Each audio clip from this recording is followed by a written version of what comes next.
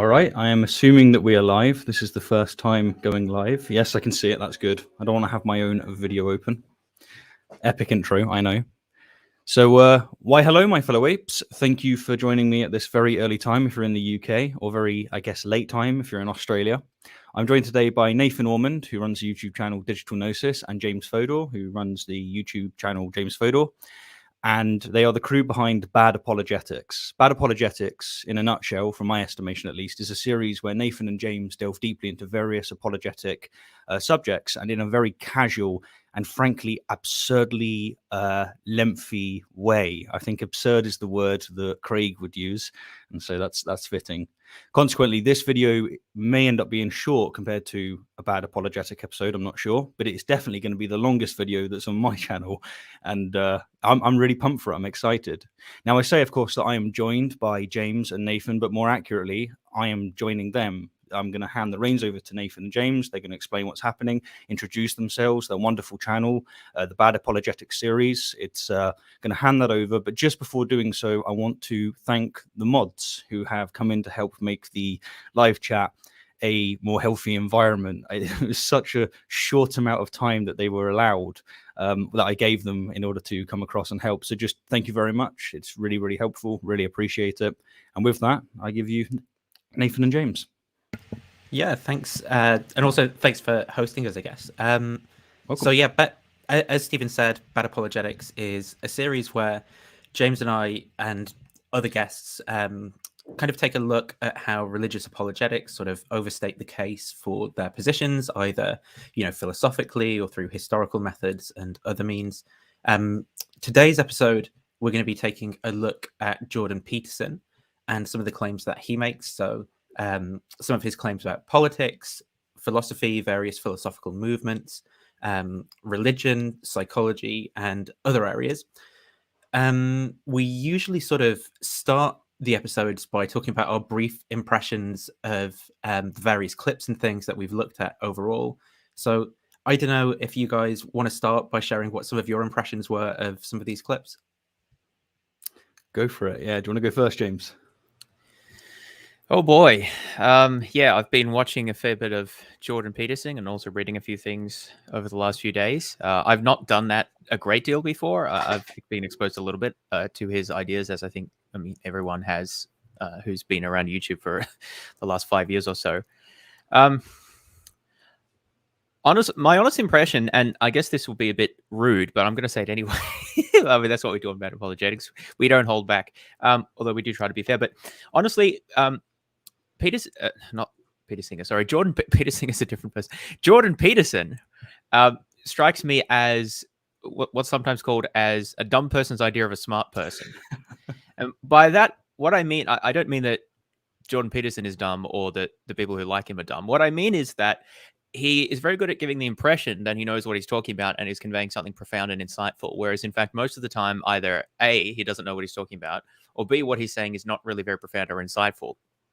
I think there are some exceptions to this when he's talking about his own particular specialty of clinical psychology that he works in and has been able to help people with. It's as far as I can tell, but most of his prognostications about like philosophy and society, economics, intellectual history, science, I think are just full of nonsense, and it's either hard to find out what he's even claiming a lot of the time, or when it is clear what he's claiming,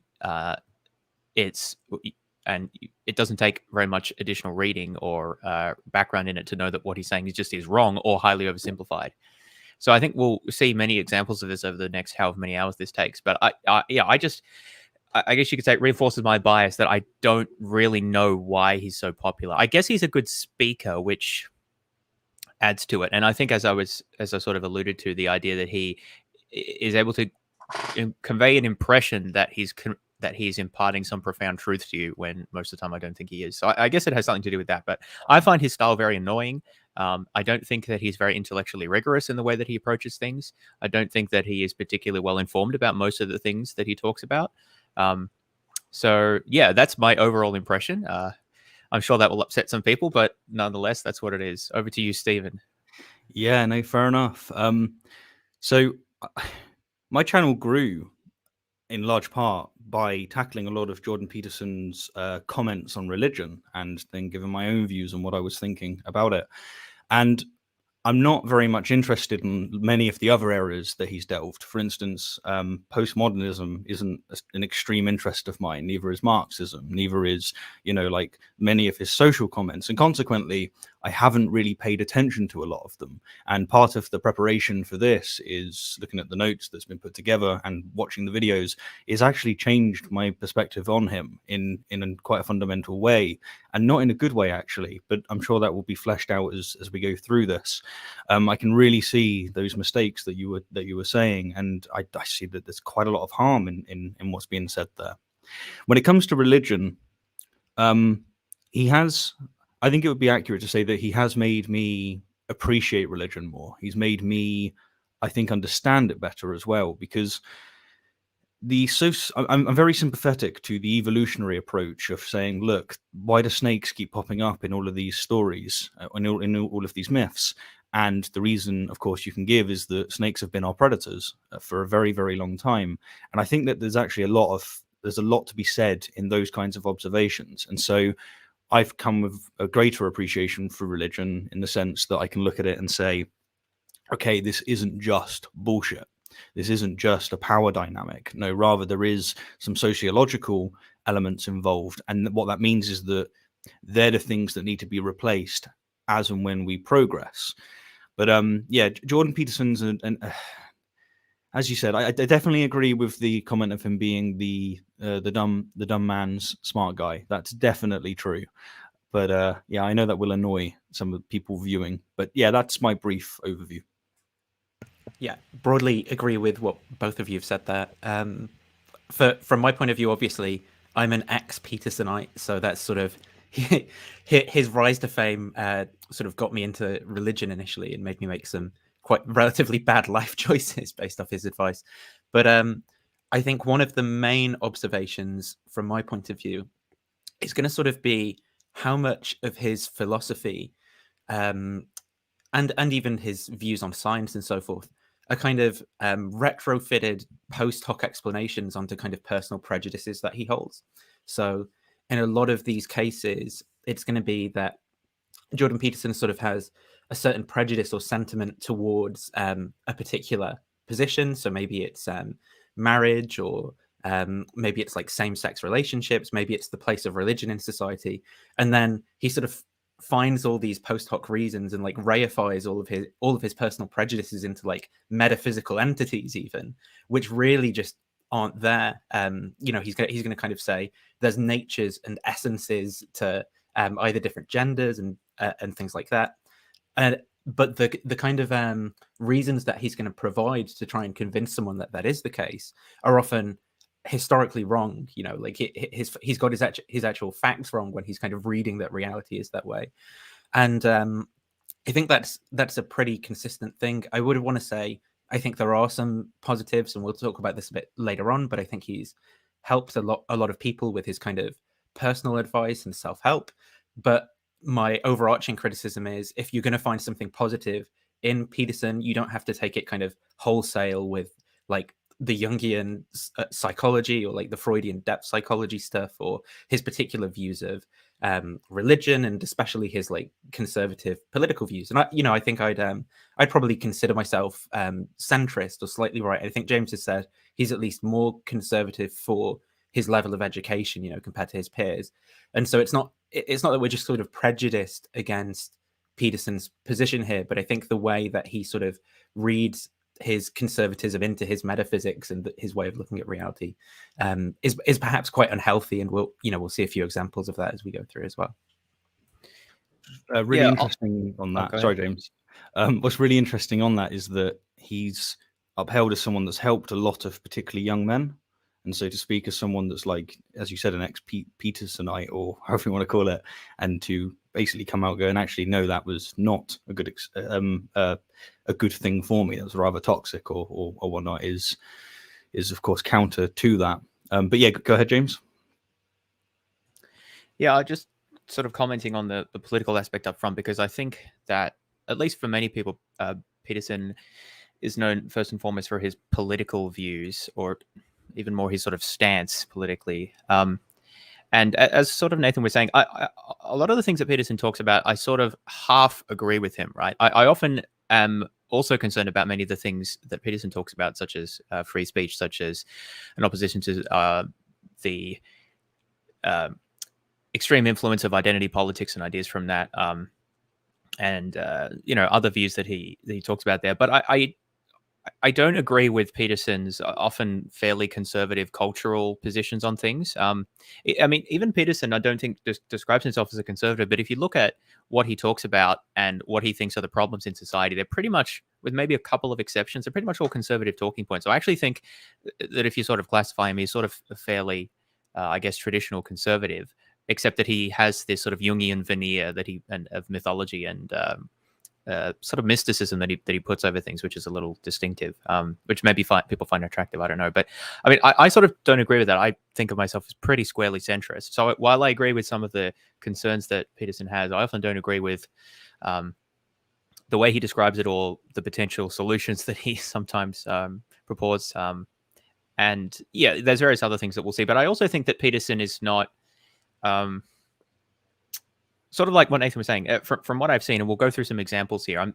A couple that come to mind are some of the studies that he cites about like gender and sexuality and climate science. There are a few that I've looked into. He seems to put his deep-seated beliefs, wherever they come from, like cultural beliefs, come first, and then the science, the evidence, the rigorous thinking comes after that. Because I think that he's willing to cite very poor evidence for some of the things that he's claimed, which he would not accept from anyone that he disagrees with. And this is a common theme that we've seen. Nathan and I and Stephen have all encountered this in dealing with more traditional Christian apologists, in that their standards for evidence seem to be quite different depending on who's making the claim. Whereas one of my primary tenets is that you should have a consistent standard of evidence across types of claims and whoever's making the claim. Granted, there are disciplinary differences about exactly how you investigate certain claims, but the overall sort of underlying epistemology should be similar. So if we would require a good evidence for someone we disagree with, we should also be willing to provide similarly quality evidence for whatever claim that we're making. And I think that Peterson sort of falls down on that. So in that sense, I think of him as more of an ideologue than anything else. And that's one of the reasons I find him sort of distasteful to listen to, because I can just sort of hear the ideology coming through that's underpinning pretty much everything that he says. And that's kind of ironic, because he criticizes the postmodern neo-Marxists for being ideologically driven. But I think that he's actually quite similar to the people that he criticized in many ways. And we'll flesh that out as we go forward. Just wanted to add to that, actually, since the political views are on the table. I'm with you, James. I'm actually, well, I don't know how conservative you are, but I'm definitely quite conservative for someone that's in the atheist niche. And I find that I would say that socially I'm very, very liberal, but economically I'm quite conservative.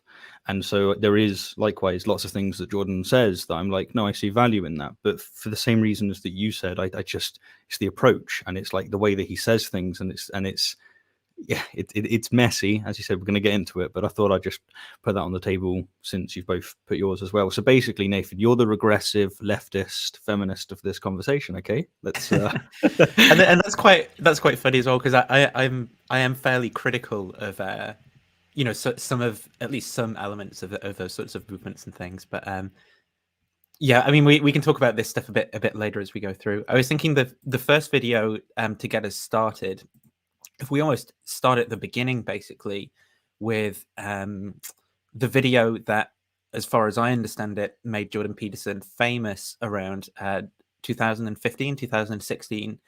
So if we begin there, and then we'll start kind of moving through, and yeah, so I should be sharing that now. So I hadn't actually seen this video before. At least I can't recall having seen it. I didn't watch it all. Just as you're pulling this up, I found it very difficult to watch. But yeah, let's go through. I'm going to talk to Peterson. Peterson, do you have any comments? Hang on, on the Nathan. Nazi Do you just want to give a bit of historical context for this video? Yeah, I can do. So, as far as my understanding goes for this video, I think there was a bill in Canada called Bill C16, which we might talk a little bit about in a moment.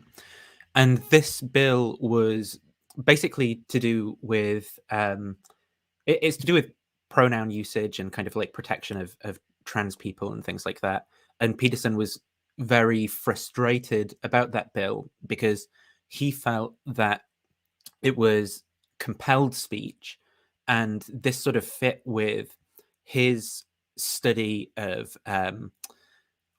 communism and Nazism as well, the ideologies that underpin them, at least as far as he sees them, where there were certain sort of features of those ideologies socially, which included taking away people's free speech, which, again, in Peterson's sort of overarching metaphysics that he reads out of his Jungian psychology, there's kind of this idea of certain entities, like the logos, for example, which is in Christianity is the word, but Peterson seems to sort of consider this to be reason. And so I think he kind of ties certain ideals, such as having free speech in a society, into some kind of like metaphysical archetypal Christianity or something.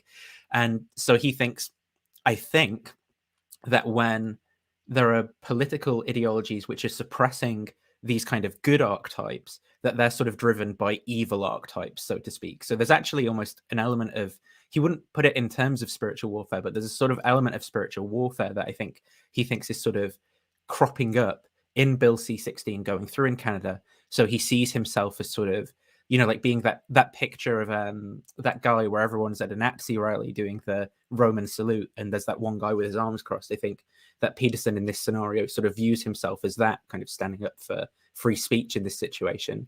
So yeah, there's a bit of background to the video, and yeah, maybe I'll just say it's slightly more about Bill C16. So from what I understand, it was an amendment to Canada's Human Rights Act, or the legislation surrounding that. And this is effectively what it was, is an amendment to anti-discrimination laws regarding hate speech and such factors. So that the way that this sort of legislation works in most countries is that the legislation says that you cannot engage in like hate speech or propaganda or other things, or discriminate against people in certain protected classes on the basis of that characteristic. And so there's this notion of protected classes, or I think that they use the word protected grounds, which is a similar idea. And so what are these different classes? Well, many of them are things you would expect, right? Like sex, religion, race, age, disability status, things like that. So there's these sort of aspects or features, if you like, many of the same dimensions that identity politics sort of focuses on, that you can't discriminate against. And what this act did is that it added gender expression and gender identity to those lists of like protected classes. And so Peterson's interpretation of that was that this would mean that if you didn't use someone's preferred pronouns, you could be subject to criminal prosecution. And that's not something that was in the legislation. That was his interpretation of it. Now, because these things are interpreted by the courts, ultimately it's a question of, well, would you be prosecuted, and then what would the courts say, and so forth, right? And I don't know that this has actually been tested. Certainly it hadn't at the time that Jordan Peterson made a kerfuffle about this, because it hadn't even been enacted yet. From what I've read, that many people disagree that this is a reasonable interpretation of the law. So there's that question as to how reasonable Peterson's views about the law were. But I would also say that I think the broader issue here is not really the specific legislation itself. It's more like that it represented a divergence in opinions and a sort of a upwelling of disagreement in society about particularly the status of like speech and free speech versus compelled speech, as well as the issue about gender expression and gender identity.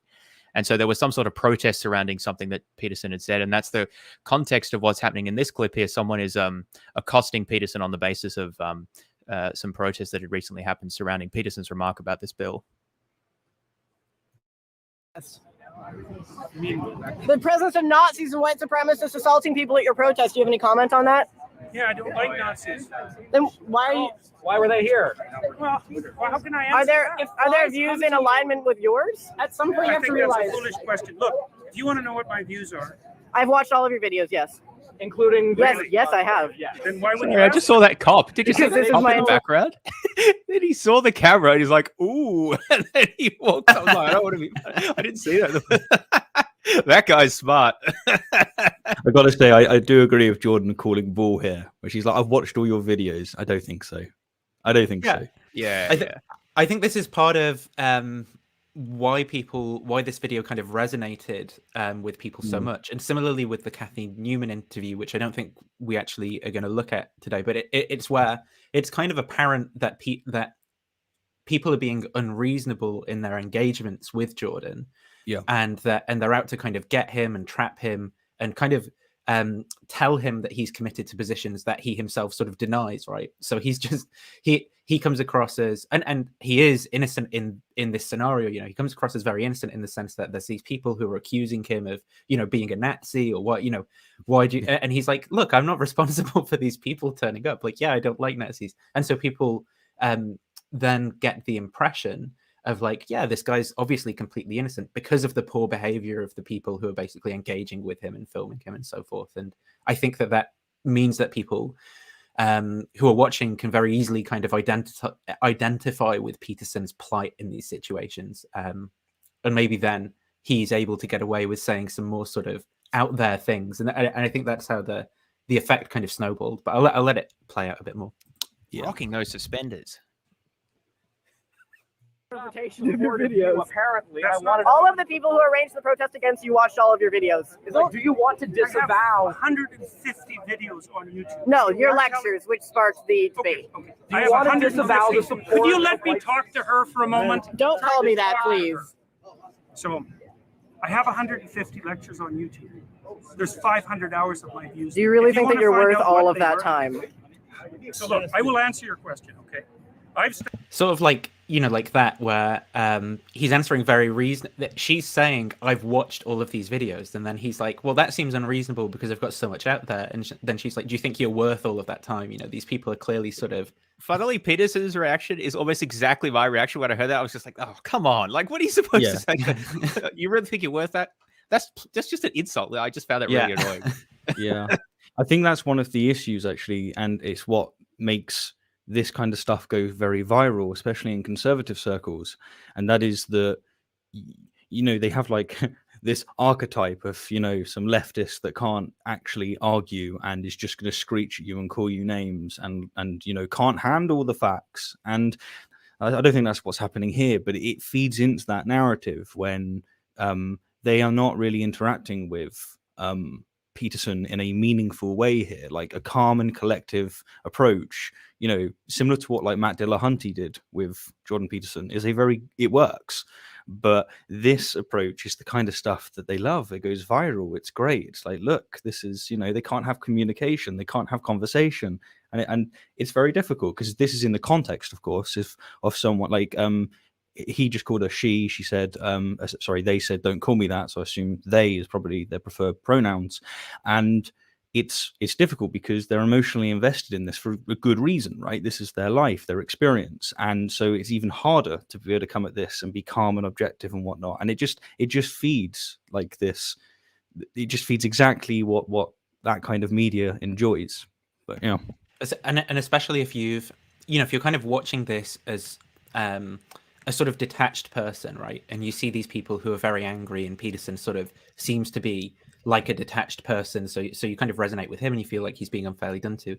So when his assessment of the situation then is cashed out in terms of like, you know, all the reason all these kids are like this is because of postmodern neo-Marxist professors that have indoctrinated them in order to kind of subvert the West and stuff like that. It kind of becomes more plausible because you're like, yeah, like how else do I explain like this sort of odd behavior that I wouldn't ordinarily expect and things like that. But yeah.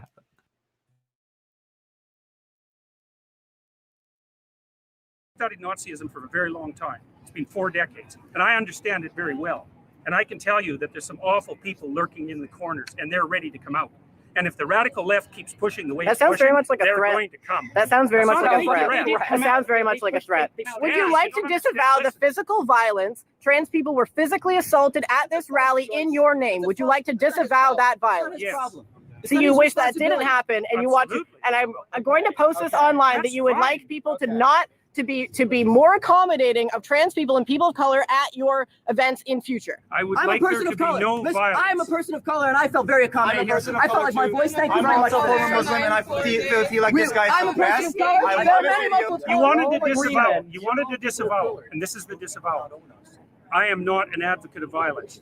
I'm speaking out the way I'm speaking out because I think this is a route to no violence. and violence is lurking. And you can say that that sounds like a threat. There was It's no not a violence at threat. our protest, though. There was violence at your protest. So what does that say about our views? It's not my protest. You know, asking me continually freighted questions. So I think I'll probably skip on a bit to Yeah.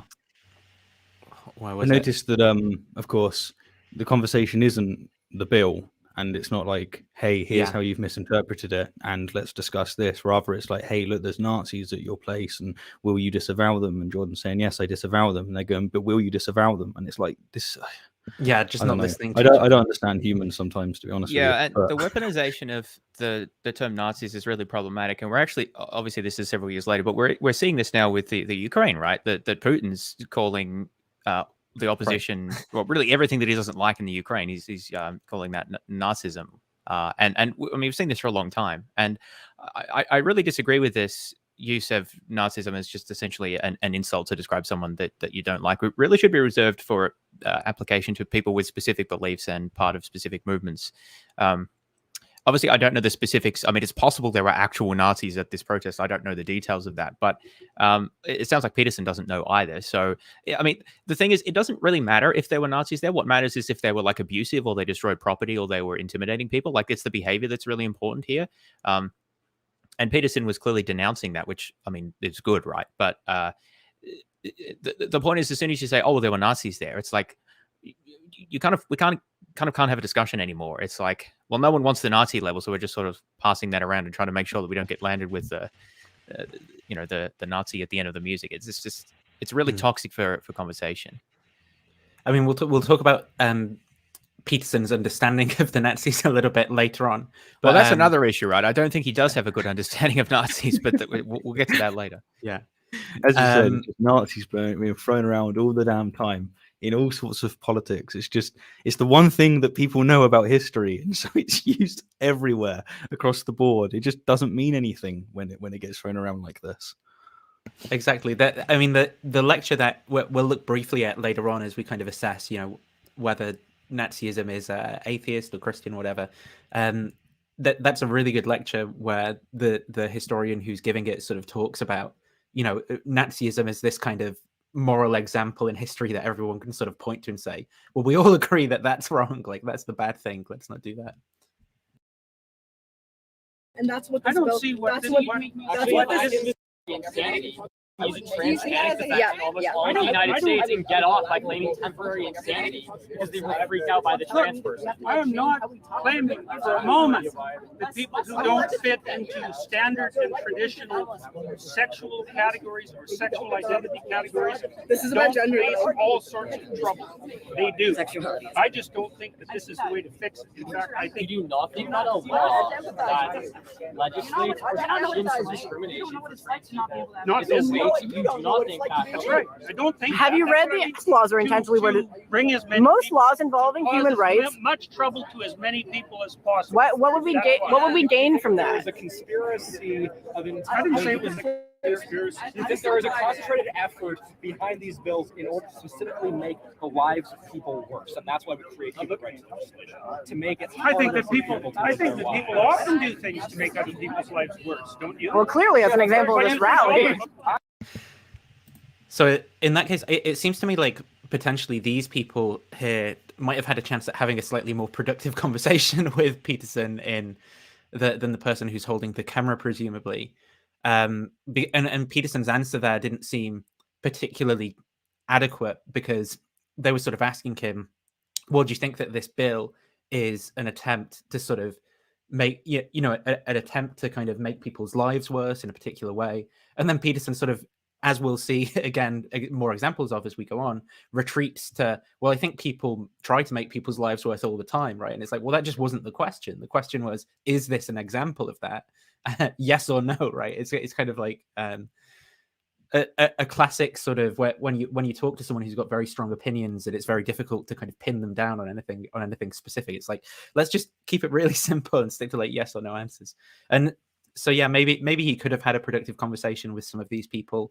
I don't know how much more of this video you guys want to play out, if you think we've got enough kind of context of the thing that made him fail. Yeah, I think we can move on. Okay, I'll stop sharing that one then. So in terms of, oh, sorry, go ahead. Oh, sorry. If you wanted to give more background, I was just going to make a general comment. It's sort of a shame that that whole issue with the C16 couldn't have been used for a wider discussion about anti-discrimination law and hate speech laws as well, because I mean there are issues to discuss there, and I personally don't like the protected classes approach to that. That is obviously a complex issue. I am more of an individualist when it comes to rights, and I don't like the idea that certain categories of identity are privileged in law over others.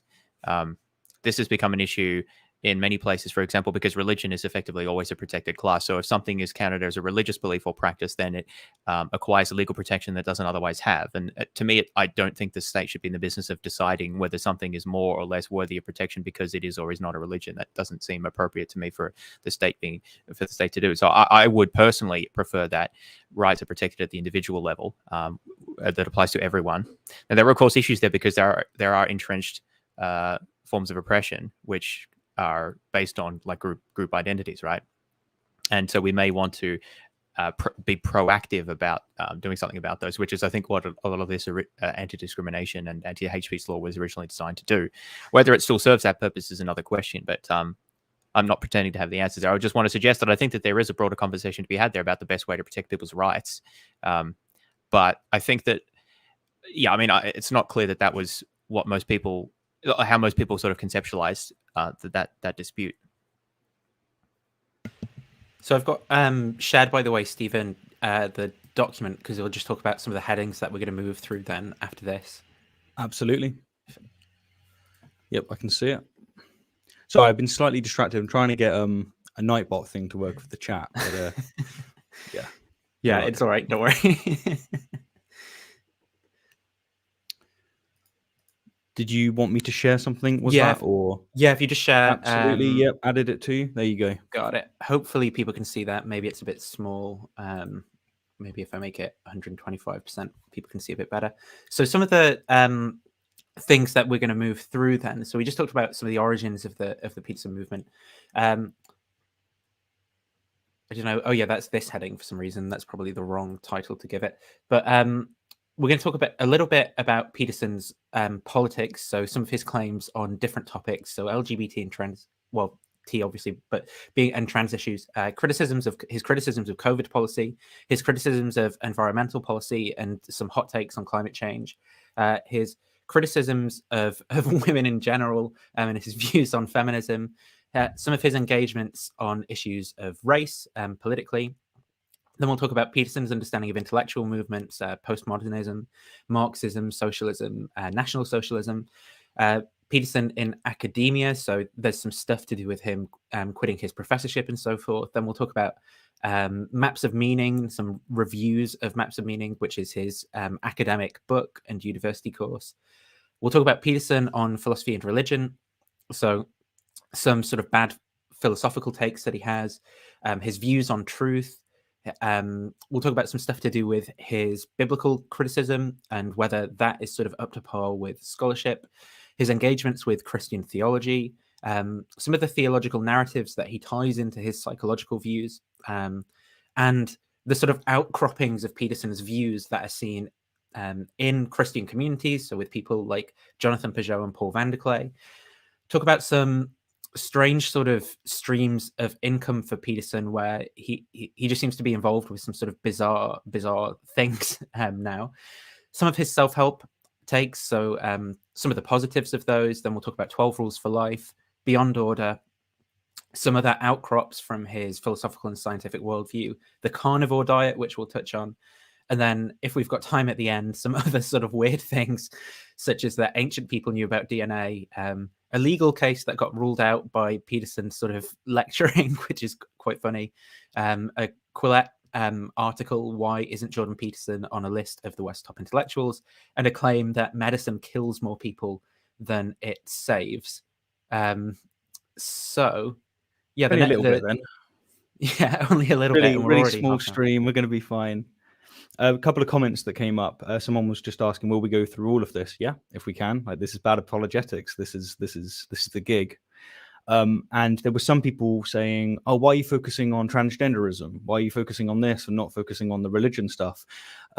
There's two reasons broadly, right? The first reason is that to understand someone, it's best to go through and understand their views on a multiplicity of things, especially if they've informed what their views are on, say, religion.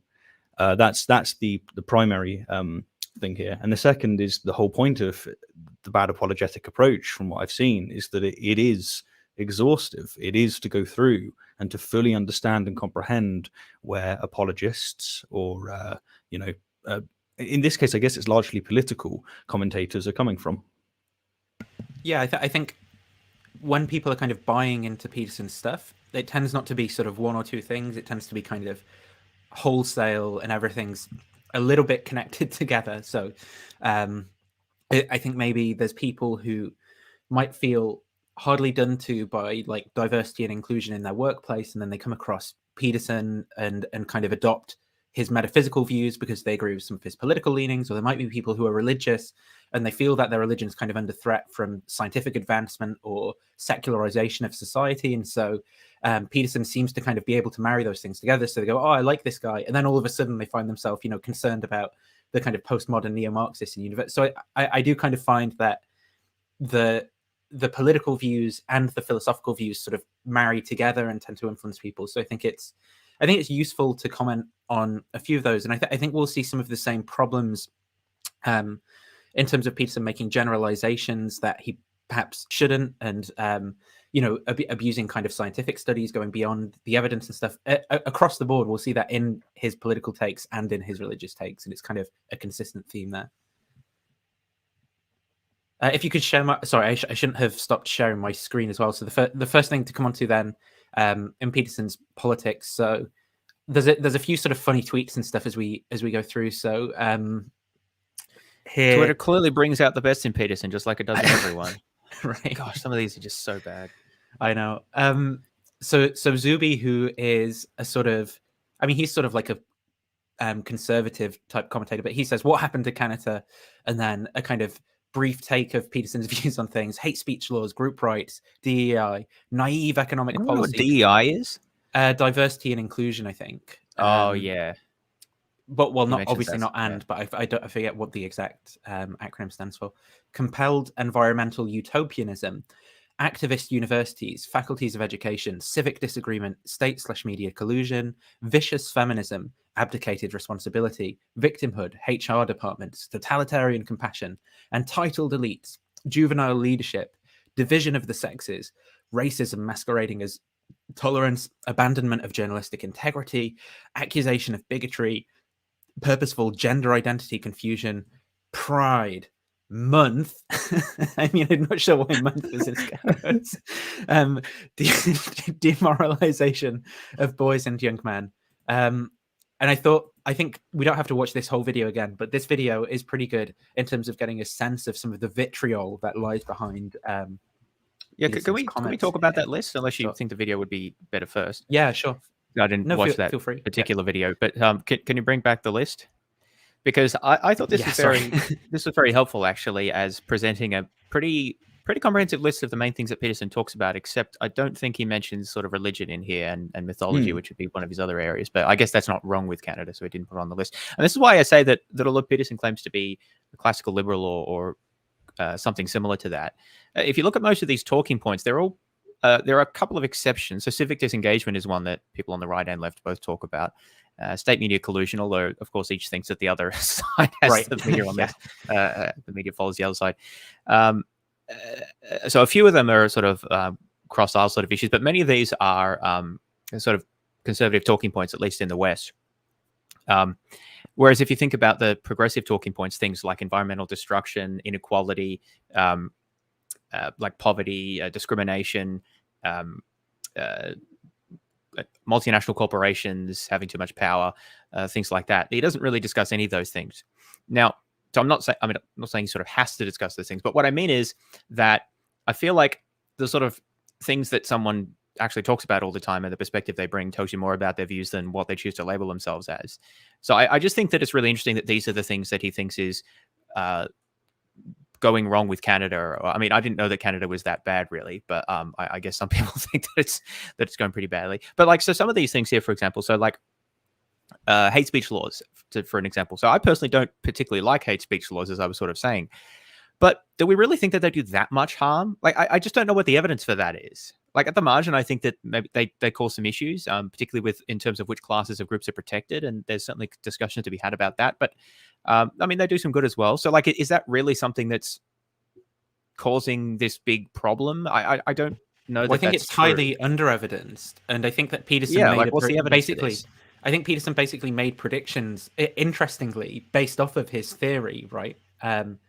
And those predictions have essentially been falsified because we haven't seen anything like what Peterson sort of said we should expect, given the fact that these hate speech laws are kind of driven by people who are possessed by the ideology of kind of counter-Western thought and archetypes and so forth. So you got to understand that he is never wrong. Rather, what will happen is he'll retreat from this Bailey to a Mott, and it's all going to go from there. Peterson would agree with what you said, by the way, James. He says when he's criticizing atheists, he says that he believes that people are existentially oriented, as he puts it, and what he says is that people are what they act out. And so you don't need to listen to the labels that they give you, which in this case that I'm bringing up would be the atheist. Rather, they are what they act out, and what they act out is a Judeo-Christian, blah, blah, blah, that stuff going on. So, yeah, he would definitely agree with your assessment in reading him in such a way. So I'll share the video. And again, we don't have to play the whole thing, but what I want people to get a sense of is just the sort of... the vitriol, in the sense that Peterson could have really worked himself up over some of these topics when he's thinking about them himself.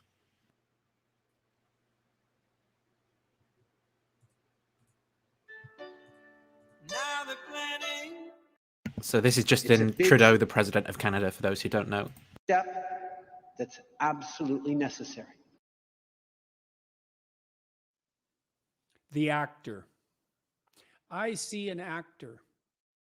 A simulacrum of the real thing, an appearance on the world's stage. Tell me, Mr. Trudeau, are the unsophisticated rednecks of Alberta not setting to rise in anger against the damned... Oh, sorry, Prime Minister of Canada, if I said President accidentally, sorry. peace supers of Quebec? What exactly are you doing in Glasgow? Saving the world? Are not our flags at half-mast? You have a country to run. Get home. Make peace. Do your job. God help.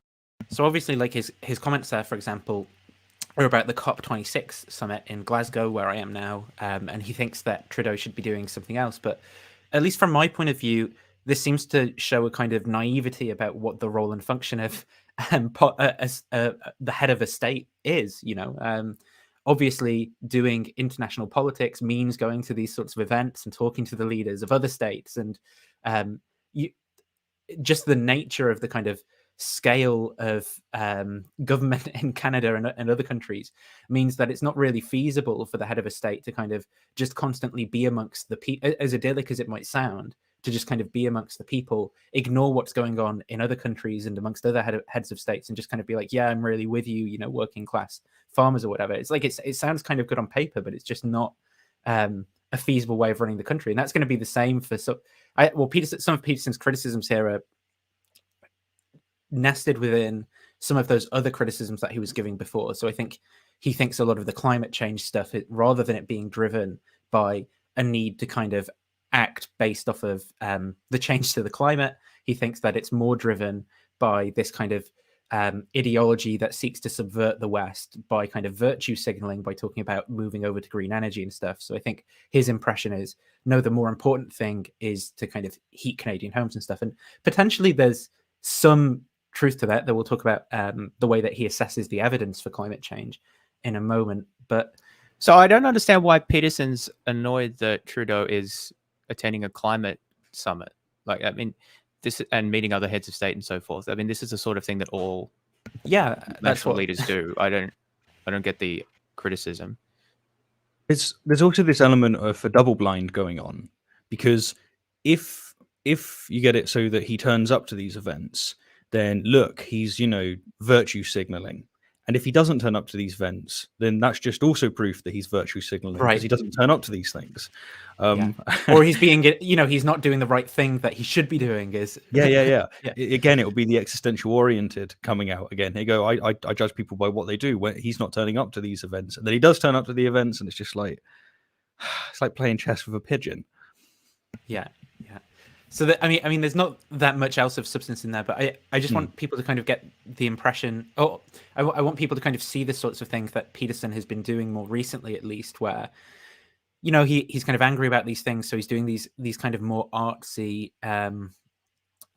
pieces. And something that's interesting at the end of these as well is that he ties them. He puts these sort of, I don't know, dissonant clips at the end that sort of, like Pinocchio and stuff, that vibe. And obviously he's got particular interpretations of Pinocchio. And I know what he means by this is he's making out that Trudeau is a puppet that's being pulled by the strings of ideology and things like that, which fits in with Peterson's psychological and metaphysical understanding of the way reality is, which kind of speaks to, the way he reads some of these things, rather than just being like, yeah, head of state going to a kind of global event, reasonable thing to do. He's like, no, it's the archetype of evilness, like manifesting itself through his actions.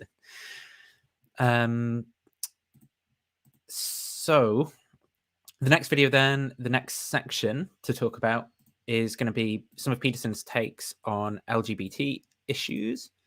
And so again, we have another couple of tweets to sort of start us off here. It's being shared.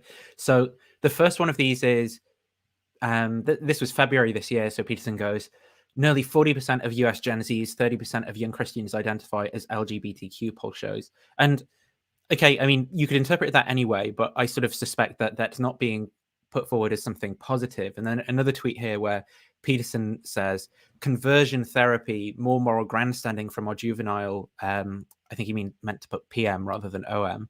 And it's like, is that an endorsement then of conversion therapy? I mean, like, can't we all agree that conversion therapy is a bad thing and shouldn't be practiced? So this is what I dislike about Peterson's takes on a lot of things, not quite everything, but a lot of things, where he'll just sort of say bad things about it without being very clear about exactly what his own views is. So he said it's moral grandstanding from a juvenile PM, right? And so if you ask, well, what do you think about conversion therapy? That's actually consistent with any position on conversion therapy, right? So he's not actually, if you were to push him on this, he can retreat to wherever he wants or say anything, because he hasn't actually expressed a view about conversion therapy. You can read a view into that. For example, he puts it in quotation marks. I don't know what that really means, but that gives him additional flexibility as to what he can respond to. Yeah, right. And so I feel like if you ask him about this, he would just waffle on for a while and not really say anything. I say that because that appears to be what he does for many other things. So really what this is, it seems to me, is just an attack on Trudeau. It doesn't really have anything to do with conversion therapy. It's just saying Trudeau is just moral grandstanding. Now, to assess that, you'd have to say, well, what is moral grandstanding? Maybe it's pretending to be virtuous, but not actually doing anything of substance. Is outlawing conversion therapy something of substance? I would say that it is. So it doesn't seem to be moral grandstanding to me. Now, maybe you could argue it differently, but it's the sort of thing where it's like, it's a quick pop shot that doesn't actually commit Peterson to anything in particular other than not liking Trudeau, which we already know, but doesn't actually enlighten us about anything. This is the sort of partisan politics that I really hate. It's just sort of like attacking people that you don't like. And I apply this across the political spectrum, right? I don't like it when people talk about Trump as, orange man, bad type of thing. I think that that's not helpful and just feeds into the right's narrative. I also hate it when Trump supporters do that about Biden and others. Let's Go Brandon was particularly toxic and really immature. So I mean, this is part of the problem with modern society. It's so polarized and people just don't really care about having an honest conversation about anything. So if Peterson wanted to express a substantive critique of Trudeau's policy or even outlawing conversion therapy, like whatever he wanted to say, you can put that in a short tweet, right? There's something he could have said, but instead we got this. And this is what I meant. Like, it sounds like he says something substantive. If just like, oh yeah, that Trudeau guy, if you're following along, like a Peterson fan. But if you think about it, Peterson hasn't actually said anything except Trudeau bad. It's like expressivism manifests. It's like, boo Trudeau. This is just so immature. It's just really irritates me, this sort of thing. By him put in quotation marks conversion therapy, what I notice is that someone may focus on that. Like, that's something that brings my attention to it because it's in quotes. It's something that people tend to do. You see with a lot of apologists, they go the scientific data. Like, they're doing this a lot with like evolution says this. Because one might say something about that, then it gives the perfect card to be able to go, look, you're hyper focusing on this. I didn't say anything. Like, you know, like, oh, like you're so ideologically driven. You're seeing this it's plausible everywhere. deniability. Yeah, you could say, Like, well, I didn't say anything about you're the one just focusing on quotation it. marks. Yeah, I'm just quoting exactly. the tweet. Yeah, That's like, why come on, guys, like, what's going on? By the way, with it being, with that study or with that link saying 30% of young Christians identifying with LGBTQ, that's massive. And it really, like, I don't believe that. Yeah, like I struggle to believe that. But if it's anywhere near that, it says something to do with Christianity and, well, the Abrahamic faiths in general, which basically prevent people from being able to express the way that they are naturally oriented. And so it would actually be a sign that all of this, you know, nuclear family emphasis that's happened throughout the past has actually been detrimental to the mental health of a lot of people. But yeah, just a thought that came to mind when I saw that percentage. But I do agree with you. I think that's very unlikely. Yeah, there's a few ways that you could interpret that, I suppose. But I think the point is it's another one of these plausible deniability tweets where I'm certain that his audience is seeing that. And they're like, yeah, this is an evidential chip in favor of the decline of the West, right? Or something like that. But it's like, if you were to press him on this, well, where does it say that in the tweet? You know, all I'm doing is restating what it says in the article. You know, just this. It's just facts, right? I'm just stating facts that don't care about your feelings, as people sort of who are in that mindset might say. And it's like, yeah, but you're clearly not. You know, given the broader context of your views and positions on some of these things, which I'm just about to play a video of some of these things in a moment. Clearly, this is being put forward as like, you know, look at the moral decline that is going on. Okay, so I won't play the full video then, but I'll just play this excerpt. If I'm up. Making people bake a cake for a gay wedding. Making them do it? Yeah. I don't think that's a very good idea. But here's the argument. So should they be able to deny making a cake for a black couple if they don't like black people? Allowed to? Probably. That doesn't mean it's right. Okay, so then we had the civil rights movement where they said black people, you had to serve them in your restaurants and stuff like that. And it did work and it did make our society better. But would you argue that that still wasn't right? No, that was right. Why is that different to now if you didn't want to make a cake for black people? Maybe it's not. Maybe it's not different. Yeah. Maybe I was wrong about that. That's brilliant. Yeah, like, so obviously... Oh, sorry.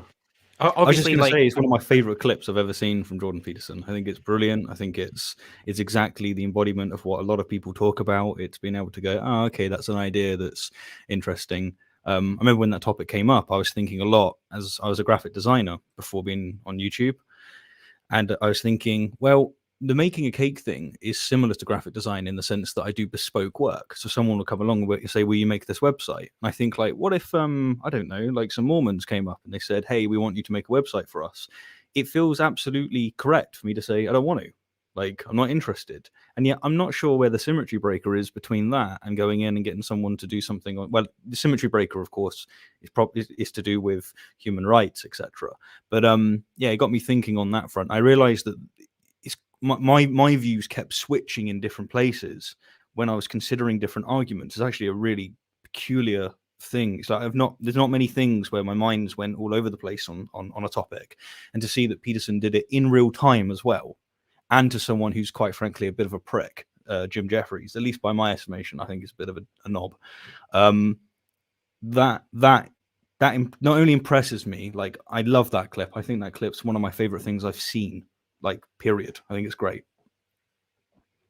Yeah, I agree. Like, I didn't want to play out the full video because of, you know, qualms potentially about the editing and things that might be going on there, as you pointed out.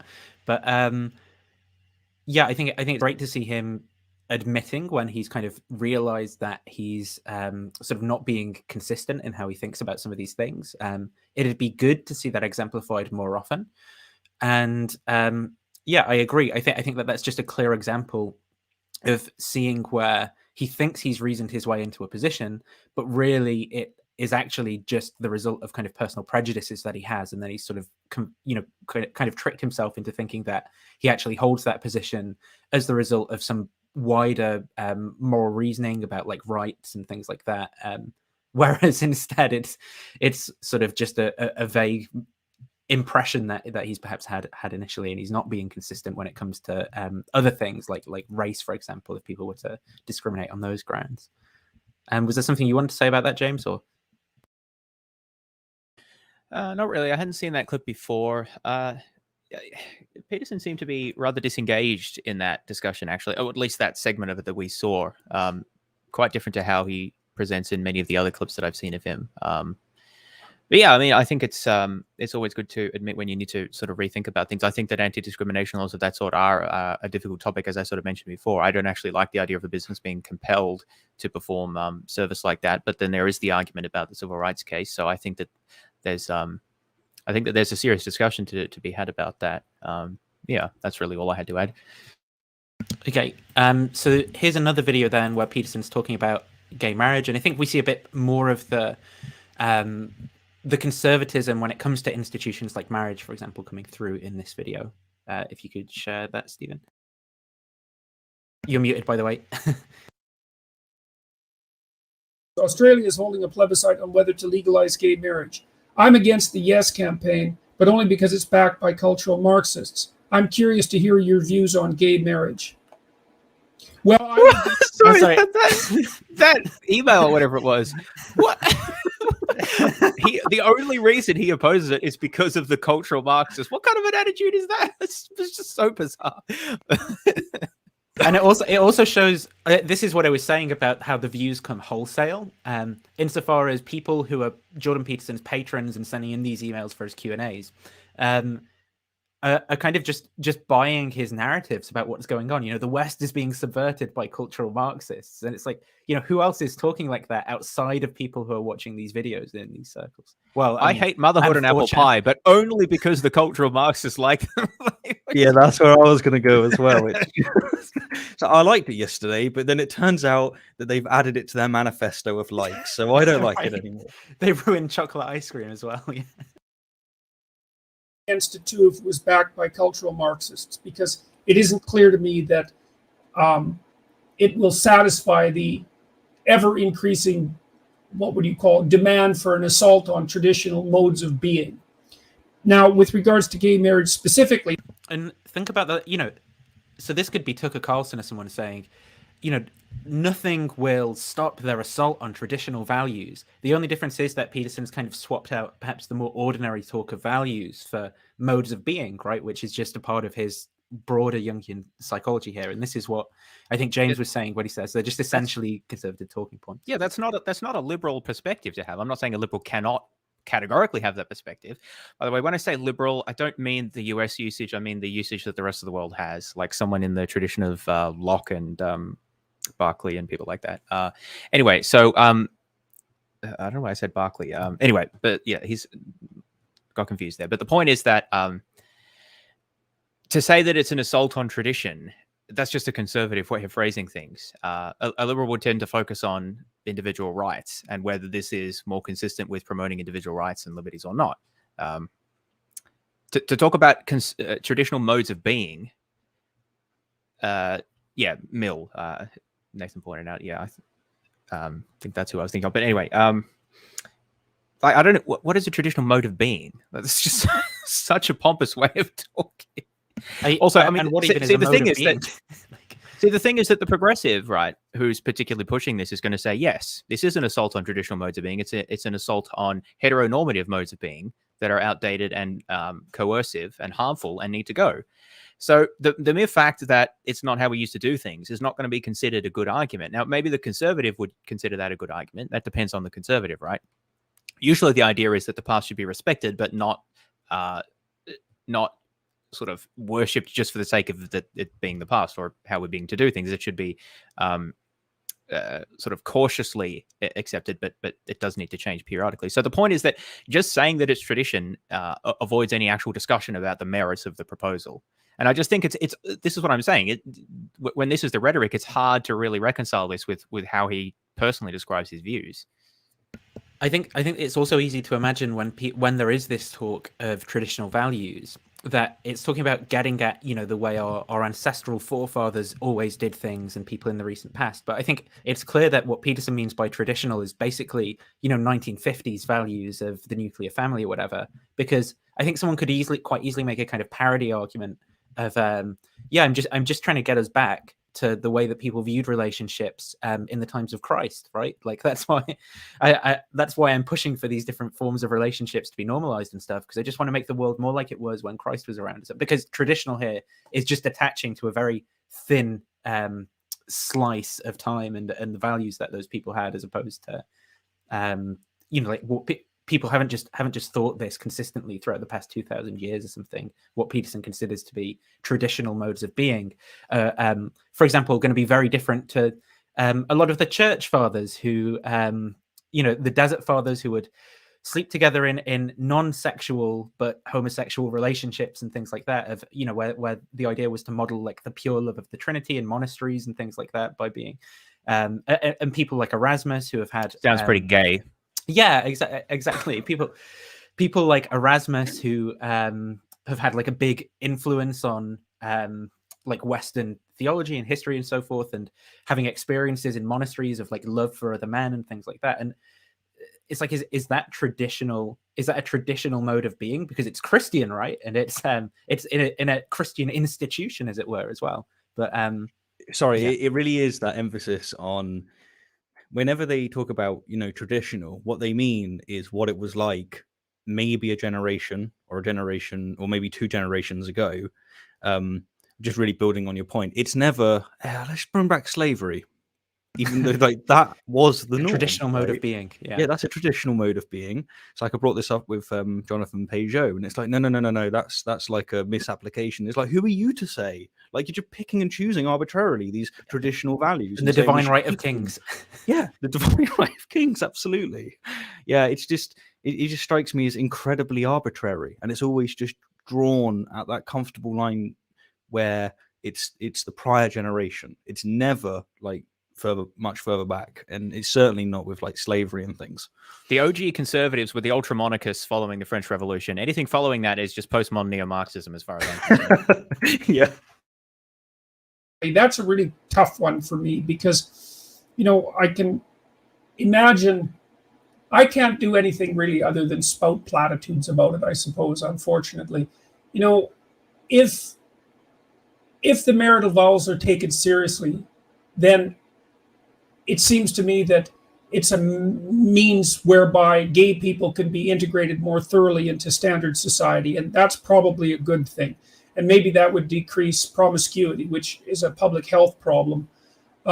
So his idea here is basically, in order for gay people and their relationships to be legitimized, they have to essentially like live action role play like male female nuclear family couples and in like a married relationship. Well, interestingly, this was an argument that was actually used by many of the earlier gay rights activists back in the 70s and 80s. They actually opposed the idea of gay marriage was not what they wanted at that time, or at least many of them, right? They opposed what they called a heteronormative idea of what a relationship should look like.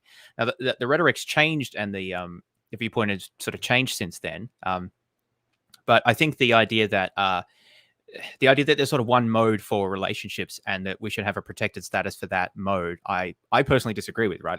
I actually don't, this is my personal view, of course, I personally don't like the idea of state-governed marriage contract. I think that marriage contract should be a private contract, and people can contract in different ways according to their own different desires and interests. I don't think that needs to be governed by the state. That's a bit of a libertarian perspective there. But of course, I'm not saying Peterson should be agreeing with that. The point there is that we do need to think about the purpose of marriage in terms of it regulating like social interactions and expectations and norms about relationships. And Peterson's probably going to say that that's for the good, right? And certainly there are certain good things about that in terms of, say, protecting rights of children in particular.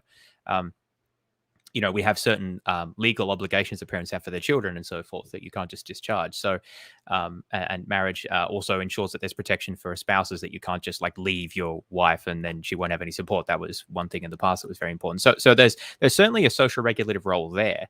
But yeah, the way Peterson was talking about it as almost a way of like reintegrating and constraining the correct relationship was a bit, yeah, I find a little bit to say. So I think that there is a sense in which gay marriage helps to normalize homosexual relationships, and that, you know, that they can be married now, just sort of like everyone else is married. So I do think that that's a good thing. But the way he said it, well, it might decrease promiscuity.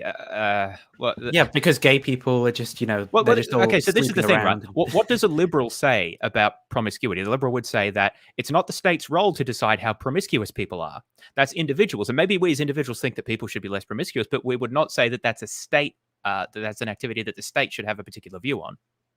At least I think that would be a pretty sort of traditional mainstream liberal view, that the states shouldn't be in the business of deciding how much sex you have, right? So Peterson to say, well, it might be useful because the state could use this to regulate how promiscuous people are. I just don't see that as a liberal perspective on things. No, I firmly see it as hypocritical, because if you're going to like talk out about like the authoritarian, you know, regimes that are dictating, you know, what you can say and what you can do, then surely you're going to have an issue with something that's telling you, you know, whether or not you can go out there and have sex with people and whatnot. So it strikes me as hypocritical as well. Although obviously that's not limited to gay people. Although gay men tend to be more promiscuous than average, probably because there's no women to bind them with regards to their sexual activity. The problem is that it does seem to me to be part of a wedge, and it isn't obvious to me that legalizing gay marriage has done anything to decrease the demands that the radical left neo-Marxist types are placing on traditional society. So those are my views. I know they're confused, you know, because I'm in favor of extending the bounds of traditional relationships to people who wouldn't be involved in a traditional long-term relationship, but I'm concerned about the undermining of traditional modes of being, including marriage, which, you know, has technically and historically been a union between a man and a woman, fundamentally for the purpose of raising children in a stable and an optimal and stable environment. So, and something that really sort of made me realize how culturally contingent prejudices against like gay people are is I think, is it who's the guy who wrote The Clouds, the poem about Socrates, from like how he's got his head up in the clouds and he's bad. I think is it Sophocles or it's not Anaxagoras, or I think it's Sophocles. But he wrote another thing, which is a myth about love. And so you've got this kind of ancient Greek sort of story about how basically everyone was kind of like whole, and then the gods cut them in two halves, right? And he says, well, what people have to do then in life is that they're kind of like trying to find their other half. And then he's like, well, and for some people, you know, like that's a man, and for some people it's going to be someone who's a woman, and he's like, and for some women it's other women, for some men it's other men. And when you read the actual when you read this actual kind of excerpt, you realize just how accepted it was that for some people, for them to like be whole in that kind of myth, they were to be with people of the same sex, and that was just viewed as kind of ordinary in that culture, right? And from my point of view, I was like, hang on, this is so bizarre to me, because we don't, or at least I don't think that way in the kind of context that I was raised into. Naturally, I tend to have prejudices like, oh, it's you know, being married as like a man and a woman is the ordinary thing, whereas clearly in different cultures, it was viewed as almost the right thing to do, to kind of complete yourself. And I think Peterson similarly just has these kind of culturally contingent prejudices when it comes to this topic. Yeah, the claim that's often made that the purpose of marriage is to provide a stable environment for upbringing of children, I've never really found this very compelling, and I don't know what the evidence for this is. Now, that may be what the attitude to marriage sort of developed over the course of the probably the 19th century with Victorian England, I suspect, or Britain. But historically, I just don't think that that's correct to say that that was the predominant social purpose of marriage. I would say the predominant social purpose of marriage was providing a framework for protection of, well, for ownership of and protection of women. Effectively, women were treated as minors or close to that under most sort of pre-modern legal systems, and the sort of guardianship of them passed from their father to their husbands when they were married, because particularly focusing on like higher class women, because that was what the elites were more interested in, right? Although the laws would then apply more broadly, but because higher class women typically didn't work, they're an economic burden. And so the idea was, well, there has to be a legal framework for them to be provided for and for who cares for them. There's also a need to control women's production, of course, because lineage is very important. You need to know who's going to inherit the land, the wealth, the kingdom, and so forth, and titles. So you need to know who's descended from whom, and for that you need to be able to control women's production, because reproduction, excuse me. Well, I guess it's a form of production. The means of production. Well, in a sense. But anyway, so that needs to be controlled, and marriage is a way, of course, to do that. That's why rape was typically considered as a property crime. Not as like a very clear illustration of this is that the notion of rape within marriage effectively didn't exist legally until the 1970s, because it didn't make sense, right? Effectively, marriage was a contract enabling, legitimizing sexual intercourse with the husband and wife, and consent of the wife or the husband was really not relevant. It was whether it took place within that framework. Only very recently have we. Also, and traditionally, the idea that you marry someone for love, at least again at the elite level, was not that common. The idea was that the match would be made in accordance with sort of social obligations and requirements and economic requirements based on your position in society and things like that. The idea that, it was just up to the two people involved. That is a quite recent, I think mostly 19th century idea. And so we sort of gradually developed over the course of, I think, mostly the 19th, early 20th century, this modern idea of marriage, or let's say the 1950s idea of marriage, where it's between a husband and a wife voluntarily because they love each other and because they want to provide an environment to raise the kids. I don't think that historically that was the model of marriage, not based on my reading of the situation. Now, I'm not saying that the historical model of marriage is something that we should go back to or anything of that sort, right? I'm not saying Peterson is saying that either. And I'm not saying it was exactly the same in all societies and so forth. But the point is, if we are to look historically and use that as a model, I don't think you get something like what Peterson or others who've made this argument is talking about. I've just not been convinced there.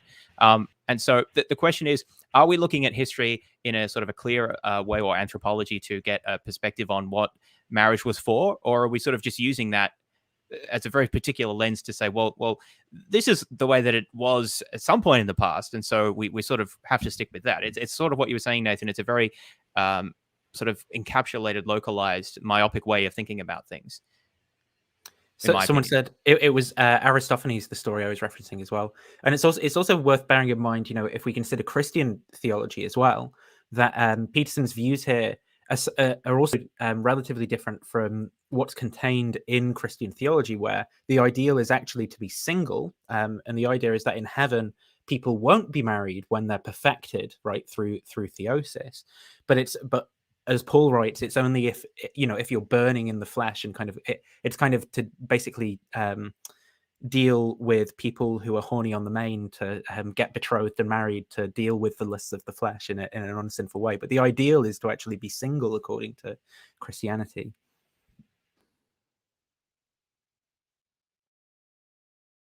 Oh, so if I can share the next video then, which is, we're still in the Jordan Peterson on LGBT stuff section. So here he is in another Q&A, I think, talking about whether should gay couples raise children. No, that's not what it says. Famous Canadian psychologist Jordan Peterson: should gay couples raise children? Famous Canadian psychologist. It's them caps, man. Being gay and in a long-term relationship, we are considering kids. What are your thoughts about gay people raising children? I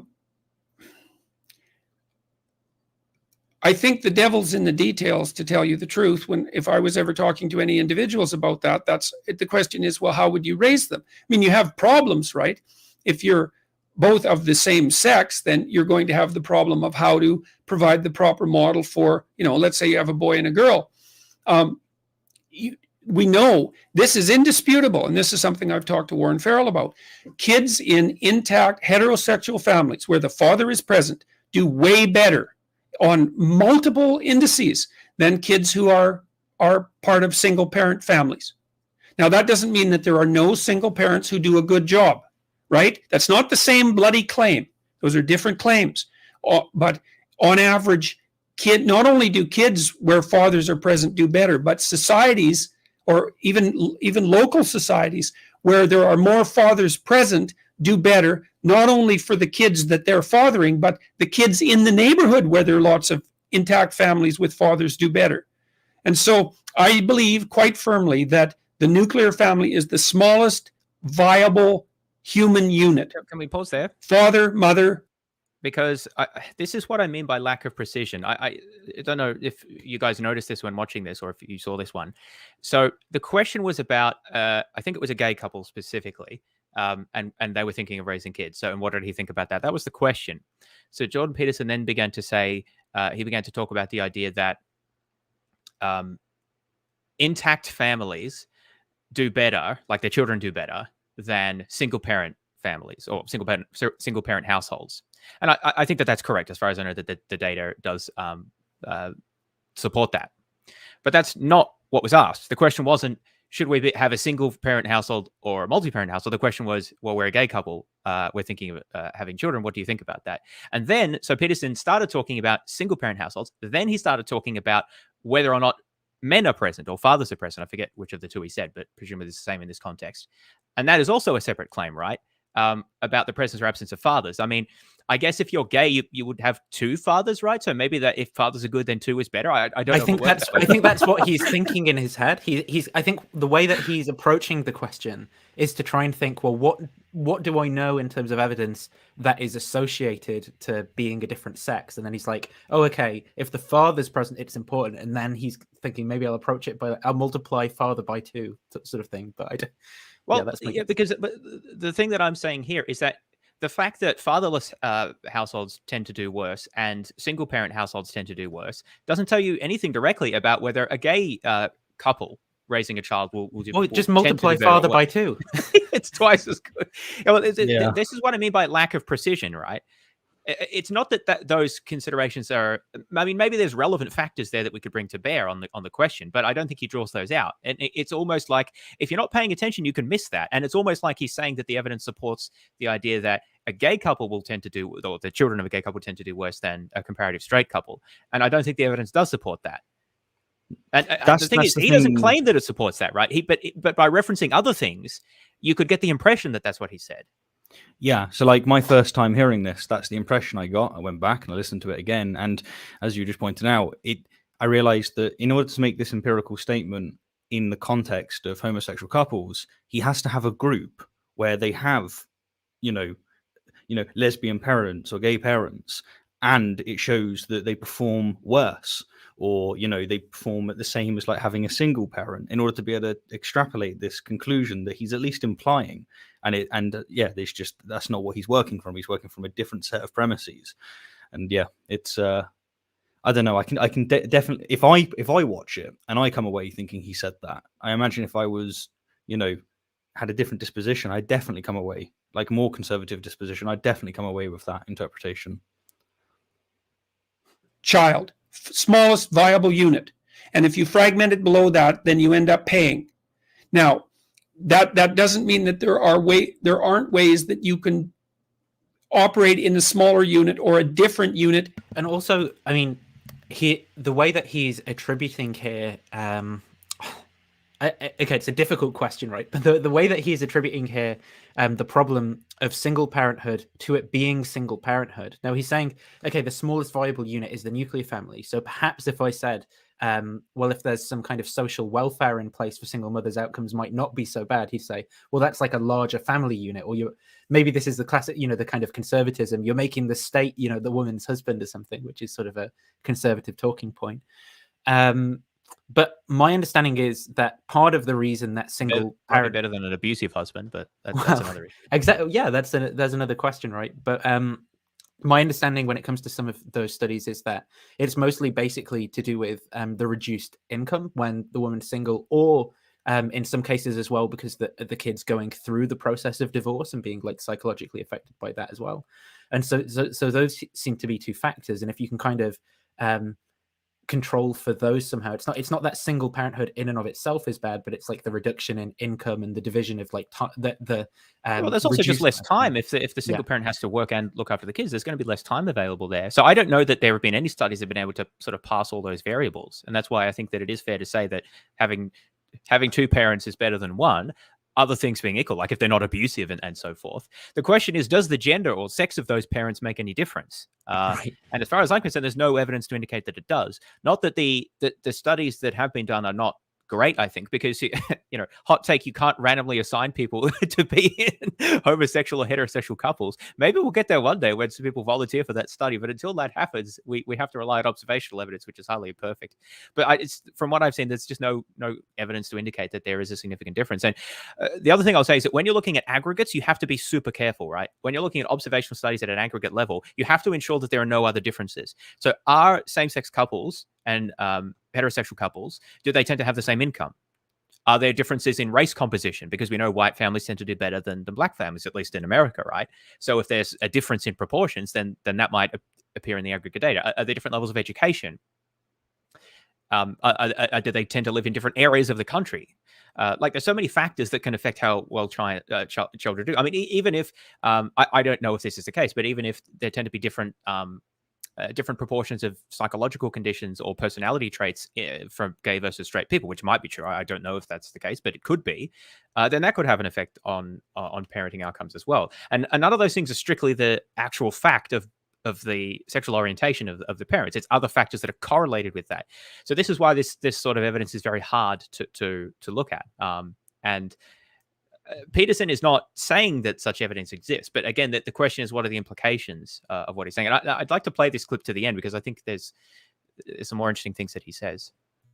Yeah, the point I was trying to make is that it seems like he's basically moralizing about the idea of being a single parent, rather than focusing on like causes that people aren't necessarily like responsible for. So he's sort of trying to encourage, I suppose, a moral stigma around the idea of being a single parent, but without really assessing what those causes are, whether people are kind of morally responsible for those things, or whether that's a wholly separate question. And this is what I mean by precision. Right. Like if we're to make an empirical claim, if we're to make an empirical claim about whether single parent households do better than, in terms of the outcomes for their children, tend to be better than dual parent households, you can't just jump from that to any particular moral claim about what people should or should not do.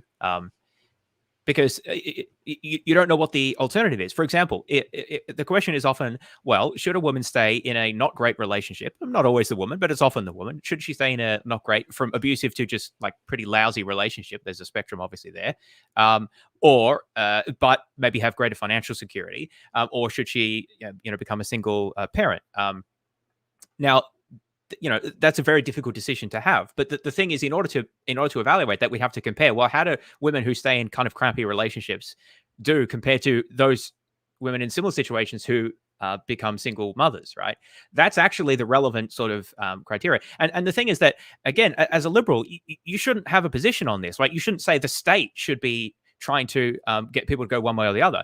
The state should be there to provide necessary support, and obviously, should be prosecuting any kind of abuse that occurs, insofar as that's appropriate. But you wouldn't want to say, well, the state should be enforcing norms about whether the woman stays with the husband or not.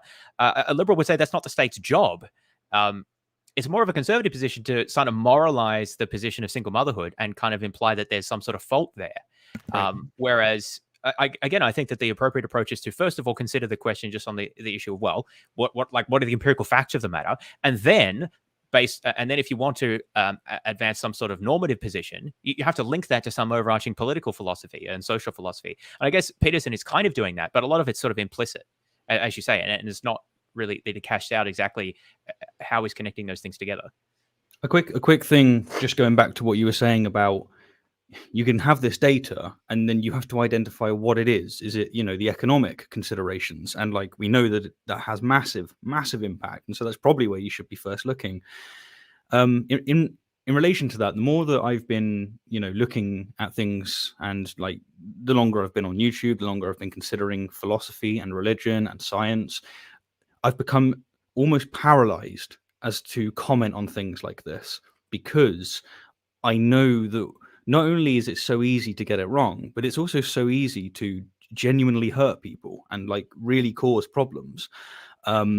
And I'm jealous of the fact that Peterson can just speak so clearly on this, and like just like I don't have that bone in my body anymore. It's been beaten out of me because I lose sleep. I lay there going, goodness, I really misinterpreted that, or at least I didn't fully substantiate what my interpretation was. It's yeah, I just wanted to add that in because there's this thing. Maybe Peterson's not the right person. Not articulating this very well, but like people that aren't paying attention to these kind of delicacies end up speaking a lot and getting attention. And it's the people that do consider these things that we probably actually want to hear more from, because they're going to be more difficult to understand as well. Yeah, they're not as relatable. Because that's it. But they silence themselves because it's just a mine. There's just mines everywhere. But yeah. Effectively, but you have to contend with the fact that it's necessary for kids to have models for both sexes, and that means accepting that the sexes are different, even though there's a fair overlap between them, accepting that they're different and that both sexes play their role. It looks like what fathers do, and I talked to Warren Farrell a lot about this, and I'm going to release this video this month about what fathers do, and a lot of what they do is rough and tumble play with the kids, which kids really, really, really like. And it's really important, as Jaak Panksepp, a great affective neuroscientist, laid out in his studies on rats. He discovered the play circuitry. And fathers, this is something Farrell told me, which was extraordinarily interesting, is that fathers use the joy of the possibility of play as a scaffold to help children learn to delay gratification. So imagine a father spends a bunch of time playing with his kids and they're having a great old time. They're wrestling around and pushing each other's limits to find out where they are and learn. So Peterson's going to say it'll be 2 times as good with 2 dads, right? Right, let's finish off this point, because there's things I want to comment on. The physiological dance that goes along with direct contact, direct exciting contact, learning what hurts and what doesn't, and what constitutes fair play and what isn't, and how everybody can play and still enjoy the game, and how excited you could get before it's too much, and how much you should whine and how much you shouldn't, and when you can object to being hurt. All of that at a deeply embodied level. The kids love that. They'll line up for that. And Panksepp demonstrated very clearly that rats will work to play, and that rats play fair, and they learn to play fair because of iterated play bouts, and that if you don't let juvenile male rats play, then their prefrontal cortexes don't develop and they get attention deficit disorder, or the equivalent in rats, and then you can treat that with Ritalin. And so this is all very vital material. Now, if you're gay, let's say there's two men or 2 women, then you have the problem of what you're going to do. I know you want to let it play, but I can't help myself from commenting. If you don't, what, your kids are going to get rat ADHD because you won't let them play? Like, what's this going to do? Okay, so let's talk about that. So so I looked up this study and the work of this this researcher. That's right, Jaak Panksepp. And this is what Peterson's saying is effectively correct here about the rat studies. And there have been similar studies in humans. Obviously, you can't experimentally manipulate in the same way, but observational studies that have looked at rough and tumble play in human children. And it does appear to have an important role in developing social skills and particularly inhibition control.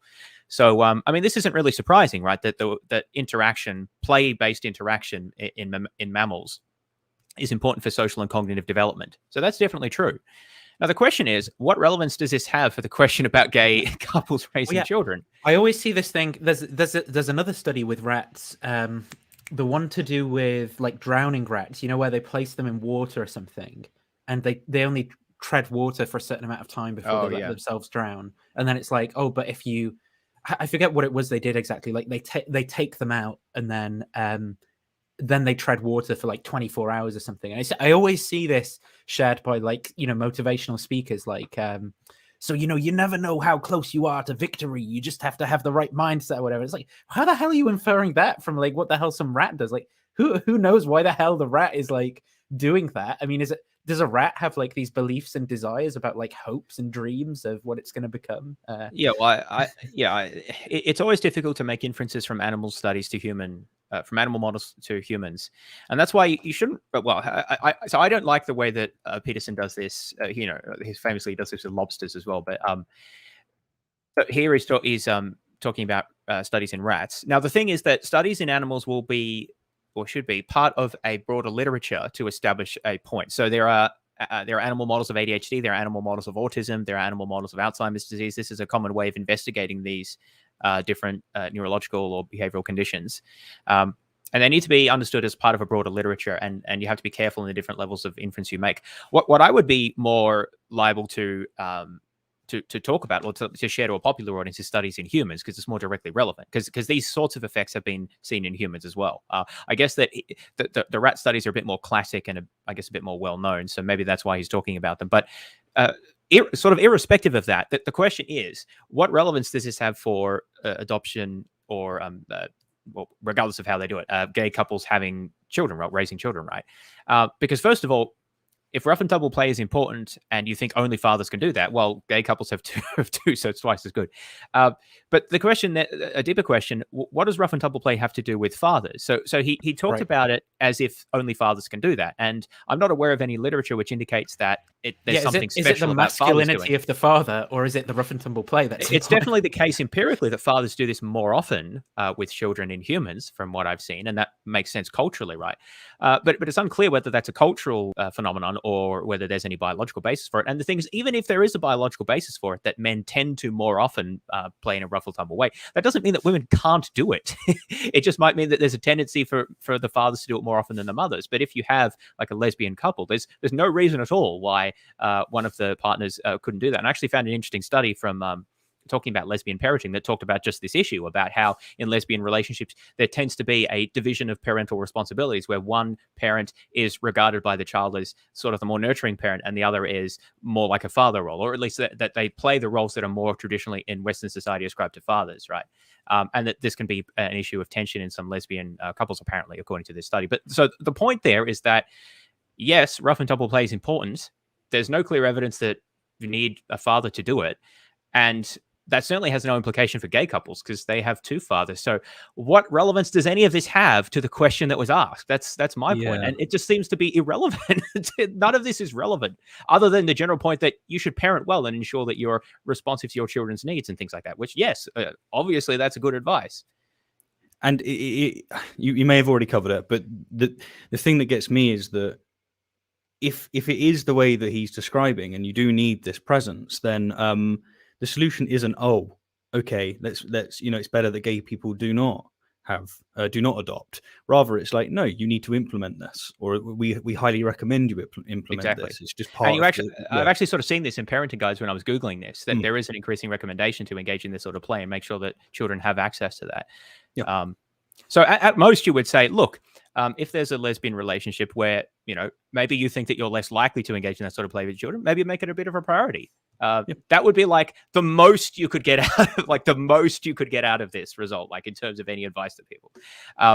But I feel like that Peterson wants to make more of it than that, although he doesn't really say what he wants to make out of it, right? Like most of his comments, he says a bunch of stuff, but doesn't draw clear conclusions from it. So he has that plausible deniability. Well, I didn't say that, you have to have a man there for rough and tumble play, but it's about what people would typically draw from this and what sort of a reasonable implication would be drawn, I think. Whenever anyone mentions Jaak Panksepp as well, what comes to my mind is that book, Effective Neuroscience, has it has like a picture of a gorilla with like a really big titty. Whenever anyone mentions it, in my mind, I always think of that for some reason. And it has like, I think it's the circulatory system coming off the nipple or something as well. It just really comes. You should definitely talk to your Freudian psychologist. Yeah, about I that. know, right? I'm pretty sure there's some issue going on there. Yeah, it reminds me of my mother. Okay. For the contra-sexual target. And you can say, well, it doesn't matter because there's no differences between men and women. And you can gerrymander the damn question that way and avoid your moral responsibility. Or you can face it squarely and say, look, you've decided to step outside of the cultural norm and to organize a non-standard relationship, which puts a tremendous responsibility on you. And then you have to figure out how you can provide for your children what it is that they would get in the classic minimal human unit. So, and more power to you. I hope you can do a good job of it. I think there's room in the world for a diverse range of approaches to complex life problems like having kids and finding a partner. But that doesn't mean you get to bury your head in the sand about the absolute realities of life and the fact that there are biological differences between men and women. To deny that is reprehensible in my estimation. And besides, the empirical data, the scientific data are crystal clear. So okay. What was that at the end? Like, what does biological differences between men and women have to do with the question? Yeah, okay, there are biological differences between men and women. Now, does that mean that there are worse outcomes for children who don't like? Yeah. Also, this idea about that there are worse outcomes for children raised by gay couples. Okay, so I've never understood this as an argument. Let's suppose, for the sake of argument, I'm not saying this is substantiated or true. Let's say that children who are raised by homosexual couples score 20% worse at like life earnings, educational outcomes, depression, mental well-being, like all across the board, criminality, all of these sorts of measures, right? They're 20% worse, like noticeably worse, or 30%, like whatever you want. Okay. Mm-hmm. Does it follow that we should say gay people or homosexuals, you shouldn't raise children? Now, a lot of people seem willing to make that inference or at least lean in that direction. But think about if we substituted homosexuals with any other class. What about if it was a particular religious group or poor people, which I think that is actually true for poor people, or maybe African American, like urban African Americans in the US, that definitely they have poorer outcomes, right? So just imagine if you were to give that advice for any other group, people would say, oh, no, that's not a reason to say that they shouldn't have children. But for some reason, it's a reason to oppose homosexuals having children, or at least some people think that is. It's bizarre to me. It's like, for some reason, it's okay to tell this group of people that they shouldn't have children because maybe the children might have worse outcomes. But any other group, no one would, well, very few people would be willing to make that leap. Yeah, that's true. One thing that really came to mind when on this topic is when I was younger, I went through like an unofficial foster care. Why I didn't end up getting fostered and taken care of by others is I was in a location where there was not many people that were available to do this. And it just makes me think that what would my life have been like if I had the presence of, a homosexual couple that could have brought me up? Like, because even if you grant, like, as you were saying, that it's 20% worse in all of these places, what I had statistically, I should be, should have a high chance of going to prison because of the environment I grew up in. And it's like, well, that's definitely worse than that. So, if you're going to draw a conclusion on this 20% bracket, you're all of a sudden going to have this elitism where you do basically go, listen, you can't actually reproduce or bring up children unless you fit in this very small, narrow band up here. It's like the ramifications of this. Wait, who said that? Who's talking about? Okay, I don't know if you guys want to. There's another video on gay parenting. I don't know if you guys want to go into that one, or you think maybe it's better to move on to the next topic. Not really. I feel like we can move on. So, yeah. Okay, cool. So the next topic then is going to be Peterson's criticisms to do with COVID policy. So I've just shared the document again. So this is the other day. Peterson put this tweet out saying, this should be a bombshell. Treatment with ivermectin is associated with decreased mortality in COVID compared to remdesivir. And then this is the guy who authored the paper. Hi, Dr. Peterson, first author of the paper. I think the information and data is being crudely misrepresented and misinterpreted. This is an abstract, not peer-reviewed, from a conference I presented at. We did not submit the manuscript for a reason, weak evidence. Hang on. So I didn't look into this in detail. From what I understand, remdesivir is an antiviral medication and ivermectin is an antiparasitic medication, I think. Yeah, well, it's used as a horse dewormer, is my understanding. Oh, what, sorry? A horse dewormer. Dewormer. Yeah, but yeah, not even medication. Yeah. There's so much misinformation around all of this now because of the kind of kerfuffle that there's been in America about ivermectin and COVID and stuff. Yeah, like I haven't followed that, but just in terms of why it should be a bombshell, from what I understand, remdesivir is an antiviral, so it should be effective against COVID, or at least it has a greater chance. Whereas I don't know why ivermectin would be particularly effective because it's an antiparasitic medication that you'd use for treating like intestinal worms. It shouldn't be particularly effective against a virus. That's my understanding of why this would be a bombshell, if this is correct, right? I don't know why Peterson is so interested in talking about that, because this to me seems, I mean, if there's some bizarre reason why ivermectin's more effective than we would thought, well, I don't know, the doctors can do it. It's not interesting to me. Why is Peterson even talking about this? I don't have the context to understand why this is such an issue. So apparently there might be some efficacy of ivermectin as an antiviral. I don't really know. Right. But the point is, it depends on the method of action. But like, that's what I mean. Like, why is that interesting? Why is Peterson talking about it? Well, because of what a big thing it's been in the US with, like Joe Rogan saying he took ivermectin and stuff, making an Instagram video, and the US media making a big deal out of it. And I think there was a kind of somehow missed all of that. Yeah, and there was a big. He's an expert on everything. Don't you know this?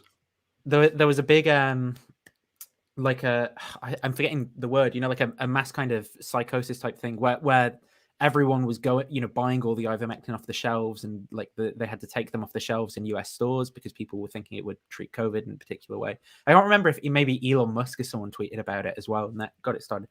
But the point is more about what the study that Peterson's citing here, and he said, this should be a bombshell, as if this is kind of some kind of conclusive evidence or something. And so the first thing then to share on this is going to be, I don't know if this is the guy's PhD advisor or something else, but he did a video initially, and then there's a short interview with the author of the paper talking about it. So I'll share that, and we can just watch that quickly. I think 6:49 is the most important mark in this video. If I go there. Is excluded from their meta-analysis. As often happens, the papers that don't favor ivermectin have been excluded from their meta-analysis. But that's not all. It continues to go forward, even though Yakov and his co-authors have explicitly stated that the analysis or the interpretations, the misrepresentations of their results are not reasonable and not supportable. It continues to go on. So I woke up this morning and checked, and this grifter is out here basically doing something, and he's got a video where he goes through Yakov's abstract. And of course, like night follows day, Dr. Mobeen has got one where he's got a 13-minute video with his characteristic drawings. He describes it as the largest association study in the world. And he goes on in a lot of detail, but without any of the reservations. It's typical pro-ivermectin grifting, where they're just picking up on the most minimal result that they can find and turning it into something that is a bombshell and dramatic. That's pretty much all I have for this. I just wanted to give... Okay, maybe I didn't remember the timestamps quite well. There wasn't too much in that. But the next video is definitely better, starting at 5:30. Let me share that. Welcome. I wasn't planning on making another video addressing ivermectin for quite some time, and I certainly wasn't planning. Okay, here we go. Corey, and then I saw you responded to Dr. Corey as well, very politely. Great afternoon. I'm the first author of that paper. I believe the data in this study is being misrepresented and misinterpreted. And then that went on. And so then there was another one from Dr. Jordan Peterson, and then another one. Right. So then another one from John Campbell, and then John Campbell's own video on it, which was retweeted by this other person, and you responded to that. Again, the same response every time. I'm the first author. I believe this paper is being misinterpreted. I'd like to reach out. So maybe now, if you could maybe go into, how do you see those misinterpretations happening? I mean, this is obviously blown up. You've got more readers of your abstract now than probably by an order of magnitude or two than you had at the conference, I expect. Yeah. So could you elaborate on that? Yeah.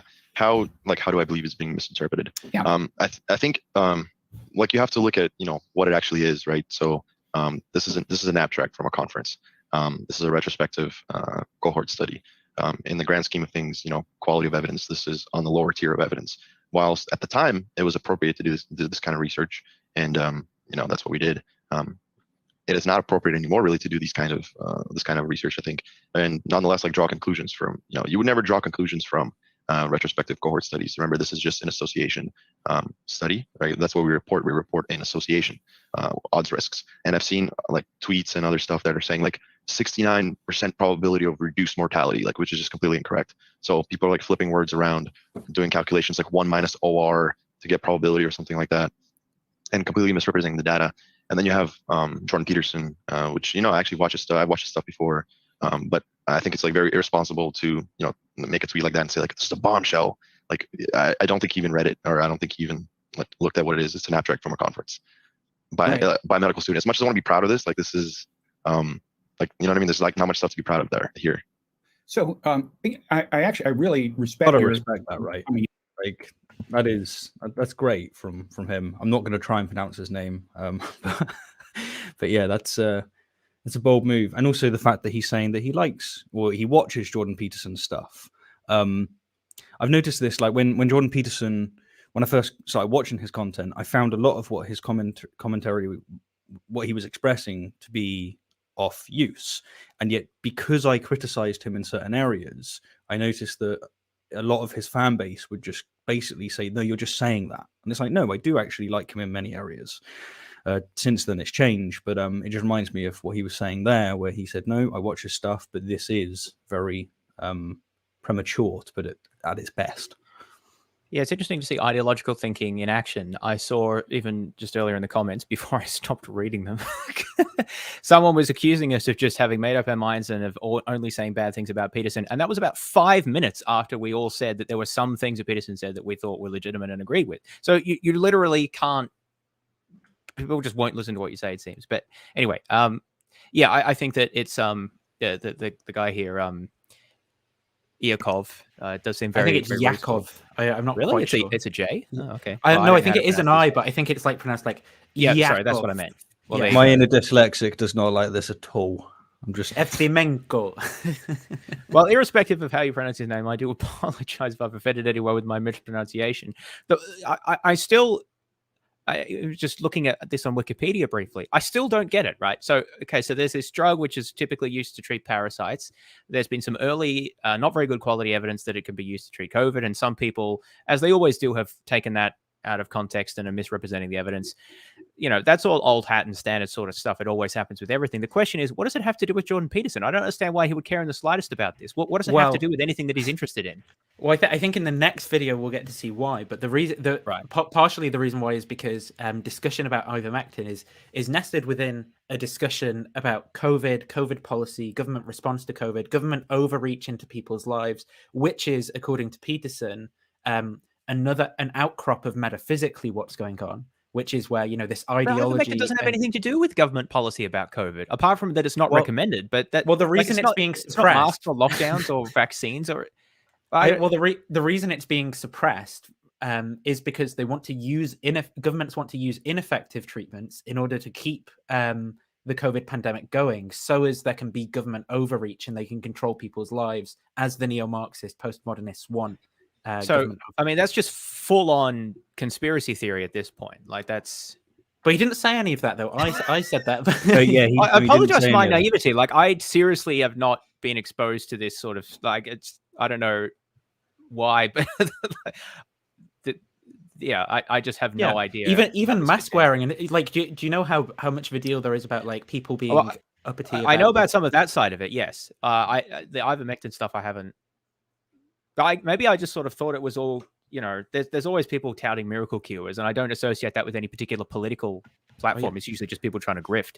He's also been kind of, I mean, I didn't put a lot in this section about his positions against the vaccine. Now, he did get vaccinated, but he has been. So Peterson, you're talking about here? Yeah, Peter. He did get vaccinated himself, but he has been very critical of government drives to get everyone vaccinated, say before like going back to work or before going like out to public places. He's put a lot of tweets out, for example, during the pandemic, of being in places like Texas or wherever in America, where he's like, look, in the bar, none of these Americans are wearing masks. Spoke to someone who wasn't vaccinated or whatever. Don't see why it's a problem. Those sorts of things. So he has been. What happened to individual responsibility that he was just talking about in the context of gay parenting? Like, don't we have a responsibility to try to not spread the virus and protect people who are vulnerable? I think that's his. I sort of think that's his point, though. I think he just wouldn't frame it like that. He'd say, so yeah, if individuals want to make the choice not to get vaccinated and not wear a mask and go out, like, it's up to them. I think that's why he's saying. So he's not saying that people have. But would he say that if homosexuals want to be promiscuous and go out and have no, like, he wouldn't say that. Right. Maybe exactly. he would say that. Yeah, he's not right to do that, but he wouldn't sort of promote that as being, that's great that they're exercising their free right. Like, I don't understand. For me, that's such a pillar of confusion. Yeah, absolutely. And it just, I don't know, it just leaves a really bad taste in the mouth. It's like, where's the consistency here? What am I missing, perhaps, is where I want to go. But like, it just doesn't seem, in principle, it's like, if you're liberally minded, then you are going to be biting into a lot of positions that across the board you've got to take. It's a really strange disposition. Yeah, because I'm a really big advocate of personal responsibility. And that's one of the things of the sort of conservatives tend to emphasize more than progressives. And I actually think that progressives tend not to like to talk of individual responsibility because they feel that that is victim blaming in many contexts, which it can be, but I don't think it should necessarily be seen that way. But the thing is that with the pandemic, we've seen a lot of people on the right just somehow not care about personal responsibility when it comes to like masks and vaccines and going to places where there's high risk of transmission. I just do not get it at all. It seems like a canonical case of, you might want to do this, but it doesn't matter that you want to do it because it's for the good of the community and other people in your family that you need to restrain yourself. Isn't that like bread and butter of what conservatives often talk about? And then for some reason, it's just out the window. I just, what?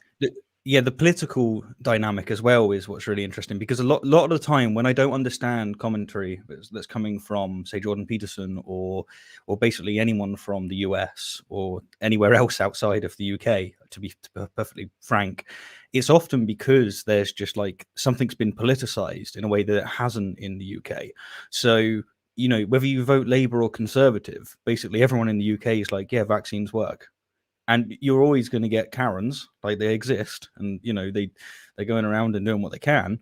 But it seems that in the US, and I don't know if it's happened in Canada, but you have it, the parties like draw a line on like what their dispositions are, and it's almost it falls into this.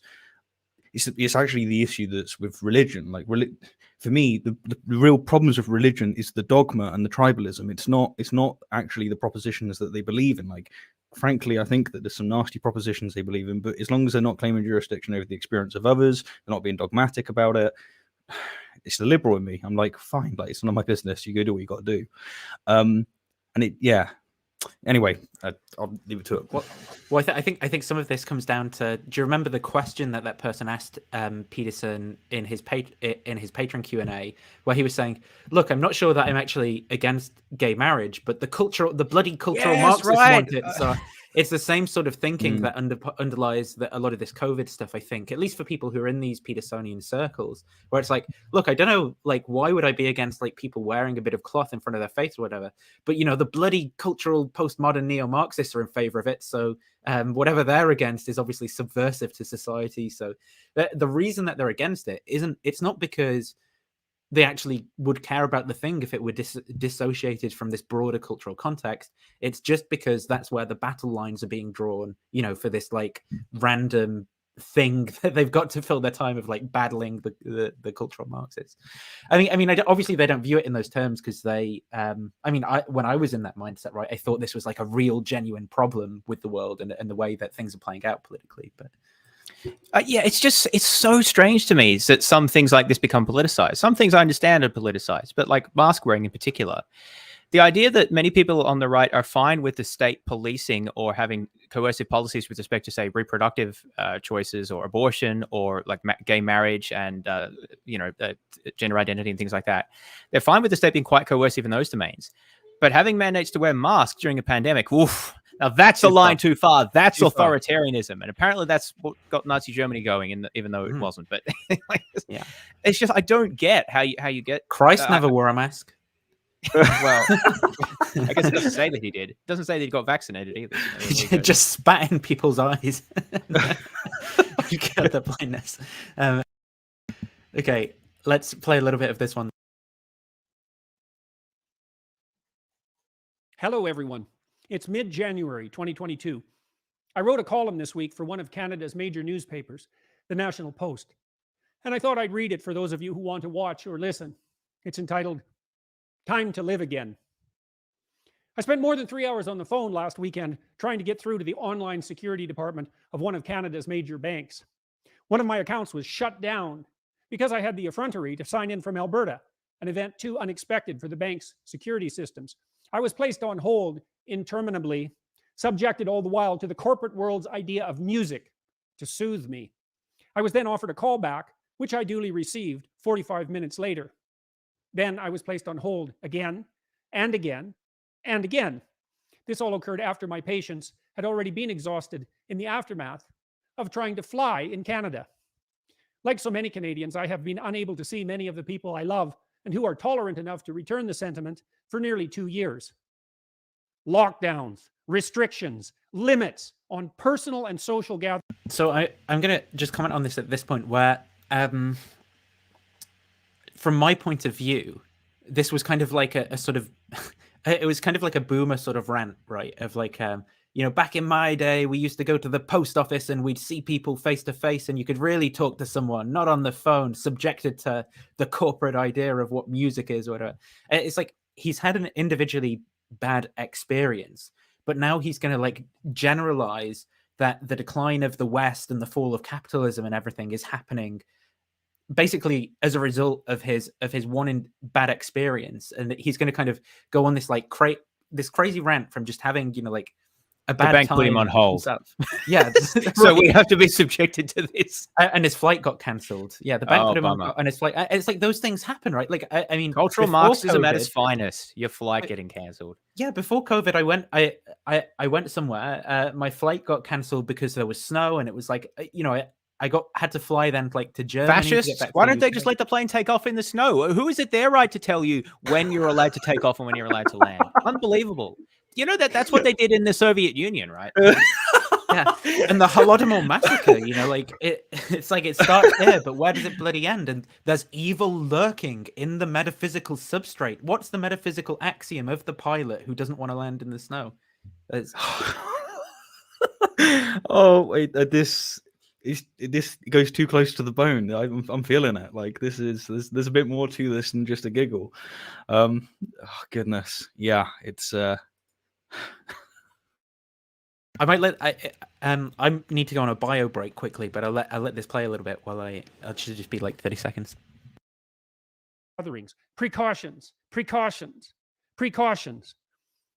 But everything had opened up enough in principle, so flights for such purposes were, in principle, once again possible. My wife and I therefore took the opportunity on the last day of 2021 to fly first to Comox, British Columbia, and then several days later to our joint hometown of Fairview, Alberta. However, the airline we had arranged our flights with canceled/delayed all 6 flights we had scheduled.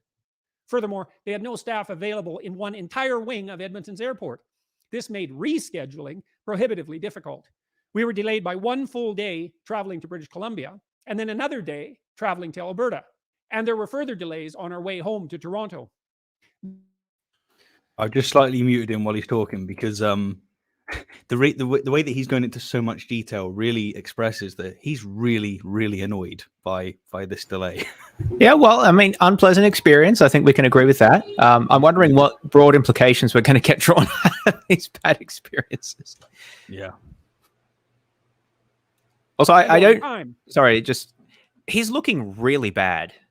Like in terms of his physical appearance. You're going to get called out for ad hominem on that one. Yeah. No, I don't mean it in terms of an ad hominem. I just mean that it's very noticeable to me, even from a few years ago. I mean, there's all sorts of things that we face in our personal lives, and this isn't meant to be a criticism, but I just know, you know, he's not looking well.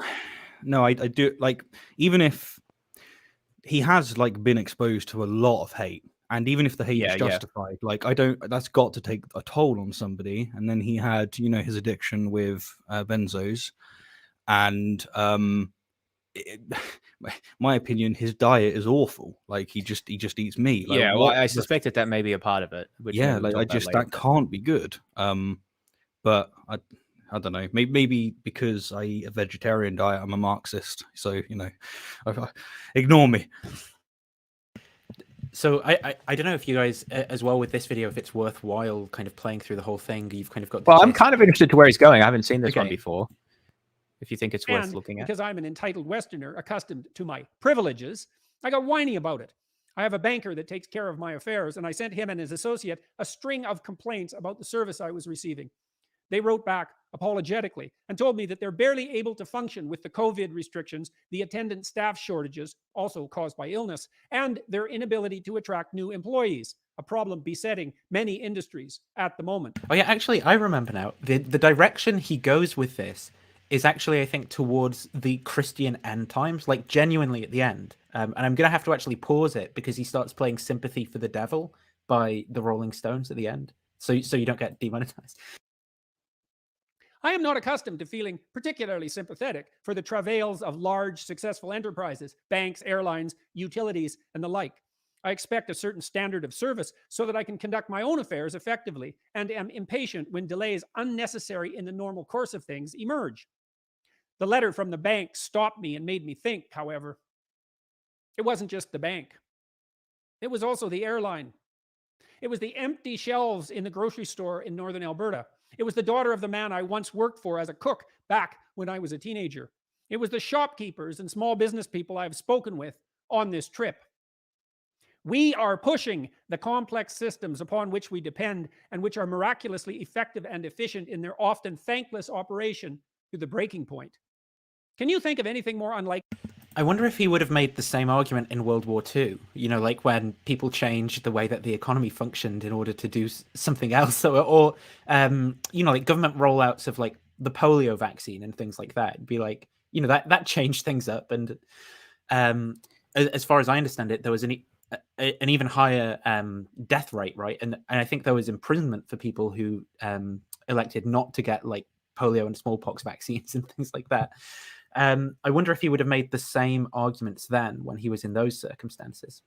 Yeah, well, the reaction to World War II, I think I actually made this comparison in the past in some of my public comments about the virus, because I've been quite vocal about saying that a lot of people haven't been taking it seriously enough, but particularly as a long-term issue. I think a lot of people saw it as something that should go away quickly because it was just too inconvenient to last a long time. But yeah, so I made the comparison of war, which depending on where you were, lasted from, say, 4 years in America to over 6 years in Europe. And during that time, the impositions on people's livelihood were, like, even if you weren't involved in the fighting in any way, were way worse than anything that we've had to, well, that most people have had to face during COVID, at a time when society was far poorer and we didn't have Zoom calls and the internet and ways of keeping in touch that we do now. Working from which home. is, which isn't to say that there aren't real hardships as a result of COVID. I don't mean to downplay that, but I think that there is. Look, without, again, intending to downplay the difficulties. He's being a snowflake. He's a Peterson has millennial faced. snowflake. He is being really entitled here, which is something that I feel like he is very critical and others have been. The fact that he's faced, in the scheme of things, fairly minor inconveniences that he's talked about, that also many others have faced. And really, given the challenges that the world has faced, not just from COVID, but also from the economic challenges, geopolitical challenges that have also will continue to affect global supply chains and other things, that obviously there's a lot of problems that the world's been facing over the last few years. In the scheme of things, wealthy Westerners, including Peterson, and I put myself in this category, though I'm certainly not as wealthy as Peterson is, most of us have it pretty well. And so I think that there's an appropriate level of sort of self-awareness that one should have, and not being entitled to everything going your way all of the time. And I feel like this is exactly the sort of thing that Peterson criticizes in many of, like the snowflake Gen Y, Gen Zers that he's always criticizing, and not taking personal responsibility for things. I can't help but feel he's being a little bit inconsistent here. He's covered his tracks, right? Because he's just said, I am an entitled Westerner. Yeah, right. And it's a bit like how, I don't know, like someone might say something along the lines of, hey, I'm friends with this individual, and then insult them. Like, it allows you to be able to do these kind of things. Not speaking from personal experience at all, just sort of not at all. Not at all. Just banter. Just banter. Likely than the fact that we can get, or the constant provision of almost every consumer good imaginable in the midst of plenty. We're stopping kids from attending school. We're sowing mistrust in our institutions in a seriously dangerous manner. We're frightening people to make them comply. Well, that was frightening.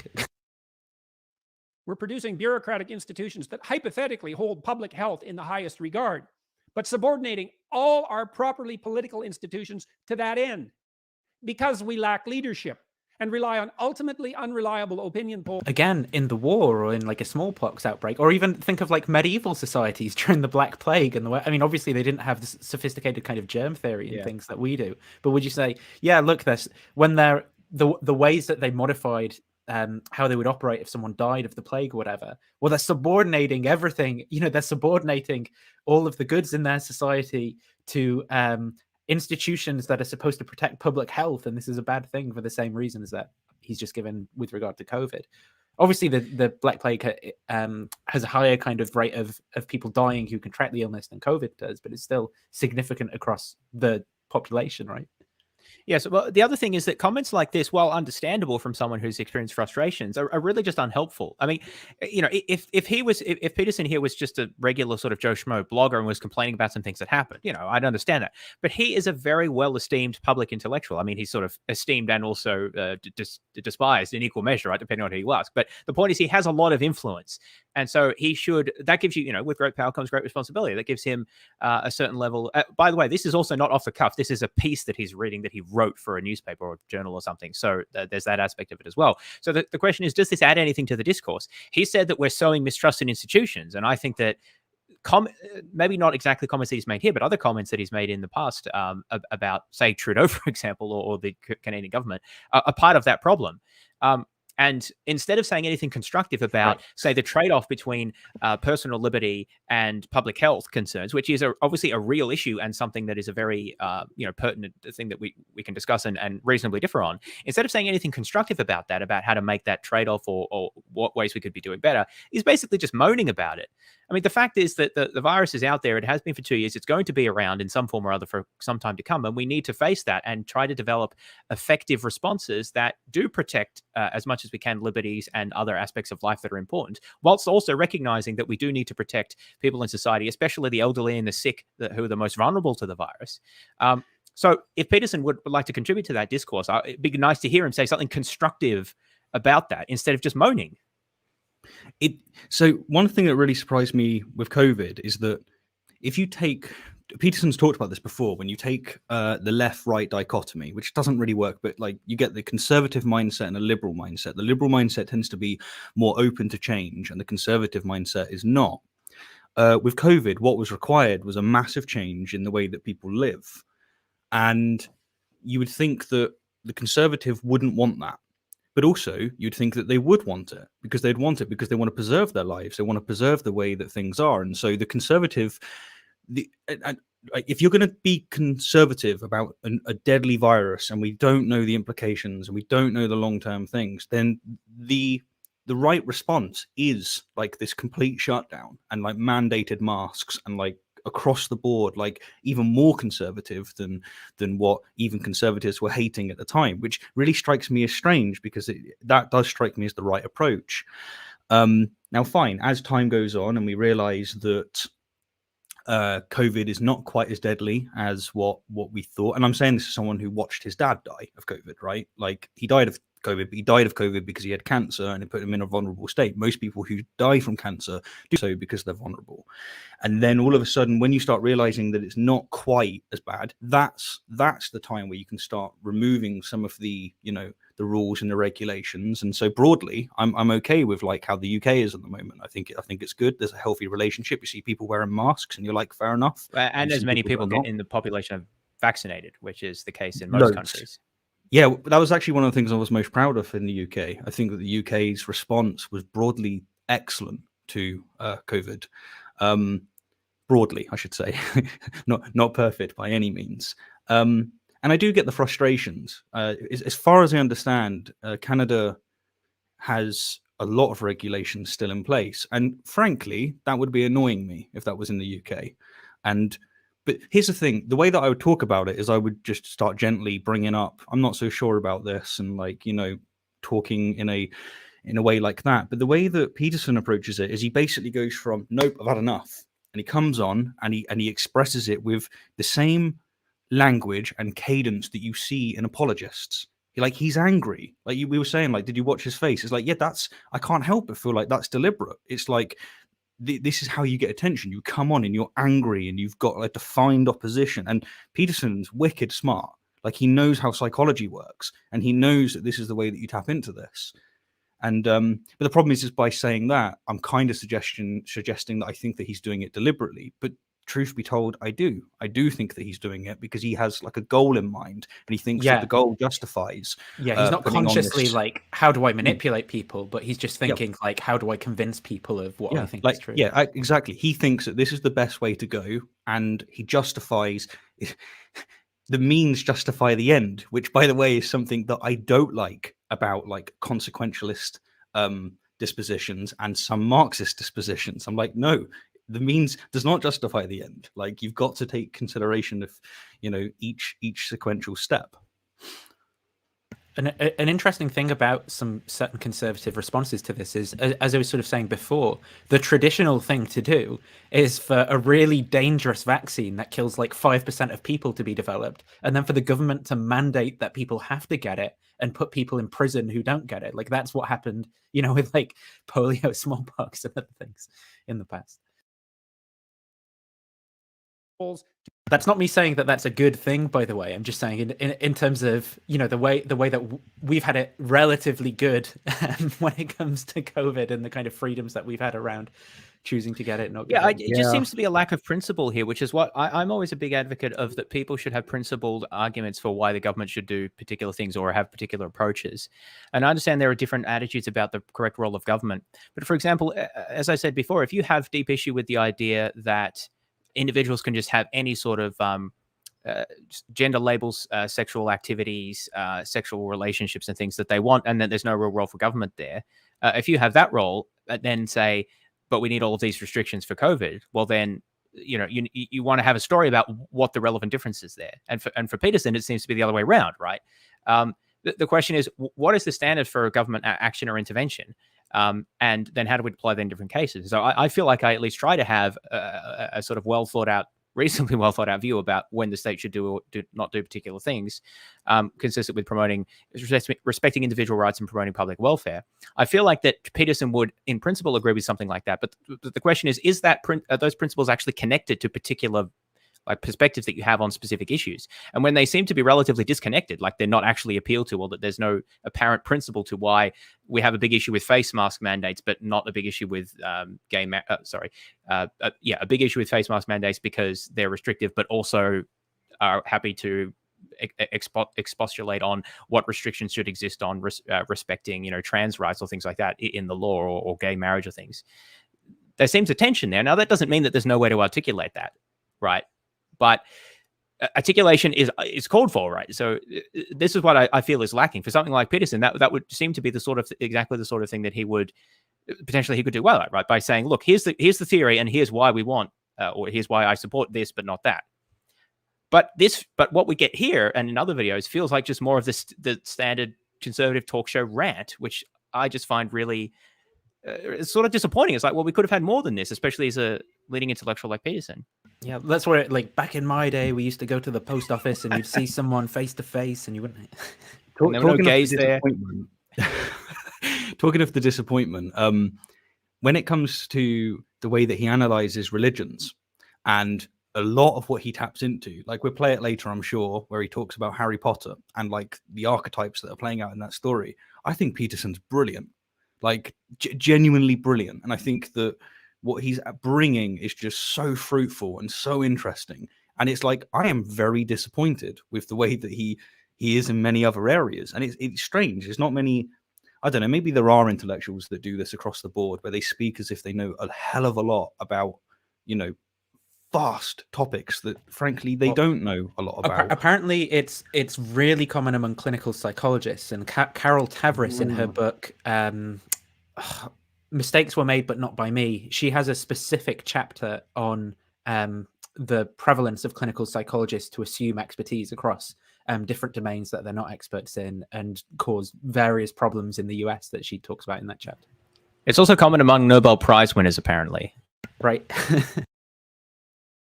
So I think this, in this last portion, this is where he sort of alludes to the kind of end times. To govern broad-scale policy at the political level. I've never seen breakdown in institutional trust on this scale before in my lifetime. I was recently in Nashville, Tennessee. No lockdowns, no masks, no COVID regulations to speak of. People are going about their lives. Why can that be the case in Tennessee and in other US states such as Florida when there are curfews in Quebec 2 years after the pandemic started, with a vaccination rate of nearly 80%? When BC is still limiting social gatherings, when we are putting tremendous and unsustainable strain on all the complex systems that have served us so well and made us so comfortable in the midst of the troubles of our lives.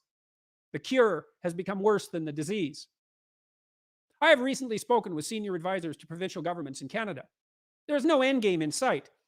The idea that Canadian policy is or should be governed by the science is not only not true, It's also not possible, as there is no simple pathway from the facts of science to the... Again, is or should be governed by the science. Well, surely it should be governed by the science, right? Well, no, he's Whether saying that is- it shouldn't be because there is no way that... I mean, this is what... Maybe Well- just play out the sentence here. Yeah, okay. complexities of policy. We are deciding by opinion poll to live in fear and to become increasingly authoritarian in response to that fear. That's a danger too. And it's increasingly real. How long The delivery. The delivery of that was... I was on hold for 5 minutes. So yeah, okay. So he was in Nashville, Tennessee, and there were like no restrictions, and people weren't wearing masks. And then in Quebec, there are lots of restrictions. I don't understand what the point is there. I don't think anyone. I don't think anyone's saying that you can't have no COVID restrictions. Like, well, sure, you could not have them. Like, and people could just not wear masks. The question is that a good idea? Yeah. What are the outcomes of that? Exactly. Like, He's and making particularly, the what pressure inference does it put on the healthcare system? He talks about putting pressure on these systems. But one of the main, at least here in Australia, I assume this is similar elsewhere, one of the main concerns about these restrictions and mask mandates and so forth is to keep pressure off the healthcare system to ensure the hospitals don't overflow, right? And that we can take care of people who do get particularly sick and require ventilation or just extra care in the hospitals who get COVID. And I understand that certainly in some states of the US, that was at peak points in the pandemic a major issue. The idea is to prevent those systems from coming under excessive strain, and that seems to be exactly what he's concerned about. And really, like, does wearing masks place that much of a strain on social institutions? Like, I don't understand that at all. Curfews, okay, that's a bit more extreme, but like there were curfews during World War II. I assume he knows that, right? Society managed for years and years to have curfews and blackouts and all sorts of restrictions. Rationing, can you imagine rationing these days? People would just lose just totally lose it. They can't have the brand of cheese that they want. I'm not going to lie, but if you make it so that I can't have 3 Starbucks a week, I'm out. I'm done with Western civilization. I'm just done. That's what I mean. I think people, it's good that we are used to things like that, right? But at the same time, I do think that it's important to keep perspective about where we are sort of historically, and that there were way greater hardships and strains on institutions that existed in the past. Think about the Great Depression. 1/3 of the employed population in the US went out of work or lost their jobs.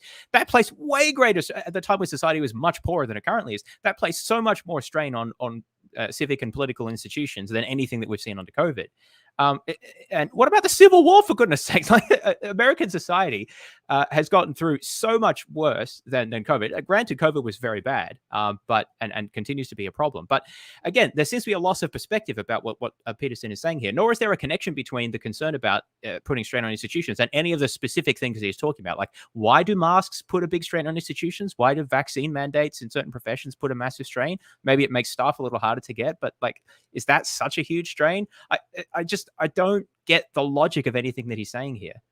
Well, he's generalizing from his experience, right? Where he's like, I was in Tennessee and I saw people and they seemed fine, right? Well, he didn't see all the sick people, I presume. Like, well, this is what I'm saying. It's like, but did you go to a hospital or a morgue and like see what's going on in those places? No, you're in some club and then out of sight, out of mind. Exactly. It's like when does everyone else watch the show Dragon's Den? I like to watch the clips on Right. YouTube. Yeah, I watch it's it. the classic thing of someone get humiliated. The entrepreneurs, well, not all of them, but a lot of them say, all of the people that I've talked to about my product say that it's great. Apparently, it never occurred to them that the people they talk to are probably their customers or their family and friends who want to support them, as if that means anything that the people that you talk to tell you that your idea is good. It's just blows my mind every time that people think this is good evidence.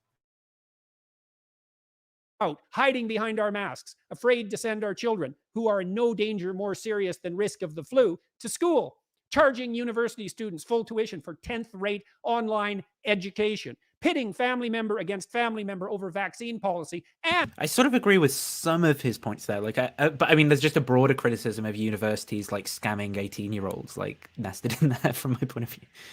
He doesn't like universities anyway, so...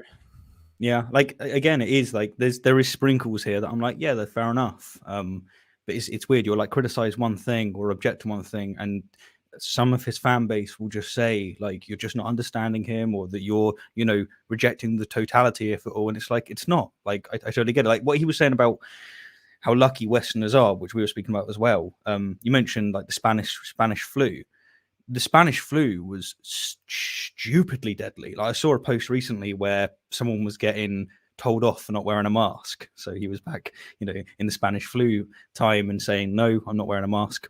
But the thing is about that situation that they lived through, the stronger your immune system was, the worse you were going to have it. I should say, I haven't looked it up for a while, but I'm fairly certain that it was those that are most healthy were at the highest risk.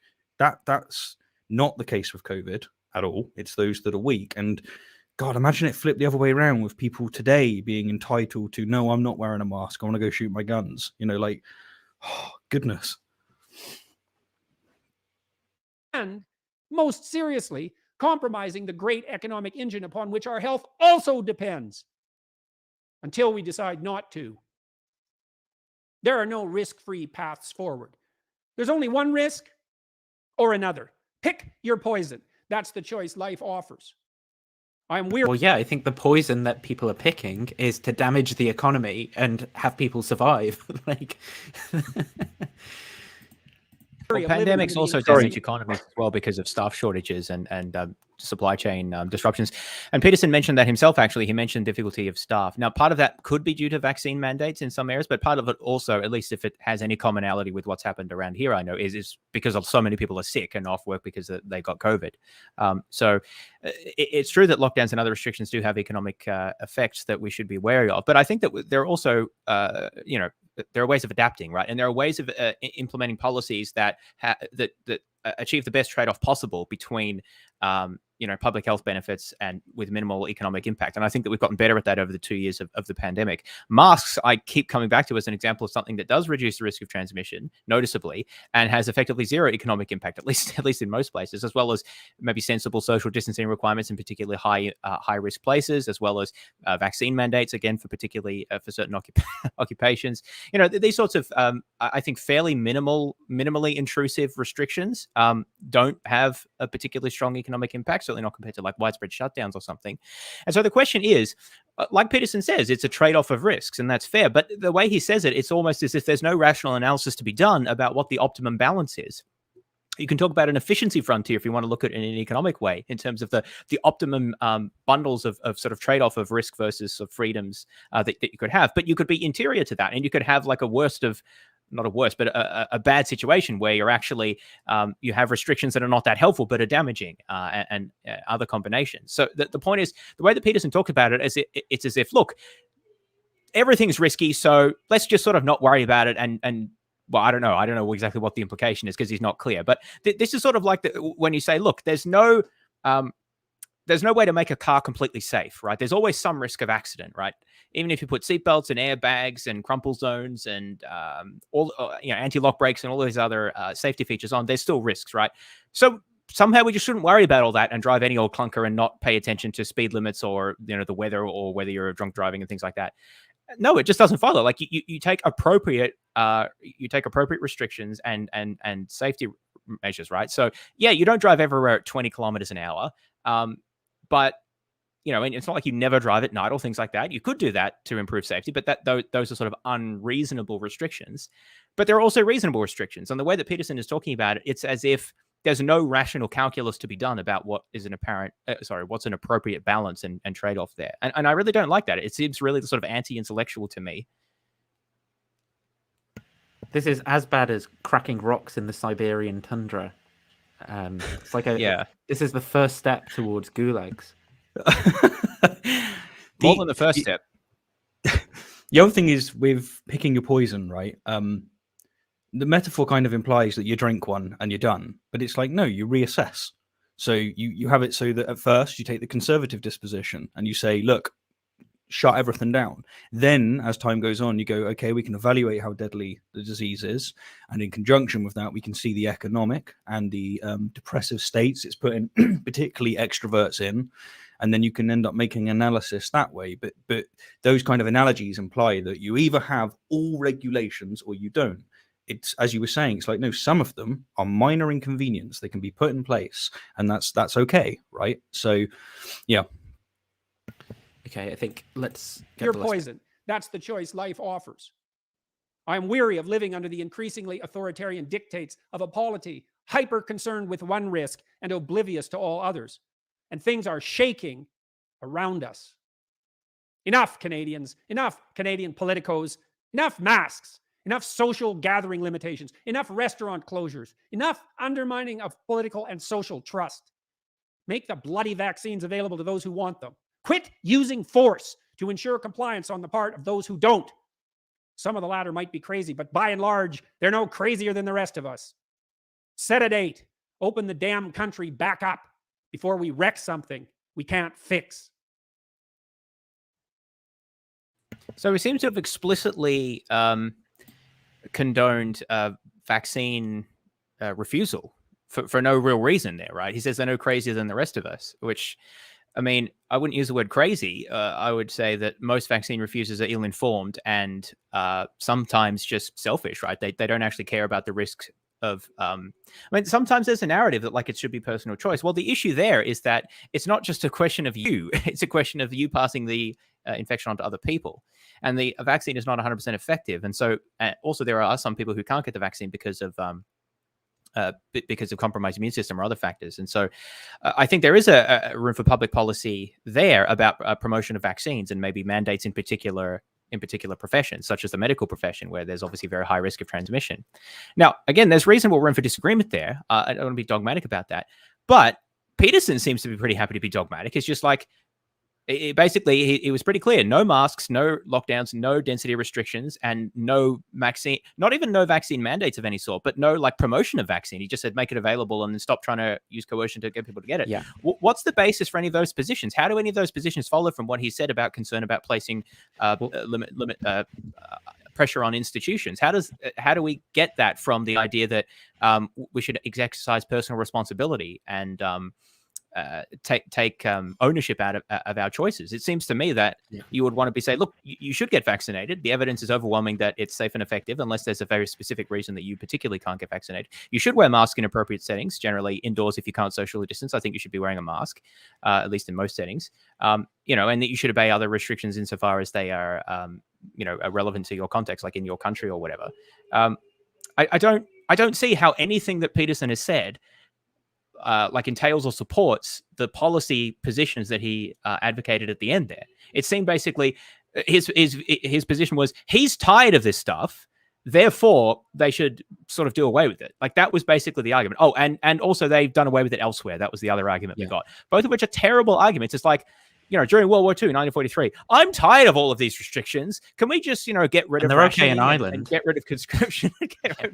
In Ireland, actually they did, right? They had them in most countries, even that were neutral. Maybe they didn't have it in Afghanistan. I don't know. But, the point is that is such an unbelievably self-centered and entitled way of thinking about things. Like, I'm tired of these restrictions, therefore we should get rid of them all. Who cares if you're tired of them? Like, what matters is, are they good public policies to have based on a rational evaluation of costs and benefits? And that's a discussion to be had, right? But the fact that you're personally tired of them is just irrelevant from a public policy point of view. Well, pick your bloody poison. It's like, okay, I choose masks. Well, but no, let's have a discussion about that, right? Maybe that's the wrong policy. Like, I don't think it is, but we could have a public policy discussion. But saying that I'm tired of it is not a public policy discussion. And since when do conservatives care so much about whether an individual is tired of something? Well, maybe I'm tired of the patriarchy and the heterosexual normativity and all of this stuff. Maybe I'm tired of gender norms and I want to mix it up. Like, conservatives would say it doesn't matter if you're tired of it because it has negative effects, right? Well, then why does it matter if you're tired of wearing a mask? Like, just suck it up, bro. Like, facts don't care about your feelings. Just get on with it. Like, I don't get it. The last thing I'll say in that regard is I've noticed with the people that I know that haven't got the vaccine, there's not many I know, to be fair, like the odd uncle, etc.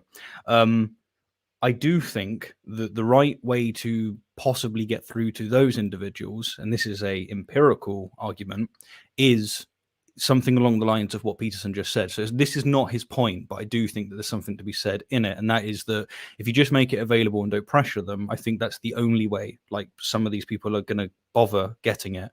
Because even with like the texts, so for example, I got double vaccinated, and then the way that the NHS was messaging me very aggressively, like just saying, you haven't had your third vaccine, do it. I'm like, dude, that's not cool. Like, anyone with any kind of understanding with psychology would know that that's just going to make people, especially if they're dubious or like, fuck you, mom. Yeah, absolutely. That is the reaction. And then I got COVID. I was like, well, 2 vaccines and COVID. I'm done. What they should do is tell no one to have it, and then everyone will want it. Yeah, or they should do the scarcity principle. We go, we've only got 10 injections left. If you want them, go now. I'll be really angry if you get booster vaccinated. It would really upset me. The postmodern neo-Marxists need to come out against vaccination, and then all conservatives will just get like that. You say that you're straw manning, but like I'm not straw manning, because that's literally what the guy said. Like, not about vaccines, but he literally said this. That is it. Yeah, if you get the Marxists to talk about it, they're on board, right? If that's what they like, then we need to deconstruct the binary of vaccine and no vaccine, and and then they'll be like, yeah, look, they're deconstructing the categories. Look, it's vaccines are a word that stands for a real thing. It's a term used in the sciences. Okay, so the next topic in Peterson's, under the subtopic of Peterson's kind of political views, his criticisms of environmental policy and some of his hot takes on climate change. So yeah, here we go with that stuff. And I am going to need to take a bio break at some point, but it looks like Stephen's gone for a bio break. So. Drought, flooding, and ocean acidification, unanticipated for 65 million years, all result from climate change, according to over 700 of your fellow scientists. So I was wondering whether you thought climate change could be an issue that could unite us all on left and right, moving us beyond debates about C16 to discussions at the UN at Katowice next month, where perhaps humanity might finally discover its global map of meaning. No. So oh, that's so cringe. Yeah, the person in the one audience, word answer, they're like, yeah, come on. Isn't it more than that? No, apparently that's what bloody Cambridge has degenerated into these days with the postmodern neoliberal agenda. No, isn't this what the postmodern neo-Marxists are supposed to be, like stifling exchange of ideas and making people uncomfortable with different ideas? I mean, I know Peterson's not using force to restrict speech, but there is also norms of discourse which matter a lot. And if he's okay with something like that, that just really strikes me as a way to stifle dissent and discourse and reasonable exchange of ideas. You should be trying to make people feel uncomfortable and getting them to think about different things at a university. Like, I agree with that, but then practice what you preach. Like, don't just play to the crowd when you're given the opportunity to do that. I think that's really just lame, like, if nothing else. Like, you're just wasting an opportunity. A lot of people are asking why there's like fog in the room, or if they're all smoking cigars or something. I have no idea. But well, we wouldn't want to restrict people's freedom to smoke indoors. I don't know. Maybe that's, so the question basically is, Peterson has these ideas that it's the logos. We need to we need to have myths to unite around. And that sort of legitimizes religion and stuff like that in a way. And this person is kind of asking the question, well, if it's contingent, if it's historically contingent, the kind of myths that we have, and I suppose that's what Peterson's going to push back against, then why isn't it that we could kind of have some cultural myths around climate change and collectively fighting the sort of destruction of the planet? Isn't that a kind of story or a myth that we could unite around? And then Peterson's kind of pushing back against that because he's like, no, because there's no bloody Christ didn't say anything about saving the planet, is going to kind of be his point. Well, yeah, he did just say no. I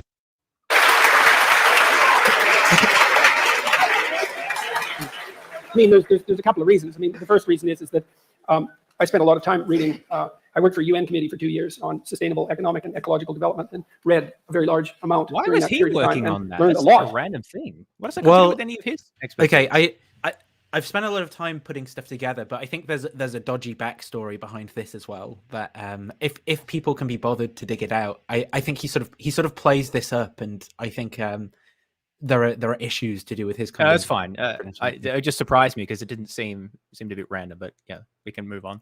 Much of which made me much more optimistic than I had been before I read the relevant literature, which was a real shock to me. But the climate change issue is an absolutely catastrophic, nightmarish mess, and the idea that will unite us that's not going to unite us. I mean, first of all, it's very difficult to separate the science from the politics, and second, even if the more radical claims are true, we have no idea what to do about it. And so, no. And besides, it's even worse than that. Here's one of the worst things about the whole mess is, so as you project outwards with regards to your climate change projections, which are quite unreliable to begin with, and the unreliability of the measurement magnifies as you move forward in time, obviously, because the errors accumulate. And so if you go out 50 years, the error bars around the projections are already so wide that we won't be able to measure the positive or negative effects of anything we do right now. So how in the world are you going to solve a problem when you can't even measure the consequence of your actions? Like, how is that even possible? And besides that, what's the solution? What are we going to do? Switch to wind? Okay, so he's just said, how can you basically make decisions when you can't measure the consequence of our actions? So do our best climate scientists think we can't measure the consequence of our actions is the question. Is that correct? Well, I think he's probably right in the sense that it's very hard to say, it's very hard to know whether we'll be able to, in say 50 years time, tell how much of an effect our actions over the intervening 50 years had on warming, unless we do something very dramatic, like climate engineering or geoengineering or something. Maybe then we could. Depends on how sophisticated the models become. So I have some sympathy with that, and he's certainly right that as you project forward, the uncertainties get larger. Now, here's the thing, though. Think about all of the various things that Peterson advocates for in terms of social policy, right? The importance of the nuclear family, for example, would be one, or the importance of meaning and things like that. How could we measure the effectiveness of promoting these sorts of norms? Like, how would we do that? I don't even know that anyone claims that we could, even in principle, right? I feel like, so the point I'm making is I feel like that Peterson's not being consistent here. At least we have climate models. We don't have models for like family cohesion and things like that we can use to project outwards.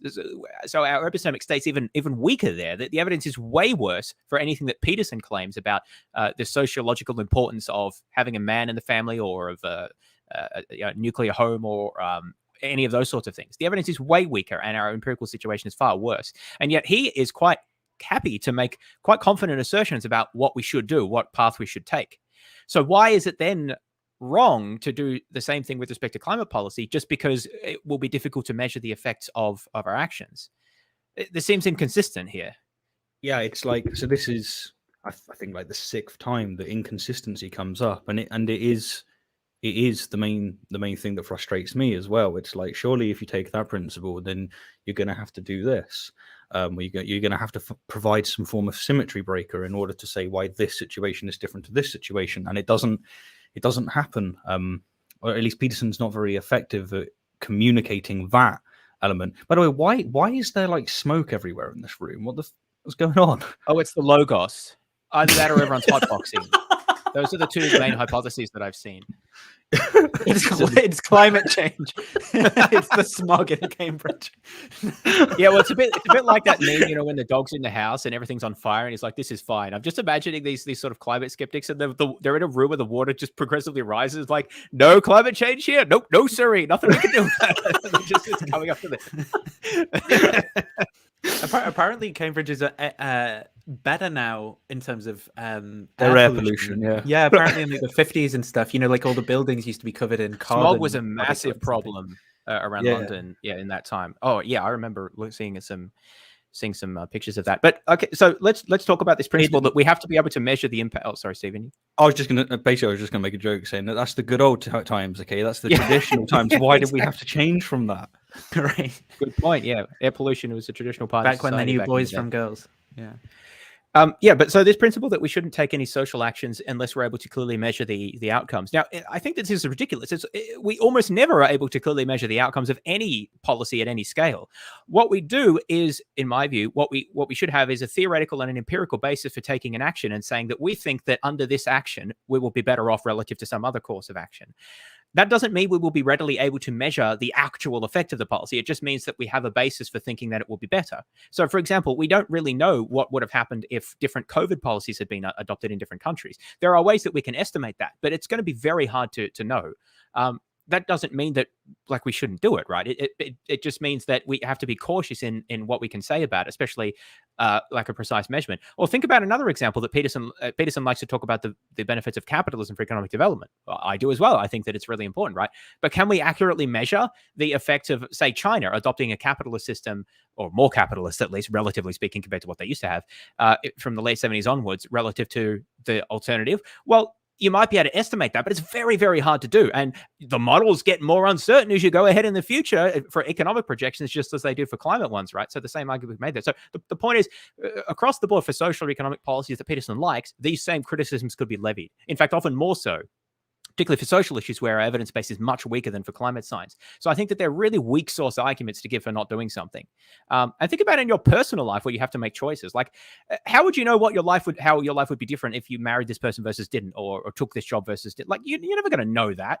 All you can do is make an informed decision at the time, but you're not going to be able to measure after the fact the results. So I don't see how this is a reasonable basis for acting anywhere that you can measure with precision after the fact of what difference it made.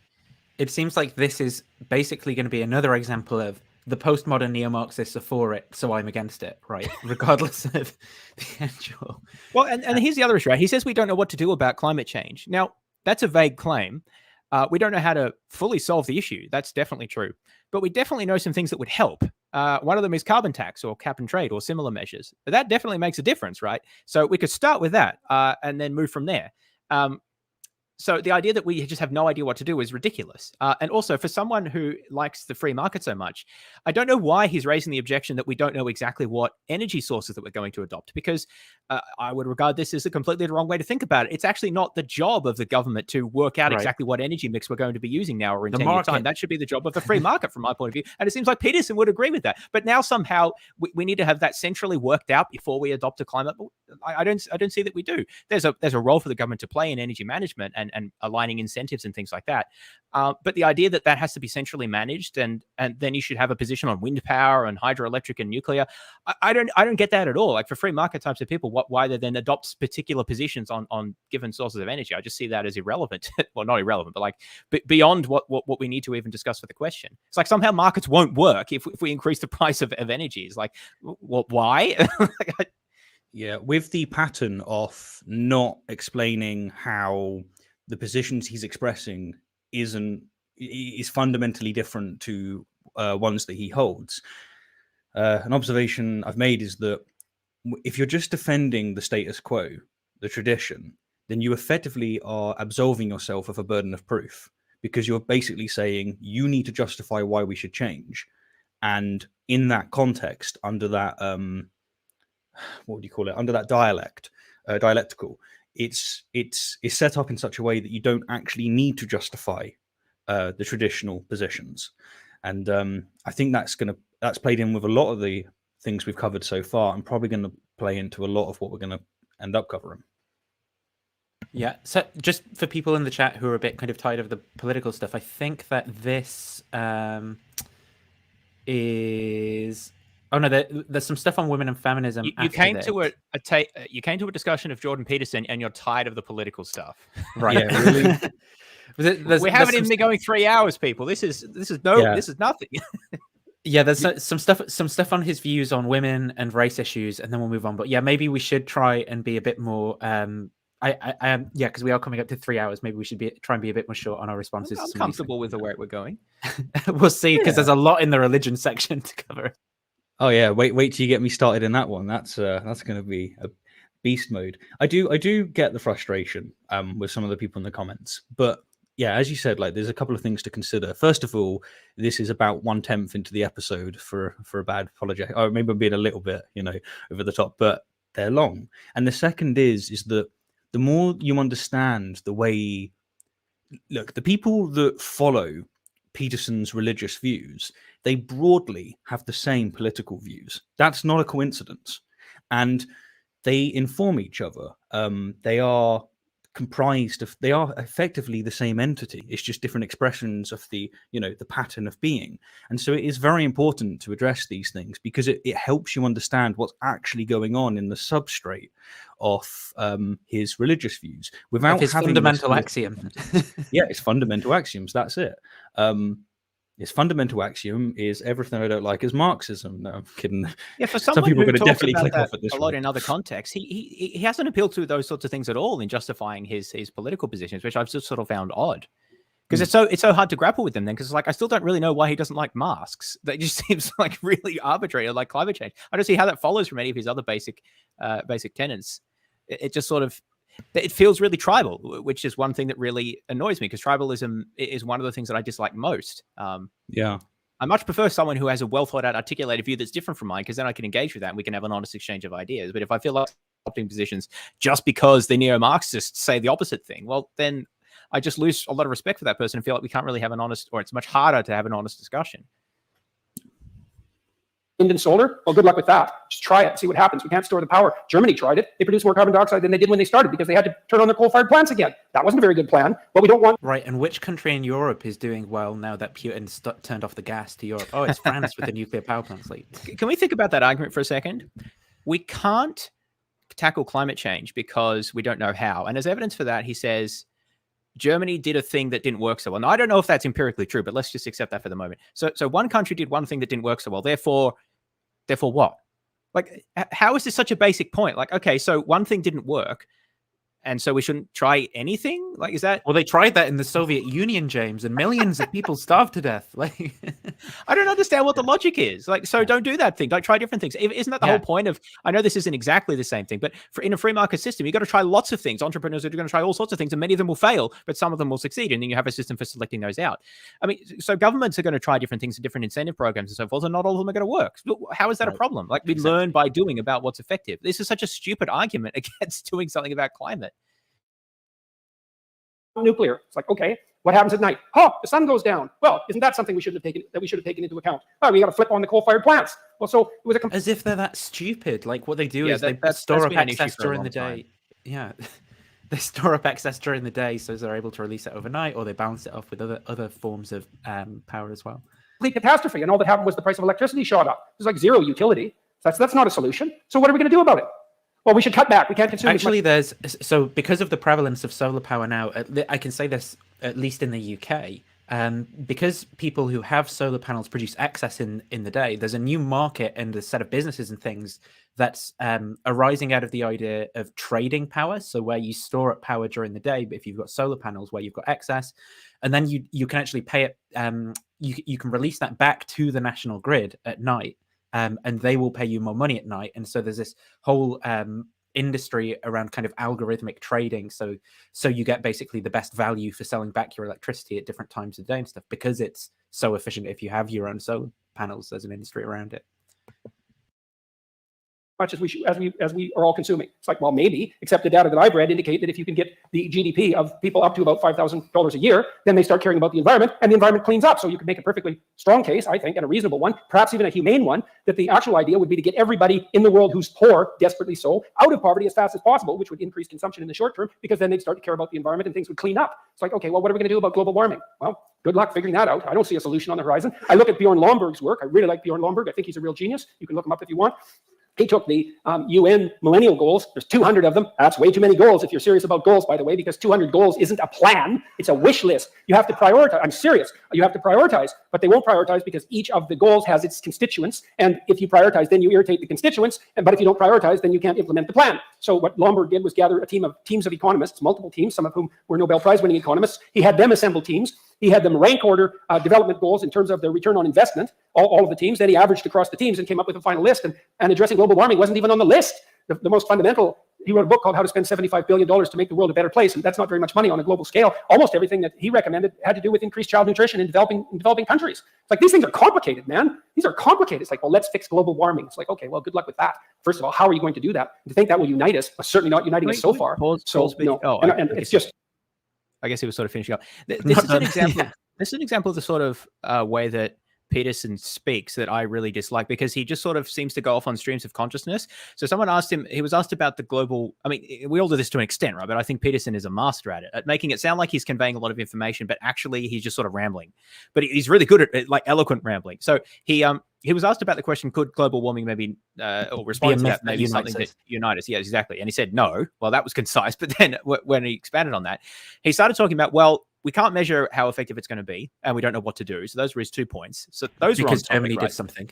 Yeah, because Germany made a mistake. So then, therefore, I don't know how that works. But then he starts talking about the I think he means the Sustainable Development Goals. The Millennium Development Goals have expired already, but that's fine. And then, so then he started talking about that, and then he started talking about Bjorn Lomborg and his prioritization thing. And the whole idea there, if I recall this correctly, is that it's the idea of if we were to spend some amount of money, apparently 75 billion, then what would we do it to be most cost effective? Global warming is not something that's going to cost 75 billion, right? So it doesn't surprise me in the slightest that it's not on the list. It's not the same project, so I don't really know why we're talking about it. So we spent, some amount of time talking about that, which is, as far as I'm concerned, pretty irrelevant. And then he's saying, well, what would you do? And he starts talking about, well, it's hard to have a power system that works with just solar and wind, which isn't, again, really answering the question. That's a highly technical aspect of like power grid, which doesn't really get to the issue of what should we do about global warming as a whole. And then he's saying, well, I don't know how we could do it. Well, why would we expect a clinical psychologist to know how we're going to solve global warming? I don't know how we could solve it. I'll tell you some evidence-based or back suggestions from people who do study this. That's about what I could say. But it's just rambled on as if he said something, but really he just says, I don't know how we could solve it, and it seems too hard, so we shouldn't worry about it. Like, what kind of an answer is that? It's and it's not the question is about like, is there a myth there? Yeah. And by the way, there could be a myth, and we still don't know how to solve it. That could prompt a new generation of innovators and leaders to figure out how to solve it, and that's sort of part of the question, right? And his response is, I don't know how to solve it. Okay, well, move out of the way, and maybe someone else will figure out how to solve it. Like, how is that? Like, well, you're not saying anything that's of real interest.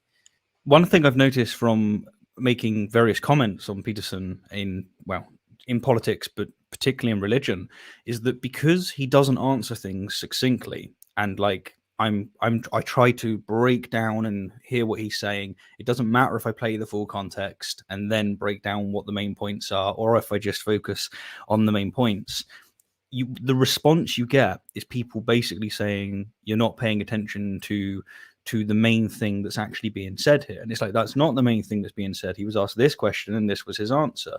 But their response is, no, you got to pay attention to the nuance of what he was saying, which quite frankly has nothing to do with what he was saying.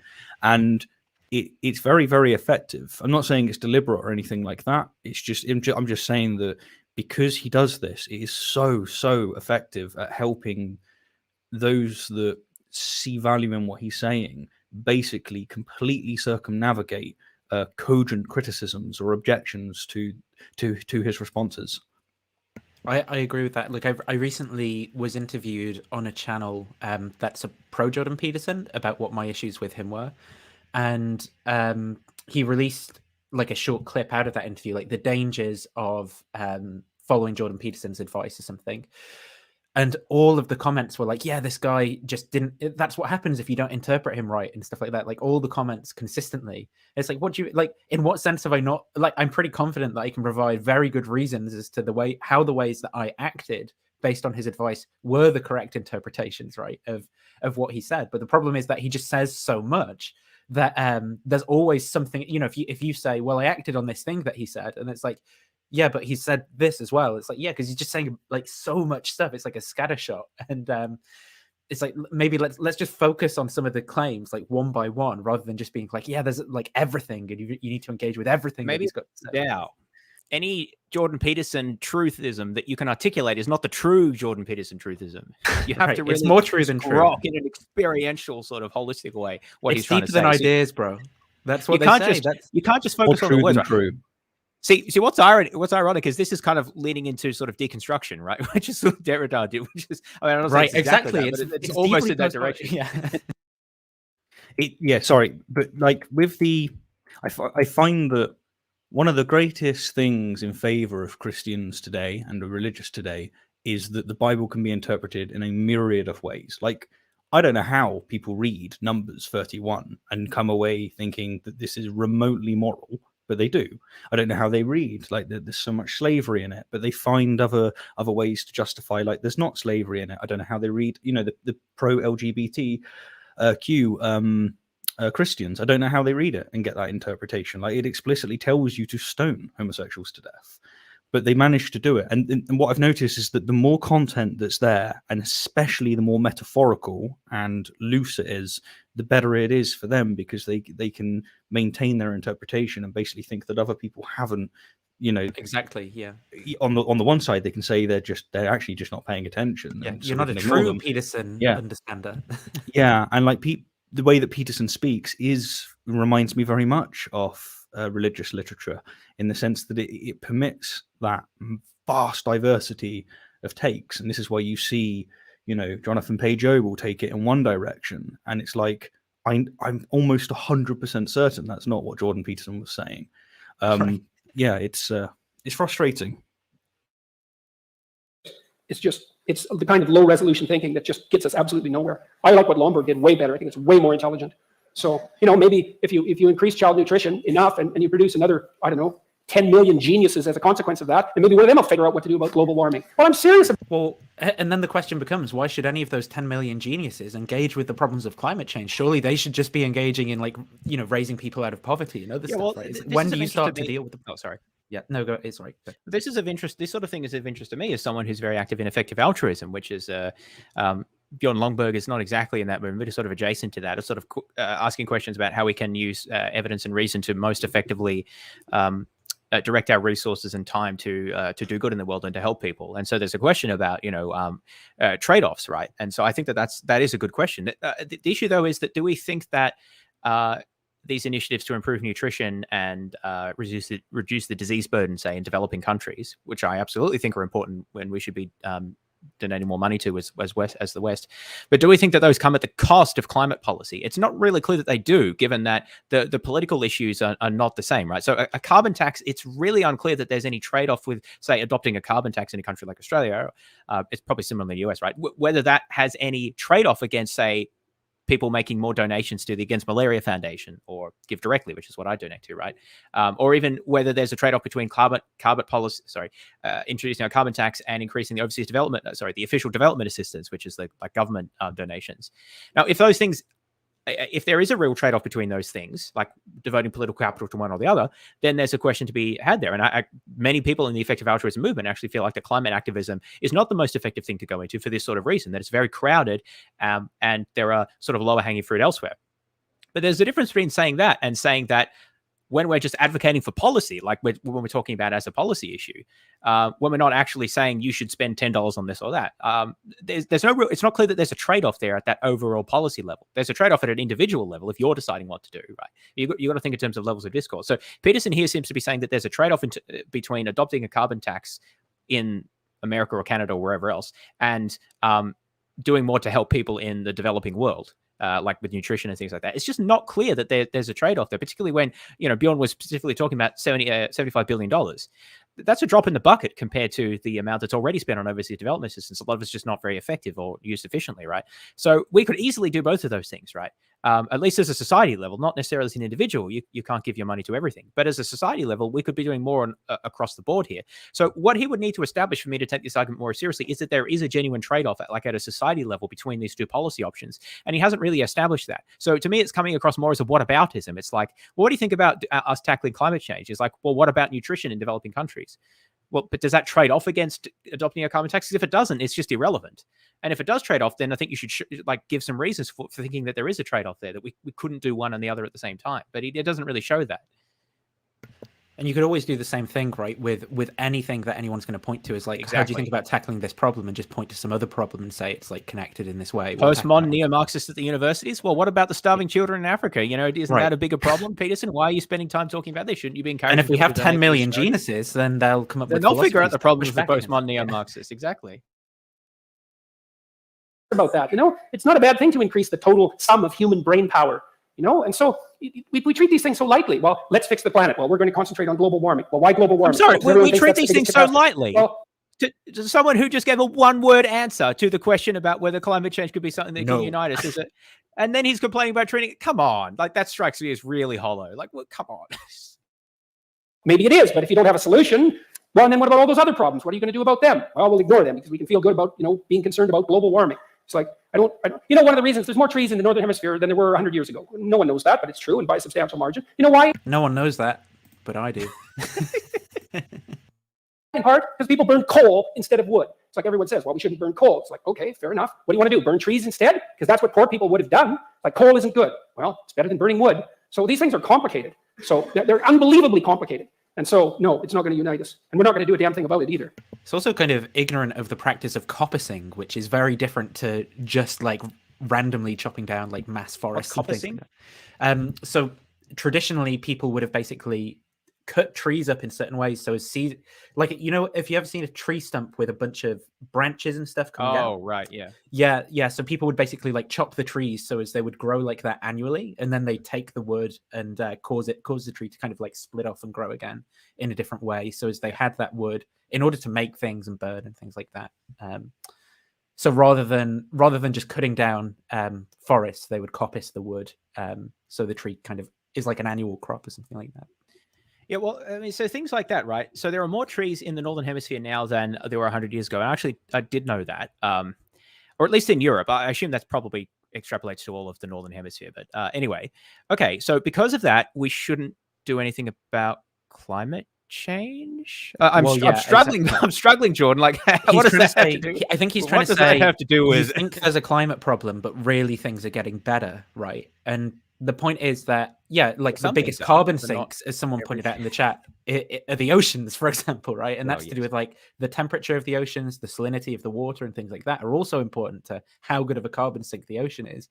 And so, the composition of the atmosphere and what kind of gases make it up and how they retain heat from the sun, for example, is, you know, going to influence that. And so people are concerned about these things because they have bigger effects rather than things that have like less. Well, and also the forests and jungles and rainforests and such in the Southern Hemisphere, which are not more plenty than they were 100 years ago. So that's also an issue. But it's just the most, well, not the most, but such a rambling answer, which talks about German policy about solar panels and the difficulties of a power grid at night, and problems with the fact that there's more trees in the Northern Hemisphere than there was before, and that we don't really know what to do, and that we need to worry about nutrition in sub-Saharan Africa and Bjorn Lomborg and all of this stuff. It's just like, what does that have to do with it's just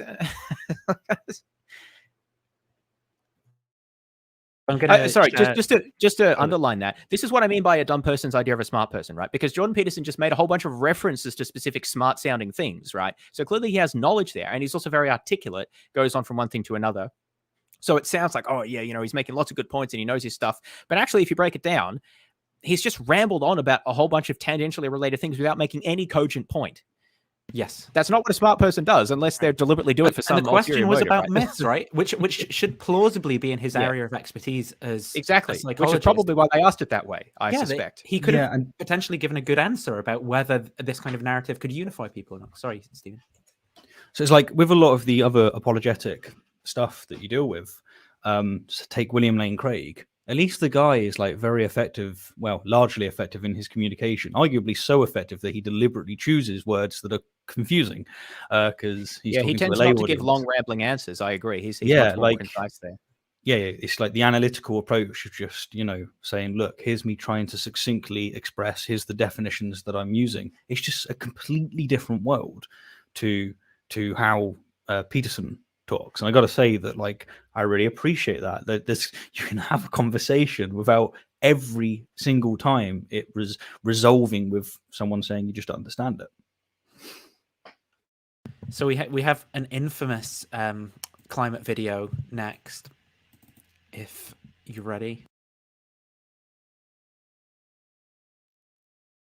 This one's good. So that's because there's no such thing as climate, right? Climate and everything are the same word. And that's what bothers the same word? Well, they're kind of different words, at least. Me about the climate change types. It's like, this is something that bothers me about it. Something to notice as well about Peterson's pattern of speech here is he will frequently answer questions with, this is what bothers me about the types, right? Which is, I think, to do with kind of stereotyping and kind of like in-group, out-group biases and viewing the world in these kind of stark black and white terms. And then, you know, he'll say things like this afterwards, technically, and I mean that literally in the technical sense, you know, and stuff, and little things like that, whereas it's not clear that he actually means it technically, but we'll get into that. Technically, it's like, well, climate is about everything. So, okay. But your models aren't based on everything. Your models are based on a set number of variables. Yeah. So that means you've reduced the variables, which are everything, to that set. Well, how did you decide which set of variables to include in the equation if it's about everything? And that's not just a criticism. That's like, If it's about everything, your models aren't right. Because your models do not and cannot model everything. What do you mean by everything when you say? Well, but that's what people who talk about the climate apocalypse claim in some sense. We have to change everything. It's like everything, eh? Okay, what? And the same with the word environment. That word doesn't mean it means so much that it actually doesn't mean anything. Like when you say everything, in a sense, that's meaningless, right? Because, well, what are you pointing to? Well, I'm pointing to everything. Well, if it truly were, if everything itself were a meaningless term, then we wouldn't be able to understand what Peterson had just said when he'd used it. So clearly everything is a word with a meaning, right? But specifically when Derrida, I'm just getting massive bias of Derrida here, because he talks about these very similar issues. Difference is a word, but it's not a word, right? But specifically when climate scientists talk about climate or the environment, they mean very specific things. It's like, perhaps when a chemist talks about talks about water versus when I talk about water, we might mean very different things depending on the kind of context that we're in. And so climate scientists mean something very specific when they talk about the climate. They don't just mean this like vague everything, right? Yeah. So the climate is like long-term weather patterns in a particular area, right? And so there's actually a whole elaborate classification system. The main one that's used is the Köppen climate classification system, which classifies different regions of the world according to the different climates that they have. Which relates to factors such as rainfall, temperature, humidity, prevailing wind patterns, and things like that. I don't know how that's everything. Like, there's a lot of things that's not. It's not. Well, he's economic. Saying that's the set you've reduced it to, but he's saying it should be everything, right? And it's just not really even clear what he's. It's like, well, why have they focused on those things? Because those. I'm sure there's no reason. It must be because the postmodern neo-Marxists told them to for some reason. There can't be any good scientific reason for focusing on those sets of variables. Yeah, like why don't they have my ingrown toenail in their models? Well, because my ingrown toenail doesn't really affect weather patterns that much, or the temperature of the planet, or anything like that. Yeah, or like the currents in the ocean. Also, why is he talking about? So go ahead. No, I'm so into the Peterson mindset. That's like I'm saying. Well, climate change can be seen as the ingrowing toenail of society. Like I can see that approach coming out. But yeah, go on. The archetype of the ingrowing toenail. That's it. Anyway, why are we talking about what climate catastrophists, or I forget the exact word he used? Why are we talking about what they say? Climate change types. Because some people do say things like that, which I think are over the top, right? And I push back against that as well. But instead of responding to a reasonable version or even like a mainstream standard version of the position, he picks the most extreme version. People who say like, "Oh, we got to change everything. There's going to be a catastrophe." Yeah, climate. Why are you responding to that?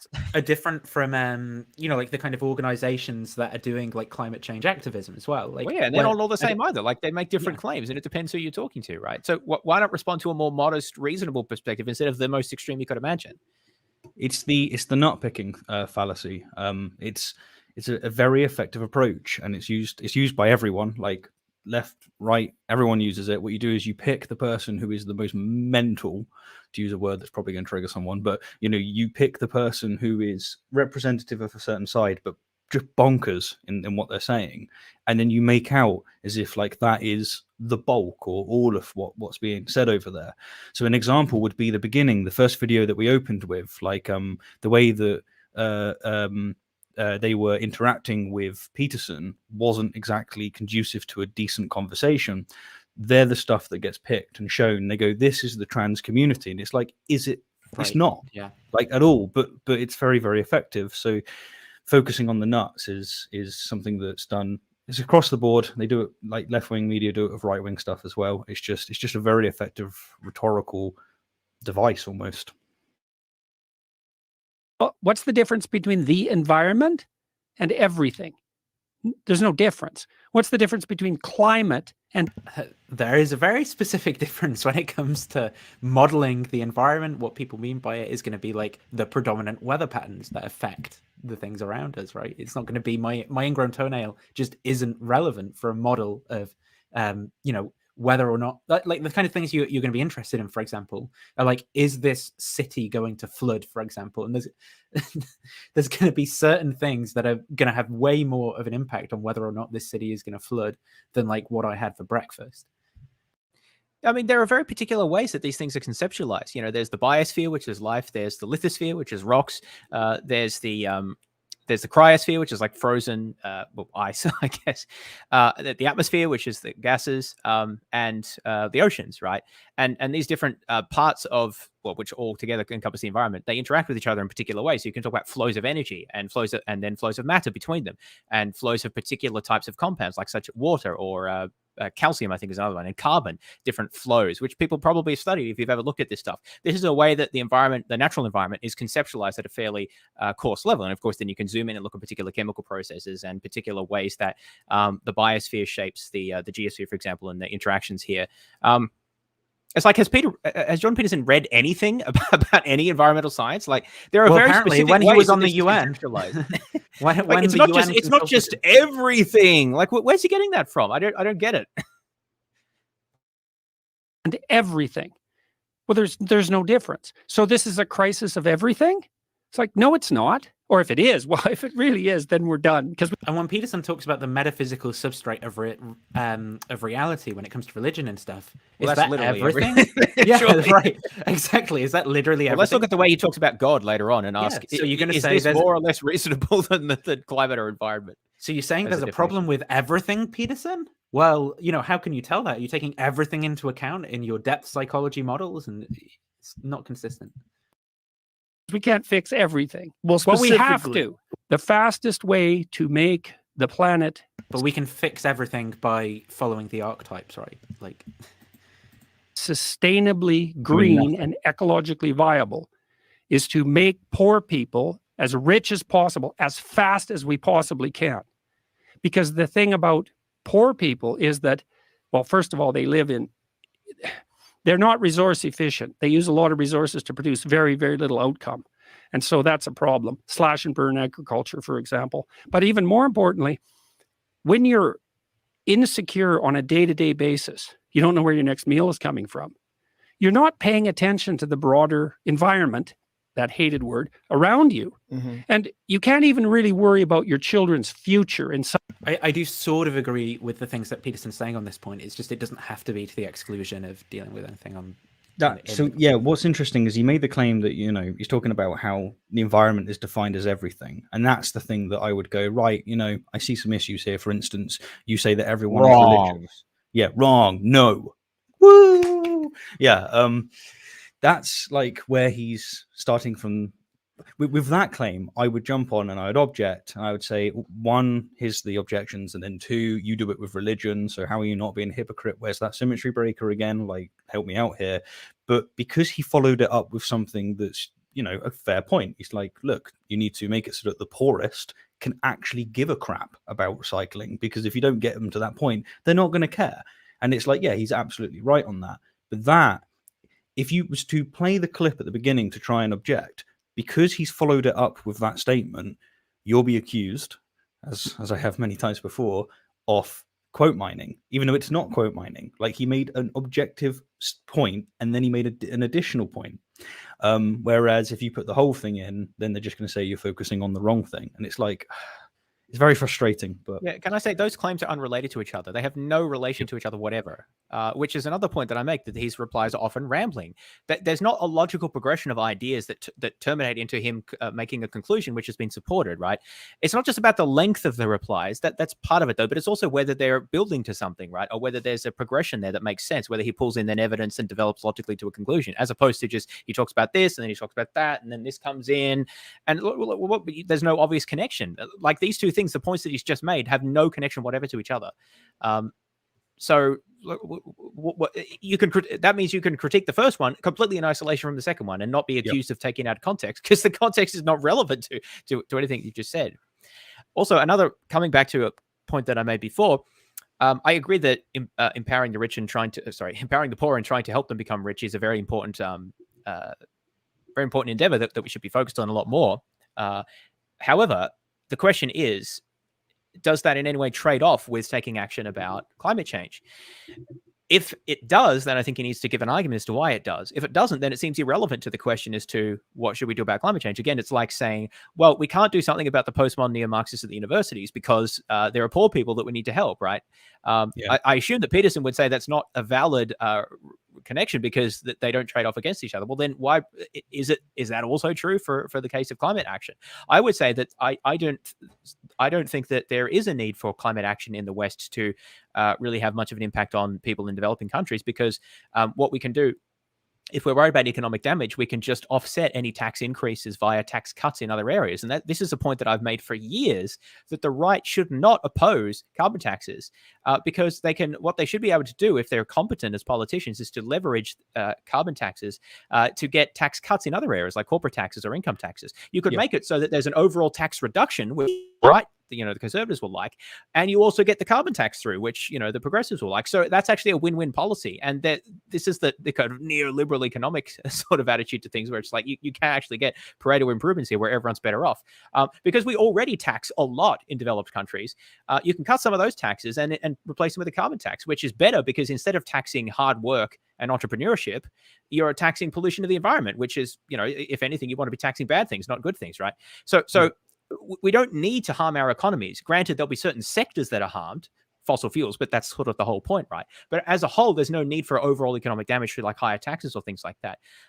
That's pretty standard sort of analysis here. And so it would be nice if Peterson said anything about, like, even thought about these sort of issues when he's asked about this, because again, he's an intellectual who people listen to. Say something more relevant than just saying, but what about the starving children in Africa, which effectively is what he said, right? It's sort of the most the most low-level remark you can make about this. It's like, well, surely there's more to say about that. So the other thing is that, okay, great point. He expresses, look, we need to embolden the poor. Okay, well, how do we do that? Well, one of the things I would say that the poor struggle with is lack of opportunity. Like, to put it frank, they fell out of the wrong vagina. That's often the case, right? Like, just to put it crudely, it really is. But you can't admit of that if you're having this clean your room mentality, like this libertarianism, to be honest. I've seen it in a lot of libertarians, where they will just basically put so much emphasis on the individual and pull yourself up by the bootstraps. Yeah, exactly. They don't want to admit that, no, like you have these even if you can't afford factors. Bootstraps. Yeah, even if you can't, that's true. So yeah, you have this situation like that, and so. Okay, great point he expresses. You want to embolden the poor, but it seems to me that the way that you're going to do that is create an opportunity for them. How are you going to do that? You're going to need taxes. You're going to have to redistribute wealth. You're going to have to take these kinds of approaches. But you catch him 5 minutes later, he basically denounces all of this, as you said, as not being, a responsible man along those lines. Like, and also, he dismisses it with it's postmodernism or it's Marxism or like you've. And it's just, it's just such a mess. It's like, I see the great point, and like people that follow Peterson will go, "This is a great point." I'm like, "Great. What do you do about it?" And then the solutions just don't at all line up with it. You can't. You just go over. It's like Ben Shapiro. You just go over to people and go, "Yeah, climate change is a real problem. Just move. That's what you got to do." Yeah, in a capitalist society, you're free to choose which bridge you want to starve under. So I think there's something kind of interesting as well about what Peterson's saying here, because I think he has got a point that people who are in poverty, perhaps climate change isn't going to be the first of their concerns, and that's but he's not really made any clear assessment, right? So he said, for example, like slash and burn agriculture. He kind of mentioned that, but he's not actually made any assessment about the contribution of different kind of economic strata of society to environmental pollution in various forms in any way. He's just kind of hinted at it, right? And he's also not told a story about, for example, the demands of like Western middle classes for certain products and what that does to the economies of, like, say, India and China in terms of the kind of jobs that are available and the pollution that those economies then do because of the demands that are placed by Western societies for, like cheap iPhones and whatever else. And as far as my understanding goes, in terms of people who are in the, people who have like private jets and things like that, or have a lot more money to spend on recreational activities, my understanding is that they pollute far worse as individuals than, like random people who work in like factories in India and like eat like a banana a day to live on or whatever. And he's just not made a comparison of any of these things. He's just kind of hinted at. I mean, I agree that's a problem to sort out, right? Like raise people out of poverty and then they'll have like different concerns. But also there's still this other problem. You can't just kind of, plaster over the massive like issue of Western people's like attitudes and desires for stuff. Climate change will exacerbate poverty in the global south as well, which is another point that we should mention, because primarily it will affect tropical or like subtropical areas the worst, which is where most of the global poor live. So these are not entirely separable issues either. Yet it'll just, I think there's actually been extensive studies to show that climate change will affect the poorest people in the world like far worse than anyone else, because it'll might be good for Canada actually. Yeah, because it'll kind of disrupt the kind of industries that there are, the kind of like places where they live and things like that. And desertification is already a massive issue in many areas of the Sahara in Africa, and that's just going to get a lot worse. Like whole swaths of these countries will just be essentially uninhabitable, and millions of people will have to move. Like this is not going to be good for their well-being. So I think that us trying to cut our carbon emissions in the global north, or like the rich countries, is something that we can do to make a contribution to not these people's well-being now necessarily, but in the future. I was just going to say that there's how do I put it? There's an element relating to, oh God, it's gone from my head. What was it? Damn it. This is why I don't do live stuff. It will come back to me as soon as you play. I'm sorry. Okay. Go for it. All right. Some real sense, because like, no, you don't understand. Lunch is the future. We don't have lunch. We're hungry. And that goes on for like a month. We're dead. That's the future. So what happens? If you can get resources to the poorest section of the population, as soon as they get to the point where they have some. So my intuition tells me that poor people are not going to care as much about the climate, which is something I said earlier on. But one thing, I remember having a conversation with someone, I said a similar thing to do with veganism. I said that, listen, like if you want people to care about veganism, you've got to make it so that they've got money in their pockets and that like they can start expanding their circle of welfare, because at the moment it's so constrained by socioeconomic constraints. If I remember correctly, I looked at the evidence, it doesn't say that. So there's another concern here, and that is that, at least with me, my intuition, our intuition is not, they're actually wrong. So my intuition would say that there's a correlation like that, and it's not the case. And that might also be the true of climate change. It might actually be that poor people do care about it more than those that are super wealthy. Some hope of a genuine future, especially specific issue. Sorry to interrupt again. So there's an idea called the environmental Kuznets curve, which is the idea that the environmental conditions in a region or a country at first get worse and then get better as a function of wealth. So with initial industrialization, there's a lot of pollution and things get worse. But as the nation or region becomes wealthier, then they're able to afford measures to clean up the pollution and to improve the river water quality and deal with smog and so forth. Both because people are more concerned about that when they're not as concerned just about like eating and meeting basic needs, but also because the society has more means available to deal with that. So that is a hypothesis which I think has been substantiated. But, that's not to say that it applies everywhere. I just wanted to mention that. But the other thing, though, and I think that's partly what Peterson was referring to, this hypothesis here. The other thing, though, is that not every form of pollution obeys that. And carbon dioxide emissions are one example, because that's a global phenomenon. We're not talking about local air or water quality, which has improved in Western countries since like the 70s. But carbon dioxide emissions have continued to worsen. So there's a bit of complexity there. For their children, they immediately become concerned about broader environmental considerations. And evidence for that is clear. And so this is one of the things that really bothered me about COP26. So, and that was based in part on this. What is that? That was the big climate meeting in the UK just a few months ago. The one where all the COVID rules were suspended so the important people could talk about important things. In any case, I thought if the politicians who were discussing environmental sustainability were serious, especially the left-wing ones. And I say especially because the left-wing ones always say, well, we care about the poor and dispossessed. And Jordan Peterson's right-wing, and what was he just saying before, right? We care about the poor and dispossessed. Why isn't he holding the right-wing ones like himself to the same standard? Yeah. It's like, do you really? When push comes to shove. It's like, is it the environment or poor people? If your idea is that we have to limit growth to save the planet, if we limit growth, poor people starve. Because whenever we put limits on economic development, Okay, so we have to reject Christian archetypes to raise poor people out of poverty, Jordan.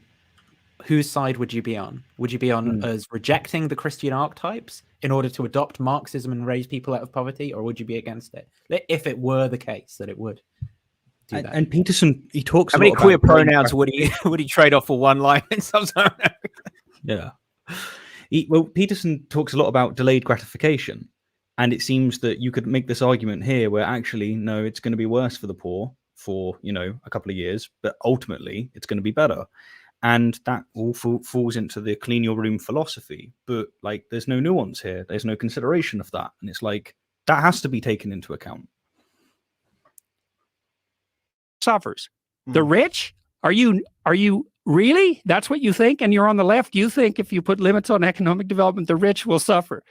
That runs contrary to every theory that your whole political philosophy is based on. You put limits to growth on, the poor stay poor or get worse. Doesn't matter because the planet has too many people on it anyways, which it most certainly does not. If you are serious about the environment and even vaguely concerned about poor people, all of your policies would be devoted to making the poor rich as fast as possible.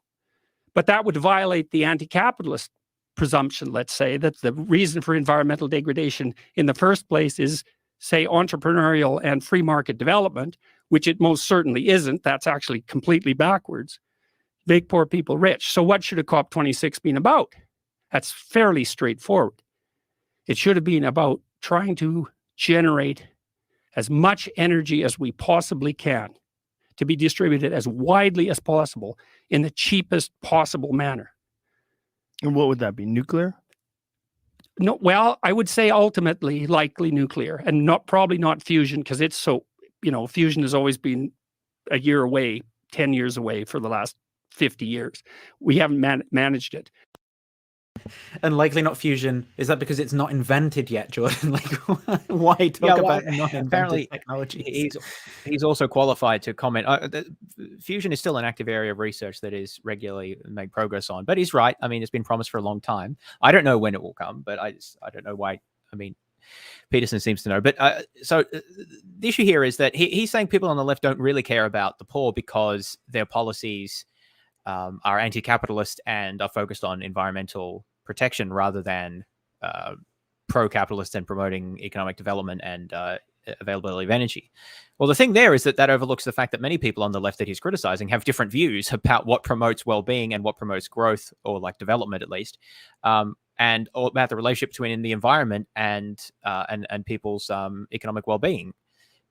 They say different things about this, right? That many of people on the left, I mean, depending how far you're going, right, don't think that capitalism is the best engine of development. You look at people in development studies, many of whom are quite anti-capitalist, or at least anti-neoliberal, which is maybe another can of worms. But so, I mean, I kind of agree with Peterson here in terms of his claims about what is effective. But to say that the people on the left don't care about the poor because they have different views than he does about what will be effective is grossly unfair, right? What I think you should do is say, well, look, here's what they think about what's effective for helping the poor, and I don't agree because X, Y, and Z. Not just accuse them of not actually caring about the poor. They're advocating for what they think is effective because they care about the poor. So again, we've just sabotaged a genuine discussion. Yeah, you see it in the debate around abortion, because they will define it. So the right will tend to define from conception it's a human. That allows them to say, oh, our opponents don't care about humans. And it's this is so childish. There has to be this, if you actually want to make any progress. That's the point of the discussion, right? Yeah, the whole point of it is this. That's where that's where all the weight comes from. Yeah, you can't just appeal to the conclusion of the thing that we disagree about to establish that conclusion.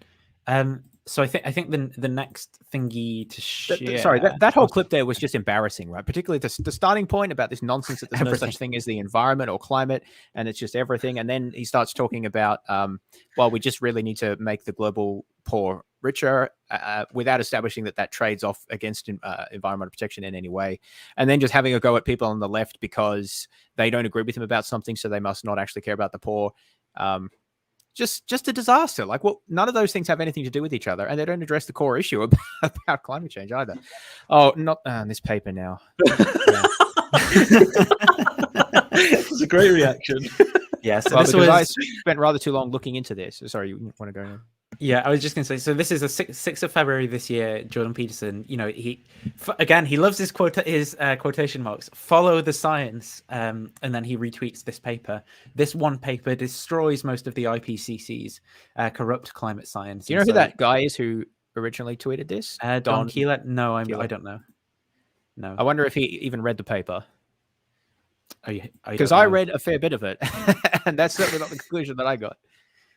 So here we have the paper, you know, that which is basically it's criticizing what the IPCC have to say, published by Science Publishing Group. So Science Publishing Group is an open access publisher of academic journals and books.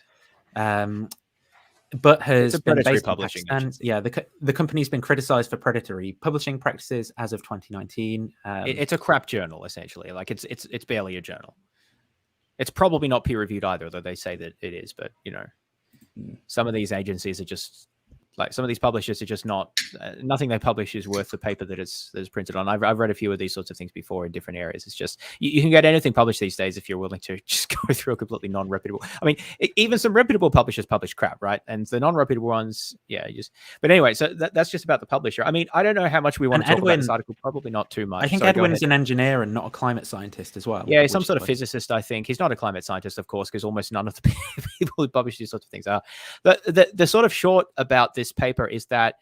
This guy here, Edwin Berry, proposes that the IPCC model is wrong because they have completely the wrong model of the environment. In fact, of release of carbon dioxide into the atmosphere. His model basically just says that it is a single equation, like it's a single, very simple differential equation, which just says that the rate at which carbon dioxide leaves the atmosphere is proportional to the amount of carbon dioxide in the atmosphere, and that's it.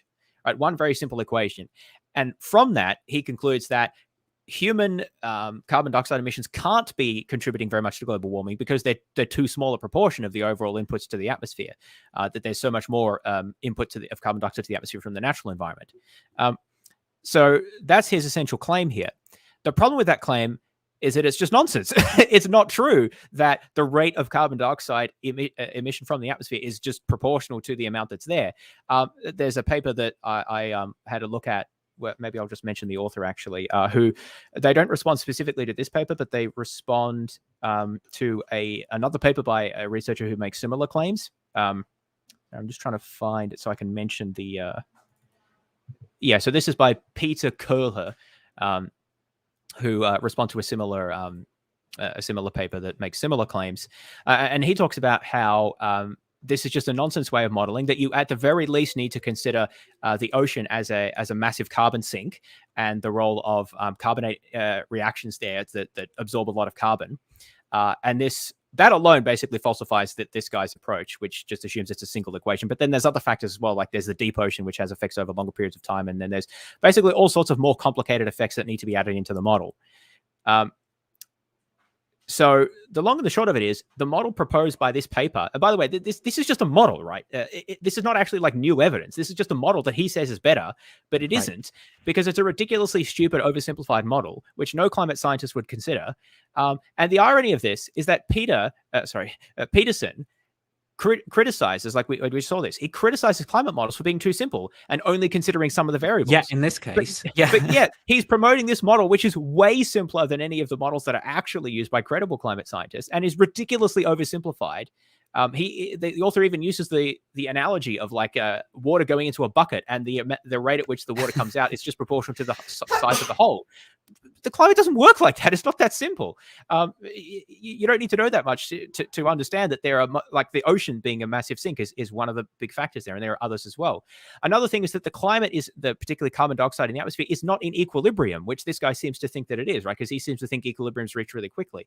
But that's not true, because humans have perturbed the equilibrium because of the amount of carbon dioxide that we've dumped into the atmosphere in a very short period of time. So the atmosphere sort of hasn't caught up, so to speak. Obviously, there's more to it than that, and I'm not a climate scientist, but I have enough background to at least understand the gist of this paper, right? And know that it's complete garbage.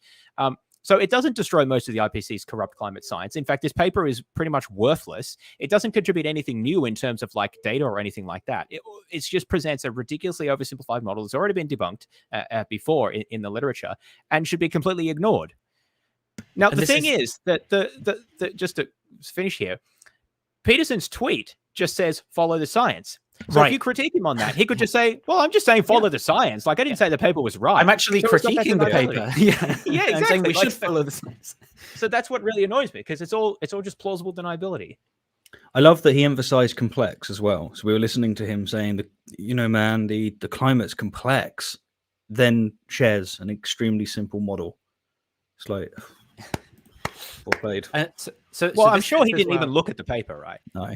Well, this fits as well with, remember the ivermectin abstract that he shared previously. And then there's another example.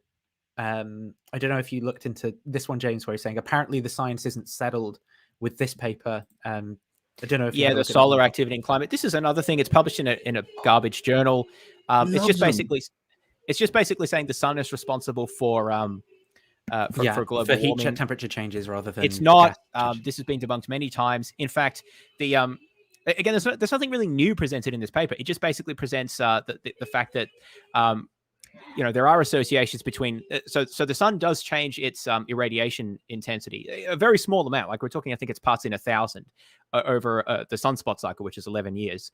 And this is measured. We know about this, and in fact, it was contributing to global warming later in the 20th century, but it's since shifted to it's actually cooling slightly in the last couple of decades, the effect of the sun. But if you look at the plots, and maybe, I don't know if it would be helpful here, but if you just open up Wikipedia, I can actually show an interesting plot here, which is, let me just pull it up. It's the, I put it in the document there, which might be interested to show people. Do you want to share just because I've got this? Yeah, sure, I can do that. Let me just pull up the article here. I just want to show you a graph. Let's see. Just to illustrate this a little bit. It's coming up with some weird tip. Where are we? This one. Okay. This is the wiki article. Can you see that? Yeah, got it. Dark mode. Well, of course. I mean, we civilized people or not. So where was it? It wasn't that one. Yeah, it was this one. It's a little kind of big, but this was really helpful for me to just sort of see it on one plot. Now, if I zoom in, it's too zoomed in, but if I zoom out, it's a bit zoomed out. But hopefully you can at least see the direction of the line, right? So what I want to illustrate here is this is global temperature. This is in the past, coming up on 200 years now, like over 150 years. And this is a sort of composite data set. So it's from a range of sources, and you see uncertainties here that are greater going back in time, just as Peterson told us they would, right? In this case, it's a little different because it's not a projection, but anyway. So you see global temperatures have been rising particularly intensely in the last 50 years or so. Now, this is carbon dioxide concentrations in the atmosphere. You see that there is a pretty close relationship between those, again, especially over this sort of 50, 60-ish year period. Now, this one here is total solar irradiation, which is measured per square meter. You can see that the variation is quite small here. That's like parts in per 1,000 here. You can see this variation roughly on sort of 11-year cycle, and that it was sort of going up a little bit in the late 20th century, but it's actually been going down a little bit. So it's been contributing to cooling since then, and has no relationship whatever to the temperature change. Whereas carbon dioxide has a very, very clear relationship there. So this one here is a measure of solar sunspot activity, which some of these people like to talk about as well, because sunspot activity correlates with solar irradiation. You can see that here on this graph from comparing this one to this one here. You can see the cycles are similar. I don't entirely know what the reason for that is. But anyway, I just wanted to illustrate that, like, at a cursory look at the data without doing formal analysis, the idea that it's solar irradiation changes based on sunspot cycles can be the basis of increased warming. It doesn't make any sense. It's completely contrary to what the data show. And this paper didn't really, there's stuff that it went on about, but it didn't really address this point. It was using some model which predicted that actually there's going to be more cooling in the future because of some extrapolation of past modeling that they did, which I don't think they validate. It's just all the same nonsense, effectively. This paper hasn't debunked anything. This argument is ridiculous on the face of it. It shouldn't be taken seriously. That's really all I wanted to point out there. Seeing that correlation with carbon, with the parts per million going up and then the temperature, makes me think that if you compare it to COVID, where like the natural response is a conservative response, I think I'm wrong in calling it that, because it would explain why the positions on COVID are similar with the positions on climate change, and that is that it's not a problem. We don't need to deal with it, at least in its extreme sense. You would think that the right you only got one Earth, as Sagan put it. Like you can't test with this again. So like you are always going to be better off going for the conservative and then letting off as and when you realize actually there isn't a correlation. But those kind of correlations are just terrifying. It's like, right, okay, like we got to, at least if you want to argue, you know, in the opposite direction, you have to contend with that. Not just, you know, say I'm inconvenienced, or not just say the, you know, some form of ad hominem, you know, like calling them, you know, part of the academy or part of, you know, postmodernism, etc. Yeah, it's really disappointing that Peterson appears to be lending space for climate denialism. It's interesting because he didn't say anything about that in any of the interviews that we listened to. He didn't dispute the fact of anthropogenic global warming. But he appears to at least flirt with that in these Twitter posts, which is just sort of odd to me. I'd at least prefer if he was more upfront about what he thinks about it. If he's going to make public statements about it.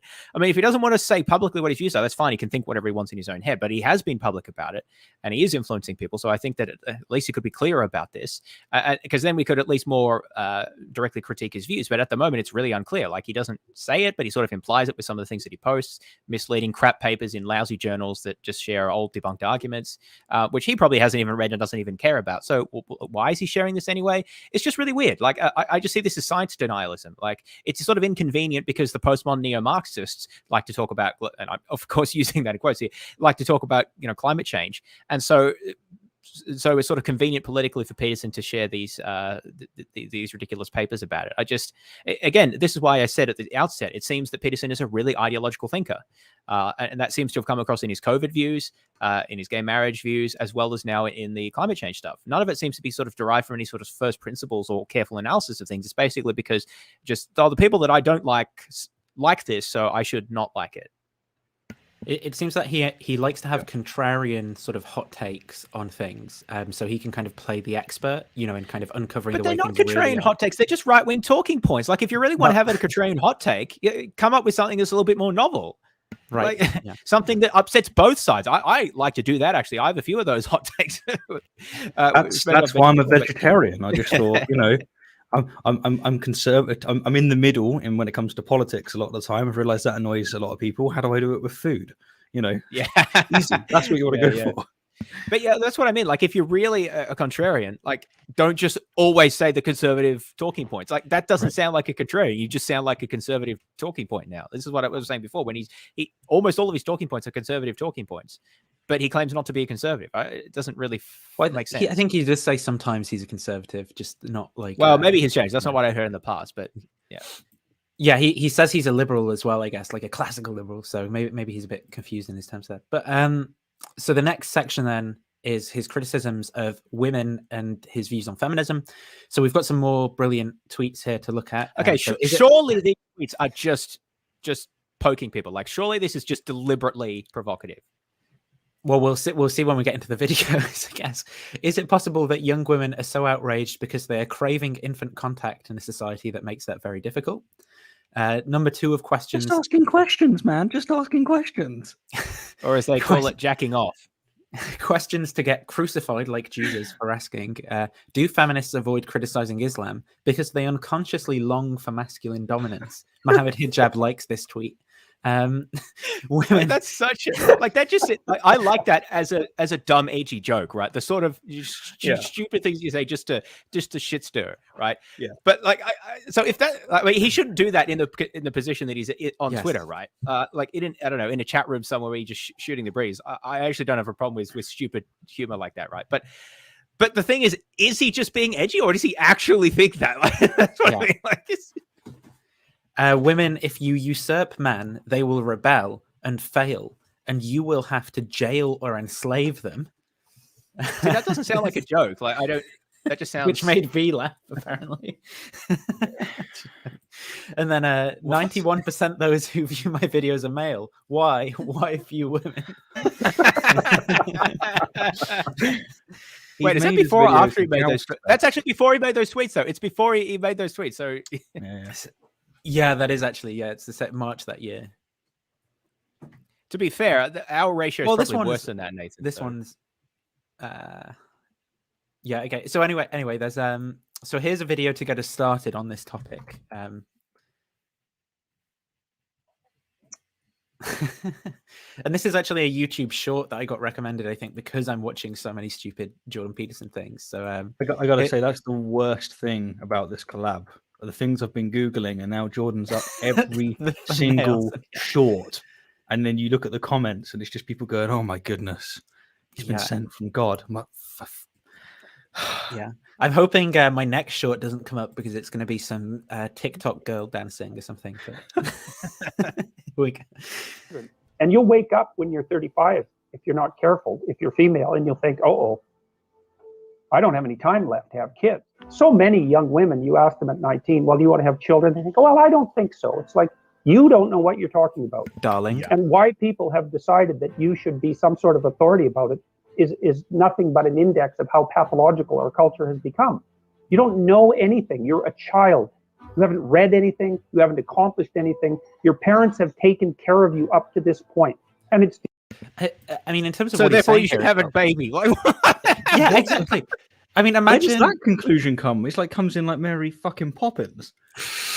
Imagine you could say the same thing even about an 18-year-old guy who thinks he wants to go and study medicine at university, right? You can say, oh, you think you're 18, you don't know how the world is, you don't know what the hell you're going to like at 30, and you think you want to go and study medicine. You can just say the same thing to any 18-year-old, because 18-year-olds are generally like, inexperienced and just don't know the way the world is. How can this be an argument for his contention that, I don't know, young women should have more children or think more about that?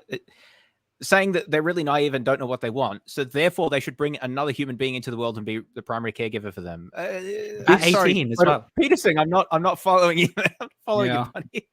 This is where the Mott and Bailey routine really gets into play with things like that. So he's just said, let me try and do my best to make sure I get it accurate. You correct me if you think I'm wrong. He's saying that if you don't have children as a female by the age of 35, you're going to regret it. And yet you could pressure him and talk about you show evidence, you can question, you can object. And the way that he and his audience retreat is they're just going to say, we're just saying that women are biologically, they tend to want to have children, and they've been evolutionary, their evolution has made it so that it's something that they get great joy from. And it's like, yeah, I agree. That's not more often than not, fair enough. I agree. I think that's probably true, but that's not what he said. And it's just, I don't know, part of me thinks that he says that, he knows it's going to trigger the hell out of people. And then you get to pick the nuts, the ones that were the most crazy, and go, God, look, the left just can't take it. And compare this to what he said about COVID restrictions as well. So he's apparently an authority to tell young women about, well, he's not directly saying that, right? But to at least heavily imply that young women should be having children or thinking more about that or whatever exactly he would say, right? Because they don't know what's good for them and all of these other things. Couldn't you just say exactly the same thing about Peterson? And Peterson, you don't know anything about what you're talking about. It's not about you. You need to think about the broader picture here. You need to keep wearing your mask, buddy. Why is one authoritarian and Marxist, and the other one is, oh, that's just fine, that's just being responsible. I don't get that. It seems that what Peterson is saying now is way more, even if he's not saying the state should do this, but I think that he would say the state should support programs and things that we'll see. Yeah, we'll see that, right? But even if he's not saying that, there's still socially authoritarian. But then wearing a mask, it's that's the bridge too far. This is what I don't see. I can kind of see someone taking a principled approach that's a lot more authoritarian across the board, or that's a lot more permissive across the board. And maybe there's a difference there that you can articulate, but there's almost no awareness really there that these views are, I think, quite hard to reconcile because of the attitude towards what counts as authoritarianism, that there seems to be no consistency here. A meta point to make as well is look at the name of this channel, for example, Mindset. So this whole sort of cottage industry of little YouTube channels taking Jordan Peterson clips and saying here's how you have alpha mindset, or how you be a modern person in the modern world, and there's all that aspect to it. And the other thing I want you to imagine is Jordan Peterson's target audience, which is young, disillusioned men. So imagine, you're a 19-year-old who's kind of struggling with becoming an adult and understanding the way the world is and stuff. You're adopting some of Peterson's philosophy. You think he's got some good hot takes on these things. You get in your first serious relationship and Peterson's telling you to have a baby. is that good advice? No, that is a recipe to mess up your life and bring another life into the world, right? Where potentially in the wrong sort of relationship, and Peterson is going to make all these claims about marriage and shackling yourself to someone and things like that, which are also, it's like, these are just such bad hot takes for people. Like, yeah. Also, I just had a look in chat, and I know that. Yeah, look, let me bring. Is it this one? Yeah, that's one. Yeah, this is exactly what I was talking about. Plausible deniability. He can. Yeah. Can you? Because I'm hidden now, and it looks like I'm. Yeah. We can't see you at all. You're hidden now. Okay. You could flip the view if you've changed the perspective. No, it's fine. I think we get the idea, right? So the idea is that I'm manipulating his words because Jordan Peterson didn't say that young women should have children, right? And I actually said that, right? I said, look, it's unclear exactly what he's saying, but the question is, what point do you think he is making? Is he just saying that many women regret it? Well, I don't know empirically. Just asking questions. Let's say some proportion of women regret it by the age of 35. Let's say that that's true, right? I mean, I guess more than zero, right? So it's a pretty safe claim, right? That's the only point that he's making. By the way, it just occurred to me the other day that some proportion of women by the age of 35 regret not having children. That's all I wanted to say. Goodbye. Like, come on. Like, seriously? That's not all he's saying. Don't be daft. Like, don't be ridiculous. It doesn't exist in a vacuum. Yeah, it's said, and it's the way that people interpret him as well. It's like, what happens? You get like conservatives, religious conservatives, evangelicals that are like trying, very much follow the traditional. Again, it's not traditional because they don't have slaves, but you get the traditional Christian household, and they absolutely read what we're talking about. But the thing is he just hasn't said should. He hasn't been prescriptive. He's been descriptive, but very aggressive in the way that he's presented prescriptive, it. Though the way he's talking is prescriptive. Just because you don't say but he should didn't use doesn't the word mean you're not being prescriptive. I agree with you, but like, this is the get out of jail free card. It works. It's like, it's just a message for young women. If I say, look, if you don't do this, you're going to regret it. Don't tell me that that's. I'm just saying you might regret it. Like, come on, you can't argue it. Like, what's they're wrong taking with it what out of I context, man. You didn't say should. It's so pathetic. Dangerous for the women because they don't understand where they're headed, and other women lie to them. They don't sit the 19-year-olds down and say, look, like, you should pursue a career. You're smart. You've got something to offer. Yeah, so women who have had this experience and disagree with Peterson's take here, they're liars as well, rather than being like potentially, counter evidence, right, in favor of Peterson's position. And society needs your intelligence. But you better look the hell out, because women have complicated lives, and they also have to have a family, and you're going to struggle like mad. They have a family. There you go. Balance those two things. Sorry. Because I've got this tab open, I can't see when like people are speaking and stuff. Oh no, I'm just saying I'm with you there. It's the have to. Like, okay, that's doing a lot of work. Yeah, so I do want to draw out something that I think is correct in what Peterson is saying here, that our society has I like talking in our society. Many people in our society place a lot of pressure on women to succeed in a career and also have a family. And they need to do that sort of at the same time because of this biological imperative. Like, you can't have children when you're in your 50s. Even 40s is difficult for many women. So that is very difficult. And I know that that's an issue, right? But not 35, like he said, right? Well, the risk of birth defects does increase. But, yes, 35 is not like it's a hard cutoff by any means. But anyway, the point I was making here is that I do agree that there is truth in what Peterson is saying about the pressure that's put on a lot of young women. And that's unfair, and that we should change that. It's a little unclear exactly how to change that, because I think that you don't want to go to a simplistic route of, being a mother is not important. Well, that's obviously not true, right? Or having a career is not important. Well, that's not true either. And it's not like, nor do you want to say, which I think is sort of what people want to say, is, you can just have everything. Well, no, there are trade-offs in life, and a lot of people can't just have everything. Some people can take care of multiple children and pursue their career like full time, and that's really good for them. But not everyone can do that. People are in different positions. So I think that we do have to maybe have a better discourse about this, particularly for women, because we sort of have different attitudes with respect to men. And I think that it's been a little problematic that with the sort of second wave feminism in the 70s, with more women entering the workforce, where it became acceptable for a married woman to hold work, which previously wasn't the case in the West, at least for middle class women. But that sort of went one way, right? It was women entering the workforce, but still having that double duty of taking care of the kids and more disproportionate amount of the housework. That there hasn't been the other side of that, which is men going in and doing more of the domestic work and looking after the kids. I think we've seen a little bit of that, maybe more recently. Stay-at-home dads is kind of more of a thing than it was, right? But I think that we maybe haven't figured that out as a society as to exactly what this sort of looks like. Anyway, so I'm not trying to be prescriptive there. I'm just sort of raising that I think this is an issue, and that I think that Peterson is pulling at something, referencing something genuine here. But I don't know that he has any particular advice about what to do about this. Yeah, agreed. Yeah, there is the issues, and he's good at putting focus on them. And nobody's going to help you. Not having. Okay, that was all that was left of that one. That was a depressing end. Nobody's going to help you. Yeah. So we've got some more. The next set of hot takes is going to be on birth control pills. Then. Yeah. Just having a normal one. I've got like the worst chair. It just keeps like falling under, so it looks like I'm just like grabbing my butt every 5 seconds. I mean. With these long streams, you really need to sort of have an ergonomic environment to start getting chronic injuries. Train your bladder for it. Yeah, right. Yeah. Oh, yeah. It's being shed. There we go. I'll play it then. I think it's partly also a consequence of the fact that we haven't adapted to the birth control pill yet. You know, it was a major technological revolution, the birth control pill, and it's only been 50 years.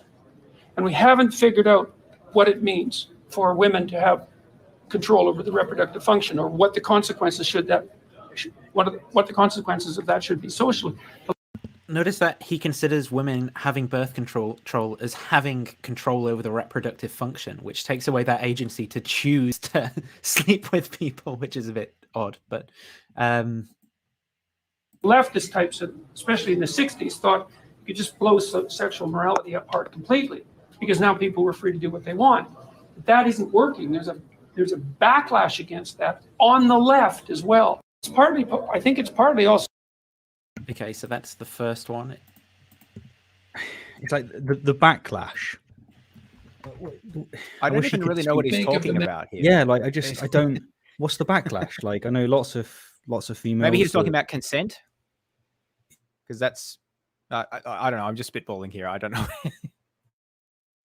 So then there's this. Manosphere's claim that women's liberation has led to our weakened ability to Sorry that the audio is a bit bad as well. pair bond, the breakdown of the institution of marriage, and sexual inequity in favor of alpha men. I guess probably I would say that to the degree that all of that is true, I wouldn't. Which is not at all. Say that the women's liberation movement is. Like, are we not going to problematize that at all? Like, we just that's what I mean. To the degree that all of that's true, like, yeah. And the Sigma man, that's an important one to include. Oh, Sigma grind set. Oh, yeah. What's done it, because I don't believe that the women's liberation movement is the primary driver of women's liberation. In fact, I think it's.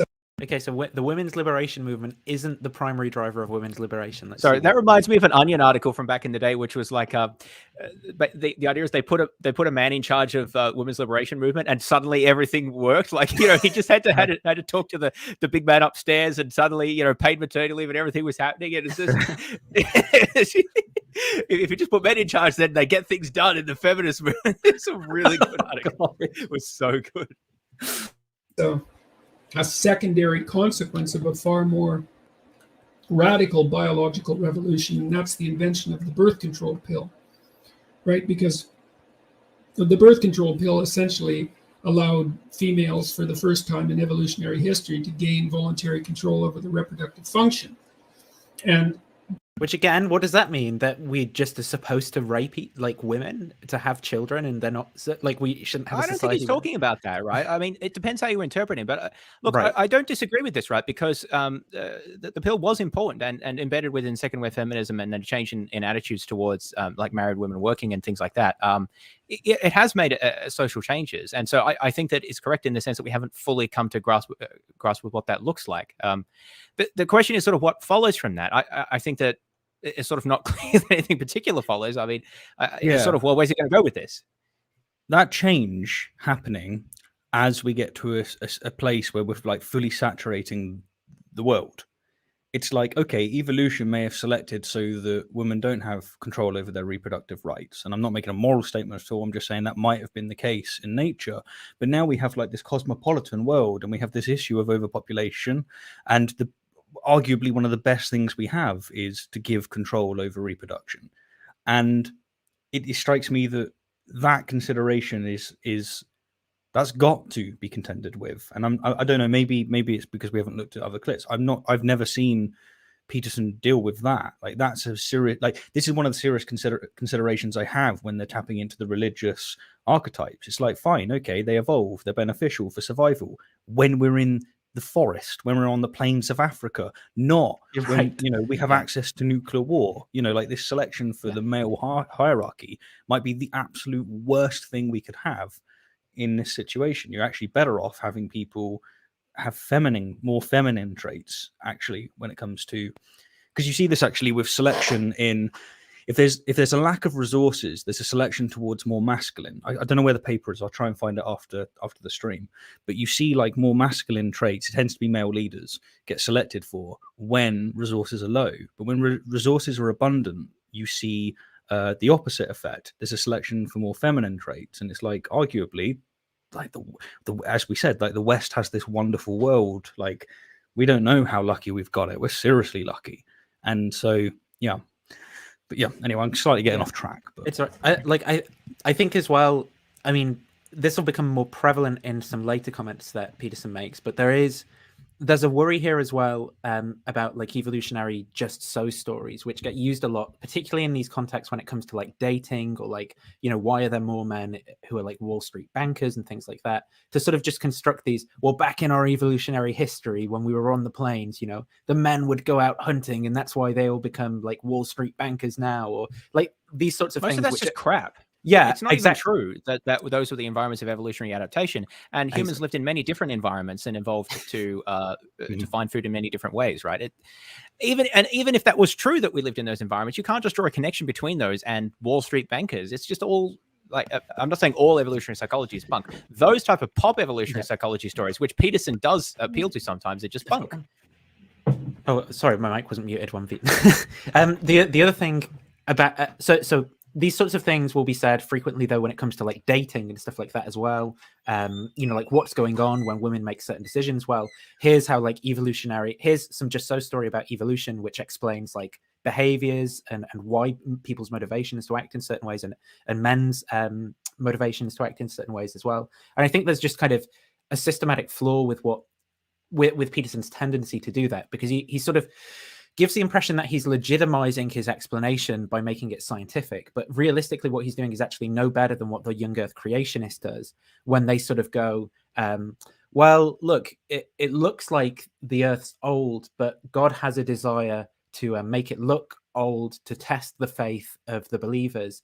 It's a just so story that fits, that's just out of the hypothesis, and good evolutionary psychologists aren't kind of going to do the sort of thing that Peterson's doing. We just need more alpha males in the West. Our masculinity and virility is declining. Just look at Russia. Putin is the epitome of the alpha male. We need more people like him around. Well, I don't know if you saw later on, but I've got a picture of Zelensky. Damn it. There's a picture of Zelensky who's beating up Putin. He's like, he's the epitome of the alpha male at the minute in the West, like the political leader who's, and he used to be he used to be an entertainer and a comedian, and there's a picture of him in, like, heels. Yeah, those pictures aren't very alpha, I'm afraid to say. They look a bit feminine, actually. Yeah, a little bit. But Putin, emboldening all of those. Real bad. Damn, so strong. Something he sees a country that he wants and he just takes it. I can't imagine that anyone would look at that, like, if you're in Russia or wherever, and you go, yeah, that was a good move. Like, it's just cringe. Like, what is going on with stuff like that? I mean, it appeals to certain people who have certain views about what masculinity should look like. So weird. A tremendous amount of political upheaval followed in the aftermath of that. And, people who are engaged in that political upheaval like to think about it as causal, because they like to think that their efforts, say, on agitating in favor of women's equal rights, it was actually the causal factor that produced the sociological transformation. But I think the evidence for that is extraordinarily weak, given that the suffragettes movement didn't exist and women didn't get voting rights and stuff all before birth control. You know, how does this answer the question? Oh, right, that's a good point as well. And that this is as well for, in general, for apologists, right? And this is, I mean, Peterson obviously isn't explicitly a religious apologist, but a brilliant move to make whenever people kind of go off on this random rambling about different points is to say, could you just tell me what the question was again? after they provide an answer like this. Unbelievable magnitude of the birth control pill. So with the birth control pill, women become more like men, much more like men. And also, it seems to be the case that women on the birth control pill don't like masculine men as much. There's studies showing that, for example, if you show women the face of the same man at different, or the same men at different phases of their ovulatory cycle, and all you do is widen the jaw or narrow the jaw of the men, that the women at the peak of their ovulation, where they're maximally fertile, like the wide-jawed men better, but when they're infertile, they like the narrow-jawed men better, and wider-jawed men have higher levels of testosterone. So something else to note here is, so when Peterson is criticizing someone like Harris, for example, he's gonna say a bunch of stuff about, well, Harris with his Enlightenment scientism is just reducing all the important things like religion and so forth down to these like scientific facts about the way that reality is. Yet when it comes to women and the way that they like that wide jaw though, yeah, they're just basically that. It's like, you know, when my dog's in heat, that's when I breed them, because that's how he's like describing women and their thoughts and their world and stuff. I haven't looked up that particular study. I am pretty skeptical about studies like that, so I don't know. Yeah. I don't know how much that holds up. But look, even if that is true, like that there's a percentage difference there at different parts of the cycle, what does it have to do with anything? Like, what follows from that? I mean, like, one of the ideas is that, listen, if women have control of their reproduction rights, then what this means is they might find you a little bit less attractive. Okay, who are you to then go in and then say, oh, I'm not happy? Or they might find you more attractive if you... Yeah, they might find you. Yeah. Well, at least we do now have an answer to why Russia likes Putin. It's because evidently none of them are on birth control. Yeah, exactly. But I mean, imagine as well, you know, you're in a relationship and you stop buying the kind of stories that Peterson's telling you, and it's like, oh babe, you just don't want to have sex with me because you're not on heat, like you're not in heat yet. That's like, you know, I've been working out my jaw at the gym, babe, like stop being so toxic and just sleep with me. It's like, it's just so messed up. Like, this is not a helpful heuristic for being in a relationship to take on board any of this advice. Like, even if these things that Peterson is saying are true, they might be relevant if you're like a scientist studying these particular fields, but it's not good relationship advice to like be fixating on these sort of things. And the pill mimics infertility. And so, you know, we don't know what these radical biological hormonal transformations have done to the relationship between men and women. And you know, women too are trying to experiment with their new mode of being. It's like, well, now they're not destined at an early age to transform themselves into mothers. So that's the end of that one. I mean, it looks like maybe I was giving him too much credit when I was talking about what interpreting him with respect to we haven't fully grappled with with birth control yet, with you know, oral contraceptives. Because I was thinking that more in a sociological sense, but it seems he was more talking about that in the effects of hormone changes to interactions between men and women, which is not yeah, okay, that's not where I was thinking it was going, but no. Okay, this reminds me a little bit of Hitchens. Like, one of the best things, like, well, he said it for rhetorical reasons, but it's become untrendy to like Hitch, by the way. I'm sure we all know this, primarily because I know it's become trendy not to like him. I didn't like him before it was cool. Yeah, okay. Oh, damn, you beat us to it. Absolute Chad. But no, he was saying that if you want to clear poverty, like going back to a point that Jordan Peterson was expressing, you know, empowering the poor, give women rights. And one of those rights is give them control of their reproduction. That seems to be like one of the biggest things you can do in order to help, you know, their economies, to help like the freedoms that they have. They don't have to settle down and have a child. No, instead they can find a more suitable time to do so. Or if they don't want to, then not at all. But there was this study when women at different parts of the cycle expressed a different preference for men with wide versus narrow jaws. So we need to think about that as well. I don't know that. Oh, that's a really good point. Yeah, in that way. Yeah. Screw their rights. That's true. Yeah, totally. But of course, he doesn't say what you just said at the end there, right? He just doesn't link it back to anything. So you're free to interpret him as you will, right? Which we even saw in the chat earlier. It's people not agreeing on what he was saying. It's like, no, he didn't mean that. Basically, what Peterson meant, it seems, is whatever you as a follower of him want him to be saying at that particular point, that's how you interpret it. Like, obviously, I'm being a bit unfair there, but the point is there's so much latitude for interpretation that there's so little to grab onto. Like, you can't criticize it because as soon as you criticize him, you were saying this before, Stephen, people say, no, that's not what he meant. You missed this context. And no, he was saying something else. Like, well, what the hell? Why can't he just be clear about what he's saying if it's so difficult to get at the point? I've also seen this meme going around that like the left take things too serious, and by the left they mean anyone that criticizes anyone that they like that's on the right. Because as we said, like you and I would fall more center ways. So when they're like saying that the left can't make jokes, and then what you do is you deal with it in a jokey way instead. They then say, "Oh, you're not taking it seriously." It's like a double blind again. It's like. So this next clip is about the width of Hutu and Tutsi noses and how that makes one of the races more superior to... No, okay. The next one is, and I think it might be from the same Q&A, but Peterson talking about similar sort of question. Women, too, are trying to experiment with their new mode of being. It's like, well, now they're not destined... I think this is actually right off the end of the last clip, the same question. ...at an early age to transform themselves into mothers. Or to allow themselves to be transformed by nature into mothers, even though it's possible that they might be much happier if that happened. I'm not saying that that's necessarily the case, but there is good evidence that women's general level of unhappiness has increased since the early 1960s. What has been the consequence of that? Well, the first consequence was... Again, what does he mean by that? Does he mean as a proportion of society? Does he mean absolutely? Like what? It's not clear what he's saying there because there's different kind of ways that statement could be made true, right? Yeah, well, there are surveys that have tracked happiness over time. That's what I'm not aware of any significant changes in developed countries, but I haven't looked at that at like split by men versus women. So I mean, and I'm aware of happiness increasing in the world. Happiness. Yeah, look, I'd have to look into that. It's possible that that's true.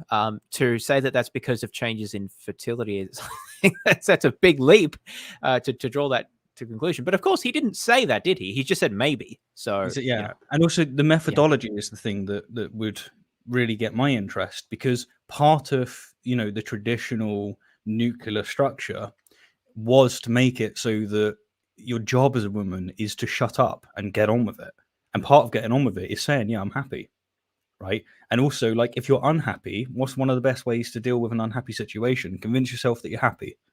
We've all done it in like all sorts of places. So it's like, even if the stats do say what he's saying, I'd be very dubious of it in any case. Yeah, that's a good point. Wild sexual experimentation. And why not? What would you expect? It's like all of a sudden reproduction's under control. Does that mean that women can be as promiscuous? Well, maybe that's what it means. We don't know. So that was up here. I don't know if it's on the original or could be my internet because V's browsing. Yeah, we're playing Nathan. Summation. Well, tell V to stop looking up her websites and yeah. put her in her place, Nathan. Come on, you're the alpha here. Yeah.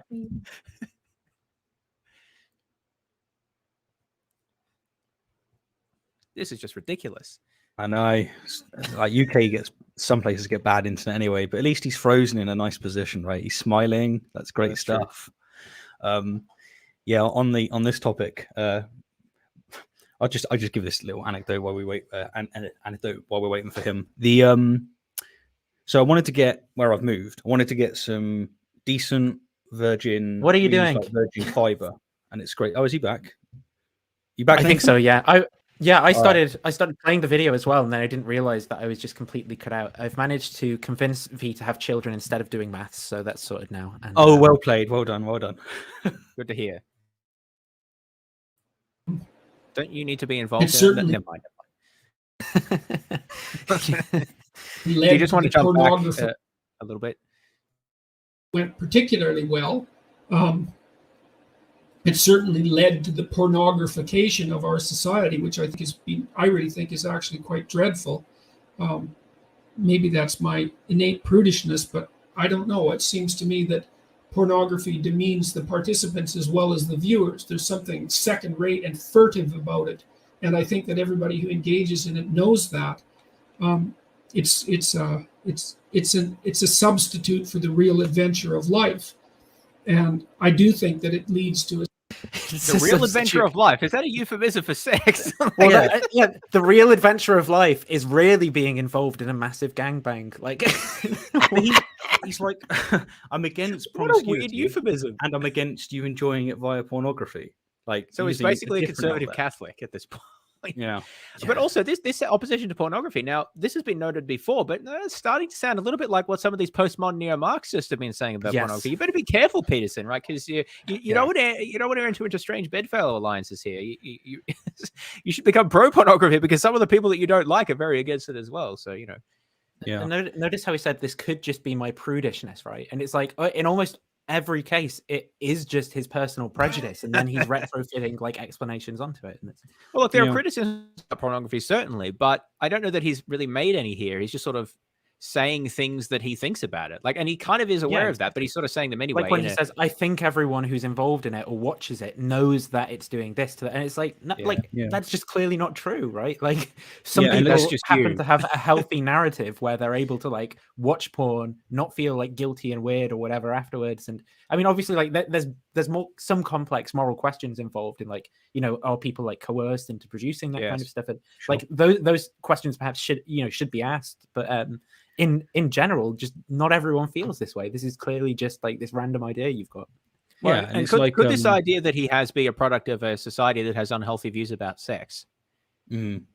Maybe we should start to change those. This is exactly what the cultural Marxists or whoever have been, well, not exactly, but this is the sort of thing that progressives typically talk about, that these harms are perpetuated through social structures and social attitudes that then lead people to feeling things like this that are unhelpful, not just about pornography, obviously, but about many, many things. Yeah, and it's like with the pornography thing, it's like I've got a healthy relationship with it. I watch it with my fiance. I know it's a weird thing to mention, but it's a taboo thing to talk about, right? But I don't personally care. Now, I think that's actually one of the breakways towards a more healthy relationship with sex and with pornography. But it's definitely a problem for some people. And what do you do about that? Okay, well, we can talk about it, and there may be some solutions that are put in place, but there's no point that we're going to go to a ban, or I'm not. I think that's a ridiculous position. Like alcohol, most people enjoy alcohol. Can it be destructive? Absolutely. Some people just can't touch it. What's the solution there? Do you ban it? No. Again, you go back to that liberal thing. You don't want to ban something unless you've got absolute, real, massive justification to do so. And in the absence of that, then you... Well, Peterson didn't say anything about banning, as usual. No, he hasn't said anything. What we're back to is just like conservative talking points, right? It's a conservative talking point. He just spouts off conservative talking points with plausible deniability, so that if someone calls him out, it's, well, I didn't say that. Yeah. What's the point then? A certain kind of perhaps contempt. It leads to contempt, I would say, and that can't be a good thing. I mean, I don't ever think.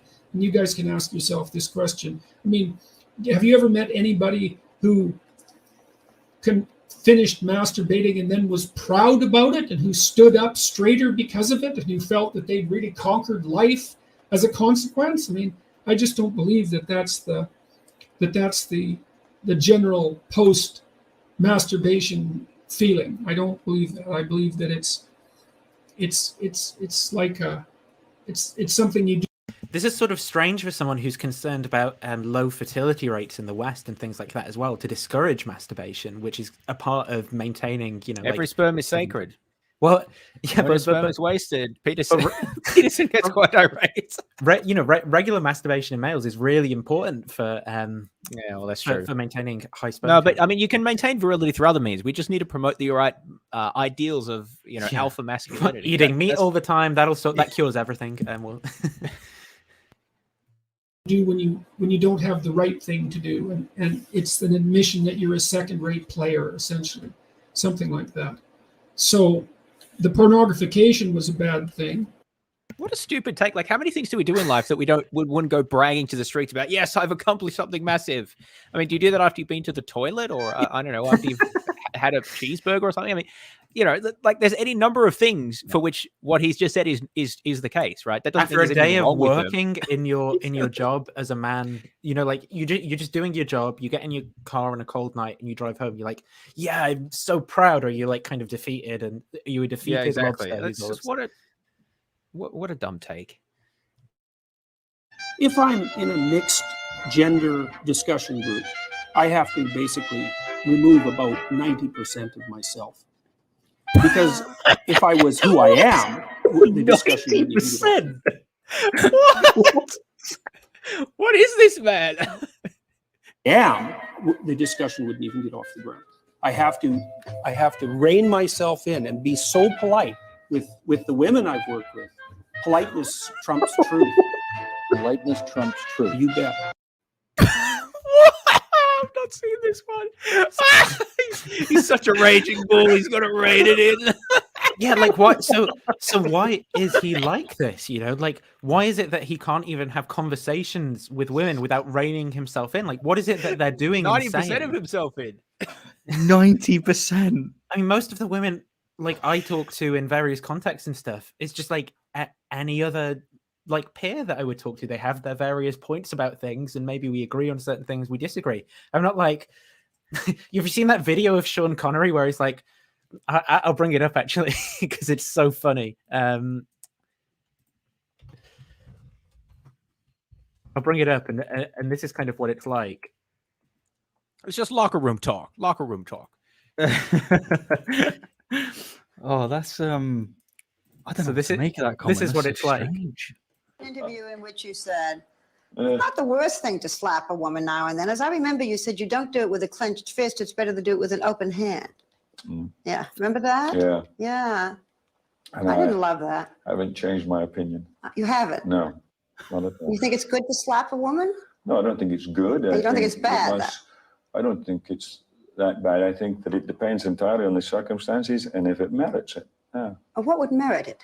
Well, if you have tried everything else, and women are pretty good at this, they can't leave it alone. They don't want to have the last word, and you give them the last word, but they're not happy with the last word. They want to say it again and get into a really provocative situation. Then I think it's absolutely right. What would that did not expect that. That's oh goodness, man. It's so weird. I find these men so weak. Just weak. Well, it seems to me basically he's going to explicate this view a bit more, I think, in a few other videos. But the broad kind of thrust of it is that because fighting is off the table, so maybe he wouldn't endorse Sean Connery's view there, but because fighting is off the table and hitting women is off the table, you somehow can't have a civil conversation, whereas with men you can, because you know fighting is on the table. And my question there is just going to be, you know, like how often are you getting in fights when you have discussions with people? Like I mean, how often have you had a like actual fight with someone in your life? I mean, are you just getting into these conversations where people are like, you know, I disagree with you about this? And it's like, oh, come on, then. Let's have Can I just talk about these recommended videos? So we've got Sean Connery, December Jazz, a few like science and religion videos. Yeah. I Just Want to Sin, and Nazis. Yeah, you've got a bit of Arnold in as well. Always got to love Arnold. Oh yeah, sorry, missed the. my recommendations are just an absolute mess. I think these two at least are definitely like my recommendations. This is probably mine as well, and this one obviously. But I think like these, well, Derek obviously because I go on Myth Vision a few times. These are, But yeah, it's being tailored by my apologetics. I mean, you wouldn't want to see my recommendations, but I just think it's funny. And it reminds me of that scene. So what I'm not playing is that scene from Fleabag as well, where she's like on that. She's on like a silent retreat, and she hears like people shouting "slut" in the distance, and she kind of goes, and there's all these guys in a room, and they're all like shouting at blow up dolls of women, like, and then. Oh yes, yeah. It's you can't be here. It's for your own safety. It's in season 1, episode 4. It'll get us demonetized if I play it. But it's like they're like so Janet's about 10 different reasons. Janet's 21 years old, and she's the first young woman to be promoted to a manager. What do you say to her? And then the guy's like, "Clever little munchkin, aren't you?" And then, who'd you sleep with to get this role? Yeah.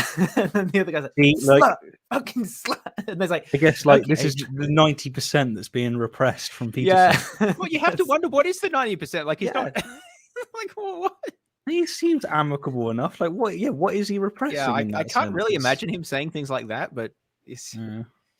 So let's talk about then some of these views of women in terms of like resource acquisition, just so evolutionary stories. Would be a pretty intense job. So what did I want to focus on? Yeah, is it this whole clip or oh no? Yeah, it's from here. This is the right place. So. Jealous reaction to someone else sharing a sex partner, someone else having sex. Organized properly. Resources and share. So let me ask you about that specifically. This is a question that I tried to address experimentally at one point, but I couldn't get the experiments organized properly to test this specific hypothesis. Do you know of any research pitting female mate choice in relationship to men against men who have resources versus men who show the traits that allow them to acquire resources, pitting those directly against one another? Yeah, great question. And I'm not aware of any studies that have done that directly. See, I think that, and this is, I want to talk to you about this in relationship to the dark triad issue, which we'll get into. It seems to me that women use markers of status partly as indicators of available resources. It's like, is there any data on this? No. Well, it seems to me that,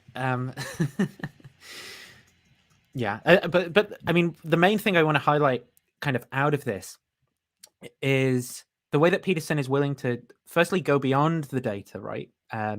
But then the terms in which he's more than happy to, again, talk about all of the actions of women just in terms of resource acquisition and status. And it creates this, I mean, we'll look at some videos of like Chris Williamson, who's an influencer in a bit, but it creates this really bizarre sphere of like influencers and men who sort of think they're alphas and genuinely look at the dating scene in terms of like just resource acquisition and status and things like that. And I think it's kind of, that is a net negative for society. It creates like a really unhealthy way for both men and women to engage in the dating scene and relationships. Yeah. So. Unfortunately, there are men and women who think that way. But I don't think we should be encouraging that. I think we should be pushing. Yeah, with bad science.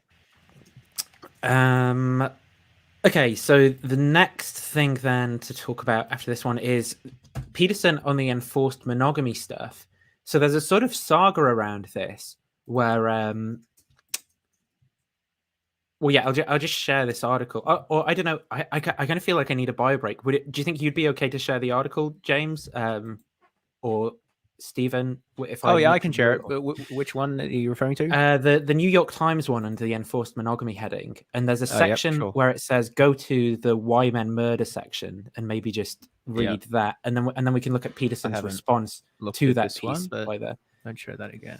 I'm just going to nip to the loo while you do that. Loo, nip to the loo, nip to the loo. Yeah, this is an interesting picture. You can see that. All right. Now, what did he say? Why men murder section? Here we go. Okay. Mr. Peterson's home is a carefully curated house of horror. He has filled it with a sprawl of art that covers the walls from floor to ceiling. Most of it is communist propaganda from the Soviet Union, execution scenes, soldiers looking noble. A constant reminder, he says, of atrocities and oppression. He wants to feel their imprisonment, though he lives here in a quiet residential street in Toronto and is quite free. Marxism is resurgent, Mr. Peterson says, looking ashen and stricken. I say it seems unnecessarily stressful to live like this. He tells me life is stressful. He tucks his legs under him as he talks, curled in a dark leather seat. He has been padding around softly in socks. He looks down while he talks and makes fleeting, suspicious eye contact. He quit his private practice last year and is on an early sabbatical from the University of Toronto. He dragged the school into controversy in 2016 by opposing a Canadian bill that he believed would compel him to use a student's preferred pronouns. I'm not going to be a mouthpiece for language that I detest, and that's that, he said during a debate at the University of Toronto. Mr. Peterson, who grew up in Fairview, Canada, a small town in northern Alberta, spent his career teaching psychology at Harvard and then at the University of Toronto, all while running a clinical practice. The lesson most patients need to hear, he says, is grow the hell up, accept some responsibility, live an honorable life. Are you in the right section, James? By the way, the why men murder. Why men murder. Oh yeah. Okay, I was just checking. Yeah. Sorry. I don't know how far you want me to read, but you can let me know. I'll need to remind myself, but there's a bit in this section basically about the enforced monogamy stuff specifically. I can skip forward if you want. It's still in that section. Oh, I've reached my limit of free articles, so it wants me to log in as well. There we go. If you open it out again in incognito, I find that's good for a lot. Really, it's that dumb. Yeah, it's that dumb. Not always. Some of them. Well, he only mentions monogamy down here, so I can read this part if you'd like. Yeah, if you read, I think it starts maybe recently. Yeah, from recently. Okay. Yeah. So recently, a young man named Alec Minasian drove through Toronto trying to kill people with his van. 10 were killed, and he has been charged with first-degree murder for their deaths and with attempted murder for 16 people who were injured. Mr. Minasian declared himself to be part of a misogynist group whose members call themselves incels. The term is short for involuntary celibates, though the group has evolved into a male supremacist movement made up of people, some celibate, some not, who believe that women should be treated as sexual objects with few rights. Some believe in forced sexual redistribution, in which a governing body would intervene in women's lives to force them into sexual relationships. Violent attacks are what happens when men do not have partners, Mr. Peterson says, and society needs to work to make sure that these men are married. He was angry at God because women were rejecting him, Mr. Peterson says of the Toronto killer. The cure for that is enforced monogamy. That's actually why monogamy emerges. Mr. Peterson does not pause when he says this. Enforced monogamy is, to him, simply a rational solution. Otherwise, women would only go for the most high-status men, he explains, and that couldn't make either gender happy in the end. Half the men fail, he says, meaning that they don't procreate, and no one cares about the men who fail. I laugh because it is absurd. You're laughing about them, he says, giving me a disappointed look. That's because you're female.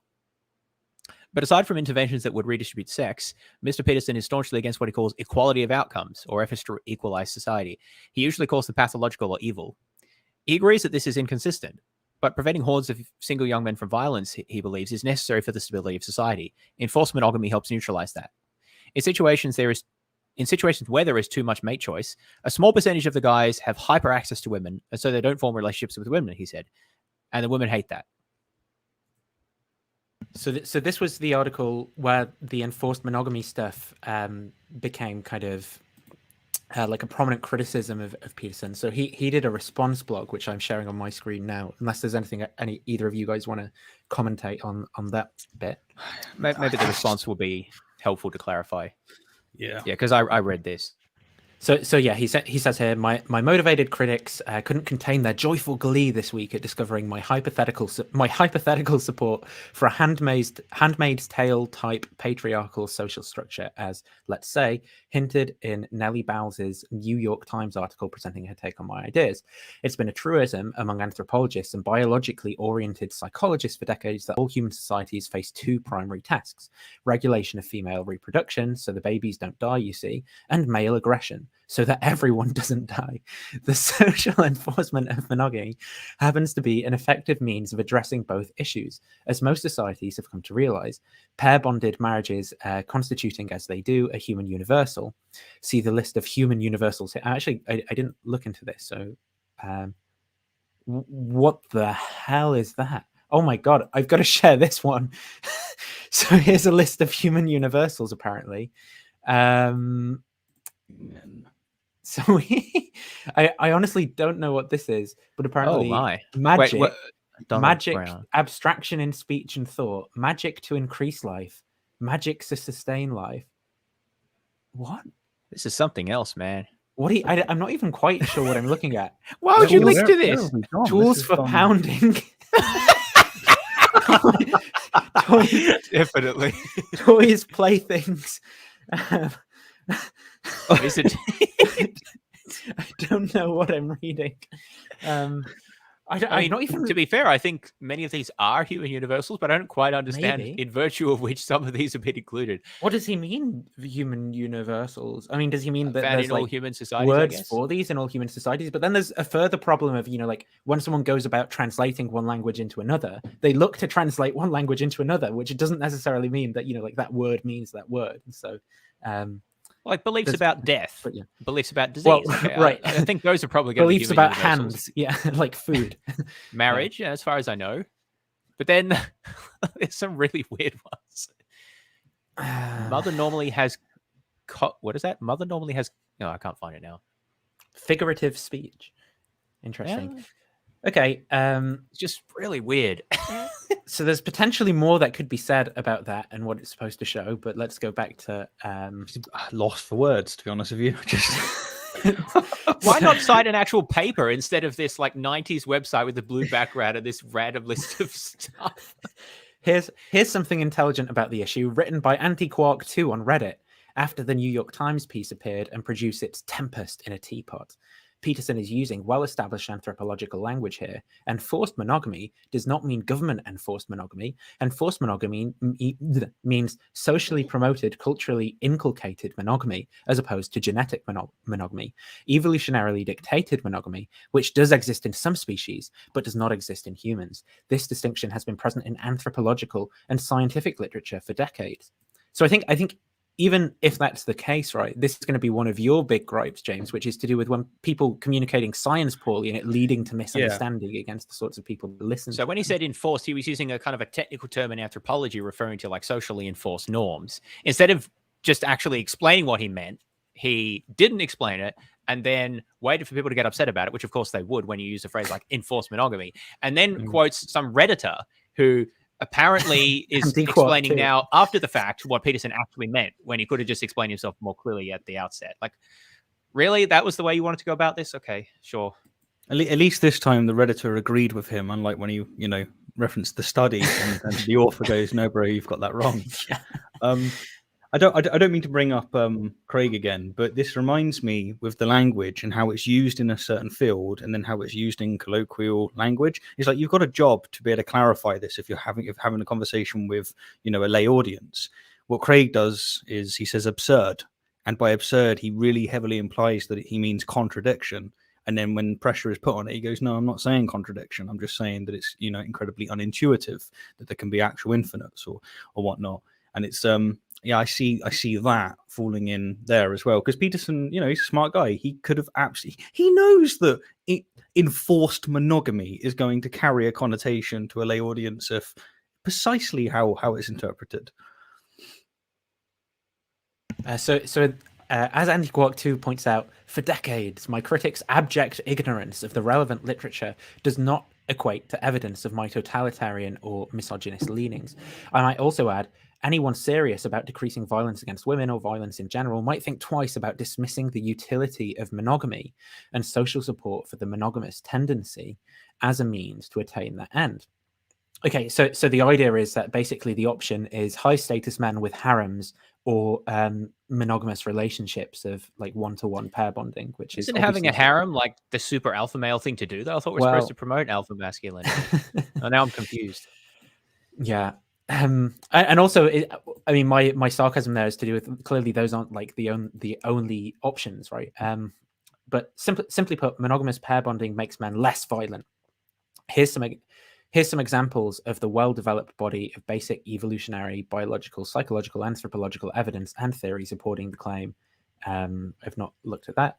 Men who transition to a monogamous or less competitive mode of sexual behavior, fewer partners since last wave, reduced their risk for violence. The same results were not replicated for females. Further results were not accounted for by marital status or other more readily accepted explanations of violence. Findings suggest that competition for sex be further examined as a potential cause of male violence.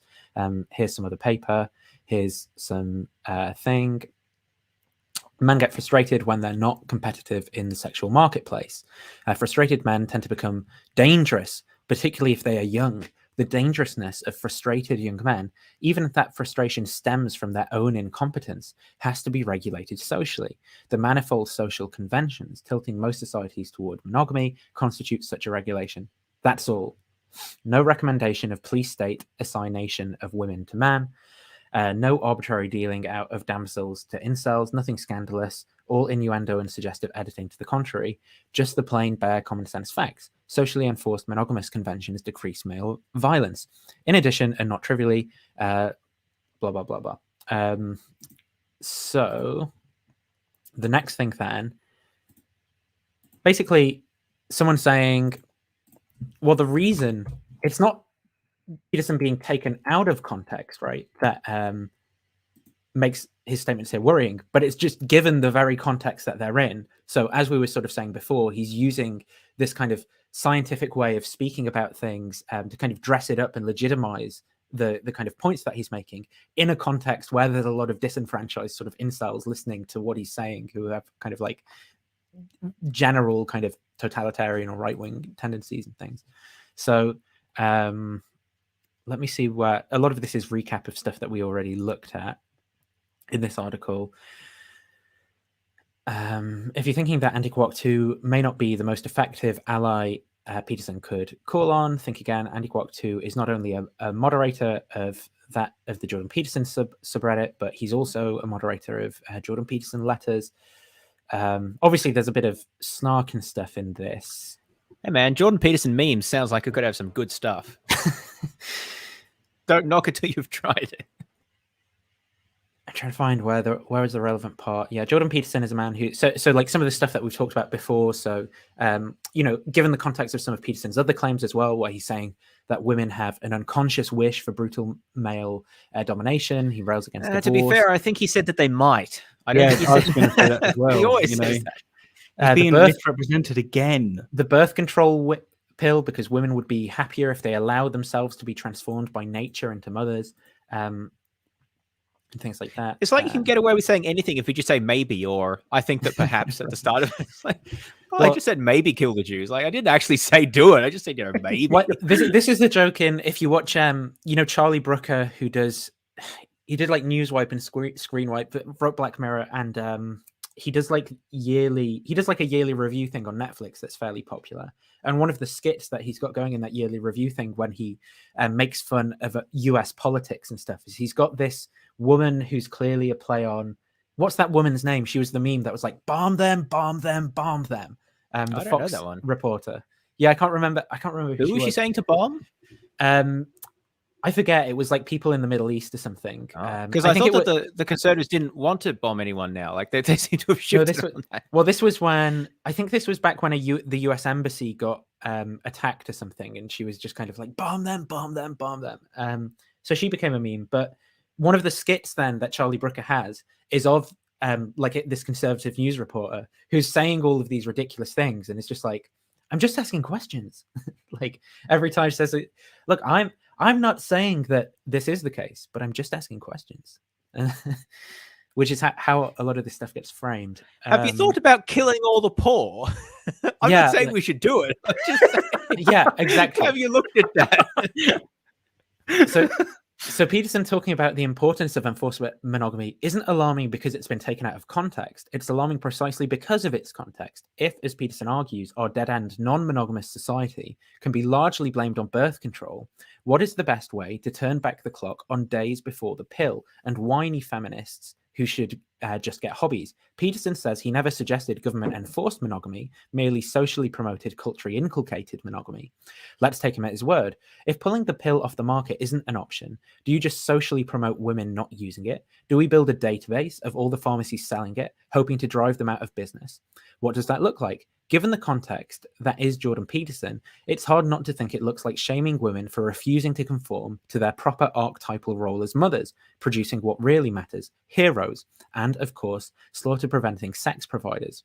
Perhaps coming from the man who views attempts to foster gender equality as part of a murderous equity doctrine, it looks like pushing women out of the workforce, quietly passing them over for men for, their own good. Yeah, there's only a bit more. I can't help but think that that's actually a bit unfair, because I assume that although Peterson is not very clear about what it means to enforce monogamy, right? But I assume what it would mean is just basically frowning on polyamorous relationships, because that would be the way that you would then have enforced monogamy, right? If people feel that it's socially unacceptable to be polyamorous, like it was more in the past. I think what the author here is saying, though, is that, given Peterson's previous claims about the birth control pill, for example, where he says, so women's liberation, for example, isn't driven by women's liberation, but it's driven by the birth control pill, which if you combine it with the other things that he said, then I think that, And then it's like always, he's not clear, so you can always interpret it how you want. Yeah, this is the... You're muted, Stephen. Yeah. Sort of bring the bad boy up. It's Can't really hear it. quiet for some reason. Yeah. Is she talking about ISIS, or is this published long after the event? I think Because it this was is ISIS. 2017. Yeah. I think why is it so quiet? That's really bizarre. I mean, to be fair, where it was said so quietly, that also helps her, saying that I didn't, I said it quietly. I don't know. I don't mind right. bombing ISIS. Like, I'm pretty pro bombing ISIS, actually. So No, I agree. It's just the general, the sort of yeah, it's pretty silly. Yeah. So, if the Jordan Peterson Pinky swears it doesn't involve the government trapping women into abusive marriages by restricting divorce, does it mean ramping up the shaming of single women, blocking them from fully participating in public life, putting back some of those barriers that only recently fell away? Single women have long been a punchline in the same circles, now busily making single men a more righteous cause. So yeah, I guess it's mostly about this kind of plausible deniability, and then we've got a more recent video of Peterson talking about this. So let me. Yeah, it's just that the whole lack of clarity means it's impossible to rationally discuss these views, because you're just like, well, what would that mean? And it's like, well, could it be this? And Peterson should say, I didn't say that. Yeah, because he didn't say really anything. He just said, it'd be nice if more men could find partners. Like, well, I guess that would be nice. Like, but how do you want? What do you want to do about that? and bandying around, terms like enforced monogamy, which can quite plausibly be taken to mean something very different from what you might say. I think when you force, well, that does have certain connotations. Okay, so a seller's market for those. They're not men. settling down. That's the sex ratio hypothesis. So Chris Williamson, for those who don't know, to give a bit of background, my understanding is that he became popular through, I think, some kind of reality TV show. So like maybe like Love Island or something, or Geordie Shore. I don't quite know, to be honest. The intellectual creme de la creme, as they say. Yeah, reality TV stars. And he's one of these sort of gym bro type guys, but that like if you go over his YouTube channel, actually maybe I'll do that before I go back. It's sort of like a 19th century understanding of science. I know. But if you look at all, women are in control of dating. Evolutionary psychologist explains why slut shaming exists. Like, I mean, maybe the men suffering one, maybe that's something that I'm sort of on board with. The war on relations, how to be like an MMA fighter, how to be like, I'm an expert on war as well. How to be like a lot of these athlete. channels where it's a mixture of sort of good, bad, and ugly, I think, which can make it difficult, right? Because you sort of slip the toxic stuff through the stuff that's unobjectionable. Sargon of Akkad. Oh, look, it's him. The elite. Do you remember when he started a second channel called was it called The Thinkery? And he has the most cringy video ever, where he reads through a Wikipedia article on logic, and he clearly doesn't understand any of what he's saying, and he's like, I didn't watch that one.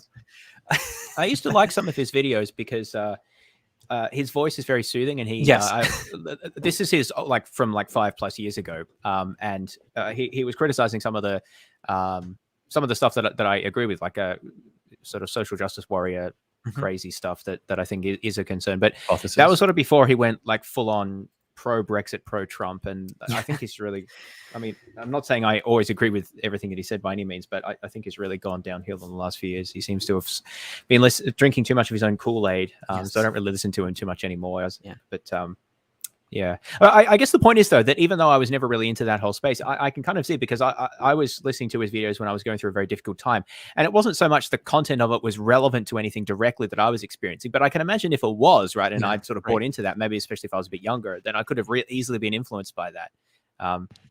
Because of the presentation and other things and so forth. So I can understand that.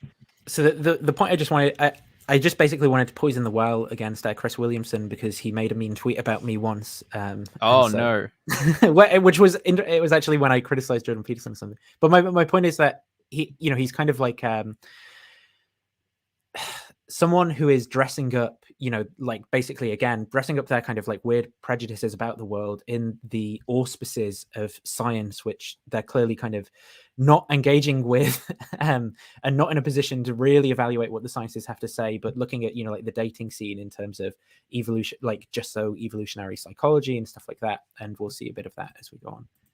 Yeah, and the reverse happens, right? That you see whoever the more scarce sex is gets to determine the rules of the game. So the men, if they are in high demand because there's short supply, you get more short-term mating. Yeah. You get an increase in relationship dissatisfaction from women. And when the reverse happens, you get more dates before sex. You get more long-term mating. You also get more sexual violence. And it's like, and this is presumably the same in, you know, across all species. So like ducks, for example, right, where all the men like rape the female ducks, you know, and there's more men. Like, it, you know, it's just not. I'm also definitely not recommending that that's how we structure our societies and things. I'm just saying that there aren't like these laws here that he's sort of hinting at of the way that reproductive. No, although there can be issues if you have significant gender imbalances. So I know that this is an issue in China where they, because of cultural reasons, there's a massive excess of young men relative to women, like 50 million or something, and that definitely does have some implications on the on like the dating mating scene. I don't know about the specific claims that he's making, but anyway. I mean, yeah. So sex imbalances it's mostly cultural. What I'm saying is it's mostly culturally contingent. Like it, you know, like having an imbalance in this way doesn't necessitate that you have this particular dynamic. The particular dynamic is dependent on a bunch of other things. In that situation as well, when there is a surplus of men and a scarcity of women, I think there's also get far more unstable societies. You know, I was pilloried a few years back for my comments about enforced monogamy because they were taken out of context and twisted in exactly the way they that didn't. Like they just took you at your word. What a stupid thing to say. If you wanted to be understood better, you should have been clearer. Peterson should have been clearer. I don't know how you can say people took him out of context. It wasn't out of context at all. It's just that they didn't infer what he apparently meant, and he required someone on Reddit to work it out for him what he meant. It's his fault completely for not being clearer. I don't know how he can blame that on other people when he uses such a ridiculous phrasing. Twisted now, but what did you mean by that? I mean that one human universal is the construction of societies to both mandate and reward monogamy. And there's all sorts of reasons for that. It's because it's the best long-term solution fundamentally. But one of the reasons for that is that when women are scarce, men get violent. Now, you know, that was read to say, well, I thought that this society should be distributing women to undeserving men, which is, of course, absolutely and utterly preposterous and bears no relationship whatsoever to anything I ever said or thought, or anything anyone sane would ever think or say, or has ever thought or said. Because I don't know anyone politically. He doth protest too much. Yeah. And surely he shouldn't be when he's saying, I don't know anyone that advocates for this sort of thing. Like, surely, you know, if I think a responsible thing to do, if people were saying, be careful with how you phrase what you're saying, because it's being used by this community called incels, for example, to make this point, that Peterson then has a responsibility to educate himself about what the kind of points are that they're making so he can disambiguate the claims that he's making from their claims. That's what a responsibility he has as an intellectual, like a public intellectual. Yeah. And I mean, to say, look, how could anyone have thought when he said enforced monogamy and didn't clarify that he meant enforcing monogamy? It's so ridiculous. I don't know how anyone could have come to that conclusion. So close-minded, dude. It's just, what can you say? We don't know what. I'm going to skip over a few of his things about marriage, where he sort of talks about that people need to shackle themselves to someone because that improves outcomes and things like that. I think there's a bunch of problems with that, but maybe we can. just quickly before you do that, something that you may have already discussed it, but something that leaves a really bad taste in my mouth from these kind of clips here is that you have this talk about cleaning your room, about taking responsibility, and yet, like, when it comes to, you know, failures of being sexually viable or something along those lines, it's just blame the woman. Blame the society because it's like rigged against you, because it should be a different. Sorry, didn't say should. I'm just suggesting that you know, it could have been a different way. Maybe. And it's like, get a lane. Yeah.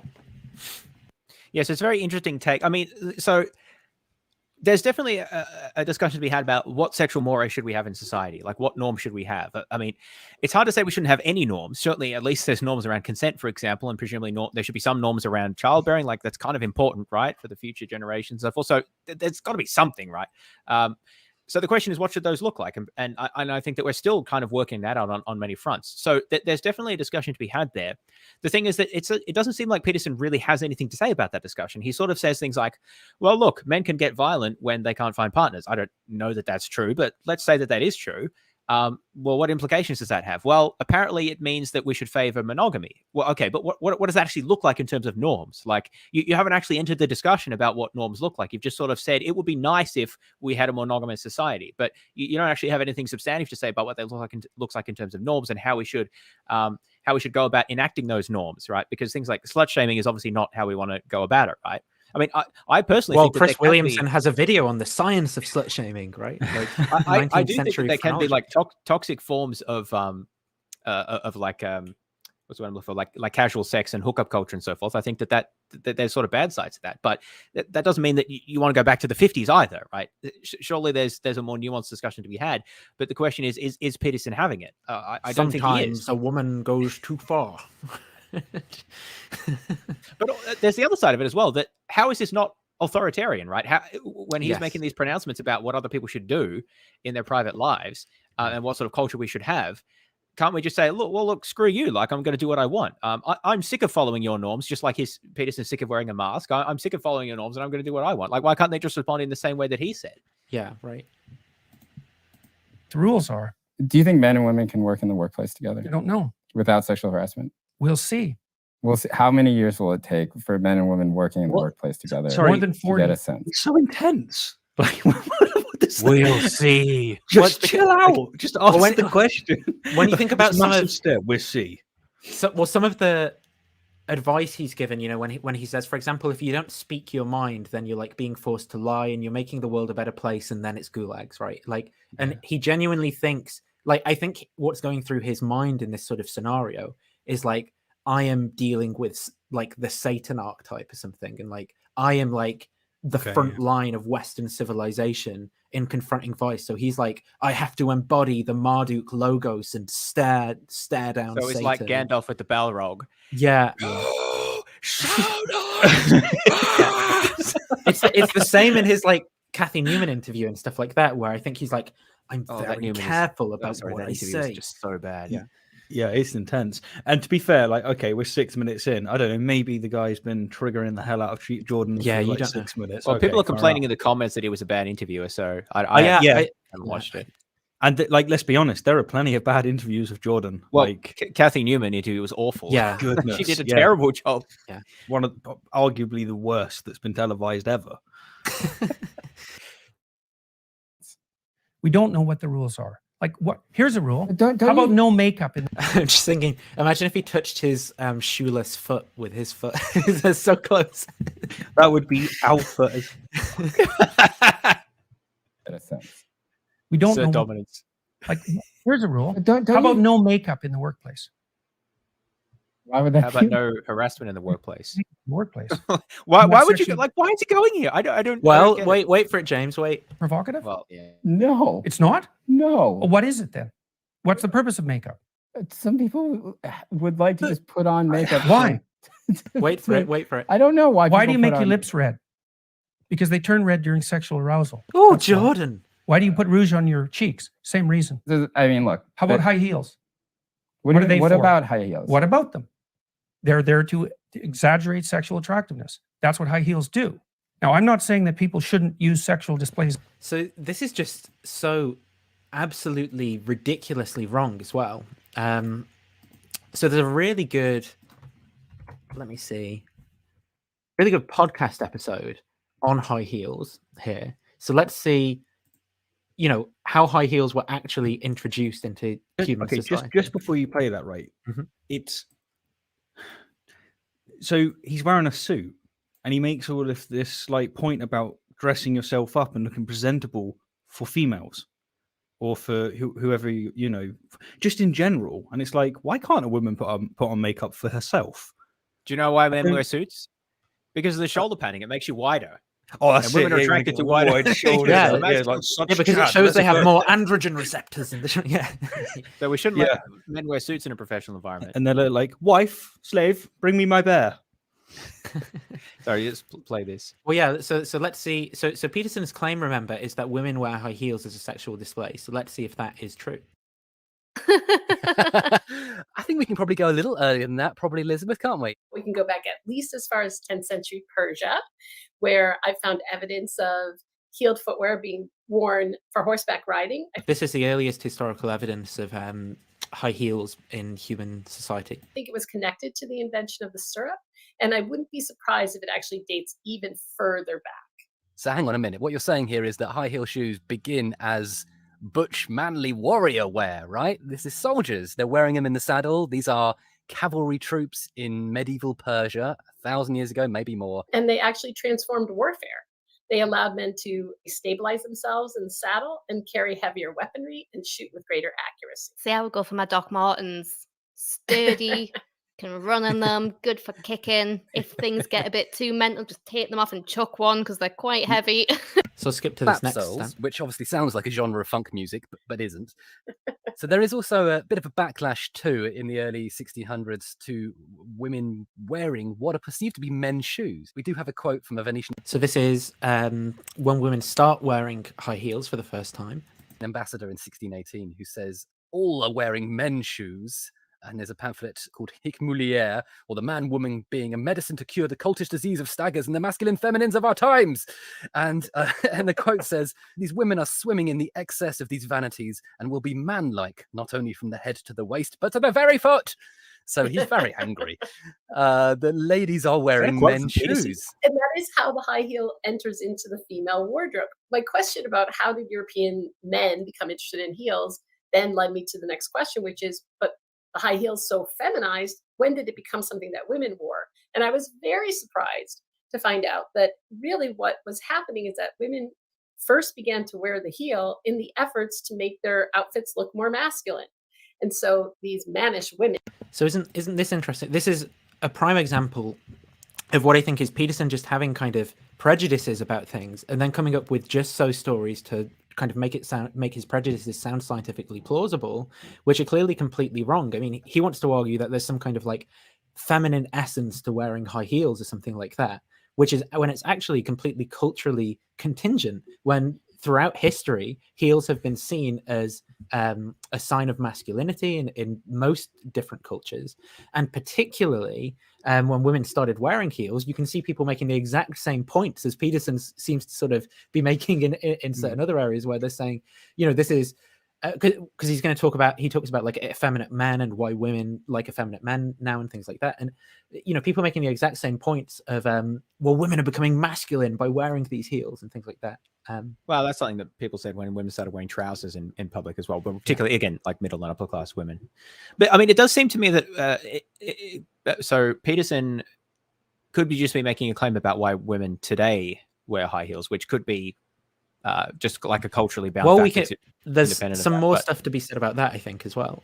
Well, but I was just going to, that's an entirely empirical question. I actually don't know why anyone wears high heels. I mean, I've not worn them myself, but they look, and from reports, are quite uncomfortable and impractical. So I think the whole thing's a bit silly, right? But you know, you do you. So I guess the point is, if you're going to make claims about why people wear high heels, those should be evidence-based, right? And Peterson doesn't cite any source for that or any basis for that claim or the claims about makeup either. And presumably there are many different reasons why women wear makeup in the workplace, right? So I'm not really sure why we should take what he says seriously there. Well, here's... Oh, sorry, Stephen, if you want to say something. I was just going to say, like, when he leans on his intuitions and, you know, he expresses it as hard as when he's referencing some bogus study or even like some real study. It's just like it's all coming out at like the same rhetoric, the same strength. It's really confusing because it's something I consciously don't do. It's like if I'm confident in something, then I'm gonna speak in a certain way. But the vast majority of the time, I don't speak that way because I'm not that confident on it. And I understand, like, you know, I'm in treacherous water. I've got to take that into consideration. But someone asked in the comments, okay, can you talk about makeup, right? Putting on makeup, that's explicitly for sexual reasons. What about the Maasai tribe, right? Like, what about their makeup practices? Yeah, but hang on. So I don't think that's a good argument, though, because so what you could say is that he's talking about like a modern Western society. So the fact that makeup could be used in other purposes in other societies doesn't necessarily have a bearing on the way it's used in our society. And I mean, I don't think you can argue that makeup is used in some cases for like to accentuate like romantic or for sort of sexual appearance sort of purposes.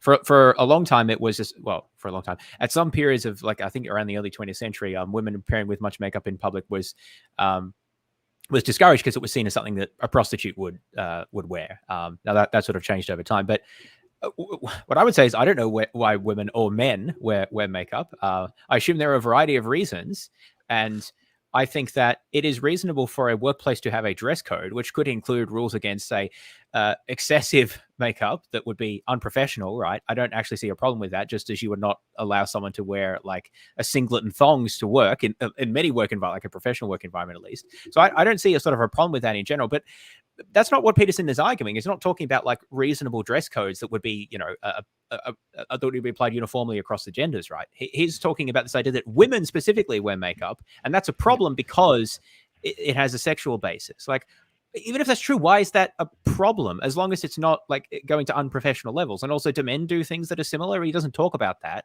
Yeah, it just seems really a biased and skewed perspective there. That's the thing that, yeah. Sorry, Nathan, go ahead. I was just going to say, I agree that, you know, why women have historically worn makeup is not going to be the same as necessarily why they wear them now, why they wear it now, right?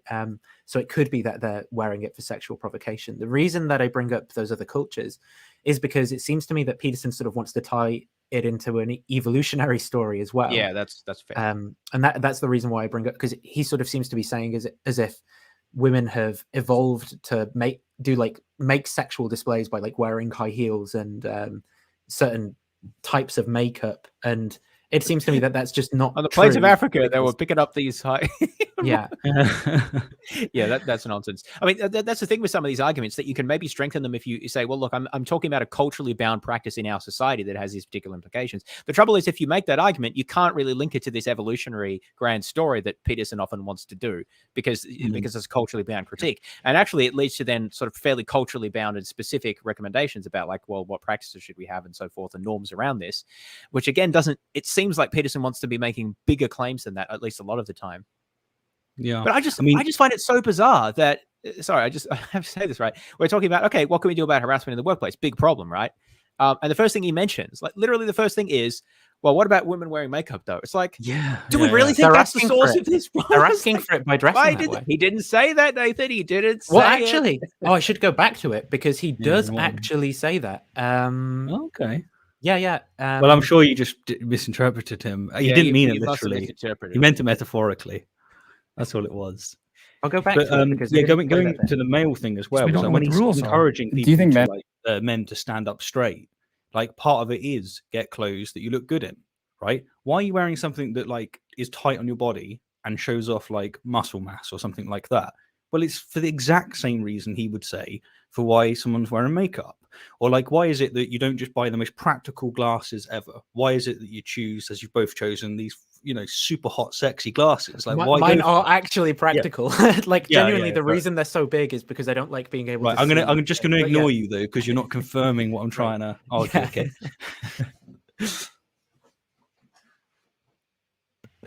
So if I'll play the bit that I missed then. No makeup in the workplace. Why would that be a rule? Why should you wear makeup in the workplace?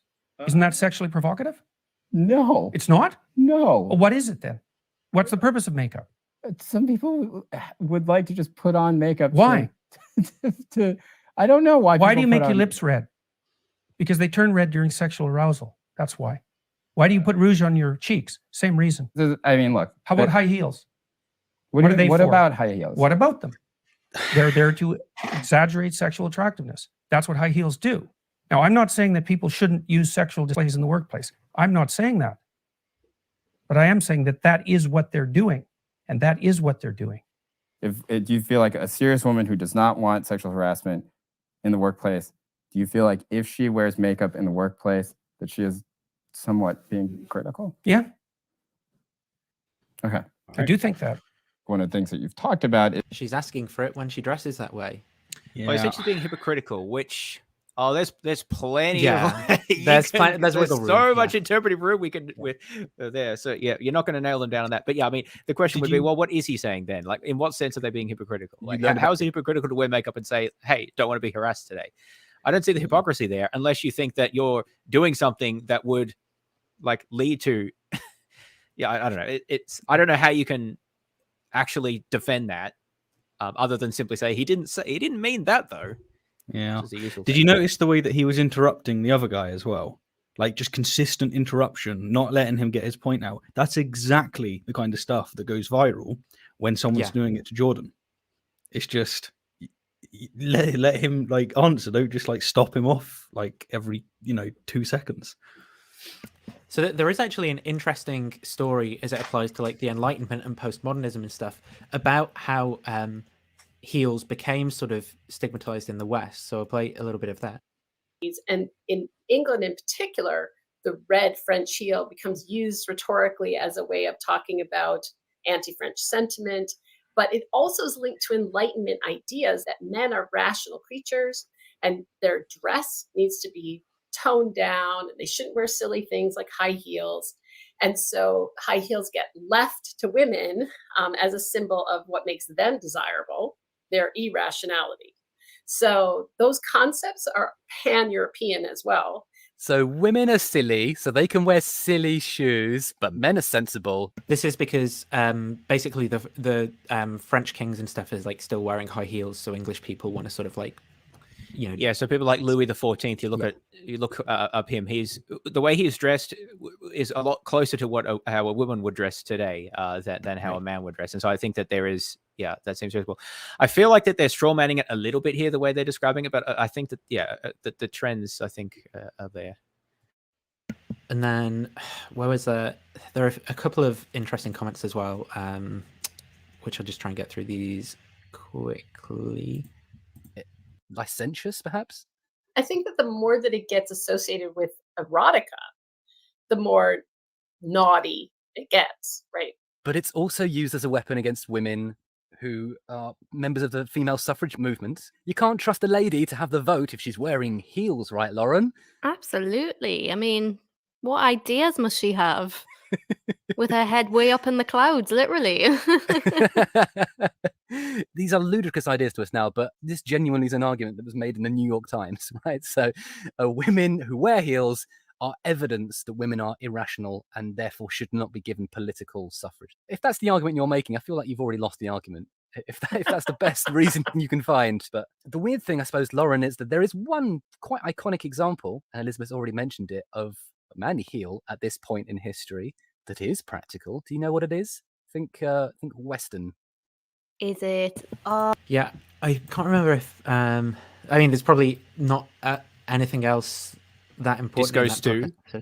Well, no, it's the cowboy boot. But then they talk about like right. Texans, for example, there were like these attempts to introduce laws as well, banning high heels because of how they like distracted men and stuff. And then before they were about to pass them, they were like, "Hang on, the cowboys," right? And then they did like ended up not passing the laws through because of that, which is pretty funny. But why are we even talking about high heels? Like, again, I find them weird and impractical, but like, who cares? Well, I mean, so this is what why I thought. Why is Peterson so concerned about it? So this is what I called a normal person's take, right? On be wearing heels of a certain height. I find it baffling that shoes cause so many arguments and cause men so much discomfort. It seems like they're shoes. What would you ban? Which I thought is, probably the appropriate response. Well, my sister used to go out and about sometimes when we went out, wearing inappropriate clothing and shoes. And by inappropriate, I mean like it's she would not put a jumper, take a jumper when it's cold, and then she'd get cold, right? And I was like, well, we said that. Or she'd wear high heels when we're going for a walk, and like, well, what are you doing? Like, it's just gonna cause. So there's an element of practicality to things sometimes, but beyond that, I don't know why anyone really cares about this, and it's certainly not a political issue. And to tie it to harassment in the workplace, what? Like, what's the even, like, forget about everything else. What is the evidence that wearing of high heels correlates with sexual harassment? Like, what is the evidence for that specific claim? Because I don't think Peterson has any. I think he's just making things up. Like, there's so many just nonsense here. What's this? So this is an Straight anecdote, of people. course, but you know, this person basically saying, so Jordan Peterson brainwashed my husband and created this insane convert carbon copy thing of a person. I think that is a really common. I mean, I started adopting like Peterson mannerisms and talking points and things like that and that seems to be the same whenever I engage with any of his sort of followers. Less than 2 years after his indoctrination, I got to hear about gender roles, the importance of having children, and better yet, how women who don't want children are misguided, how men are being brainwashed to be weak, and women were happier in the 50s, definitely because they had big, strong men to take care of them. Women also apparently don't work as hard as men do, nor are they naturally funny because, like, evolution. I've always been the main income earner, own a business, and in fact was 1-1, I think that's a typo, of us with a regular job for the past 3 years. Easiest paper I've ever signed. Thanks, Jordan Peterson. And my point for including this was, okay, maybe there's this plausible deniability in what Jordan's saying, where you can kind of retreat to these academic considerations, which might be, you know, there might be a really, really charitable way of interpreting them where there's some truth to them.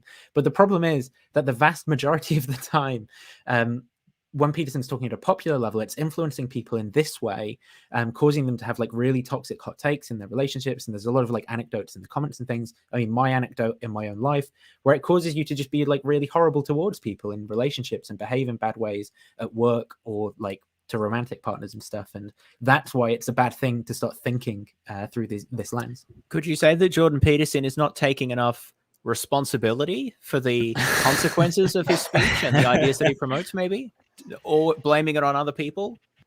Interesting. Yeah. Food for thought. I'm not saying he is right. I'm just saying maybe. No, you didn't say that. Yeah, that's true. Good point. You didn't say it at all. You just asking questions. Just asking questions. Like, could that be the case? Absolutely. So maybe because we're 5 hours in, I'll skip over a couple of videos, but there's a couple of brilliant tweets in this region. If you could I share. want to get to postmodernism, boys, before I have to Yeah, we'll sign get off. to post. Can you share the BA special thingy, Stephen? I've got the I've got it on there. Thank you. Cheers. So he's got, could casual sex necessitate state tyranny? The missing responsibility has to be enforced somehow. Hang on, I thought he wasn't saying, you know, just asking questions, right? Okay, so this though, I don't know if my reads are anything like what Peterson intends, but when I read when I read this, I immediately thought like child support payments, because that is a big issue, right? If absent fathers and you have to track them down, and the state actually has to enforce that. And I think that the way that this has sort of emerged has like there's a real, I don't know what the alternative, right? But it seems kind of weird that the state has to like follow people and mandate these payments. I mean, in some sense, you can see where Peterson's coming across there with like, well, that's a failure of responsibility on the part of men who are not taking responsibility for their children. Whether you can blame that on casual sex or just people not taking responsibility, you know, that's a further discussion to be had. But anyway, that's what I thought about there. And then this beauty, casual sex is the ultimate contradiction in terms. What? Yeah. Why? Yeah. That's someone who doesn't really understand what they're saying.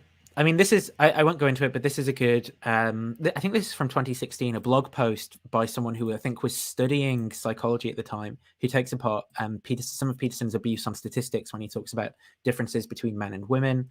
And I also wanted to talk about Otto Weininger, who was Hitler's favorite Jew, who wrote a book about how the Jews are, you know, like an inferior race and a curse on society, and then he killed himself, and that's why he's Hitler's favorite Jew. But he had basically a theory about men and women. So women think in henids, and henids are like these thoughts that aren't clear, whereas men think in ideas, and ideas are clear, and that's why like women need men to kind of help them like think clearly and stuff. And I was thinking, so some of the stuff Jordan Peterson says veers awfully close to that character, where there's some kind of like metaphysical story when he talks about like differences in, you know, like the feminine archetype of chaos and stuff.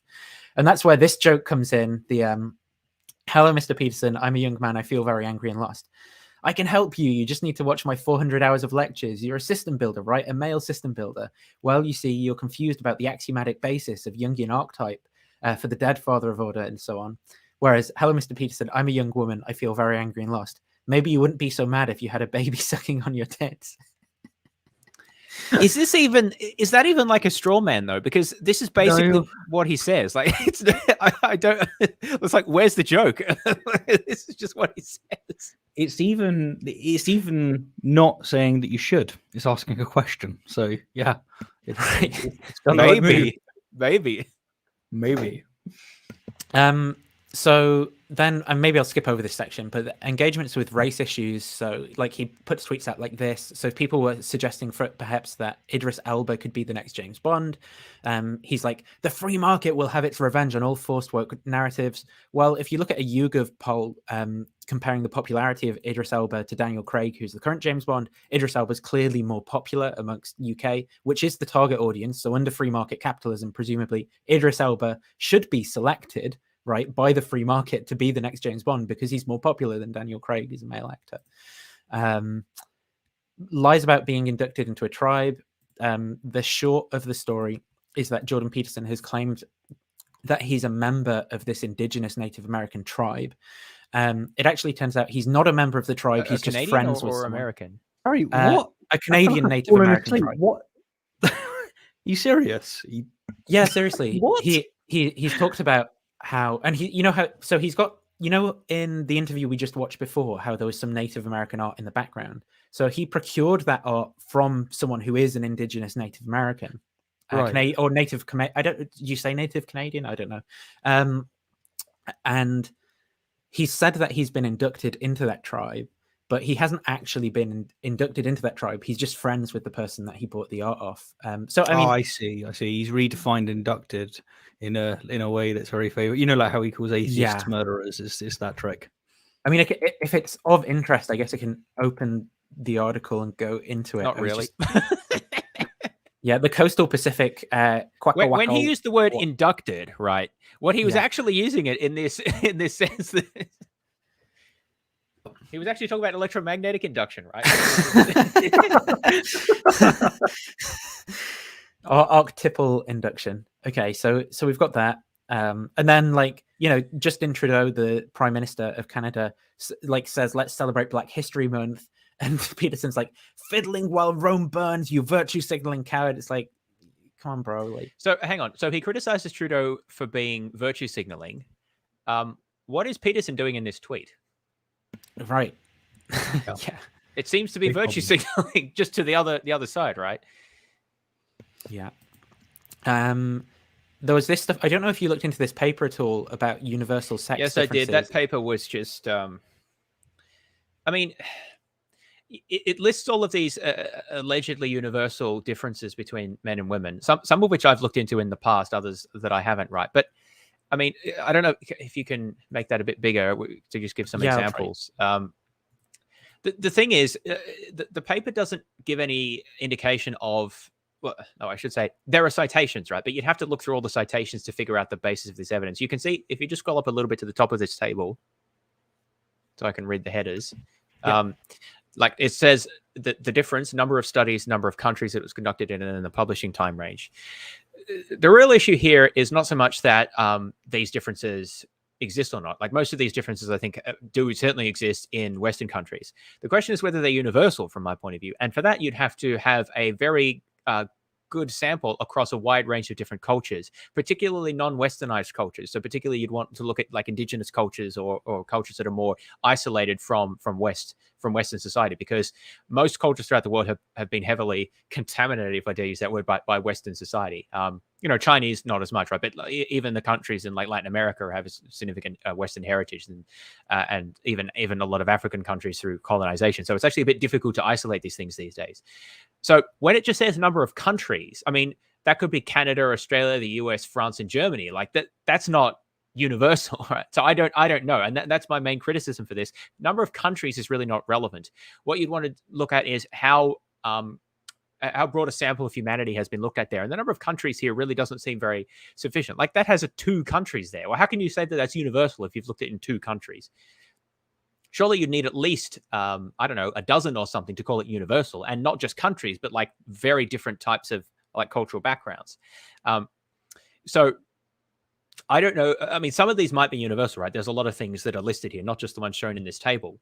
But to say that they're universal sex differences based on fairly narrow samples of fairly narrow time spans, it is really, I think, a reach, an right? overstatement. Yeah, an overstatement. And the thing is that anything that could be possibly a cultural artifact could be quite common in any Western country, because there's a lot of shared cultural traditions there and practices and so forth.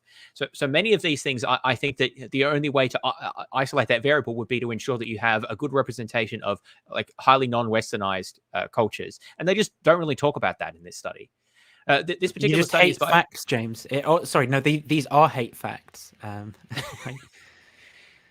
all due to socialization. Well, so this paper is from a guy who argues for a framework that's called, I've forgotten the name of it. It's got some, I moved the paper. I can't be bothered looking it up, but it's some evolutionary framework, right? It doesn't actually say it here, right? This is the paper that it was taken from that I looked up. It's arguing for an evolutionary origin of these traits. Right. And again, I'm not saying that there is no evolutionary basis for any of these differences, not just these, but those listed in the paper. There's a lot of them. But you can't say that something is evolutionary, like an evolutionary consequence, just because it is seen across a handful of different cultures or half a dozen cultures or something. That's a difficult inference to make. And the paper, I think, is the real limitation there is that it doesn't really talk about how representative of a wide range of non-Westernized cultures that any of these are. And so it seems to me that most of these could easily be explained by socialization. The only thing that you can't explain through socialization is something that is spread across a wide range of non-interacting cultures. And for that, you need evidence of that trait is clearly manifested across a wide range of non-interacting cultures. Also, the paper does note another phenomenon, which is most of these differences between the sexes are quite small. They're like, I think it's like a third of a standard deviation or something like that, which if you imagine two bell curves is like mostly but not completely overlapping. So most of these differences are small. There are a few that are larger. Like one difference that is quite robust, at least in Western countries, is that men express a greater interest in things, whereas women express a greater interest in people. So you see this manifested in career choices, like more men going into engineering and things, more women going to nurturing careers. Obviously, that's related to a whole range of socialization and culture effects, right? Now, is there some sort of biological basis to that? Well, maybe. I think the jury's still out on that, right? But men have more grey matter and women have more white matter. No, and that's just nonsense, right? But I mean, there may be differences due to hormones, for example. So I think that it is important to not rule that out a priori. Like some people just don't even want to admit the possibility. I don't agree with that, right? But this paper is very bad at establishing that. And I think that what they call like universal is not established by the paper to be universal at all. And so I don't think it's a very good paper. Again, I doubt that Peterson read the paper. He just sort of looked at the extract there and like, oh yes, I believe in differences. So this is what I already believe, and it's science. Yeah, and the other thing is, do you remember when he was talking about climate change, and he was saying that the problem is that you got to define your parameters, and if you're going to define which variables have you included? Yeah, the variables. So what's he done here? He's quoted, this place was right. He's got two variables in the sense that it's just two countries. It's fine when he does it, but when someone else does it, foul. So here's some comments then on race and IQ and stuff like that. So we'll play this, and this is on Stefan Molyneux's channel. Haven't you've had a conversation with Stefan Molyneux, right, Stephen? Yeah. So I decided to debate him on philosophy because I realized that even someone who has a rudimentary understanding like me can reveal the fact that the dude knows nothing. But it was hard because I knew that having a conversation with Stefan would immediately start with him pulling out these stupid, racist, nasty, bigoted opinions, and then I would be in a position of, do I call that out and then get involved in a debate that I don't want to be in? Anyway, I made the decision to go, no, I think that I probably can expose him, and I think that it went really well, and it did a massive amount of damage to his reputation. He had to re-upload the video and put in an edit, for crying out loud. It's hilarious. But I did actually get some people like really angry at me because I shared a platform with him. It was like, I was explicitly opposed to him. But I don't know. That's a thing that like I just don't agree with a lot of people that have that opinion. But yeah. Well, in this case, rather than Peterson opposing Stefan's ideas, I think Peterson's there sort of providing a scientific basis for some of them. Yep. So and there's some things about this that we really have to take seriously, and this is where some of the uglier elements of science become germane. So IQ is a particularly ugly aspect of science because the IQ literature reveals that which no one would want to be the case, which is that there are profound and virtually irremediable differences in people's cognitive performance, and that those differences have a very solid biological and heritable basis. No one wants to hear that. They don't want to hear that it's biological. They don't want to hear that it's heritable. They don't want to hear it's permanent. They don't want to hear that it's irremediable and that it actually has a practical consequence. And no wonder they don't want to hear it. Well, and even worse, they don't want to hear that it differs between genders and ethnicities. That is, to me, one of the most painful things that I've ever learned in my life, is this kind of information. It is one of the great heartbreaks when it comes to the dream of pure egalitarianism. And that is, I think, even harder. It's an even harder pill for people to swallow. Yeah, well, the gender differences in IQ. What's that, sorry? It's just Molyneux makes me sick. The guy is Can we just finish the last couple of seconds? And then pill for people to swallow. Yeah, well, the gender differences in IQ look relatively trivial, but there are differences in ethnicity that don't look trivial. Okay, so James has a brilliant 3 episodes on this on the Science of Everything podcast. Where I did a whole episode on race and IQ. So there's some interesting research there. I think that the short take home is that whenever you talk about IQ, there's people who will immediately come out and say that there's no such thing as IQ or it doesn't measure anything. I don't want to get into all that here. I think that IQ does measure something meaningful, and there's, I think, a lot of substantiation for that. But there are race differences in measured IQ scores within the US and also across, like, culturally, like in sub-Saharan African countries, they score a lot lower. This should be of no surprise to anyone who thinks that social outcomes and economic opportunities and education have an effect on the development and like particularly cognitive development. And so, I mean, the standard interpretation is that these are just differences in IQ scores between races are just a reflection of these differences in opportunities and resources and development that affect cognitive development across different groups. Like marginalized groups will have worse outcomes. That is exactly what progressives have been saying, and liberals as well, for, like, I don't know, 150 years. So I don't know why we should be scared of this. This is just another indication of, as far as I'm concerned, and I think as far as the evidence supports, differences due to social differences and due to disadvantage. Now, what Peterson said about there being virtually irremediable, they can't be changed. Yeah. Well, that's a bit of a vague claim, right? So, well, surprise, surprise. Virtually irremediable. So, I mean, you can get better at IQ scores by practicing at IQ tests by practicing them, but that also reduces their predictive power. So, I don't think that that's really the point here. Can you improve your sort of general cognitive capacity? I don't know that there's good evidence for that either way, to be honest. But he's not. So there's one fact about whether an individual, once they've grown, can improve it over the course of their life. I don't know that they can, right? But it's also not clear that that's it's not clear that that's a massive problem, but we'll come back to that. There's a further question as to the sort of inheritance issue, right? Peterson mentions that these things are heritable. And heritability is a very tricky concept in psychology because it doesn't mean what you think it means. Heritable, typically, the way it's measured is operationally. Essentially, it measures the extent of a correlation between, like, parents and their children's, say, scores at something. Now, that doesn't mean, so if something's heritable in this sense, it doesn't mean that it's genetic. It just means that there's a correlation between generations. So if your parent has a trait, you're more likely to have the trait. Now, that could be because of genetic reasons, because you're related to your parents, or it could be because of economic opportunities or socialization or cultural things that you have in common with your parents, right? So the fact that something is heritable, like that it is passed down, which is all heritable means, like, literally, doesn't mean that it is genetically inherited, right? This is a confusion that people often have, and that's not the case. So the fact that intelligence is heritable, I mean, definitely there's genetic aspects to intelligence, right? I don't think that anyone would seriously deny that, and that is certainly heritable to a degree. But the fact that intelligence is heritable in the broader sense of passed down from parents to offspring doesn't mean that there's nothing that can be done about it, because much of that is due to social, environmental, and economic effects, right? And those certainly can be changed. So Peterson is sort of mixing up different things here. There's the issue about changing over an individual's lifespan.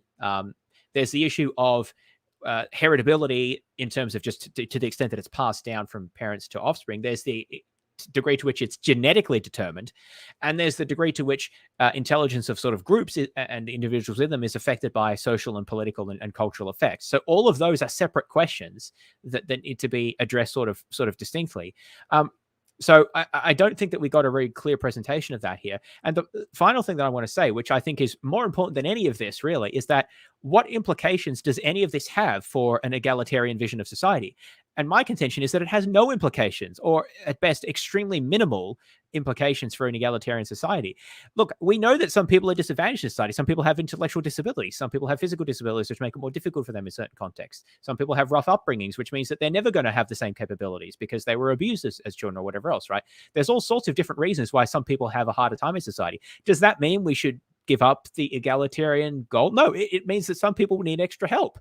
And some people, not everyone's going to be an engineer or something like that, or a rocket scientist or whatever else. Like, well, that's fine. Like, there's nothing bad about not having roles that require a lot of sort of raw cognitive capacity. There are many other important things in society that we can also value, and maybe we don't value them enough. That's a further question, is like how we value intelligence in society. Definitely that should be discussed as well. We don't hear that from Peterson. But there's just no implications at all for an egalitarian vision about whether IQ is inheritable or how it's distributed across ethnicities. Like, nothing whatever a policy implication follows from that. And I don't really understand why there's this implication that it does. Like, where does that come from? So maybe that's enough to be said on the... no one else wants to fight that one.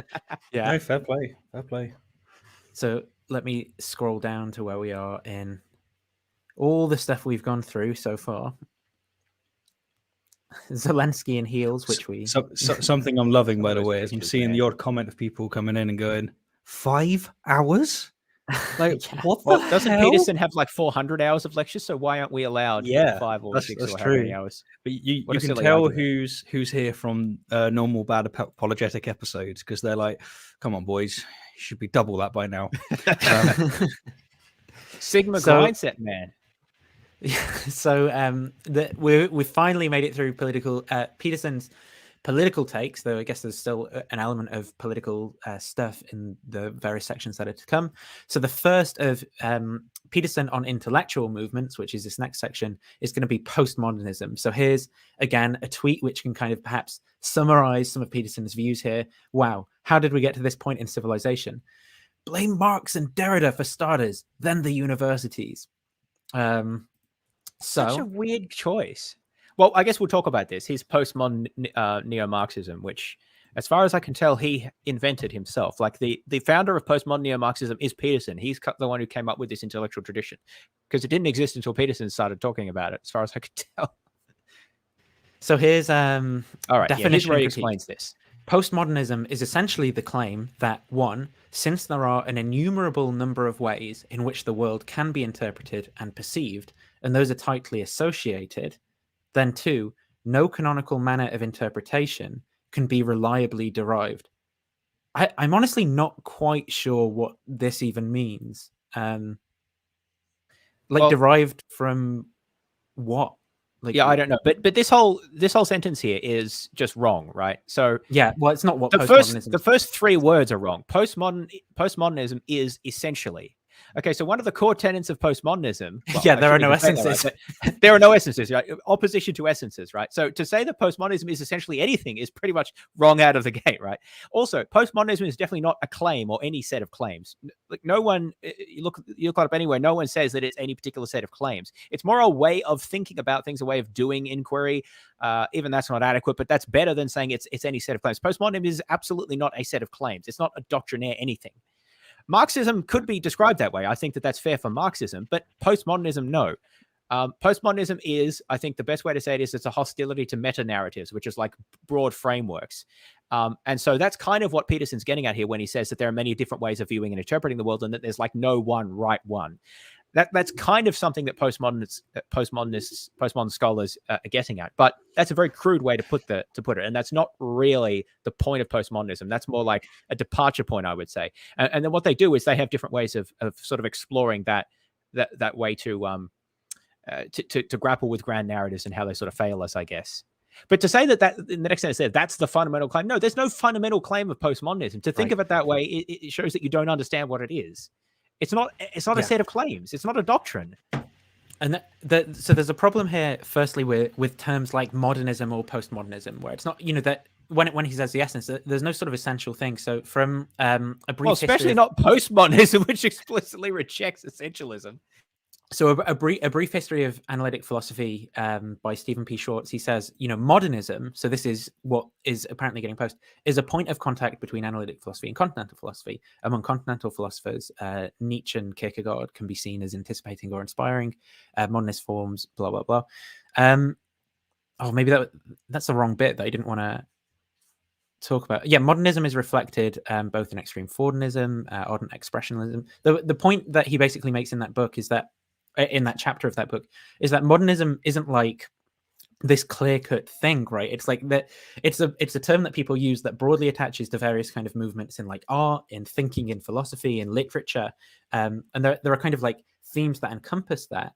Postmodernism is kind of reacting to that, but then also it's a reaction to Enlightenment. So this is what's going to be interesting, is that Jordan Peterson is going to be deeply postmodernist in his critique of like Sam Harris, for example. Yeah. So again, the Enlightenment suffers from the same problems of like mythologization, or what does that word kind of attach to, like what kind of things are actually going on.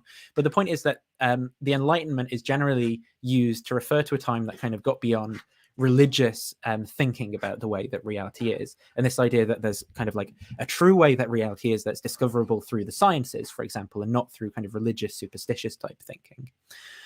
And so the point of the postmodernists, one of the things that the postmodernists kind of critique about Enlightenment thinking is that, well, the conception of our own rationality is actually a culturally contingent thing. So our rationality is something that's just completely contingent upon the kind of culture that we're born into. So when we think we're getting ultimately at the way reality is through our rationality in that way, in fact, we're not doing so. And so that's another thing that postmodernism is kind of going to be. And that's sort of broadly Peterson's criticism when he talks about Darwinian truth and evolution and religion and stuff in response to Harris, right? He's a deeply postmodern thinker in that regard.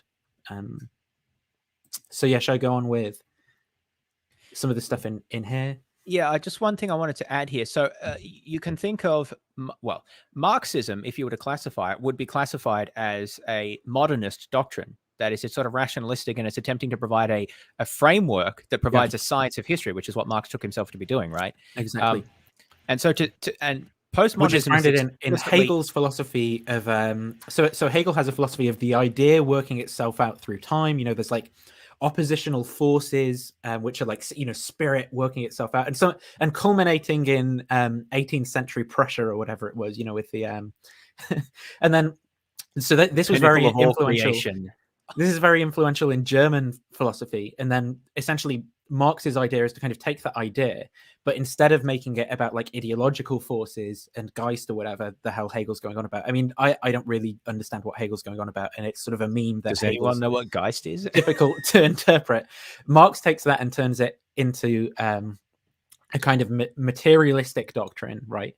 So where there's basically there's theses and their antitheses in the Hegelian doctrine, and they kind of battle it out with each other to form some kind of synthesis. And then Marx kind of has the same idea, but about people with their different material conditions who are kind of like battling it out with each other, and then forming some kind of synthesis. And then he cashes that out then in terms of the different like class structures that we see in society and stuff like that. It's called dialectical materialism is the position. But the point is that this is a grand narrative, right, about the metaphysics of reality and the way that things fundamentally are, which is the thing that postmodernism is against. It's like no grand narratives. Like actually, when we think we've got a grand narrative, the point of that is that's like, again, this culturally contingent thing. We need to kind of bring criticism and skepticism to bear on the kind of concepts that we're using in that grand narrative. I don't know if there's much else to say. Okay. Yeah, well, so Peterson says that casual sex is a contradiction in terms, but he bandies around postmodern neo-Marxism as if that makes a lick of sense, where postmodernism is expressly the rejection of modernist meta-narratives such as Marxism. Now, he tries to he tries to explain this here, which maybe we could, like in relationship to Marxism in particular, which maybe we can unpack, but I don't think he does a very good job. And something to say about the neo-Marxists as well, I mean, we'll get into this a bit more, but is that they're very critical of Marxism, because Marx makes kind of Marx has all these ideas about what Marxism will do if instantiated in a state. That basically doesn't happen in Russia. And the neo-Marxists, right, are saying, yeah, Marx was really wrong. Like, he had bad ideas about a bunch of stuff. They're very critical of Marx. So when Peterson points to communist systems and says, yeah, look, that's what happens if you implement neo-Marxism. That's not at all what the neo-Marxists think, because they think that's what happens when you implement a flawed Marxist system which had like certain issues in its ideology. Yeah, the neo-Marxists are actually heretics. They're revisionists, right? They would not have been accepted in the Soviet Union, or, well, I don't know what, not Mao's China. I don't know what the current Chinese Communist Party would say about them, but I doubt that they would have the same views. So, I mean, yeah, Marxists are notorious for disagreeing with each other about pretty much everything. As anyone who's seen the excellent parody in the Monty Python's Life of Brian knows. The Judaist People's Front. I actually found when like having conversations with, self-described Marxists and self-described libertarians, it's always that I don't understand it, and that whatever I'm referencing isn't the right thing, rather it's what they have in their mind. And I'm like, okay. So it's always that way as well. Yeah. So, where did we get to? So that's the fundamental claim. An immediate... I can't scroll to the right position. That's really annoying. That's the fundamental claim. An immediate secondary claim, and this is where Marxism emerges. Apparently, Marxism emerges out of postmodernism. That's utterly bizarre. Is something like, since no canonical manner of interpretation can be reliably derived, all interpretation variants are best interpreted as the struggle for different forms of power. There is no excuse whatsoever. Like, you could maybe read that out of some of what Foucault says, because Foucault was particularly big on like philosophy of power, but Foucault would never be so easy to box in as like saying anything so explicit like that. I studied Foucault at university a fair bit, actually, and I think that although like many of the postmodernists, he is extremely hard to understand, he does have some good ideas. I think that they could be presented a lot better, but that's another question. But yeah, I mean, to say that is what postmodernists say, I mean, maybe you can kind of get that out of some of what they say, but to say that leads to Marxism, well, maybe we should then read the next point, right? Because that's where I think he really goes off the rails. So there's no excuse whatsoever for the secondary claim, except that it allows the resentful pathology of Marxism to proceed in a new guise. The first claim is true but incomplete. The fact that there are an unspecifiable number of interpretations does not mean, or even imply, that there are an unspecifiable number of valid interpretations. What does valid mean? That's where an intelligent pragmatism comes into it. Valid at least means when the proposition or interpretation is acted out in the world, the desired outcome within the specific time frame ensues. What's interesting about this is it's going to cut against some of his claims about Darwinism not seeking the truth, but okay, that's a pragmatic definition of truth from within the confines of the American pragmatists of William James and C.S. Peirce. Validity is constrained by the necessity for iteration, among other factors. Okay, your interpretations have to keep you at minimum alive and not suffering too badly today, tomorrow, next week, next month, and next year, in a context defined by you, your family, your community, and the broader systems you're a part of. That makes for very tight constraints on your perception / interpretation / actions. Games have to be iterable, playable, and perhaps desirable to the players, as Jean Piaget took pains to point out in his work on equilibration. One problem with this is that the way he defines valid is that the desired, so when you adopt this interpretation or viewpoint, the desired outcome ensues. The problem is there's no problematization or inquiry into what the desired outcome refers to, because I think what at least some postmodernists might say is that, well, you can't just take a desired outcome as like a primitive, as if that just comes from nowhere, right? That itself is constructed. And in fact, the desired outcome is often precisely constructed by the very framework that we adopt. So you can't, I mean, and there's different approaches you could take for this. Like Derrida talks about the how we can sort of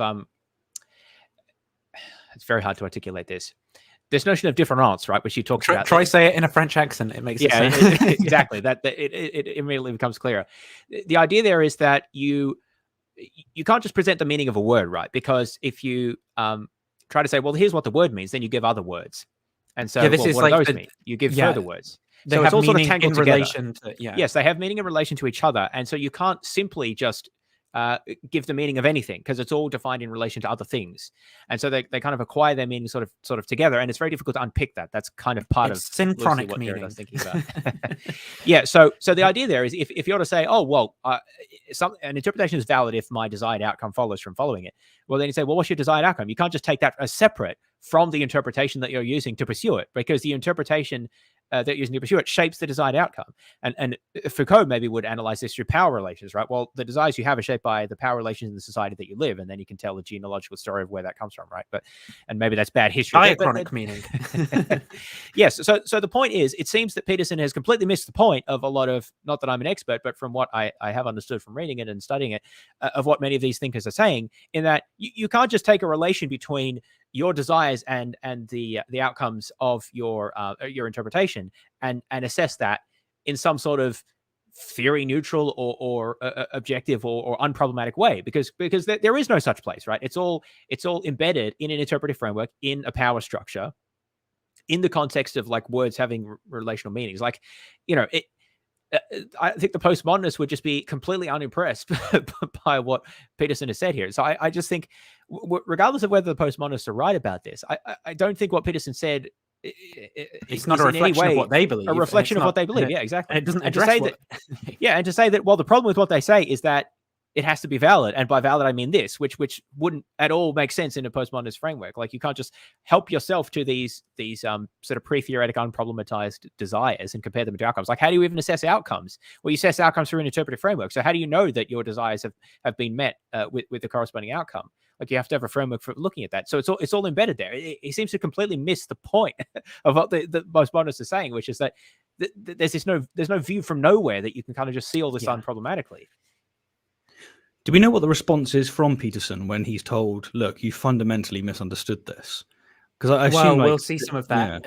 Yeah. Okay, cool. There is a bit of that going on. And he recently, literally just last week, did a tweet about in response to this. And so he does have a partial response here, which seems to be in reaction to people telling him that postmodernism and Marxism don't go together.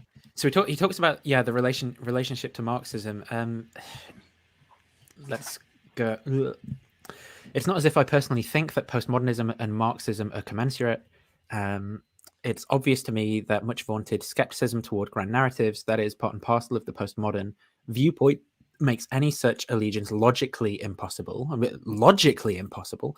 I don't think the postmodernists, they problematize everything, man. They're not going to say logically impossible. But anyway.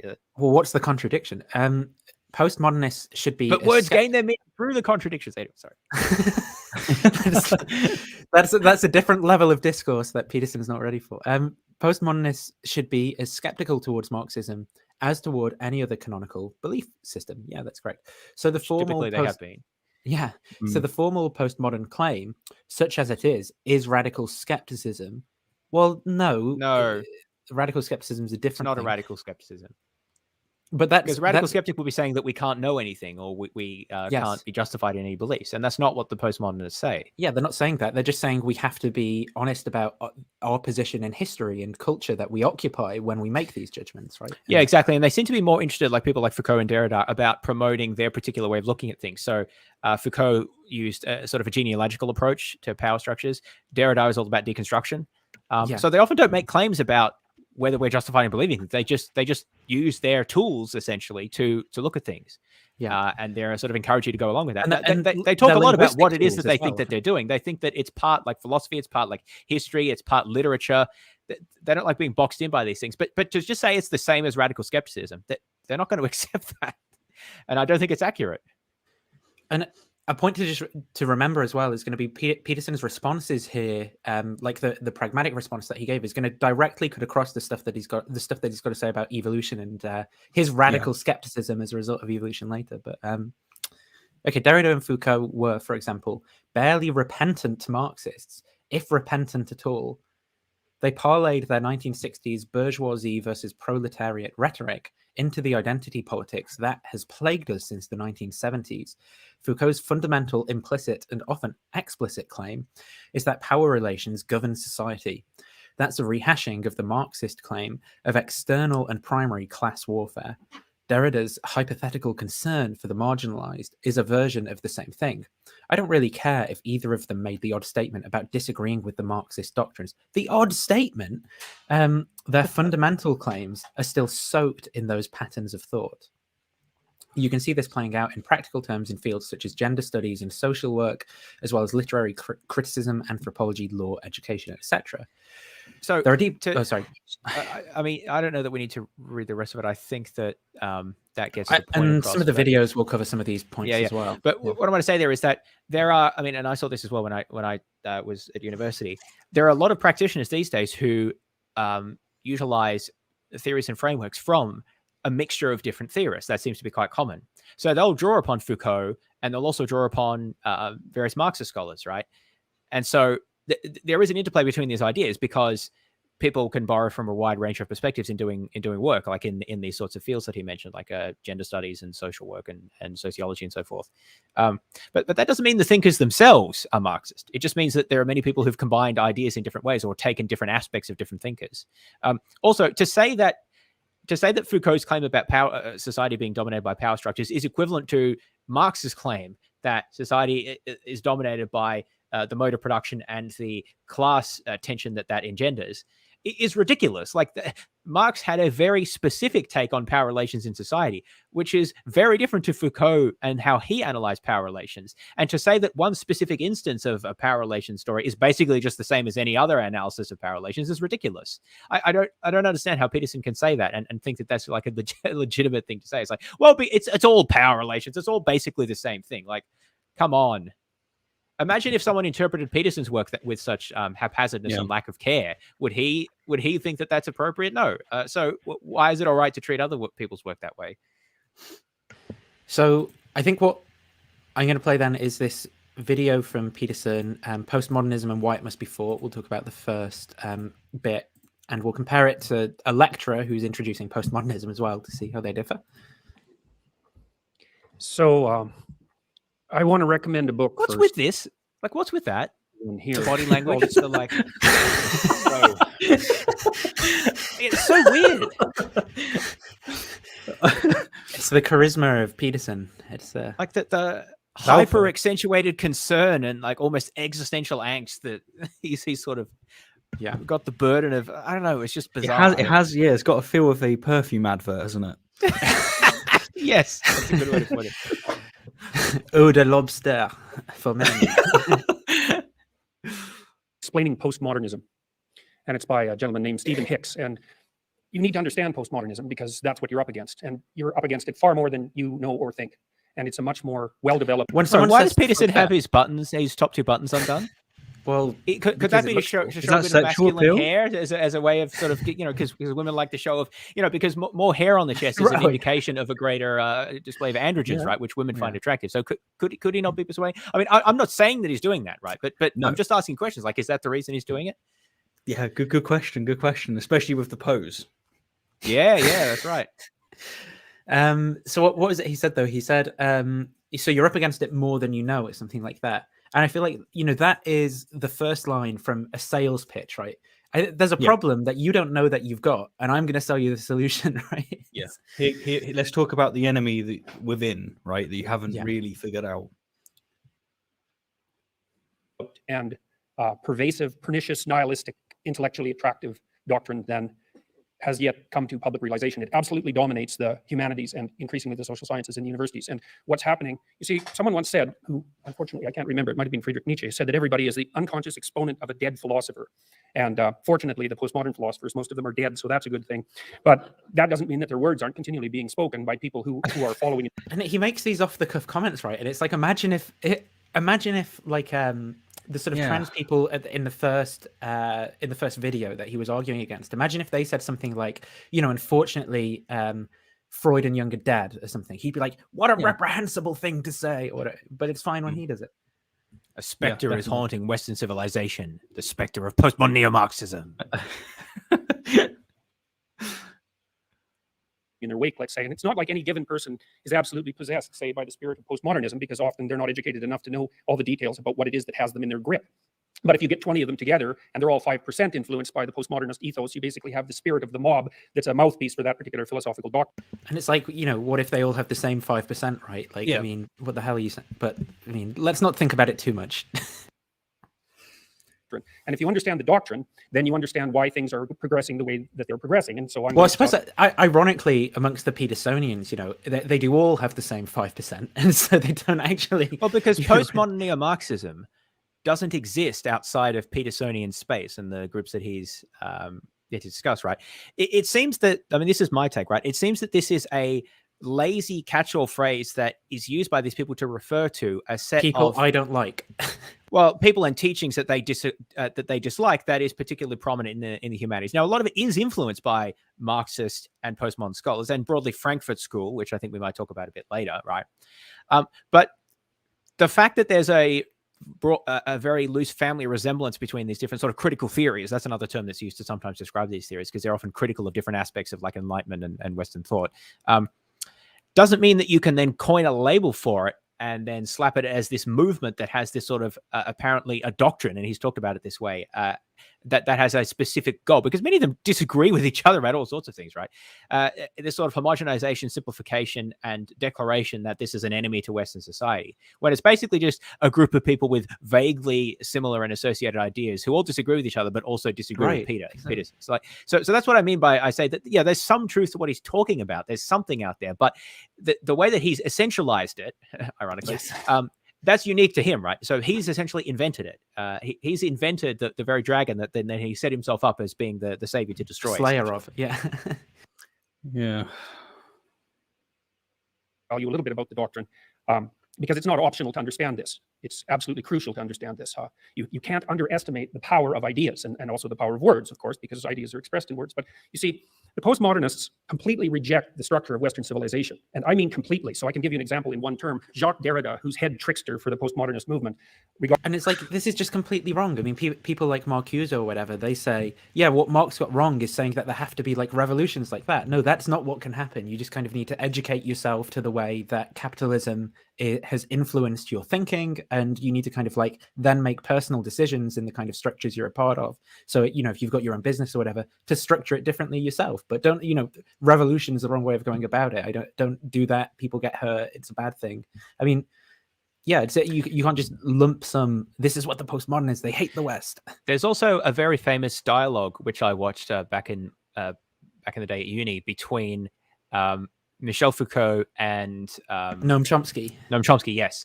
One of the very interesting things about this debate, which I guess would have happened in the 80s, because I think Foucault died in the 80s, was that Foucault spoke only in French and Chomsky spoke only in English through the whole dialogue, which I thought was really cool. But so clearly not stupid people. But the point is that we're basically talking about politics, right? And so I guess you could broadly put them both on the left. I mean, certainly Chomsky is left. Foucault is much harder to classify, right? Because certainly he has some strains of sort of Marxist sort of ideas, but he's definitely not a Marxist.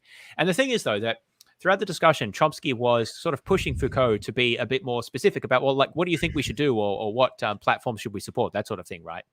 More of a sort of conventional, like Western leftist type of thing, or like American leftists at least.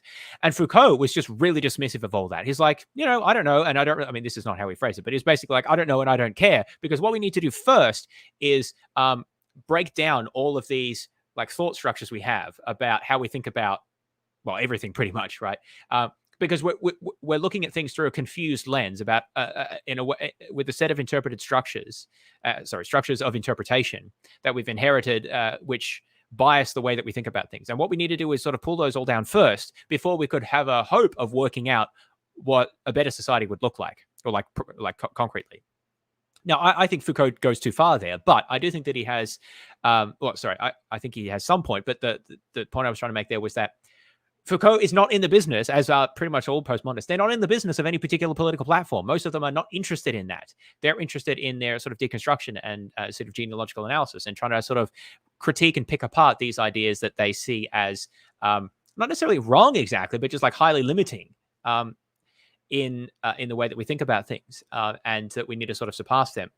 And so to say that any of them, Foucault, Derrida, or any of them support any particular political platform, I think is just basically wrong, because many of them are not interested in that.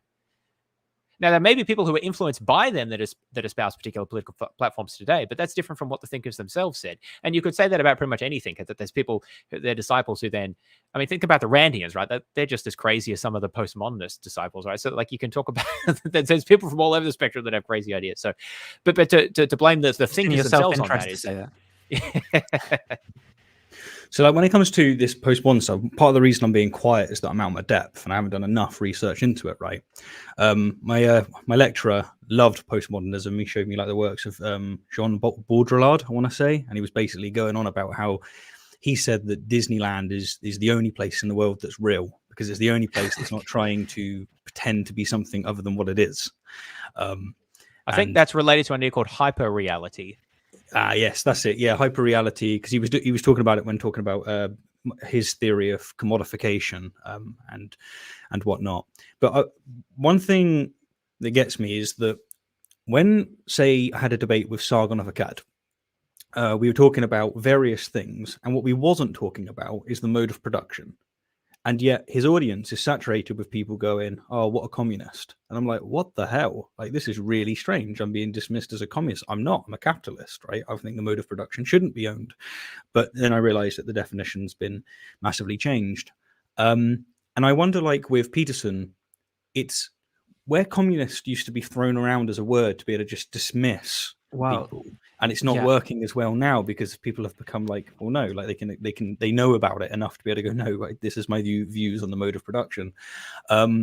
This neo-Marxist postmodernism basically can mean loosely someone who's skeptical and wants to tear down, establishments. Because if you take the postmodernists, they're skeptical of the traditional constructs, and they say, right, look, we need to, we don't know, whether or not this stuff is instantiated, whether or not it's true. We need to question these things. And then you take, say, Marxism is saying that, yeah, religion's nonsense, which is why, with the Soviet Union and whatnot, they forced atheism, state atheism and whatnot. And he sees that they broadly correlate in that they share the thing that he dislikes the most, which is being, very anti-traditional, that area. And maybe he's created this term because it is so broad that it does apply to me, because I am skeptical to a sense where I will take things apart. And I buy his evolutionary position that he's expressed, that Alvin Planting has expressed as well, which is just saying that I don't think my epistemic views are very humble. I'm just like, I don't buy that I necessarily have access to truth. So yeah, it's like coming at it from a different angle to you guys, because I don't know this postmodernism arc as well. But what do you think to that? Do you think that might be? I think that's a really good, sort of postmodern critique, actually, of what Peterson's doing here. So, the postmodernist is going to say certain things about. Well, I mean, there's a lot of linguistics that goes on in postmodernists. So one of the things they say is that words have diachronic meaning, which is like their meaning through time or at different points in time, and a synchronic meaning, which is their word now. And one argument that could be made, and it's an argument I often make in terms of apologetics and the way that they introduce philosophy, Christian apologists introduce and use philosophy jargon, is that people who are parts of certain communities essentially introduce pieces of language in order to use as tools to kind of further their ends in the kind of structure that they're in. So I think for Peterson and the community that he's in, the way he gets his money, the audience that he has, and so forth, in order to kind of further his goals, he has kind of created this boogeyman of postmodernism. Yeah. He's changing the definition of a word, because he's the popularizer of it. You know, he's got far more people who are going to listen to him and his authority and what the correct usage of the word is. But certainly he's using it, you know, in this kind of power struggle, right, against those that he doesn't like. It's like this kind of extra chess piece that he can add to the board and do special moves with to get around what people have to say. So yeah, I agree. He's changing the definition of it to mean something else, but it serves his purposes like very well. Yeah, there's another comment that I'd like to make, and I think I wrote about this. Yeah, I did write an article about this a few years ago. And this is something I appreciate about postmodernists thinkers et al. Is because they do invite you to think about these sorts of things that many people just don't even question. In current Western society, I'm emphasizing Western there,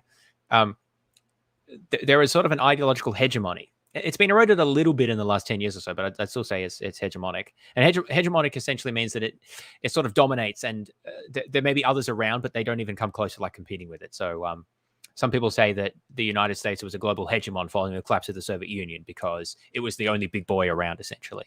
But that's a political usage, right? So hegemonic in this case, I'm talking about ideological. Well, yeah, I mean, that's that's one way to think about it. But until recently, I suppose. But anyway, so the point is, in Western societies today, some brand of like social democratic liberalism is the hegemonic ideology.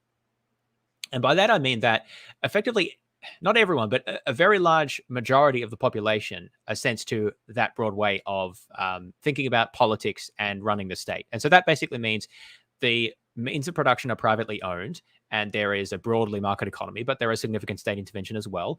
The government is run on democratic principles with one person, one vote, and that there is equality under the law. Basically, a set of these sort of 19th century liberal ideas about the way a society should be run. And they've certainly changed over time in the way that they've been implemented practically. But that's basically the social and political, or political and economic, I suppose, structure that we've inherited. And those sort of institutions developed over the course of the 19th and early 20th century. And by this point, most countries in the West, well, pretty much all countries in the West have those. In fact, it's almost like definitional about your Western. And this is something like what Ukraine is facing at the moment, about sort of an identity crisis about whether they're Western. But anyway, that's just an example. So the point is that broad framework is sort of hegemonic in the West. Now, this is something that Marxists critique because they, or at least most of them, fundamentally oppose that hegemony. They don't agree with the private ownership of production, and they don't really agree with democracy in the way that it's currently practiced. They may be democratic in other ways, but the way that we practice it in like representative democracy, generally they don't necessarily agree with that. Often they're much more localist, like participatory, the way they want to run things. But anyway, and there are other critiques as well. I mean, there are extreme conservatives, people on the right who want to go back to other, or who want to return to a situation where the state, the church has a much larger role in society and over the public, over legislation like it used to in the past. So there are critiques around the fringes, but the point is that many people can't even conceptualize of like a different way of doing things. And that sort of limits how you even talk about things and how you think about things.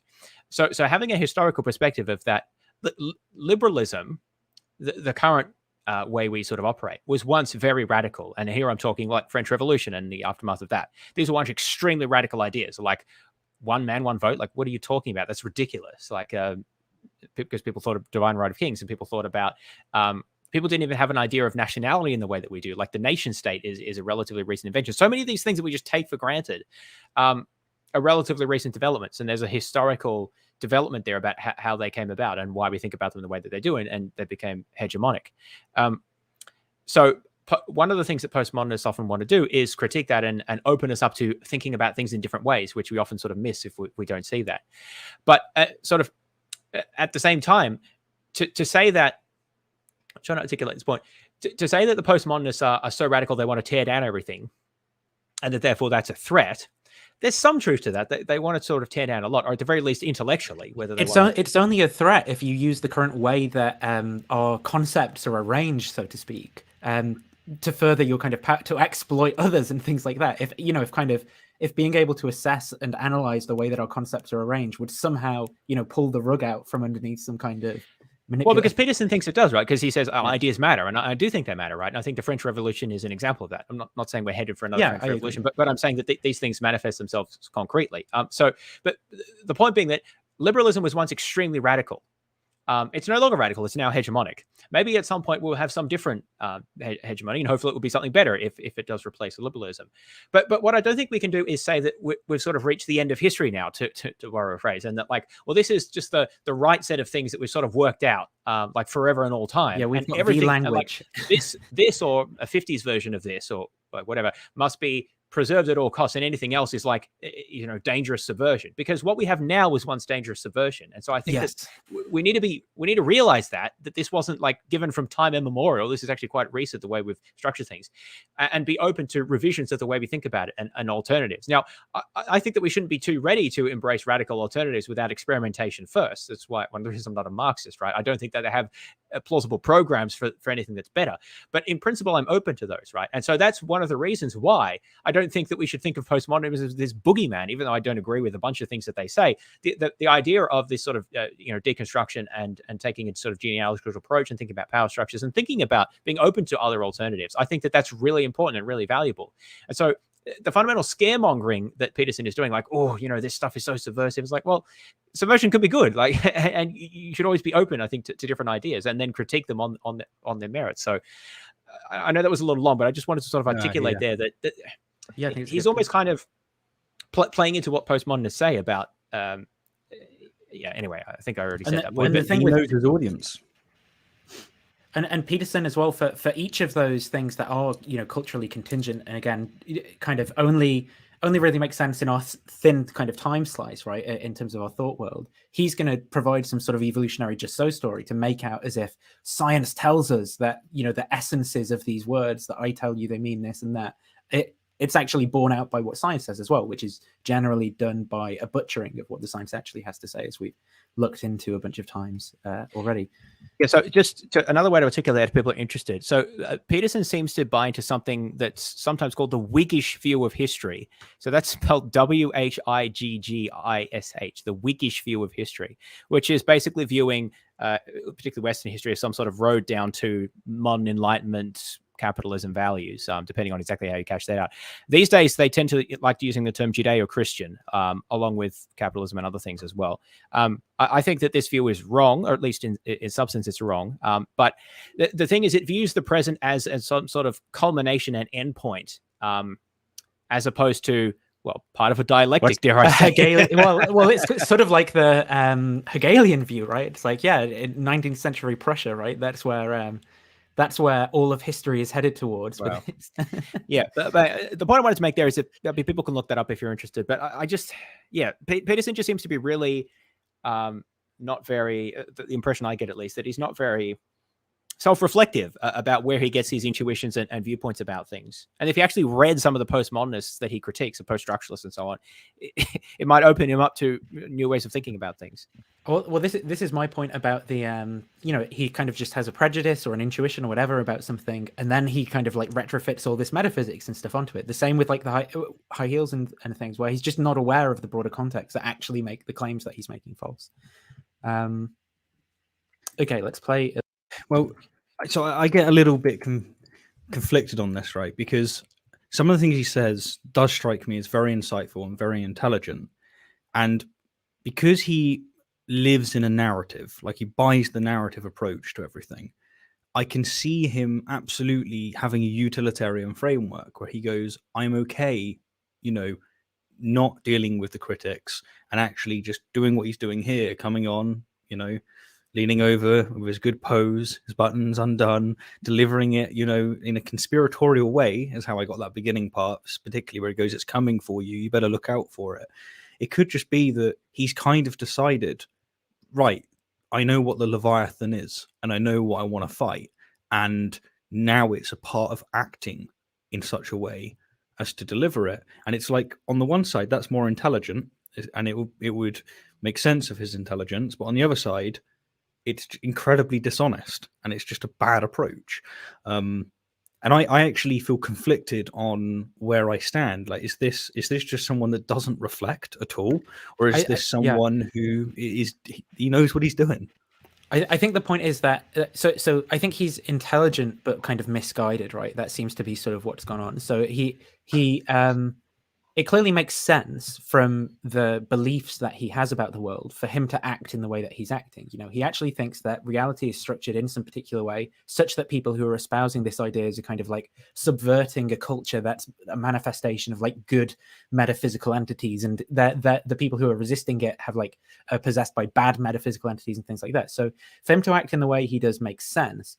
I think the critique, maybe from my point of view, is that he's being epistemically like irresponsible. He's not being self-reflective. He's not being consistent, for example, in the kind of skepticism that he applies, or the standards that he applies to like scientific studies or philosophical worldviews. And so this is a critique of, I suppose, his epistemic virtues, right? There are certain kind of character virtues that we ought develop as people when we come to kind of form our beliefs in the way that we look at the world. And the criticism of Peterson isn't that he's not intelligent enough to do that. It's like a moral critique, right? That he hasn't developed these virtues in the right way that would help him to correct and question some of these false beliefs that he has. Don't know if James has frozen on us, or if he's just reading something. Oh no, I was just having a good chat. He was embodying the solid statue archetype, and he did a really good job. Well played. Regarded Western culture, let's call it the patriarchy, as phallogocentric. Okay, so phallo comes from phallus, P-H-A-L-L-O. And so that's the insistence that what you see in Western culture is the consequence of a male-dominated, oppressive, self-serving society. And see, as far as I understand, I don't think that's what phallogocentrism was actually about. I think it was a linguistics concept insofar as it was developed, but I don't know much about that. Yeah, I'm not sure. Yeah. But given his presentation of other things, I wouldn't be too optimistic that he's presenting it fairly. We might say, well, societies do tend to be self-serving, and people in power do tend to act in their best interests, but a tendency is not an absolute, and that's one of the things that needs to be considered continually. There are no shortage of flaws in the manner in which we've structured our society, and compared to any hypothetical utopia, it's an absolutely dismal wreck. But compared to the rest of the world and the plight of other societies throughout the history of mankind, we're doing pretty damn well, and we should be happy to be living in the society that we're living in. Now contrast that with the video that we watched just a few hours ago now, about how he was complaining about how everything's gone to pot. Yeah, right. True. Yeah, that's correct. It's a bit of a contrast. But the other thing is that, see, postmodernists just usually aren't interested in talking about, like, comparing the material or other outcomes of Western societies to others. They just don't do it. I mean, I've been critical of that in some writings that I've done, and that I think that in some frameworks there's, well, I was going to give some examples, but I won't here to distract it too much. But there's almost an obsession with focusing on the narrative and the genealogy of the power structures, and that can detract, I think, from the focus on actual outcomes in some cases. So, I mean, there's something to be said there, but the thing is, it depends who you're talking to, and depends what they're interested in. So the thing is, some postmodernists won't even disagree with that. That, oh yeah, I mean, this might be the best society that anyone's came up with, but they're just not interested in talking about that most of the time. The first thing that you might want to note about postmodernism is that it doesn't have a shred of gratitude. And there's something pathologically wrong with a person who doesn't have any gratitude, especially when they live in what so far is the best of all possible worlds. And so, again, like, that's a really, what so far is the best of all possible worlds. It's like, I sort of get the impression that Peterson's there is like trying to sort of quote the thing that Leibniz has to say in his Theodicy, right? Where Leibniz says, this is the best of all possible worlds. But it's like Peterson... Well, that was just a parody. Well, no, Leibniz is the best of all possible worlds, and then it's Voltaire and Sorry, yes, I was thinking of Voltaire's. Yeah, my but the point is that Peterson sort of seems to have picked up these like phrases from like sort of canonical philosophers, right, and sort of things that they have to say, and then he just like randomly sort of works them into his speech. Which, I mean, again, he must be really intelligent to be able to do this. He must have read widely, but what he hasn't done somehow is actually take on board the content of what they have to say, right, and engage with the content. So like, he's like, yeah, we live in the best of all possible worlds. Like, what do you mean the best of all possible worlds? That would mean that it can't get better, right? Or what do you even mean by possible worlds? Like, well, it's a very narrow conception of what's possible, like what we've been able to do so far. That's not really possibility, though, is it? Exactly. And if it is the best of all possible worlds, then, well, by definition, any breaking of it is bad. Or any change whatsoever, like, you just cannot make it any better. Well, just whatever happens in this world, if it's the best of all possible worlds, it's the best. That's Voltaire's kind of point when he has like these horrible things happening to these characters, and he's like, well, all's for the best in the best of all possible worlds, right? Like, It's beautiful stuff. Some of my favorite literature. If you're not grateful, you're driven by resentment, and resentment is about the worst emotion that you can possibly experience apart from arrogance. Resentment, arrogance, and deceit. There's an evil triad for you. And here's a question, right? When he's saying, so does capitalism have gratitude? Like, what is this? Why do I? So he said, people who don't have gratitude are pathological, right? But what's this got to do with ideologies that don't have gratitude? You know, is Keynes's economic theory, is that not got gratitude in it? Is that pathological? So maybe what he means is that postmodernism doesn't respect the past and what's been achieved, and this is sort of a conservative point, right? Sort of Burke's conservative talking point. Sort of talked about that. Moral capital. I mean, you could maybe make that critique. The thing is that, first of all, postmodernists, I don't think typically would say that we should just throw out everything. Revolutionary Marxists might say that, but they're not typically postmodernists. So I mean, the thing is, they can respect what's been achieved. It's just that they're focusing on critiquing it more than respecting it. So I mean, you could say that that's some sort of personal flaw. I don't know that. Like when he says that's a lack of gratitude, does he mean that there's not enough of that in the theory? In which case, it's like, well, where's gratitude in neoliberal economic theory? It's sort of not really clear. But if he's talking about it more on a personal level, well, like I don't know how grateful Foucault was as a person. Like, why is that even important?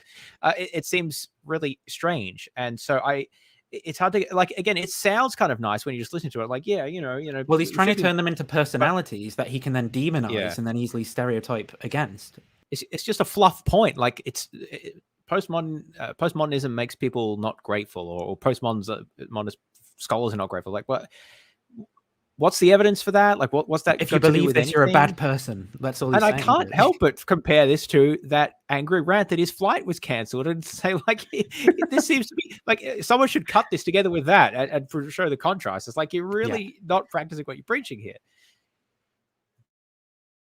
For you. And if you're bitter about everything that's happening around you, despite the fact that you're bathed in wealth, then there's something absolutely wrong with you. You know, the black community in the United States is the 18th wealthiest community, 18th wealthiest nation on the planet. So they've got nothing to complain about, right? Like, this is just such a dumb point as well. Like, okay, they might be the 18th wealthiest community on the planet, but like, so when the police, for example, pull them over for being black and not like white people, or they got, their CVs get rejected because they've got a black sounding name or whatever, then obviously there's going to be, like, it's like, well, that's the problem. What does the black community in the US have to do with postmodernism? Like, he was supposed to be talking about postmodernism, and somehow we just got a statement about the black. Because he's basically saying blacks should be more grateful, right? That's the implication. But he didn't say it. He didn't say it. I've seen this routine before as well.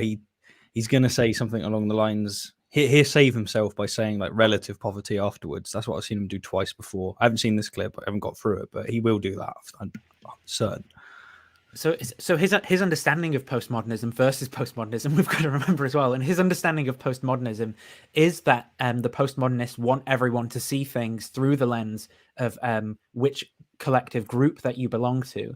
And so they want people to see black communities as oppressed and politically form opinions. I know this has got nothing to do with postmodernism, but this is what Peterson claims postmodernism is. Yeah, well, he also conflates it with identity politics, which I think, although some people who you might describe as being in that identity politics kind of space may draw from postmodern thinkers, that doesn't mean that they're the same thing. And actually, that's why I kind of like the phrase postmodern neo-Marxism, because I think that we can think of it as some sort of an ideological construct of Peterson. So we can talk about it as what Peterson thinks that postmodernists think, not what they actually necessarily say. But so it's sort of useful in that way to have a unique word for it.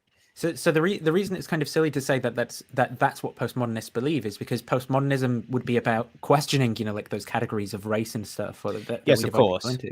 But would strongly disagree with any sort of essentialism within those categories. And of course, in identity politics, that's a tension as well. But I mean, I'm quite critical of identity politics for these sorts of reasons. I don't actually like those approaches to politics. I'm much more of a sort of classical liberal individualist about these sorts of things.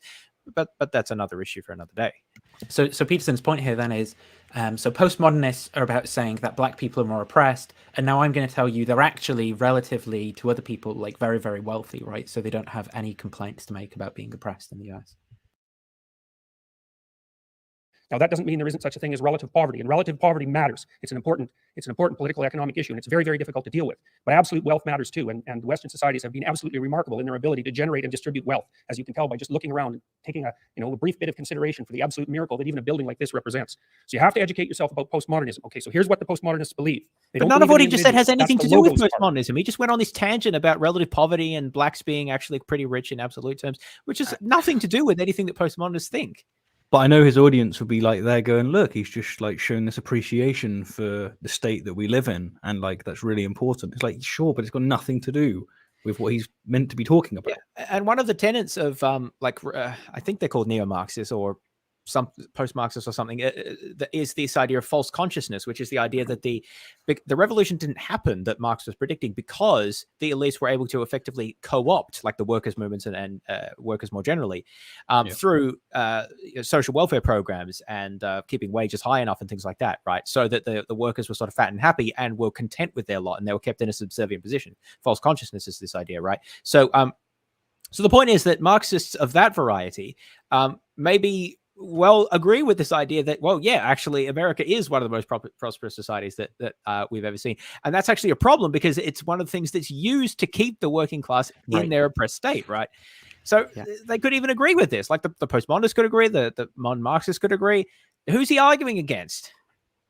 Well, he's going to tell us now. He's finally going to tell us what postmodernism actually is. So educate yourself about postmodernism. Okay, so here's what the postmodernists believe. They don't believe in the individual. That's the logos part. Western culture is fell logocentric. Logo is logos.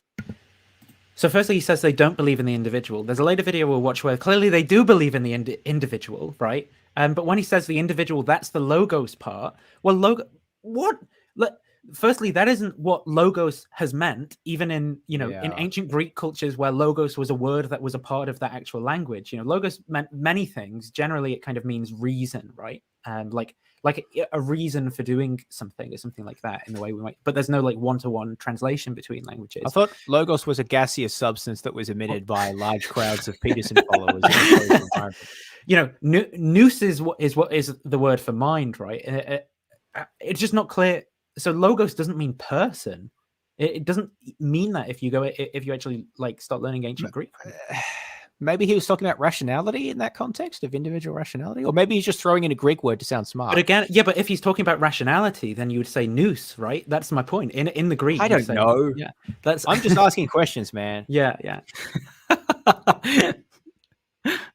That's partly the Christian word, but it's also partly the root word of logic.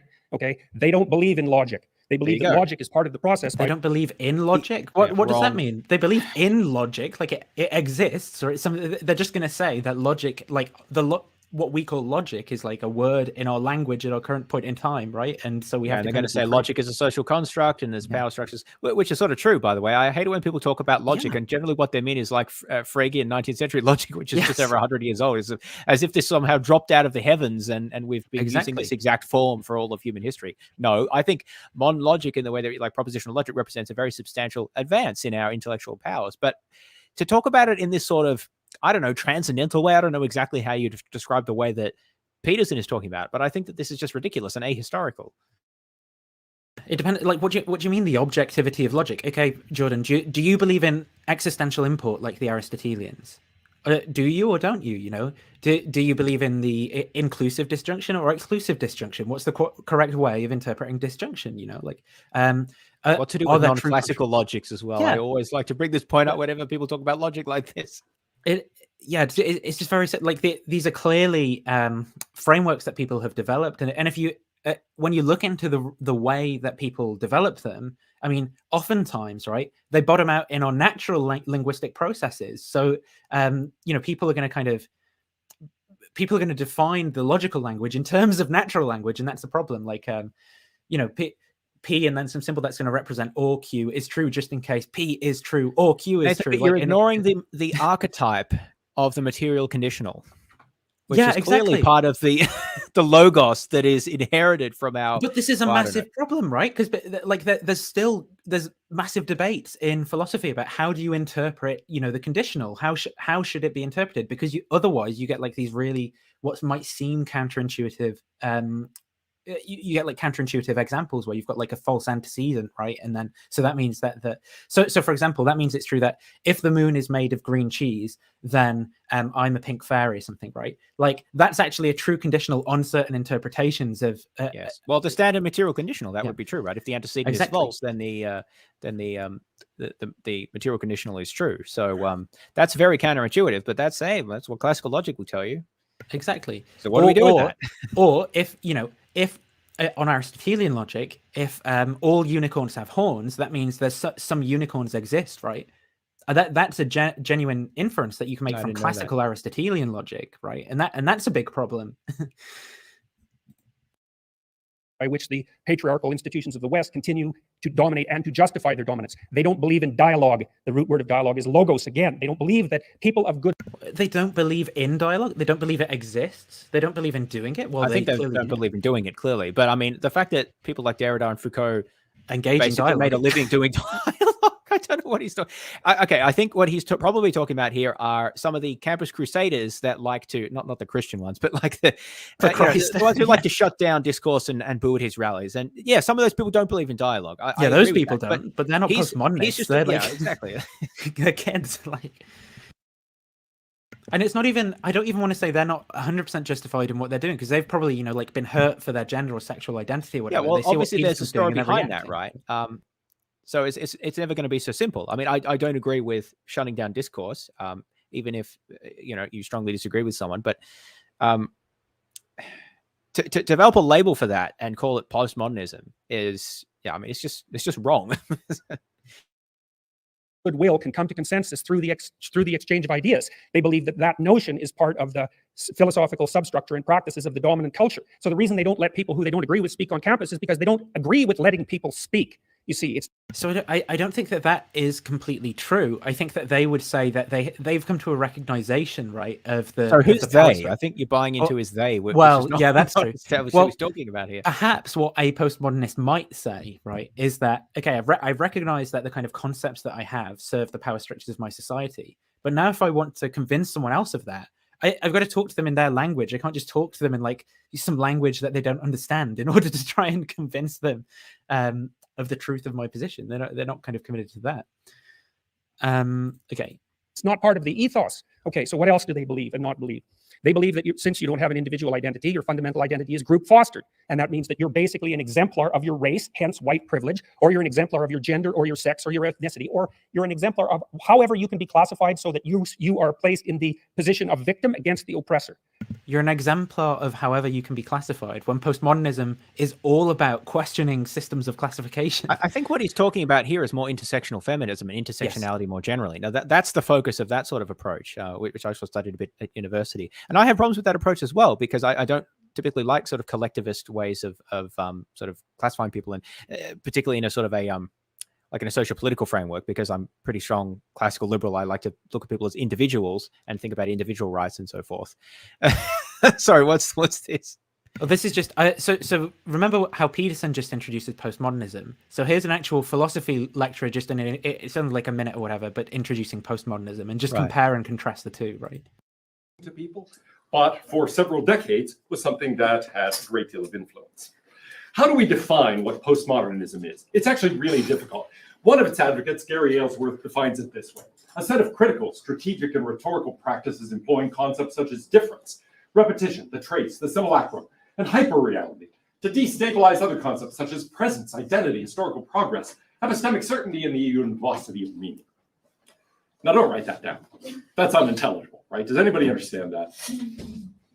Okay, eventually we'll get to the point where I think we can understand parts of this, but actually, yeah, that's not very helpful. It uses a lot of terms of art that you really have to be thoroughly into the postmodernist movement to understand. Here are some things that are supposed to represent postmodernism, works of art like that, for example. I'll go with Mo Sislak's definition from the... So just the point is to show that like people who kind of know what they're talking about, right? They talk about this so differently from the way that Peterson sort of introduces this and talks about it. I mean, I think there's some interesting stuff in here as well when he talks about its reaction to sort of Enlightenment trains of thought as well. And the reason that I think that that's interesting is because I mean, if you characterize the Enlightenment in terms of, the idea of there are truths that are absolute, that exist independently of any universal mind.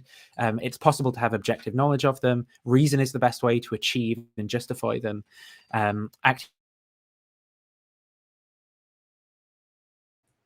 Oh dear, it looks like the postmodern neo-Marxists got to Nathan. They did. He's done. I told you this for, was isn't going to he? happen.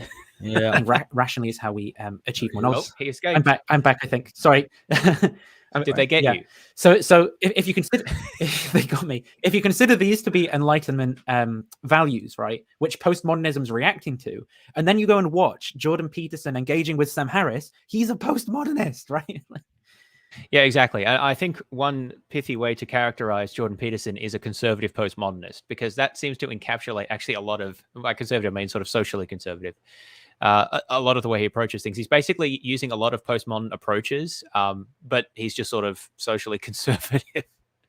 Yeah, but watching his dialogue with Sam Harris is a really good explication of this, because Sam Harris is very much a product of the Enlightenment. He very much thinks in those sort of terms of reason and rationality and progress.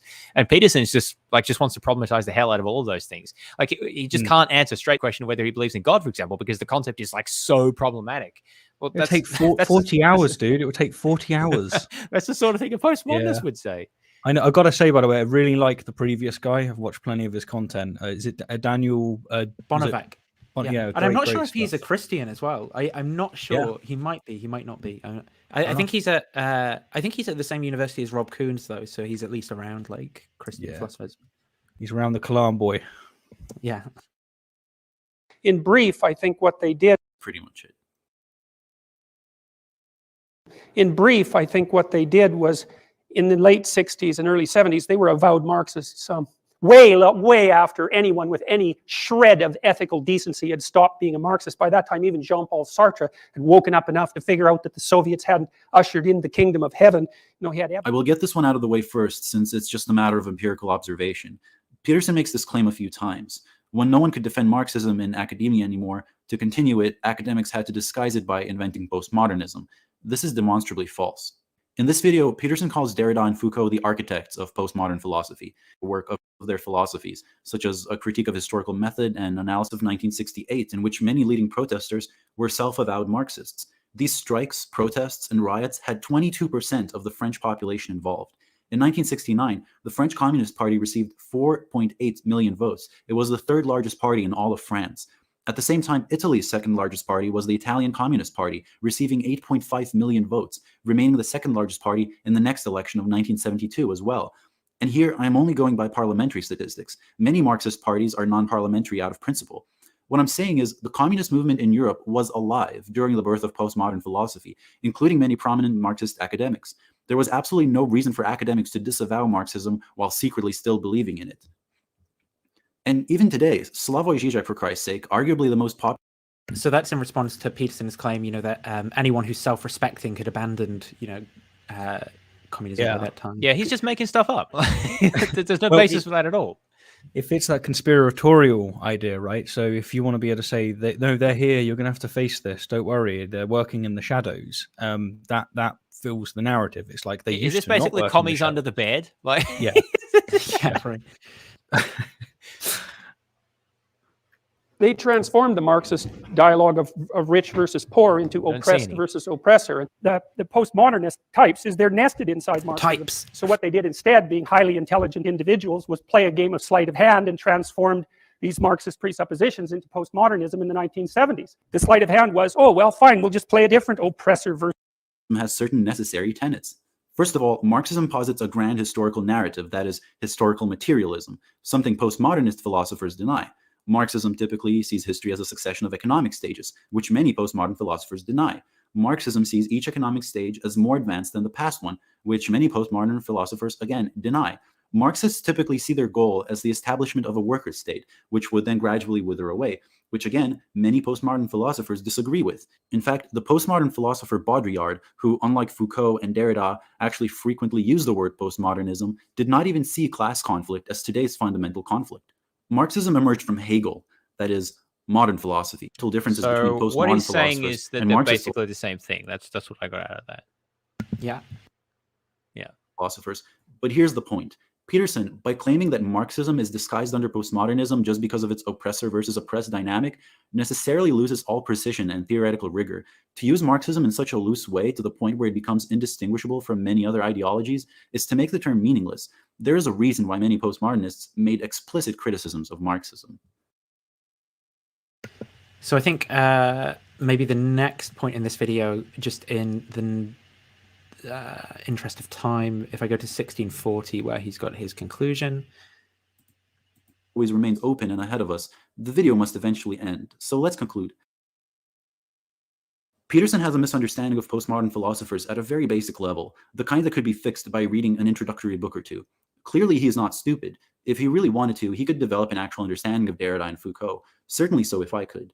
I do not know if he is unwilling to learn because of his biases, or if he knows he is wrong and is simply lying, but in either case, the effect is the same. Peterson's attempt to paint postmodernism as Marxism in disguise makes absolutely no sense theoretically, but in terms of his intentions, it makes perfect sense.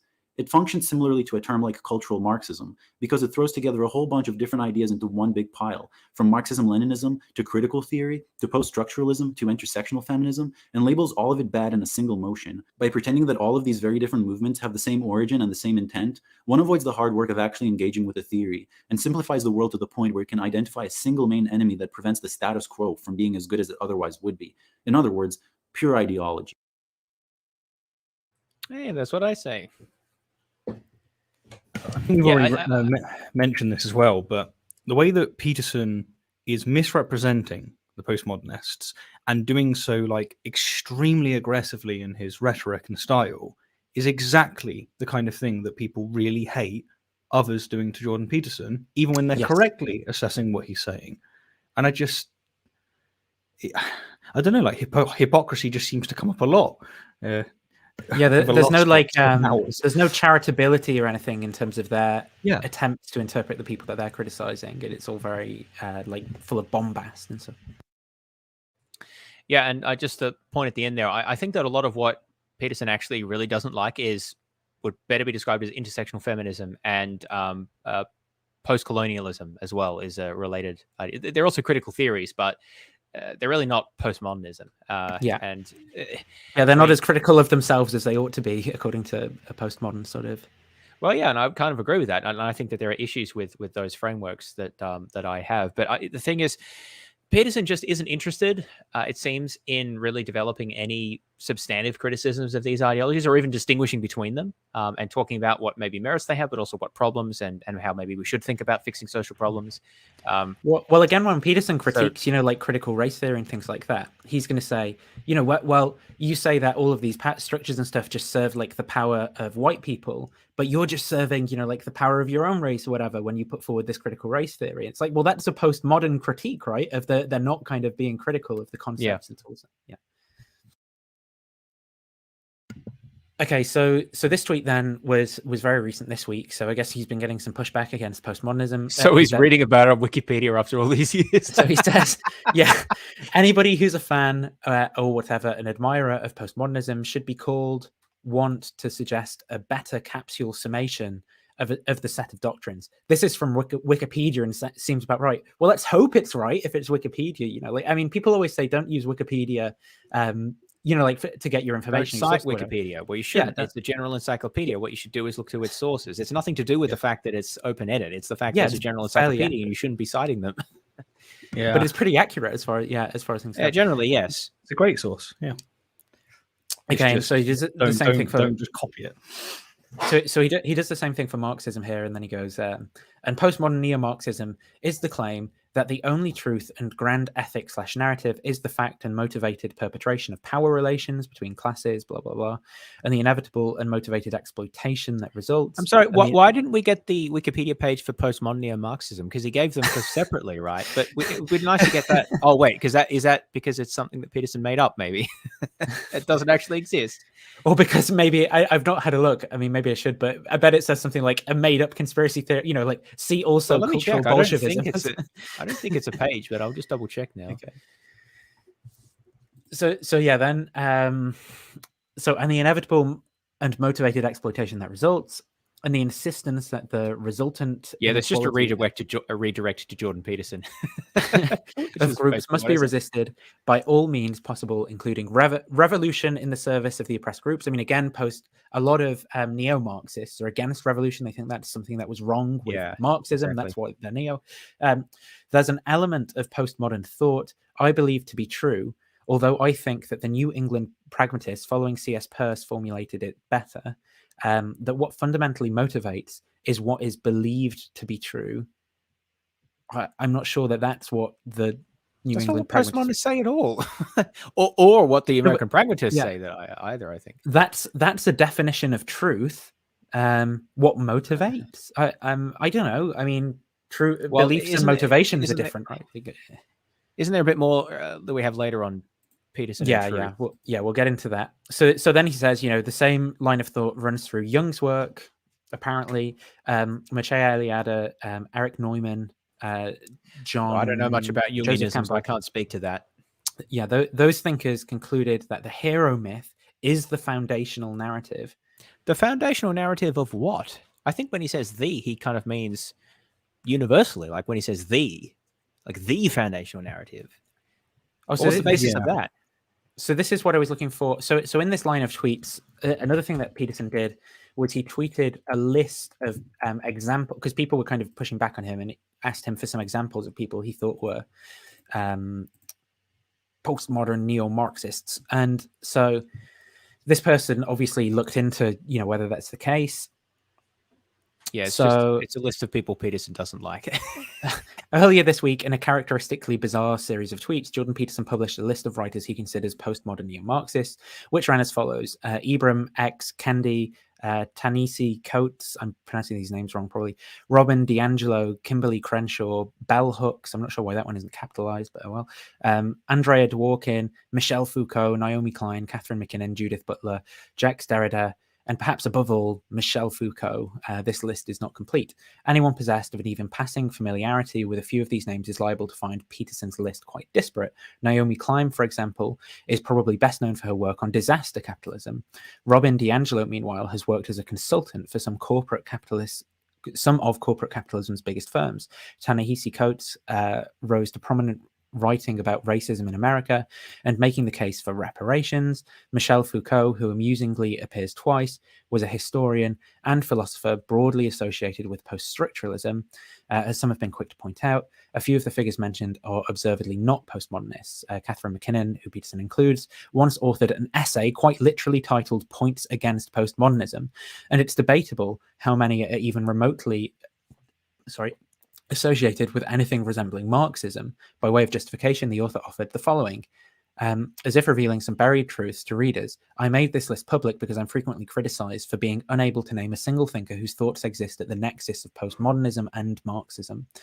Adding further to the impression of someone engaged in deep thought, Peterson also tweeted out excerpts from the Wikipedia pages on postmodernism and Marxism, excerpts that read just as disparately as his initial list of names. So yeah, that's probably enough on that, but it gives you the idea. But this is what I was saying, right? Postmodern neo-Marxism is the perfect label to describe these people, because what it means to be a postmodern neo-Marxist is to hold views that Peterson disagrees with, right? That bear some very vague family resemblance and sort of hostile to some aspect of the Enlightenment. Like that's all that it is, right? So basically, if Peterson says they're a postmodern neo-Marxist, then he kind of can't be wrong about that, because it's entirely determined by his psychological state. So I think it's actually really helpful as an analytical term, right, to understand the people that Peterson and his followers really don't like, even if there's nothing else that they have really in common. It's very interesting. Yeah, because when he does this with other words, religion, atheism, you name it. He's done it with music, for instance.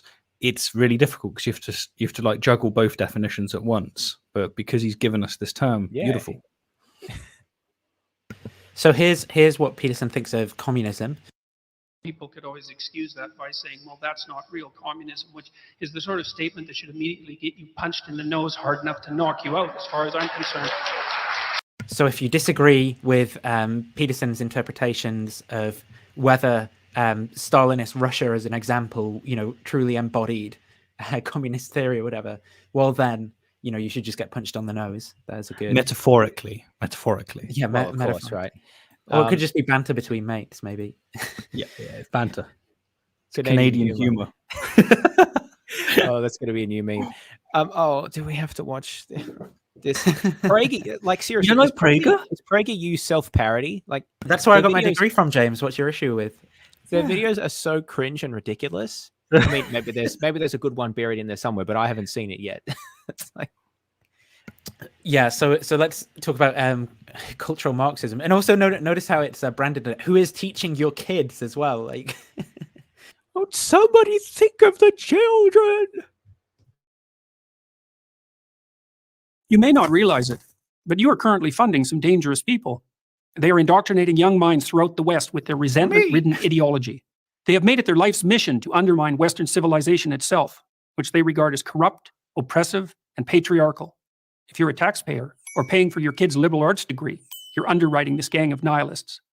You're supporting ideologues who claim that all truth is subjective, that all sex differences are socially constructed. who claim that all truth is just the product of Darwinian evolution, and so isn't actually true. And that Western imperialism is the sole source of all third world problems. They are the postmodernists, pushing progressive activism at a college near you. They produce the mobs that violently shut down campus speakers, the language police who enshrine into law use of fabricated gender pronouns, and the deans whose livelihoods depend on madly rooting out discrimination, where little or none exists. Their thinking took hold in Western universities in the 60s and 70s, when the true believers of the radical left became the professors of today. And now we rack up education-related debt, not so that our children learn to think critically, write clearly, or speak properly, but so they can model their mentors' destruction. All things that Peterson exemplifies in all the videos that we've been watching so far. I know, that's ironic. Sure, yeah, very succinct. Much to the point. Clear thinking, not rambling at all, all that. Agenda. It's now possible to complete an English degree and never encounter Shakespeare, one of those dead white males whose works underlie our society of oppression. To understand and oppose the postmodernists, the ideas by which they orient themselves must be clearly identified. Is that true? Like, can you do it? Well, not encounter. I mean, I've not done an English degree, but I've encountered Shakespeare. Like, yeah, what? Yeah, I didn't do an English degree. I think that's almost certainly false at any university worth its salt, that you could do a whole degree in English and not encounter Shakespeare. I don't It'd be think nice you to can have get a through citation GCSE of that. English in the UK without encountering Shakespeare and in of some course, form. he implies that the reason why you won't encounter him is because he's a white male, and I'm like, surely he's really got the wrong end of the stick here. Surely Well, it's Shakespeare like, was black. well, haven't you surely seen the they Black thought- Hebrew Israelites? Yes. No. Well, I'm thinking, surely he's, I don't know, he's taken like this, I don't know, there's been some movement where they went, look, let's try and get more diversification in the literature written from different people from different locations. I don't know, something along those lines. And then it just went through this filter and come out the other side as banning white men or something. I don't know. Like, I am at my depth there. I don't know what's going on, but it just strikes me as like, where did that come from? Like, what's... Yeah, well, I think that's what he's referring to, but he's lumping all of these things together that are really just separate issues, right? Yes. None of that has to do with postmodernism. I mean, yeah, without getting into all of that. Yeah, like I like postmodernism, but I'm quite critical of a lot of like attempts to decolonize the curriculum and stuff like that. Yeah, I think yeah, absolutely. First is their new unholy trinity of diversity, equity, and inclusion. Diversity is defined not by opinion, but by race, ethnicity, or sexual identity. Equity is no longer the laudable goal of equality of opportunity, but the insistence on equality of outcome. And inclusion is the use of identity-based quotas to attain this misconceived state of equity. All the classic rights of the West are to be considered secondary to these new values. Take, for example, freedom of speech, the very pillar of democracy. The postmodernists refuse to believe that people of goodwill can exchange ideas and reach consensus. Their world is instead a Hobbesian nightmare of identity groups warring for power. Hobbes, the postmodernist here. Yeah, this is very strange. Like when he says classical values of the, or classical rights of the West. Classic. Yeah, well, I guess he's Ancient talking about Athens, like Socrates. Well, no, not really, because they were very different in the way that, I mean, they structured their societies. So, I mean, I would identify that with, I mean, it's a bit, you know, it's a bit older in the English tradition, but continentally, we're talking French Revolution and afterwards, right? So, I mean, it's pretty new stuff. I guess classical in a sense, right? But the thing is, and then he throws in Hobbes there, who's actually a much older figure, and also whose ideas were kind of important for the development of the idea of the liberal state, although he wasn't a liberal himself. But, you know, it's a bit of a muddle, I guess is the point. Like, the intellectual history here is just really muddled. Yeah. This is what I was saying before when I made the point about Leibniz, like the best of all possible worlds. It's like he's just sort of like has these random like names and sayings and things like. It's sort of like. So there's a joke. Peter Unger, who's a philosopher who's very critical of philosophy, he has a joke about philosophy where, like, he says one of his colleagues sat down on a plane next to someone and they said, "What do you do for a living?" And he said, "I'm a philosophy professor." And the person next to him said, "Oh, what are some of your quotes?" Right? And Unger says, "Yeah, and that's the right response to philosophy," because he sort of wants to delegitimize it a bit. But I mean, that seems to sort of be Peterson's philosophy as well, where rather than genuinely having engaged with a lot of these ideas, he sort of seems to have gone through like a pop handbook of got like sayings and names and things like that, and he's just kind of collected them, and then he just like mixes them all together in this mishmash without any attempt at historical accuracy or like correct exegesis of the ideas or anything like that. Something that gets, I mean, we've spoken about this before. I struggle because some of the things he says resonates with me. So, for instance, this emphasis on, you know, not selective enforcement, like positive discrimination and whatnot. Like, I'm sympathetic to it because I think that what's been identified is a problem, but I find that the solution that they're going for when it comes to equity of outcome, I agree with Peterson myself. I think that's a really, really bad idea. I think it should be equity in terms of opportunity. So it makes it even more difficult because there's parts of this I agree with or I see merit in, but then it's just so confused and it's added with like all of these different things coming together, and it's just such a mess. So the thing is that Peterson doesn't actually really say that, diversity quotas are a bad thing. Well, he did just say that in this video. He said, did he? Yeah. He presents them as bad. Yeah. I don't know that he explicitly said. Well, certainly he doesn't explain why they're bad, right? I guess he said something about the fact that they're he said that they're replacing classical Western rights with these other things. So the point is that there's not an actual articulation of, look, here's a practice that's occurring. Here's why I think it's a bad thing or has negative outcomes.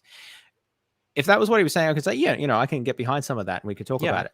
But he's not really saying that, right? This is supposed to be an expose of who's teaching your kids. And then we're getting this sort of random mishmash of different things that he doesn't like, that he's sort of associating with these people.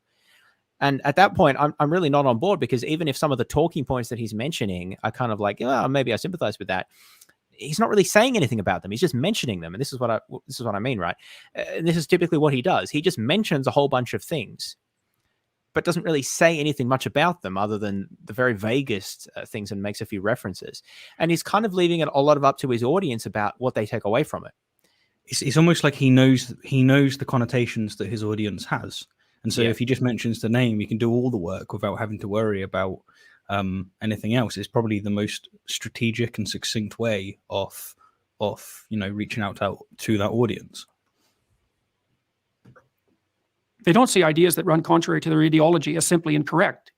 They see them as integral to the oppressive system they wish to supplant, and consider it a moral obligation to stifle and constrain their expression.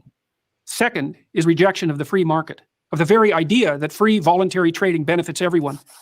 They won't acknowledge that capitalism has lifted up hundreds of millions of... I guess he's sort of saying it there, but most of what he says is supposedly descriptive. Like, he's not arguing against it. He's just saying this is what it is. Yes. And I suppose there's all the plausible deniability there, right? It's just obviously wrong. It's just obviously the wrong thing to believe it. But it's not even a correct description as well. That's the well, yeah, the description's wrong. But I mean, just in terms of, is he presenting an argument against these things? Mostly not. It's mostly just what he's doing. I mean, obviously this is pretty clear, right? So he knows what the audience is going to think about everything that he says. So all he has to do is say these people believe this, and that's enough. He's done his work, right? Yeah, and all he has to do is say they believe the things that I know that you have prejudices against as the target audience. Yeah, pretty much. This talk, which is why the mentioning of the teaching your kids, or if you're a taxpayer and things like that. Typical conservative talking points for American conservatives, like pay my taxes, it's theft and all that. People, so they can, for the first time in history, afford food, shelter, clothing, transportation. Even entertainment and travel. Those classified as poor in the US and increasingly everywhere else are able to meet their basic needs. Meanwhile, in once prosperous Venezuela, until recently the poster child of the campus radicals, the middle class lines up for toilet paper. Third and finally are the politics of identity. Postmodernists don't believe in individuals. You're an exemplar of your race, sex, or sexual preference. You're also either a victim or an oppressor. No wrong can be done by anyone in the former group, and no good by the latter. Such ideas of victimization do nothing but justify the use of power and engender intergroup conflict. All these concepts originated with Karl Marx, the 19th century German philosopher. Marx viewed the world as a gigantic class struggle, the bourgeoisie against the proletariat, the grasping rich against the desperate poor. But wherever his ideas were put into practice, in the Soviet Union, China, Vietnam, and Cambodia, to name just a few, whole economies failed and tens of millions were killed. We fought a decades-long Cold War to stop the spread of those murderous notions, but they're back in the new guise of identity politics. The corrupt ideas of the postmodern neo-Marxists should be consigned to the dustbin of history. Instead, we underwrite their continuance in the very institutions where the central ideas of the West should be transmitted across the generations. Unless we stop, postmodernism will do to America and the entire Western world what it's already. We must stop communism in that land. To say that the role of the universities is to transmit the central ideas of the West across generations, that is such a conservative attitude, right? There is basically transmission of just the tenets of the classics. No, I think that that's part of what universities should be doing, but it's certainly not. I wouldn't even say it's the most important, right? The university should be about thinking and discovering and learning and critiquing, not transmitting the central tenets of the West. What kind of an attitude is that? That's like a medieval attitude about what the universities were for. That's just so strange. And with that video, I got certainly that he was very much equating just communism with postmodernism, whereas in other places it will be less so that, more like identity politics. So it was a weird definition that's just like a mixture of whatever. McCarthyism in there as well, like the Red Scare and all this stuff. It's just really bizarre. I mean, it's conservative talking points slapped with a label. It's going to spread from Venezuela, which is near America, it's a containment theory back again. It's spreading from the college campuses. It's infecting society. Yeah, exactly. This talk of diseases, which is again, Peterson talks about this in his lectures when he talks about where in his personality lectures when he talks about Nazism. He's like, and they used to talk about the Jews as if they're a disease and stuff. And it's like, okay, now critically apply that to the way that you talk about, things that you don't like. Yeah. Well, when he's saying that it's okay that they're dead, like thankfully they're dead. It's like, dude. A bit crude. I'm going to have to bow out at this point. It's 7 hours. It's midnight. What are we going to do? My end. Well, you'll soldier through. I think when I wanted to make it to the end of this part, but I need to get to bed. I actually don't have as much to add to the religious side of it anyway. I think you two will do a better job than I will there. I just want to make sure that you do cover his point about National Socialism and describing that as Marxist. I know that was the after this, I think. Sorry, describing that as. Yeah, describing that as Marxism. No, sorry, I muddled that. Yes, actually, but describing National Socialism or Nazism as an atheist doctrine. I think that little exchange that you've got there is just really telling, where he actually doesn't have any basis to back this up. And maybe if you can just read a couple of the quotes that I've got there at the discrimination against atheists and the hierarchy point when it gets to that, because that's basically just what I wanted to add to that part. That Peterson's just completely and utterly wrong about that point. And that's why when he says that he studied Nazism for so long, I'm like, well, you don't seem to know very much about it. Maybe he's good at other points about it. I don't know, but he's just completely wrong when he says that Nazism was atheistic. Anyway, so yeah, I'll bow out now. Thanks very much, Nathan, for compiling this wonderful series of extremely enlightening videos and extracts of his writings for us. I'll be thinking about this for a long time to come. And thanks, Stephen, very much for hosting us on your channel. It's been great to have a bit of a new audience, and hopefully, people have the people here have found our insight interesting, or found our comments insightful. Definitely. And hopefully we'll head on over, check out the other episodes of Bad Apologetics, check out your channel as well. In which case, just thanks for your time. Thanks for all the work that you do as well. Like, I've been watching your content for a really long time. So when we scored this collab, I'm just super excited to have done it. So thank you very, very much. No worries. Thanks very much. Cheers, everyone. Take care, and best of luck with the rest of Peterson. Yeah, see you around, James. Bye. Oh dear. Okay, well, there's no off-ramp for us now, Stephen, because it's the middle of the day. So I know. It's also going to be harder to hide the pee breaks. Oh yeah, it'll be all right though. We'll be able to do it. So let's play through this clip then, and we'll talk about some of his cultural Marxism stuff. You know, the right wing is really hard on the Frankfurt School. You know, the Frankfurt School were these kind of neo-Marxist guys who combined Marxism with Freudianism in the 1940s, and they were avowed neo-Marxists, you know, so it's not like I'm making an accusation. And they were kind of anti-system type people and all of that. But I think to lay what's happening at the universities and in the broader culture itself at the feet of the Frankfurt School is insufficient.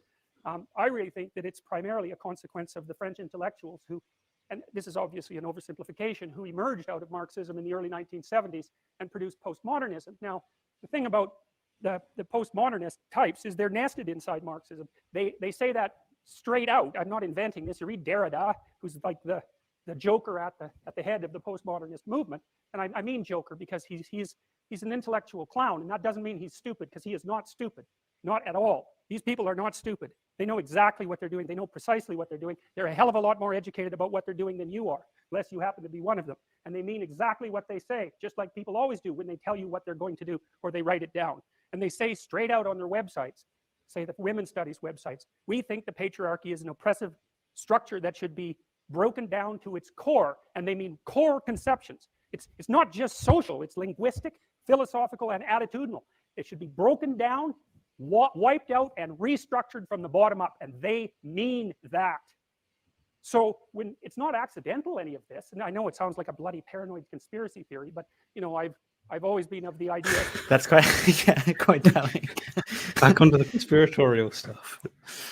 So maybe that should be a red flag. Maybe I should be a bit more cautious if it sounds like that. But yeah, instead it becomes like a sort of storytelling device, right? To say, I know it sounds like this, but look, I'm a skeptic, right? So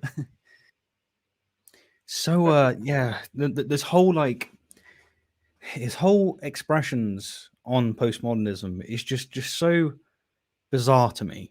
I mean, I was taught, as I said, postmodernism slightly at university, and it just feels like such fluff, but it does so much for so much of his audience. It's the boogeyman. So something to focus on here in these comments as well is the way that he's talking about cultural Marxism as well. So I'll draw some parallels in a second between that and something else. But from reading Jung, that people don't have ideas, ideas have people. And these are powerful ideas. There's a good book called Explaining Postmodernism that I might recommend by a guy named Stephen R.C. Hicks. And his first chapter, which isn't very long, is a good introduction to political correctness. But so why do I think this is about that? Well, here's my reasons. I mean, it doesn't seem to be about me. I think all I did was I made the general specific, which is kind of what you have to do if you really want to make a point. A point, right? That's one place if you want to make a point. And my point was, I'm not saying made up words generated by postmodern neo-Marxists, because I despise everything they stand for. And so I'm not using those damn words. And that's that. So that's in response to Bill C16, of course. So what I wanted to bring up is, this is from the Holocaust Encyclopedia, and it's, you know, they've got a lot of stuff here to do with like Nazism. Yeah. So the Reich Culture Chamber, beginning in September 1933, a Reich Culture Chamber composed of the Reich Film Chamber, Reich Music Chamber, Reich Theatre Chamber, Reich Press Chamber, blah, blah, blah, supervised and regulated all facets of German culture. Nazi aesthetics emphasized the propagandistic value of art and glorified the peasantry, the Aryan, and the heroism of war. This ideology stood in stark contrast to modern, part of what might be called modernism, I suppose, innovative art, such as abstract painting, denounced as degenerate art, as well as art Bolshevism and cultural Bolshevism. And then there's, obviously like a Wikipedia page on cultural Bolshevism, sometimes referred to specifically as art Bolshevism, music Bolshevism, or sexual Bolshevism, was a term widely used by state-sponsored critics in Nazi Germany to denounce secularist, modernist, and progressive cultural movements. This first became an issue during the 1920s in Weimar Germany, when German artists such as blah, blah, blah. The point here that I want to sort of draw out is that essentially you can see that all that's going on is the invention of an enemy that doesn't really exist, and kind of like stereotyping, right, by the Nazis against this enemy. And this doesn't mean that Peterson is a Nazi, but he's basically doing the exact same sort of thing that they're doing in terms of creating this enemy of the cultural Marxists, right? And it's basically the exact same myths who are trying to subvert the West and Western ideology. Yeah, it can definitely be very dangerous with this creation of the enemy. And I think a large part of the reason why a lot of this hasn't resonated with me is it's not tangible. I can't hold on to any of the strands because they're all vague and vapid. I think if you're disenfranchised to something, and Peterson's like Peterson's making sense to you, right, and he's telling you this story about the communities who are responsible for your disenfranchisement, then it's like, this makes sense now, and you're going to be on board with it because now there's someone to point your finger at, and there's something to be angry about and stuff like that. And I think that's how I ended up like buying some of this stuff at a certain point in my life as well. Do you remember what got you to leave it, to figure out that this isn't quite right, or was it? I think it was, in my view, it was becoming more radically fundamentalist as a religious person and stuff, right? So because I started adopting like fundamentalist Christian theology and metaphysics and things like that, that led me to question Peterson and go, oh yeah, what he's saying about Christianity and theology and stuff isn't right. Like he doesn't actually understand what he's talking about. But then so I abandoned Peterson almost for like a worse worldview, right? And then I questioned that and came out of that. But weirdly enough, it was actually becoming like a fundamentalist Christian that made me reject like the way that Peterson talks about some of these things. That's pretty interesting, yeah. But even when it comes to his religion takes and things like that, I mean, some of those things are still pretty pernicious in my thought and the way that I view relationships. Like we skipped over some of the things he said about like shackle yourself to someone and get married and things like that. It's taken me a really long time to realize, no, that's like an unhealthy way of viewing relationships. You don't just like, you don't want to be like, what's my marriage? I'm shackled to someone and we're gonna like, and let's be bloody miserable together. And because now we've got to resolve our differences, because if we want to separate, there's divorce in the way. And that, like, that's a horrible way of looking at the relationship. You want to get married for like good reasons because you want to be together or have a family and things. And like with a lot of people, they get together and it takes them a while to, especially if they get together young, it takes them a while to develop into who they are. To find themselves, and it might only be when they find themselves that they find actually we're not compatible, and it's the religious framework doesn't permit of a way to get out of that, because by then they're married, and people change over like 20 years of their life and stuff. Like this is a point like I'm not the same person I was like 4 years ago, right?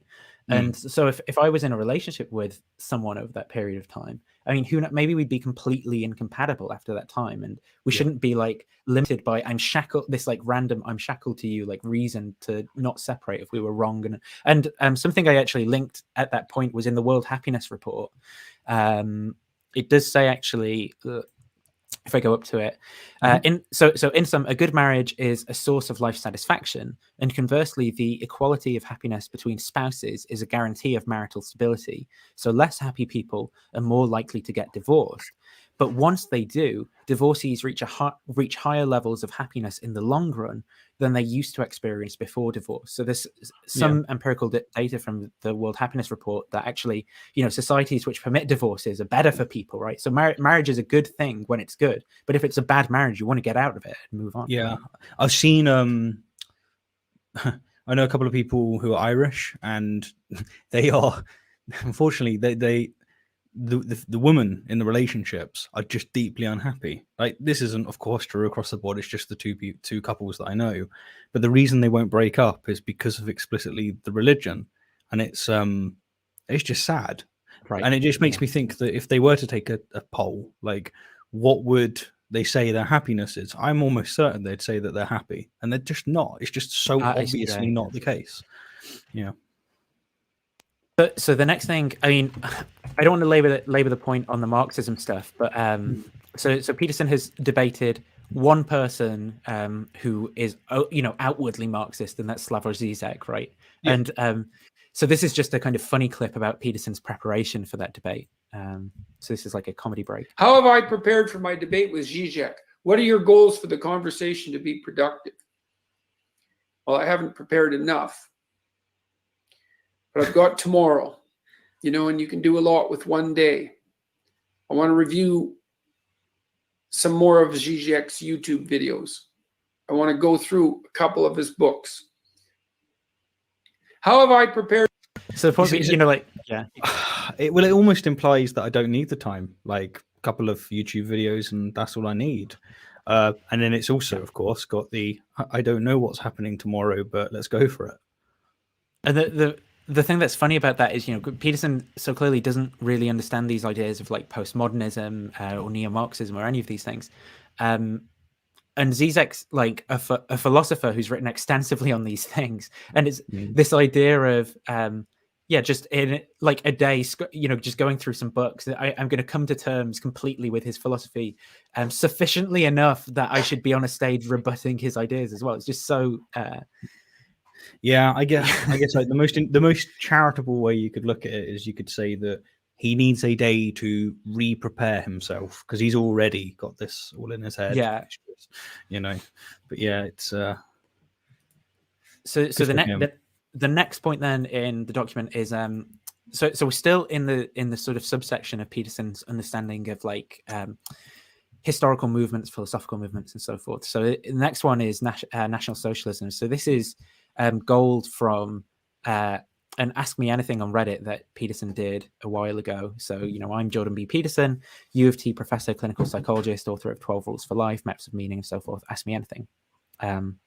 So someone asks, Dr. Peterson, you've claimed that the atrocities of Nazi Germany came out of a loss of belief in God. However, only about 1.5% of Germans in 1939 claimed to lack a religious belief, and many of the anti-Semitic beliefs propagated by the Nazis were inspired by those of Christian figures like Martin Luther. Yeah. How can you explain the populist spread of Nazism in Germany as the result of atheism when the historical facts do not suggest such a conclusion? So Peterson sort of... Good question. Sorry, I'm just maximizing the page so I can read it a bit better. Oh, okay. Sorry. And then Peterson responds, Nazism was an atheist doctrine. So was Marxism, right? Which is something he's repeated extensively in his lectures as well. So someone said, you've managed to lose all credibility in a single sentence. That's blatantly false. Correct. They were tenably Christians. God is on our side, written on every Nazi belt buckle. Someone says, very careful and well thought out response, thanks. Peterson responds, look, it's up to those who claim no relationship between atheism and Nazism/Marxism to deal with the fact that both are explicitly anti-religious movements. So yeah, that's just a complete misunderstanding of where kind of like the onus lies. Like if he's the one making that claim, right? Comes back you to don't that just assume shifting. Yeah, you don't just assume like anything that happens is an atheist doctrine unless proved otherwise. It's that if you're making some historical claim, right, you've got to substantiate that somehow. So I thought that Alec Ryrie, who is a Christian historian, actually, is probably someone who's in a really good position to sort of provide some pushback on. And his lectures are really interesting. So I'll share that should be good. one of these. So it's 2:13 is the start. So let's just go from enthusiastic enabling and women. Now, Nazism itself was neither religious nor atheistic in the normal senses of those words. Adolf Hitler never formally renounced his cradle Catholicism, but he was vehemently anti-clerical, and by the end of his life, privately reviled Christianity as a fairy story invented by the Jews and as a Jewish communist conspiracy against the German people. He also dismissed atheism, the creed of communism, as subhuman, and he mocked the attempt that some Nazis made to revive ancient Nordic paganisms. Since the Nazi Party was first formed in 1920, it was formally committed to what it called positive Christianity.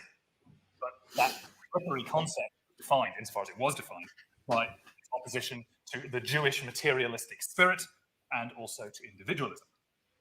Although Hitler did think that Nazism should foster what he called some notion of divinity, it found its spiritual meaning not in any god, but in the purity of the Aryan race, a purity whose highest expression was the Nazi state itself. So, it doesn't seem to me that Nazism is in any meaningful sense a Christian ideology, but at its heart was hatred of Jews. And the pseudo-scientific anti-Semitism of Nazism would not have been conceivable unless it were built on centuries of Christian anti-Judaism. Yeah. Chief. Did you want me to pause there? Or?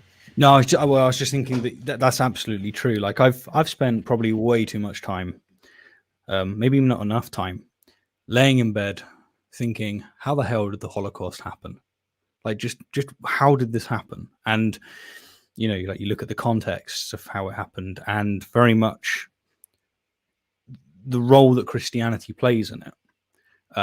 At least from the substrate, to use like a word that Peterson favors, it's vital. It's a vital element of it. And then you got them, as he was just saying, like the materialism that they associated with Jews, and then you've got that like juxtaposed from the social actual part of the Nazi regime. And it's really interesting because knowing of what lots of the leaders were speaking of and how they dealt with Christianity, lots of them just endorsed Christianity straight up. Some of them slightly bastardized it. I think it was Hermann Goering who was getting really quite weird with his interpretations, and I think he was into like weird astrology stuff as well. So he was starting to get a little strange. But yeah, it's Christopher Hitchens has got a good chapter on this very topic, where basically theists push the idea that, especially creationists, they push the idea that atheism and particularly a belief in evolution has some kind of association with Nazism. Yeah, I think Alec as a Christian, like, you know, I think he does actually a really good job as well of fairly explicating the problems and stuff. Like he's not I don't get any sense of like bias from his presentation. So like he's written books. He's written really good books on Protestantism as well, where he's talked about like the theological justification of slavery given in America, and like theological justifications for apartheid and stuff like that given in South Africa, and some really good like historical critiques of things that went on there. So he talks a bit more in this lecture about you know, the sort of Christianity that was integrated with the Nazi state in order to, and how that was used to sort of persecute Jews. And so I'll play a little bit of that out. From church use. So the Institute for the Study and Eradication of Jewish Influence in German Church Life, which was inaugurated in 1939, was better known simply as the De-Judaization Institute, was not some sort of ersatz Nazi project. It was launched at the Wartburg Castle, where Martin Luther had translated the New Testament in 1521 to 22. That's a very deliberate attempt to claim the mantle of Germany's most potent symbol of religious nationalism. Luther had been being conscripted as a Nazi symbol since the beginning. In 1933, this poster declared that Hitler's struggle and Luther's teaching are the best defense of the German people. Luther's notorious pamphlet on the Jews and their lies was much reprinted by the Nazis. The De-Judaization Institute's director, who was a distinguished New Testament scholar named Walter Grundmann, asserted in his inaugural lecture at that institution that its work was nothing less than a second Reformation. Luther had thrown off the Pope's stranglehold on Christianity, and now, he declared, scholars had likewise revealed the deformation of New Testament ideas into Old Testament preconceptions, so that now angry recognition of the Jewishness in the Old Testament and parts of the New has arisen. Christianity had to be purged of Jewishness. Any listener might logically conclude that it was. So yeah, this is a really good lecture, basically, for people who are interested in those things. There's some links James put as well in the chat, so maybe I'll look at some of those. So discrimination against atheists in Nazi Germany, and did he have a specific? The regime strongly opposed godless communism, I think, where's that? Because that's they had like this strong, especially as World War II went on, they had this strong association of atheism being with the Soviet Union, and so it was really starting to move in that direction.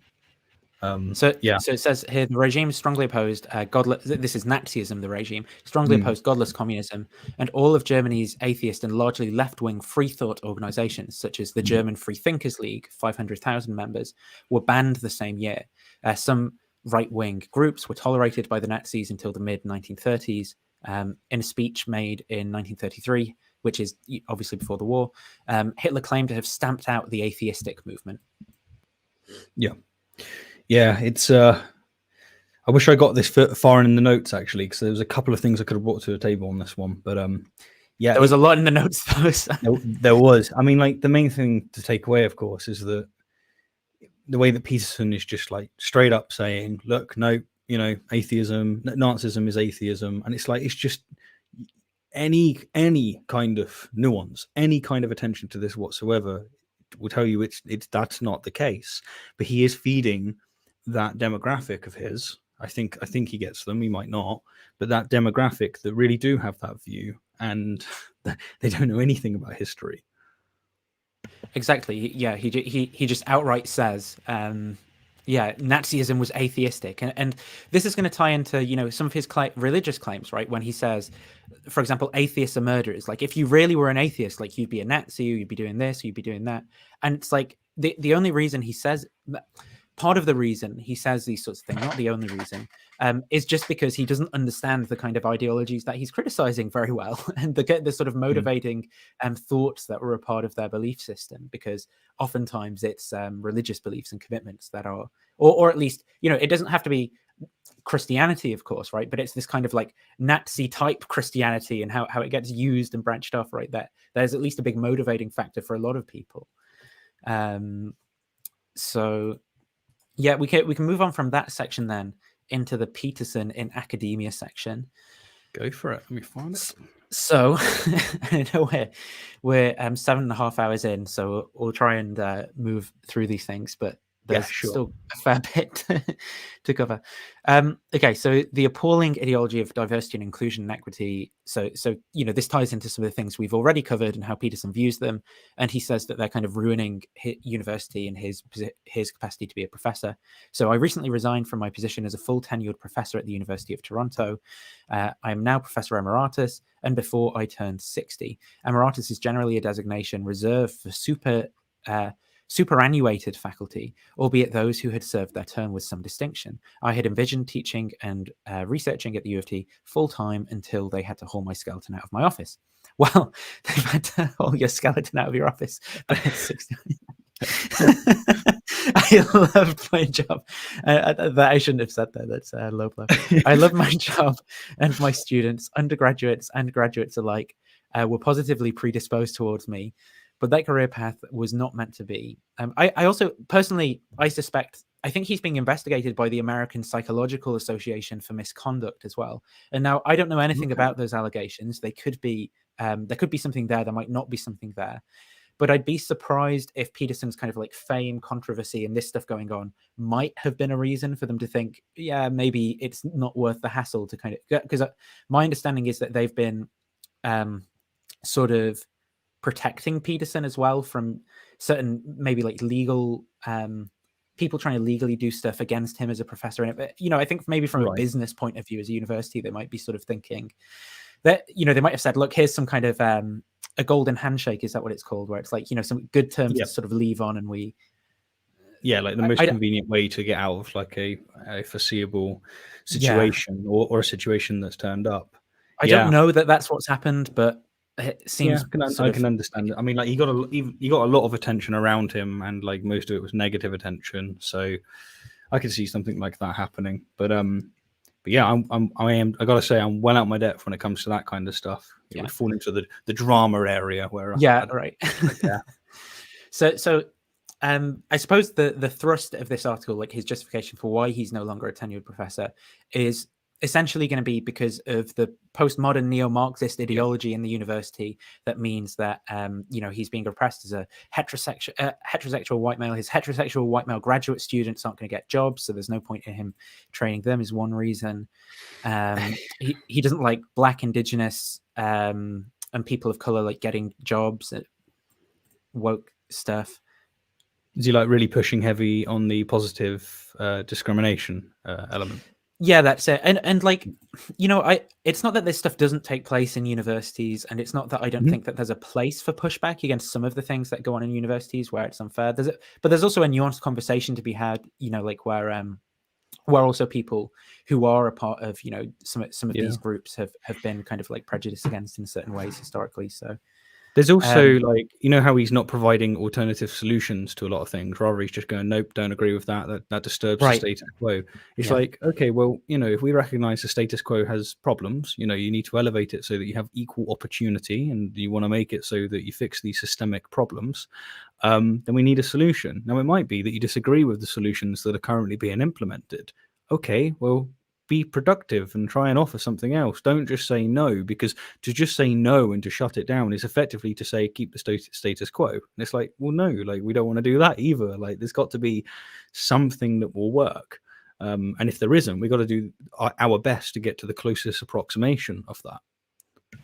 So Peterson, for example, he says stuff like, you know, we're now at the point where race, ethnicity, gender, or sexual preference, and it's like, you know, he sort of says, it's like he sort of puts gender in scare quotes to say it's really sexual preference to kind of be derogatory, is first accepted as the fundamental characteristic defining each person, just as the radical leftists were hoping, and second is now treated as the most important qualification for study, research, and employment. Now, I can say that this is wrong because I've been applying to PhDs over the past 6 months, right? And American universities are very concerned about like what my GRE score is, for example. American universities are very concerned about what my undergraduate grades were, and like, you know, there's a reason that they want the full transcript. Now, it is the case that there are certain scholarships and studentships and things like this available for like people of color or minorities, whatever, that aren't available for me. And, you know, maybe there's a discussion to be had about whether it's fair to sort of reserve those places and not make them available. I'm not really taking a position either way here, but I'm just saying, you know, there's a discussion to be had about that. But to claim that is all people care about, right? When every applicant is being filtered by like, you know, like GRE score, their undergraduate grades, things like that. And the same, you know, not the GRE in UK universities, but that is still the vast majority of what an application is being screened against. Yeah, no, I do get that. I had a friend, he was getting in the police force, and he got rejected twice. And maybe I shouldn't be telling this story, but I don't know, I can't 100% clarify it. But according to him, he was told by someone who worked there, next time put down that you're gay, and it will help because they are conscious of quotas, and so like I'm not saying this thing like doesn't happen, right? And I think it's like wrong in certain instances and stuff. I just think that the way that Peterson's kind of framing it here is a little bit overblown. Like I think he's sort of playing the victim a bit too much. It's like if you do nothing, there's a victim. If you do this, there's a victim. Like, right. And the thing is that it doesn't help just to focus on one horn. It's like, no, you got to have like some nuanced view of this, some nuanced perspective, and you don't really get that from reactionary takes. Before we look into then some of the stuff that Peterson's got to say, I think it's relatively useful just to have like a brief background to like Freud and Jung and some of the things that they said. So I'll just play this out. In the beginning, God created the heaven and the earth. And the earth was without form and void, and darkness was upon the face of the deep. And the Spirit of God moved upon the face of the waters. And God said, "Let there be light." And there was light. Once, a long time ago, people liked the word so much that they decided to write a story about it. So what they did, they wrote it in the Bible. They thought God made the world. They said first God made the sea. Then he made the birds. I am delighted that butterflies were made because I like to watch them. Do you know when this was filmed? The 70s or 80s, I think. In the garden I was going to say they're probably like my age now, but they're older. Yeah, right. Through the biblical stories of the creation and Adam and Eve, we pass on to our children our moral and religious values. But today they're also learning another account of how all things began, that told by modern science. It has the evidence on its side, and it makes Adam and Eve seem like a just-so story. How's this come about? How can we tell them both that they're children of God and that they're children of the evolutionary process? I'll skip forward a bit.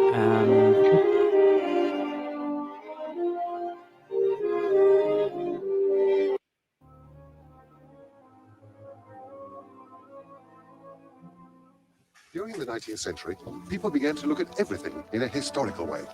Geology had become historical, and because the fossil record is woven into the rocks, biology inevitably had to become historical too. But the human central nervous system and human behavior have an animal background. So inevitably, as Darwin had foreseen, psychology next became historical too. The result was to be a revolution in the understanding of human personality. The human self begins to be seen in the image of this rock face. It's been built up layer by layer. Beneath the superficial conscious mind are the various layers of the preconscious and unconscious minds. Damn, dude. The whole rests on very ancient foundations that perhaps we can no longer see and are not aware of.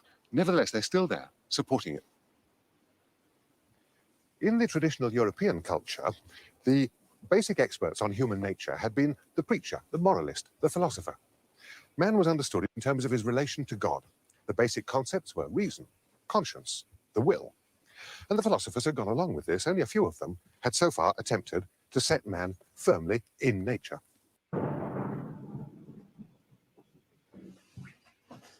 What do dreams mean? Well, dreams are thoughts, and Freud was a determinist who believed that all thoughts have causes. So our dreams must have a meaning. What is it?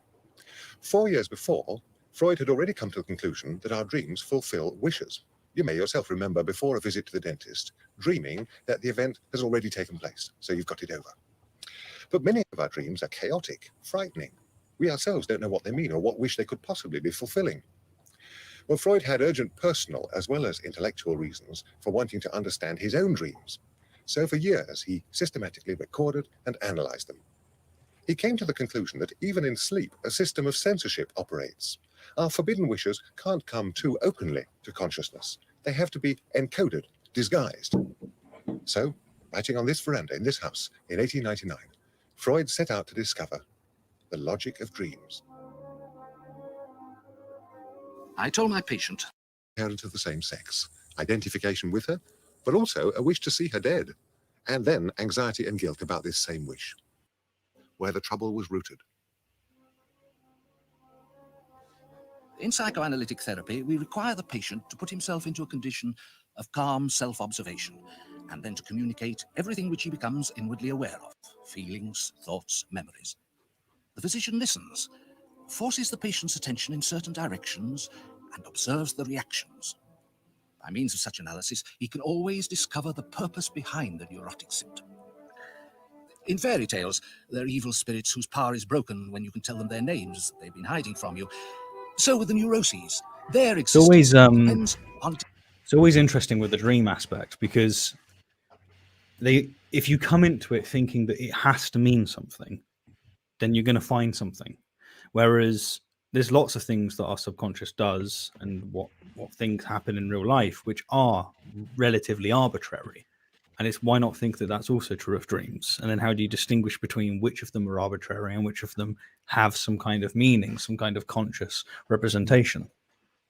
I think in Freud's case, it's sort of driven by that idea of causal determinism. So, like, you know, if they come from somewhere, they must have some kind of cause, right? And that cause has to have an explanation. And then, yeah, I think that this is what motivates him to like postulate the unconscious and everything. And I think what's interesting about this series in general, like, I think it's a great series because it kind of explores some of these like themes of thinking quite broadly, is you see how differently we as in our time period think about psychology compared to, you know, people like Freud who are kind of pioneering it, how they're influenced by, you know, certain the intersection of like old theological ideas with new kind of scientific ideas. I mean, the William Smith, the guy who was talking about just before this, was a guy who was constructing a canal, and he was the guy who discovered like different layers of strata in the rock and then had to like reconcile that with his religious beliefs and things.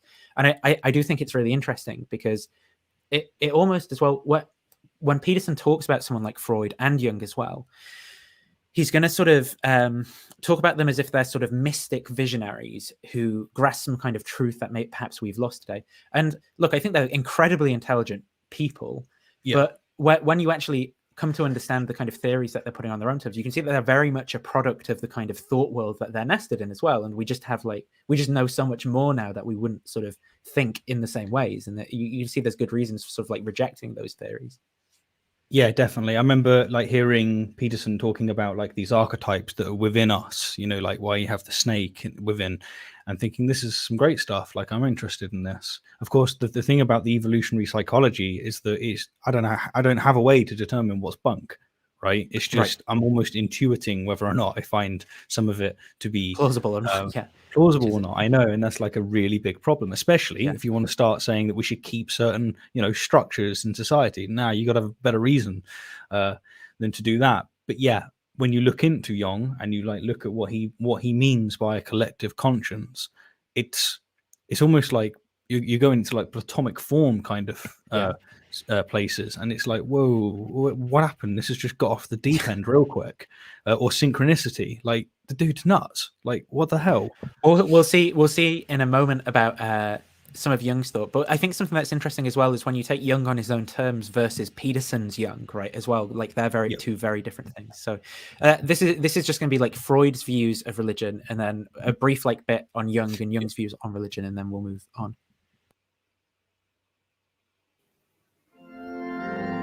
In the chapel at the Vienna Mental Hospital, which dates from Freud's time, worship might be seen as expressing a longing for healing and redemption. Not by Freud. His hostility was implacable. Religion was not a form of therapy, but itself an illness. Religious ideas are illusions, fulfillments of the oldest, strongest, and most insistent wishes of mankind. The God Creator is openly called Father. Psychoanalysis concludes that he really is the Father, clothed in the grandeur in which he once appeared to the small child. The religious man's picture of the creation of the universe is the same as his picture of his own creation. The emotional strength of this memory image and the lasting nature of his need for protection are the two supports of his belief in God.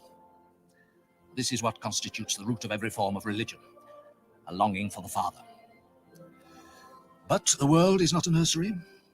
Dark, unfeeling, and unloving powers determine human destiny, and the system of rewards and punishments, which according to religion governs the world, seems to have no existence.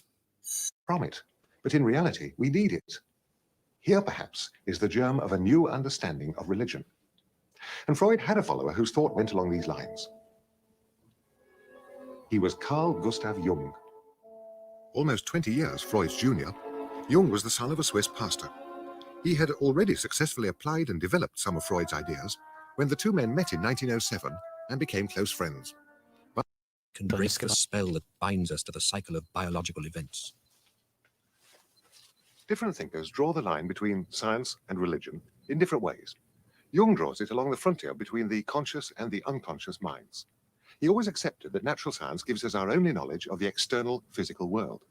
But there's another world, also a common world, the inner world of the psyche. It expresses itself in the language of myth. And for Jung, religion is about that inner world and about the task of bringing the inner and outer worlds into harmony. All his life, he made objects in order to express and articulate his inner myths. Here's one that he made in 1958 when he was 83 years old. A primitive woman figure who stands for the anima, the feminine principle in his own psyche, is reaching up to draw milk from a mare, life-giving milk. It's looking forward to the age of Aquarius, when the feminine principle will be dominant, an age that stands under the constellation of Pegasus, the horse. Jung's psyche is prophesying the future.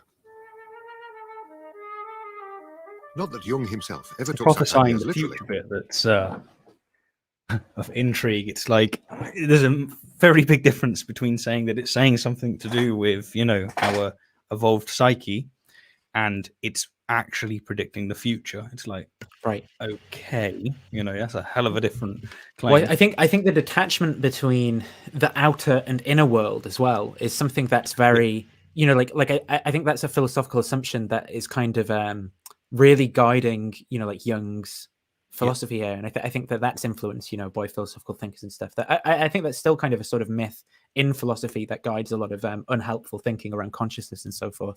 And we'll see some of that when you talk to Jonathan Peugeot as well. Yeah. Rather, he sees our dreams, our fantasies, and our art as carrying messages from our psyche that point out to us the path of our own future spiritual fulfillment. The three sections of the completed tower represented for Jung the Trinity and the three parts of the soul. The heart of it, Jung's private meditation room, is still locked. Below, the open courtyard stands for nature. The whole complex makes up Jung's quaternity, the fourfold harmony, his favorite effect on man's wholeness. The idea of God is an So this part I think is important to remember, because this is obviously it's quoting Jung directly, but this is his view of religion, right? And it's important, I think, to compare this to Peterson's understanding of religion and God. and has no effect on man's wholeness. The idea of God is an absolutely necessary psychological function of an irrational nature which has nothing whatever to do with the question of God's existence. The human intellect. So notice how comfortable he is to say it's an irrational nature, right? Now imagine Peterson say. Would Peterson say that?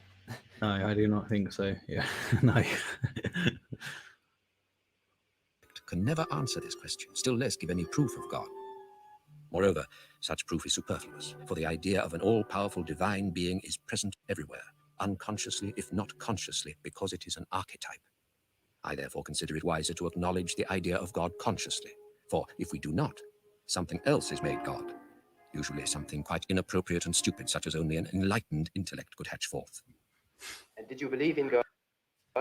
Oh, yes. Do you now believe in God? Now? Difficult to answer. I know. I don't need to believe. I know. Yeah. So well, it wasn't so difficult to answer after all, was it? But at least he just gives you a straight answer, which is great. Yes. I wonder, like, for those that follow Peterson and they see that he's referencing Jung, do they go and look up Jung, realize that the claims don't, correlate with Peterson, and then go, yeah, Peterson's got to be talking crap here? Or like, I've got to choose, I should say, out of Jung and Peterson. I think it's a difficult thing with interpretation. I see this happen with Christianity and Christians a lot, right? Where they become Christians in a particular church or theological camp, and then lo and behold, they find their theology in the Bible and can't see how anyone gets any other theology out of the Bible, right? I think there's probably a similar thing going on where maybe people get into it through Peterson, so they have some pre-established idea of what the main points are. Then they go back and read like Jung and stuff, and oh wow, like this is just what Peterson said. I think that's just like a really common thing that people do, and it can be difficult to appreciate those differences if you've already got a theory of what he says, right, before you go and read him. And I certainly did the same thing with like Dostoevsky and stuff because of Peterson too. So the next video is the video. Oh, sorry, did you manage to get through the Dostoevsky stuff? Like, so I was reading not Crime and Punishment. What's the other one? Brothers Karamazov. First chapter is the most boring chapter I have ever read. It's just a chunky book, information dump, dude. Like, I've not got through that one yet. Yeah, I mean, Crime and Punishment is genuinely one of my favorite books. It's a good book, yeah. But yeah, I've not got through the Brothers Karamazov yet. I'm sure it's good. Tempted to go back to it, but that first chapter was just. I looked it up. I was like, has anyone else came across this criticism? Oh yeah, like ages loads to of read Crime and like, Punishment. Oh, yeah, it's hefty. So listen, you haven't addressed the hard hitters until you do. The next link, Stephen, is the video that you put together at 23:10 as the timestamp. Excellent. Yeah, let me bring that up. Oh, you shut up and you come over here. Okay. Like when you click a button and everything closes. I've just managed to do that. 1 second. Right. It's all right. Don't worry. Slides. Sorry, is it share and then share screen window? Yeah, that's right. Yeah. And then on the Chrome tab ones. Yeah. All right, cool. So slightly setting back a bit. 23:10, yeah, is the 23:10. Yep, got you. Yeah. 23:10. And if you full screen it, yeah. Yeah, absolutely. The fundamental myths they're evolved. They're deeply rooted in us. Like, and for some reason, the audio is really quiet. I don't know if. Is that turned down on your end? If it's not, I can go to the video and turn it up and do it on mine. Yeah, go for it if that's all right. Better viewing experience for those watching. Yeah, no problem. I'm not sure why that's happened. Why it's like really quiet, but yeah, bloody Marxists. Yeah. Okay. Oh no, that's us. That's I've just. That's Inception. What am I doing? Stephen's video, which is this. Have I put the wrong Oh no, here we go. I've got it. Excellent. I just clicked on the wrong thing on the Chrome tab because I got confused. Yeah, Bad Apologetics, that's the one. There we go. Okay, 23:10. They're evolved. They're deeply rooted in us. Like, and the right way of thinking about that is over. Really, it's like the myth of dropping a stick on a snake. That's St. George, right? So this isn't something to say. So when he's saying like the right way of thinking about that and stuff like that, and he's going to sort of try to provide a rationale for some of these archetypes and myths. Whereas if you remember in Jung, right, he's like, no, this is like a deeply irrational, like animal side of our consciousness, right? Which is Yeah, that's very true. And the other thing is that this isn't compatible with like his epistemic views that he holds. He can't say it's the right way to think about it because when he's talking about our, you know, metaphorical truth and the, you know, objective truth is nested inside of that, there is no right way. It's just survivability. Unless he means it in that way, that's the only way he can mean the right way to think about it. And maybe that's it. Maybe that's where he's going. Yeah, there is no right way because as long as you're alive, right, that's the right way. Whatever you. Yeah. And the world creating hero very frequently creates the world out of the parts of a reptilian monster. Well, that's a story that's like, I don't know how many millions of years old. It's old. You know, snakes were eating us when we lived in trees. They were one of our primary predators. And the first tree-dwelling primate precursor who dropped a stick on a snake was pretty popular with the ladies. Yeah, something worth bearing in mind with those sorts of things that he says, again, is, I mean, how do actual evolutionary psychologists like approach that? I mean, is that a story that they think it is plausible? I mean, it sounds like it could be plausible, right? But I honestly have no idea if it is something that's taken seriously by evolutionary psychologists. Is that adaptive? Is that... Yeah, it's like there's only so much you can draw from it. It's a controversial part. I looked into it when I was creating my video titled An Atheist Perspective of Religion. There is some literature on it and there is some expressions of it. Like, for instance, if we try and make sense of the fact that in England, you've got like the Celts, you know, from, you know, thousand years ago. If you look at the Celts, they've got snakes in their depictions, and yet the only snakes that were in England they're not venomous. They're not going to cause issues, and more people died then as they do now in England from bee stings. So why isn't it the bee that's there? And it's like, well, because you could explain that in terms of it. The reason it keeps popping up is because we have these archetypes in us. The other one was, of course, the Norse religion, that the Vikings, like, why have they, I always mispronounce this, it always annoys someone, but like Jörmungand, right? Why have they got the world serpent? It's an ectomorphic species for a culture that developed in a frost wasteland, essentially. And it's like, it's hard to make sense of that. But if you tap into what's being said here, the idea that these, you know, it's within us, our psyche is evolved for this kind of stuff, then you can make sense of it. So for me, that buys a little bit. But as for how tolerated these ideas are within the literature, that's a good question. I think one place I do see some people I've talked to who buy into at least the archetypal version of this being inconsistent is they consider instances where societies use these symbols to represent certain things as evidence in favor of the hypothesis, but they don't consider societies where they don't use these particular symbols to represent things as evidence against the hypothesis. And I think if they were being consistent, they should do both and you know, like weigh up like the total evidence from every culture. But yeah, I don't have a lot to say about the evolutionary story there, because I just don't know whether or not evolutionary psychologists actually do take that seriously as like an adaptive story, the kind of thing that Peterson's saying. I think they do, from what I can recall. I think it is taken seriously by some, and for what it's worth, I'm personally convinced that it's probably true. But what do I know? You know, look, the second Harry Potter volume with the basilisk. Okay, it's a magical kingdom. That's the school. The kids are in it. Harry's a rule breaker who's touched by evil. That's what makes him a hero. The basilisk is a predator. It's a snake. It lives underneath the school. It can shake everything to pieces. If you look at it, it freezes you. Why? because that's how a prey animal responds to a predator. Frozen, it's a snake. It lives underneath everything. That's right, because the snake can shake everything to pieces at any moment. And the magical stool is built on chaos. Harry has to go underneath, down, way down, to find the source of the basilisk. He actually gets into it through a toilet or through a bathroom, right? He goes to the dark place, right? The place of refuse. And he goes to a dark place. The toilet. Especially my toilet. That's a very dark place. and rejection, down into the bowels of the substructure to face the basilisk. What happens? He frees. You don't want to go there, Harry. You don't want to go into the bowels of the substructure. But he has to. It's part of the hero story. Yeah. Virgin, and he's. I will comment on this when Peterson does this sort of thing.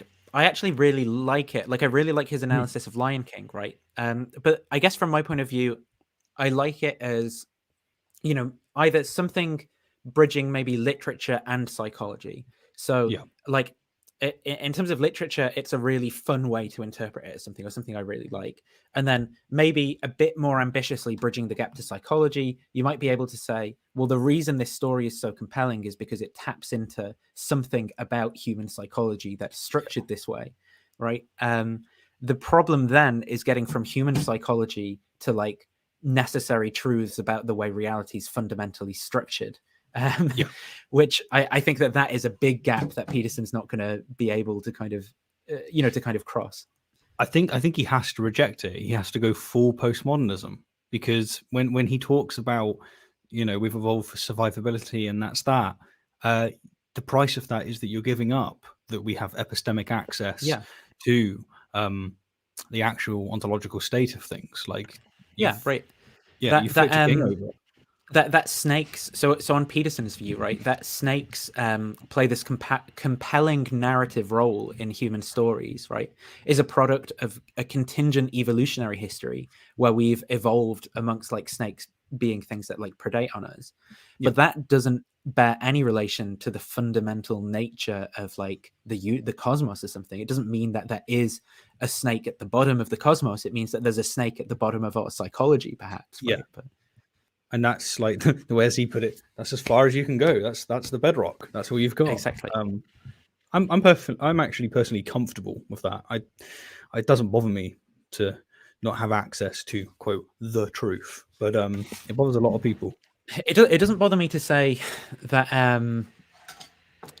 it doesn't bother me to say that a lot of the features of our psychology are not veridical, like that, like maybe the snake stuff, right? Like thinking that snakes might be I mean, I don't happen to think this, but someone who thinks that snakes are a fundamental part of reality, right? It doesn't bother me to say that sort of thing's non-truth tracking. I think it's this systematic, like therefore every single belief we have is non-truth tracking if it's produced by evolution, when actually at least some portion of the content of our beliefs, like representations about the way the external world is and so forth, at least have to represent the way things actually are in order to be adaptive. And there's a couple of papers by, I mean, people whu are responding to Alvin Plantinga's evolution, biologists and philosophers, co-authoring papers responding to Plantinga's evolutionary argument against naturalism, right? But I think it's just lucky Peterson hasn't found out about that, because he'd be going on about it. But oh yeah, for sure. Half killed doing it. What happens? A phoenix comes along and cries in his wounds. The phoenix is a symbol of rebirth. Okay, so that's the end of that one. So the next point then is a video. So just before we move on, it might be worth slightly fleshing out what Jung would make of that and what Peterson makes of that. As you said, like Jung, with him saying that it's irrational, is making an admission basically to the fact that there isn't that correlation between what we believe and what's metaphysically the case. It's Jung's got that irrational basis. I think what Jung's sort of view is that with our conscious selves, as it were, we're sort of like fundamentally irrational animal beings, right? And so there's like these primal parts of ourselves, like that which is this unconscious part where there's these representations of the archetypes, like these snakes or whatever, but it's a very like animalistic, complete, and as he says, completely irrational part of us, and that's where God, representations like God and stuff dwell as well. I think the difference I see between Jung and Peterson there is, it seems to me that Peterson is then trying to provide like rather than doing what Jung's saying, which is like, well, that's just the way like we are psychically. I don't mean like psychic as in like reading your mind. I just mean like in terms of psychological forces or something. Then you might as well just accept that that's going to be a part of you, right? Whereas rather than simply saying that, Peterson seems to be kind of like trying to provide like further justification for that being the way that we like ought to structure our greater societies and institutions, and that ought to like subvert rationality in certain cases. I mean, maybe Jung would be. It's difficult to kind of draw that line. I think Jung could be like partly in favor with some of the things he's saying, but partly against some of the things Peterson's saying about that. But it does seem to be that additional claim. The additional claim is, look, he takes Jung and that way he takes that observation, and then he says he melds that with Christianity in particular, sometimes Judeo-Christianity, and he says that we shouldn't, take this apart. Don't break it lightly, as he's put it before.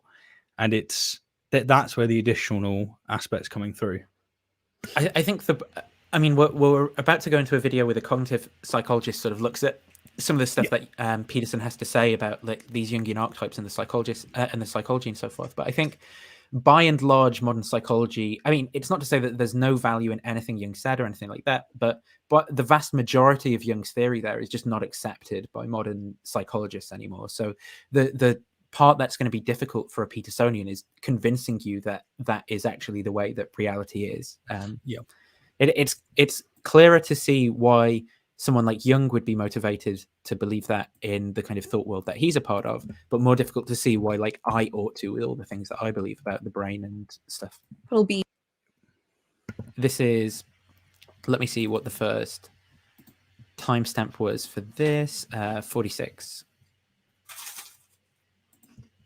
Recall that in the earlier sections of this rule, Peterson tried to argue that stories are a tool to help you develop, that they can help people or societies change as they are based on distilled observations of human behavior and therefore contain rules to... This is looking at his book Beyond Order, by the way. So in Peterson's, to give a bit of context, Peterson just recently released, I think his second book, Beyond Order.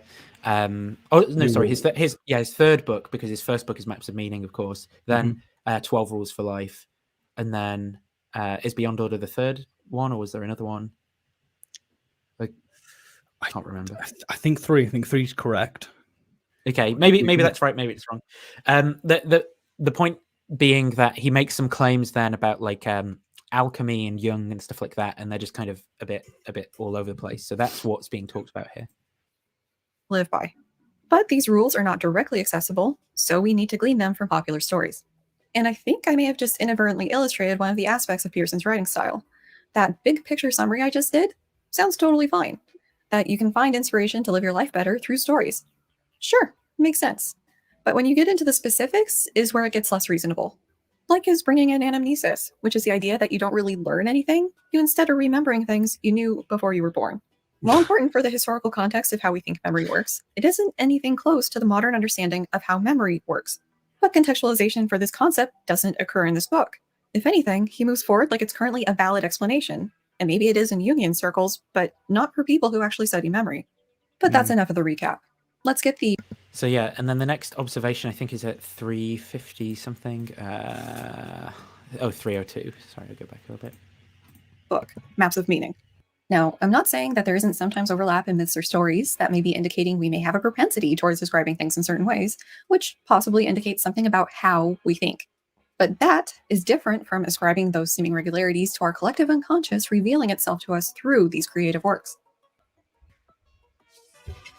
So she sort of has a lot of these cuts with her cat and stuff, which I noticed from the first one, just behind her head, it was the cat was on one of the shelves. I was like, am I?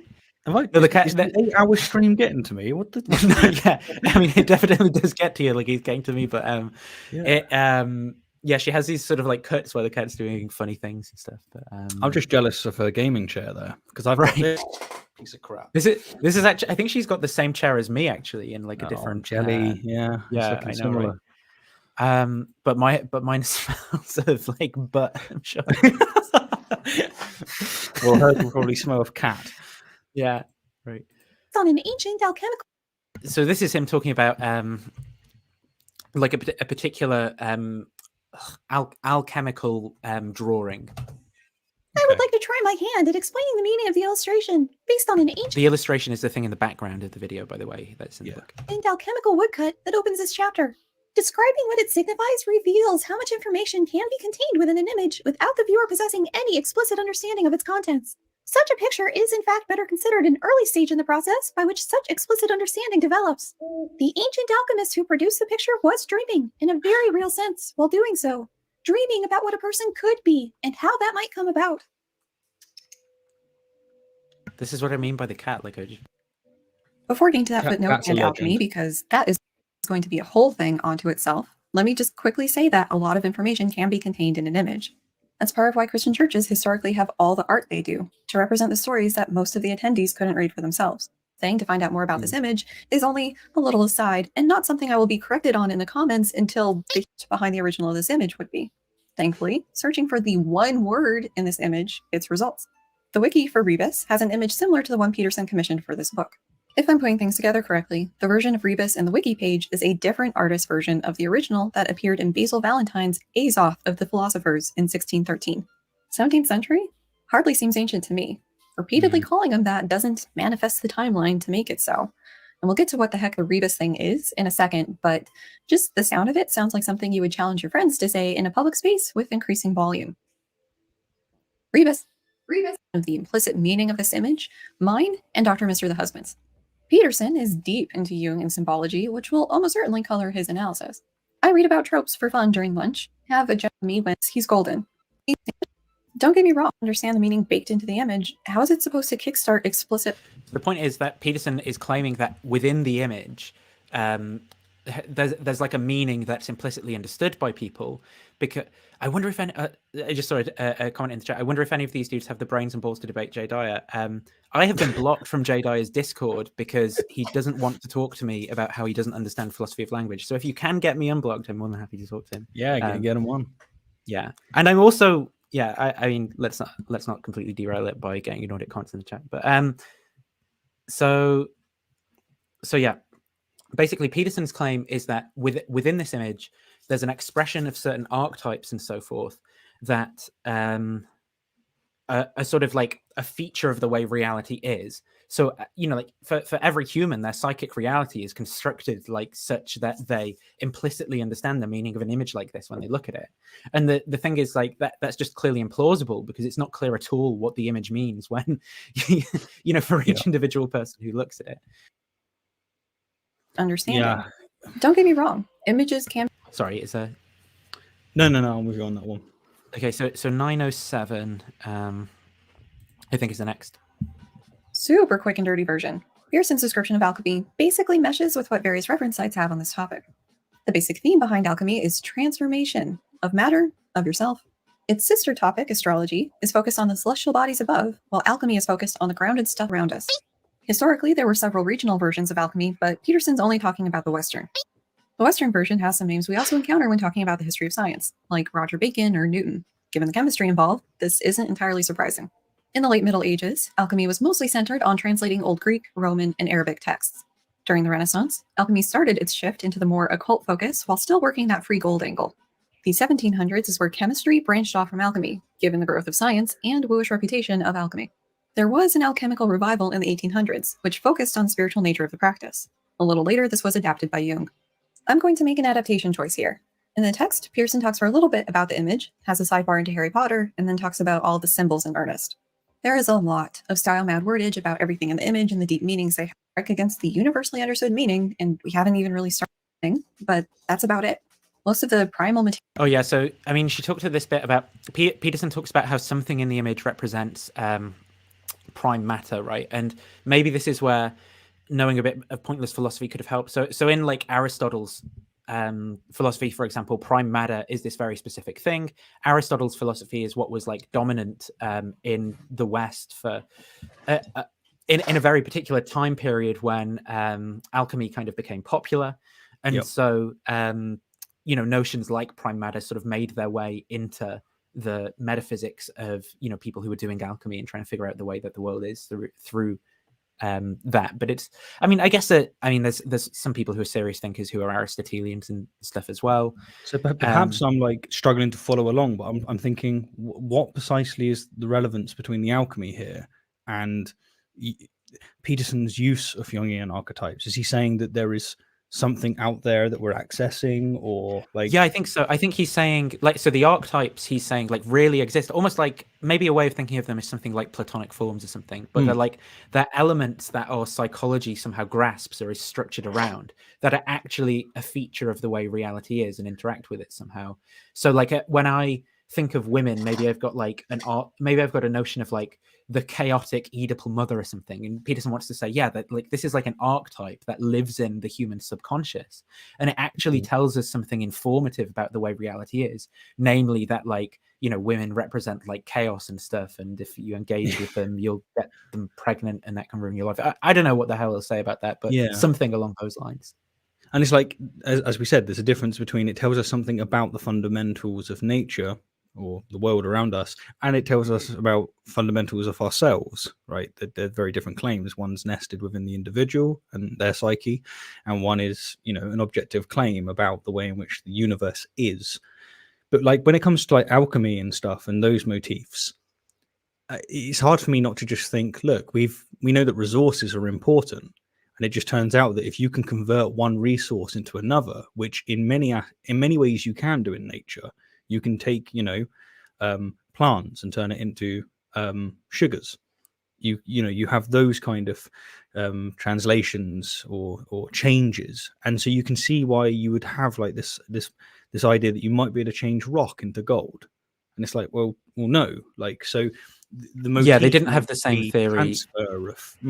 Well, the thing, so something that is not a feature as well, unless maybe you're a Catholic, of our modern worldview that would be a feature of people's thinking at the time, right, is this idea of natures and essences. So so things that perhaps in ordinary language, nouns, for example, like cup, right, or human or something like that, or person, they basically stand for actual substances which are metaphysically a part of the way that reality is structured. So there isn't a theory of reality being made up of smaller and smaller bits of things composed in different ways, rather than reality being like that. There's natures, and natures and stuff are organized hierarchically as well. So things that happen to me more valuable to human psychology, maybe gold and stuff like that, what might occupy a different place, right, in the degrees of being than poo or something. I don't know why I went with that example,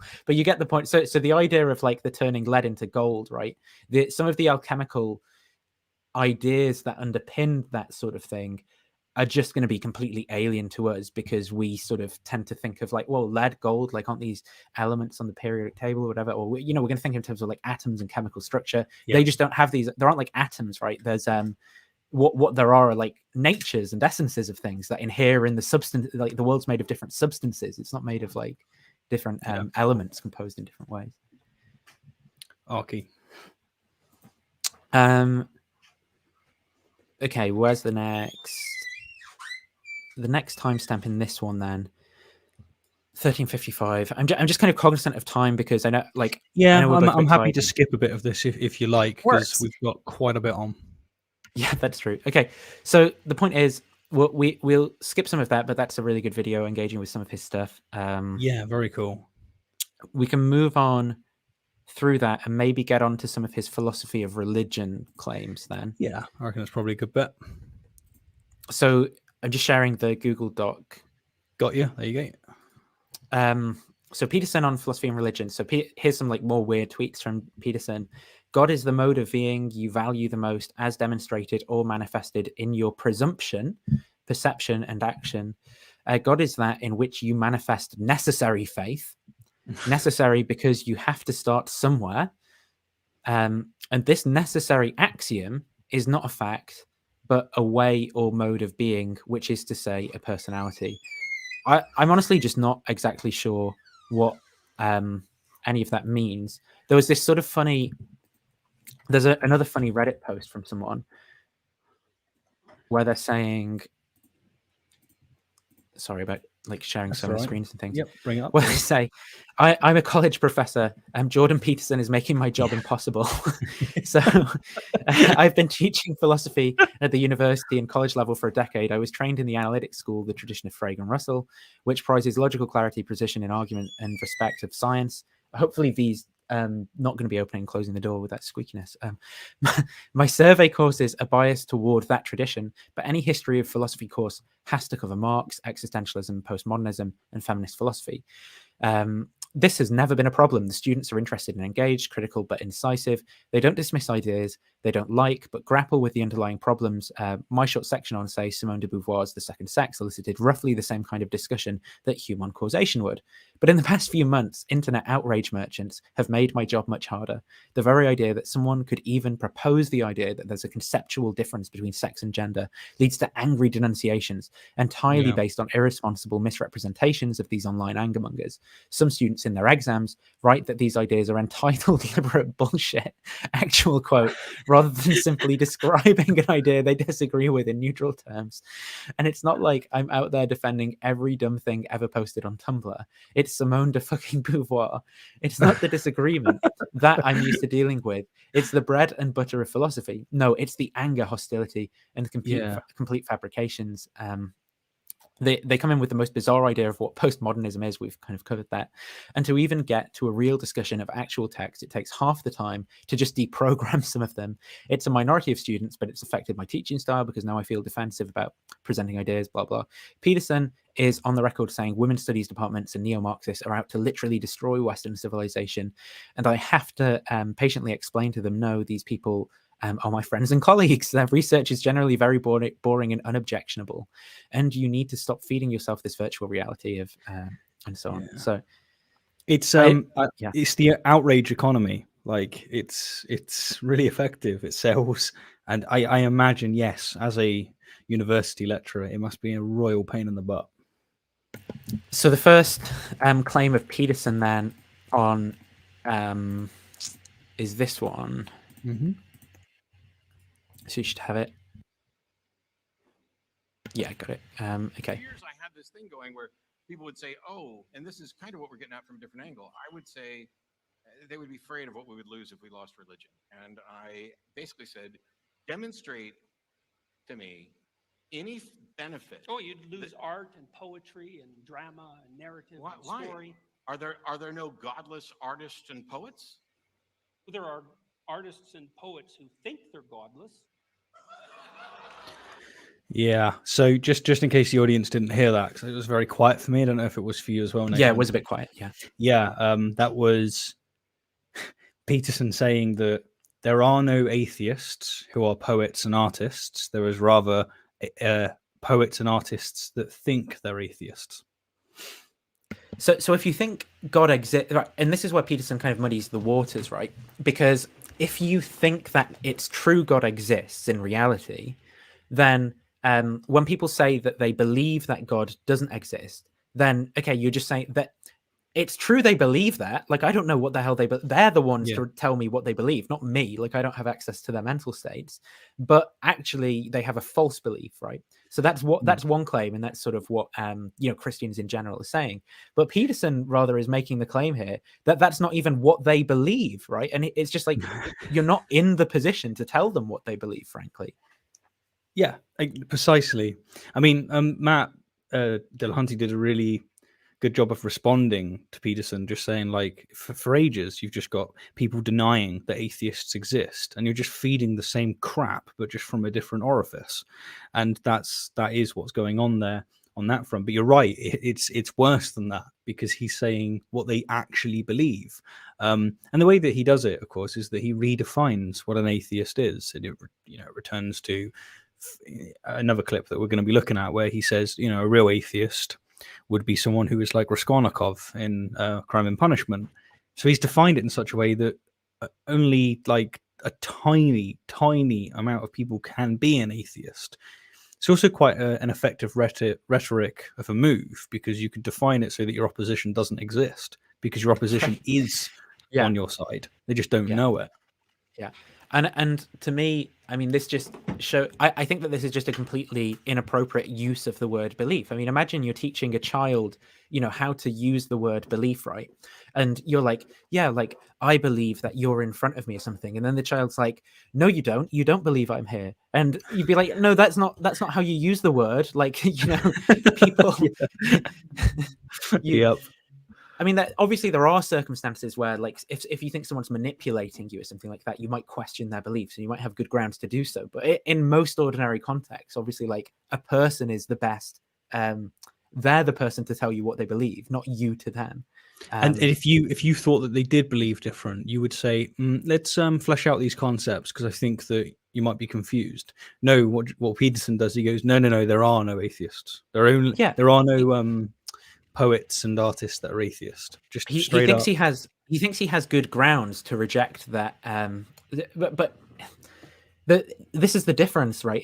He's not saying that you're lying to me when you tell me that you don't believe. He's saying that you're wrong because you behave in this way. But then it gets back to, okay, so you're just telling me that I have a false belief, right? So what are your reasons for thinking that? And then now we get into, like, the ontological question of, okay, provide me with reasons for thinking that God exists, or that I'm behaving in a way that's only commensurate with God's existence. And I just don't think he does a very good job of, I think he likes to kind of sit in between those two kind of, like, different claims that he might be making, and doesn't do a very good job of, like, persuading anyone. Well, he does do a good job of persuading people because he's murky, so it's hard to see what he's saying. But for anyone who's thinking about these things. So, like, I have, like, this disposition where I think that apologetics is not really about truth. At least in its broadest sense. Rather, what apologetics is about is soothing and obfuscating the cognitive dissonance of the theists watching. Right. Now, okay, that might be like a harsh perspective to have. I'm just being honest, right? I'm just telling you that ultimately, I think that's the main gear that's being used. It's not the only gear. Some of it is in pursuit of truth, but I think the primary gear is to obfuscate the cognitive dissonance. And Jordan Peterson does this wonderfully. Because you'll get some smart Christians that will figure out, no, the Bible cannot be, true in the literal sense. And also, like, it's not even true in its prescriptive statements on the way in which the world should be. So, for instance, they might start going, not so sure on what it's saying about homosexuality, or, what it implies about abortion or whatnot. And it's like, how do they keep that engine running? Well, Peterson is a great asset to have, because I don't know how many people you've spoken to that believe and that call themselves Christian and they follow along the lines of Jordan Peterson, but it's like many, to be honest. Well, they very rarely believe the same things, and it's very metaphorical and wishy-washy, and it's difficult. It's really peculiar. It's difficult to pin them down on it. So I mean, people like the Paul van der Clay. In the Paul van der Clay camp of Christianity, for example, they'll object to what they call, like, this Enlightenment rationalist way of thinking that everything has to be put in propositional knowledge, right, or something like that. And they'll say, no, Christianity has to be experienced, right? But then there is this further question of, well, what do you think is going on when you experience this thing? Because any given experience, right, underdetermines what's actually going on. It's not like it's not like my sense perception contains the contents of, like, what's causing the kind of sensations that I'm having or whatever. And so then you're going to ask them, what's happening, and they're going to tell you some theory that isn't. So, like, when I was in church as a Christian, for example, singing hymns, and I felt, like, good inside, it's not like there was, like, that good feeling contained the thought, well, this is the Holy Spirit working in your heart or something. That was a theory that I had about that feeling that I was experiencing, right? And the point is, then, what we have to do is actually talk about our theories and our interpretations of the kind of sense experiences that we have. And when we do that, then you're going to engage in telling me some particular propositions about the way the world is. And unfortunately for the sort of Petersonian Christian, there's all sorts of weird entities that I just think are completely undermotivated to think, oh, there aren't good reasons to think that they exist. like, you know, these archetypes and things, or different layers of reality, like a theory of consciousness that just doesn't make any sense whatsoever to me. That, you know, it doesn't make any predictions. It's not informative. It doesn't unify any phenomena in the mind or in like psychology or cognitive science that I think a good theory should unify. So yeah, I just think that the theory is like terrible, and they just get away with it by basically saying, well, I don't want to talk about my theory. It's like, well, that's the problem. If you want to persuade me, then you're going to have to talk about your theory, right? Because that's what I care about.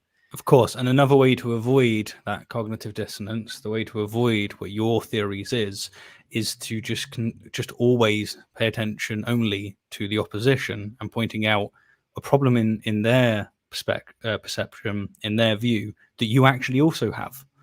You see this with presuppositionalists, like they point out an issue which is with every worldview, and then pretend that it's just not an issue with their worldview, or that they have like some workable solution that isn't just completely question begging, and it's like it's not. So this is again Peterson making a similar claim about smoking to what he did about artists. We have no way of confirming. Sorry, it's a bit quiet. This something mystical or supernatural actually can happen. What this is about the language. Stops people from smoking. Well, you can stop smoking without any sort of supernatural intervention. No, not really. So this is there's clearly a confusion of language going on here, right? So for a lot of people, perhaps I don't really know what the numbers are, but for at least for a lot of people who are either alcoholics or smokers, right, forming a belief in a supernatural agent helps them to quit their habit, right? But having a belief about something and it being the case that something is true are different things, right? Like, so Peterson is making the claim that by them forming the belief about that a supernatural entity exists, that is supernatural. But the difference is that if you've got some theory about how someone can form a belief that there's something supernatural going on and that can be helpful for them, but that's not the way the world is, then you can explain everything that's going on there without actually believing that God exists, right? Yeah. So I remember when I was watching this debate between Matt and Jordan, and I remember distinctly thinking, this was one of the worst performances of Jordan's career, basically. Right. And yeah, he keeps trying to be edgy and like outsmart him when he's like, you know, trying to like do this like mic drop moment of no, you can't, you need God, right? And it's just this basic ambiguity of language that he's not bothered to like really try and unpack. Absolutely. You can't stop smoking without supernatural? There aren't really any reliable chemical means for inducing smoking. So so there aren't any reliable chemical means for inducing people. Okay, that's a different claim. For let's say people form the belief in God, right, and that helps them to quit smoking. Let's at least grant Peterson that much, which you know plausibly could be the case. But if Peterson's saying that there is actually a supernatural thing that happens in the brain, right? In what case, what's the content of that theory again, right? Make some predictions about the theory. Are there going to be changes in the brain that we just cannot explain, right? From like either one day from someone not accepting God in their heart to accepting God like the next day, and then are we just going to miraculously see that all the structures in their brain have changed, right? Or the weighting of different synaptic structures and things like that. You know, what actually is the content of Peterson's theory? Because if it's just that someone forms the belief in God naturally, and then that belief like helps to motivate them in certain ways, there's a completely natural story for what's going on there. And yeah, agreed. Okay, and then we have so 2119 in your video is I can bring it up if we have the issue. Yeah, I'll give it a quick go. Unless you've got it up already. That's right. fine. Goes to the dark place. Right, the place of rest. Stop. 21. Stop it, Jordan. There we go. Oh, this is Ozymandias. He's actually got a really good channel. Yeah. Yeah, really cool. Really cool guy. What, in your view, would a genuine atheist be like? He'd be like Raskolnikov in Crime and Punishment. Raskolnikov built himself up to the murder in part by laying out the rational case, but also by saying, well, there's no God. There's no metaphysical reason that's stopping me from committing this act. I must have cut a little bit more off that, but yeah, maybe. yeah, there's no reason for him not to commit the crime. Because well, there's there no is metaphysical God. reason for him not to Yeah. commit the crime, right? What's the difference between a metaphysical reason and a reason? Like, That's true. Yeah, I guess like the metaphysical could be taken to mean that it's not actually the case, but there's still a reason to do it, and that is that the God belief in him would constitute the reason for not doing it. And yeah, his idea there is that, I mean, I take that to basically be saying that a real atheist, in his view, would necessarily have to be someone that can commit murder. right? Yeah. They would agree. have to lack like this fundamental conscience, and that's a hell of a definition, man. Like, well done. Yeah, he's saying, I think if you genuinely don't have a belief in God, then you don't have like these God reasons to cause you not to act in certain ways, like to not murder people and stuff like that. And I just think that this isn't well thought through at all, right? Like, people can have reasons to do all sorts of things that don't require like belief in God. The question is whether or not those reasons are good reasons, right? Which is a separate discussion to have with someone about like whether they're being motivated by good reasons. So you could have, and I don't know that Peterson has had this discussion with Sam, but when, for example, when Sam talks about, well, he says his reason for acting in a certain way is to increase the well-being, right, of people and things like that. I mean, has Peterson actually talked about why that's like a bad reason? Because, I mean, if that's a bad reason, then maybe Sam shouldn't act in that way, right? But if that's a good reason, then maybe Sam should act in that way. And there's no God that's playing a role in like his reasoning there for acting in a certain way. It's just completely confused way of talking about this stuff, I think. Yeah, agreed. It's I mean, like there's a double thing going on there, of course, because at least as far as I'm convinced, Sam doesn't really get the Hume guillotine thing going on. Yeah. And you talked to King B and Cole Nasrallah about that, right?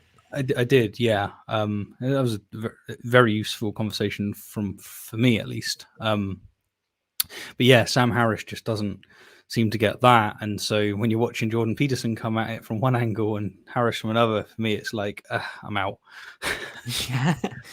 Yeah, I agree. I just think the conversation around all that is really, really unhelpful and confusing. I don't think they're talking. I think they're talking past each other. So 2141. That's this next one then. Actually, a quick thought was coming to mind. Sorry, I'm getting a bit slow because of the 8 hours. Yeah, don't worry. I know it happens. Feel it. It's like, so I wonder if we was to, if I was speaking about Christianity and I was saying on stage, like to William Lane Craig or someone like that, you're not a Christian. And when, the reply would be like, what do you mean? And I have a very specific idea of what a Christian is. And a Christian to me is someone that really embodies the life of Jesus. And so they give up their worldly possessions and they go around and preach. Right. Like they give it up. And anything that's not that, well, I judge people. I'm existentially oriented. So I judge people by what they act out. Well, you're not acting out the Christian ethos here. You're not doing this. Like, what's the response that I'm going to get from Christians, and like and how effective is my communication at expressing myself in that way? And yet I also think that atheists would say to me, dude, you're being a douche, basically, about the way that you're approaching this. And yet there doesn't seem to be anyone that says to Peterson, dude, this isn't a good way to be like dealing with the opposition, with talking with atheists. Rather, it's like, no, he's onto something. Well, is he? This is sort of as we extensively saw in Peterson's political claims, like and climate change and everything else, where he sort of says something kind of vague and ambiguous that has like a partial truth to it that potentially could be retreated to then establish like this kind of like broader claim, right? So when he's saying that people's behavior is what they believe, I mean, there's a sense in which I think that's correct, right? Like the only way that I can ascertain what's going on in someone's mental life is publicly by their public activity, right? But I also happen to believe that part of their public activity is doing things like making sound waves, such as the statement, "I do not believe God exists," right? And that's a part of their public behavior that informs what the beliefs that I form about what they do or don't believe. So there's sort of like an element of truth to what Peterson's saying. Like, yeah, you ascertain what people believe from like publicly available information, which is like their behavior and stuff. Yeah. But yeah, also another part of their behavior, right, is them like talking and saying things like, I do or don't believe this. Yeah, I, as you said, like I also agree. It's better to judge people by what they act out, what they do. It's almost like there's always an obscure mot to be able to retreat to when actually you're making a different claim. So yeah, no, I'm with you on that. Okay, so let's play a bit more. All of Sam's books in the last couple of weeks, and as far as I'm concerned, he doesn't ever get to the bottom of the issue. He doesn't address the fundamental thinkers. There are some profound thinkers. Dostoevsky's one, Tolstoy, Nietzsche, Jung. It's like they're completely absent from, and the same with Dawkins. It's completely absent. All that conceptualization is completely absent from their corpus of works. They don't even have an understanding for the psychological utility of religion. And it's a big problem. You know, you don't get to be an atheist when the people you attack are like naive fundamentalists. So completely absent. So I think maybe a first thing to say about this is that these guys are not the greatest religious thinkers. I mean, at least as far as like Christians and are going to be concerned. But another thing is, why think that Harris and Dawkins' views are going to be representative of the best objections, right, that there are to what the religious thinkers have to say. Yeah, that's true, because I think a lot of people have, especially recently, and in the Kalam circle in particular, they've really fundamentally misunderstood what the four horsemen were. Yes, so people like are jumping like going, oh, they were so bad at philosophy. Philosophy wasn't the point. Yeah, but he's not got anything to say about the modal contingency argument. I know. Like, what? Oh, it's like Hitchens said nothing about Plantinga's modal ontological argument. You're an idiot. You're not paying any attention to what actually happened and what was going on. It was a middle finger. It was stop claiming jurisdiction over my experience, you know, and those that I care about based on the toys that you have, as Hitchens put it. It wasn't about philosophy. But to be fair, give the devil its due. You know, they did sit down and have debates with like William Lane Craig, and like Hitchens versus Craig is a nightmare for Hitchens. It's not a great one, although in terms of rhetoric he did very well. So you got the new atheists, and what they're dealing with is rather the evangelical Bible belt, and like, just stop hitting us with this, like, enough, like, we're done with this anymore. That's that movement. But then you have like Graham Oppie and Alex Malpass, and you have like people that are dealing with the arguments in the literature, and you go back to like William Paley, and you're having like you're having Percy Bysshe Shelley with his refutation of deism, and like basically what you've got is people interacting with the arguments that are put forward to convince people of the proposition of a conscious being called God existing.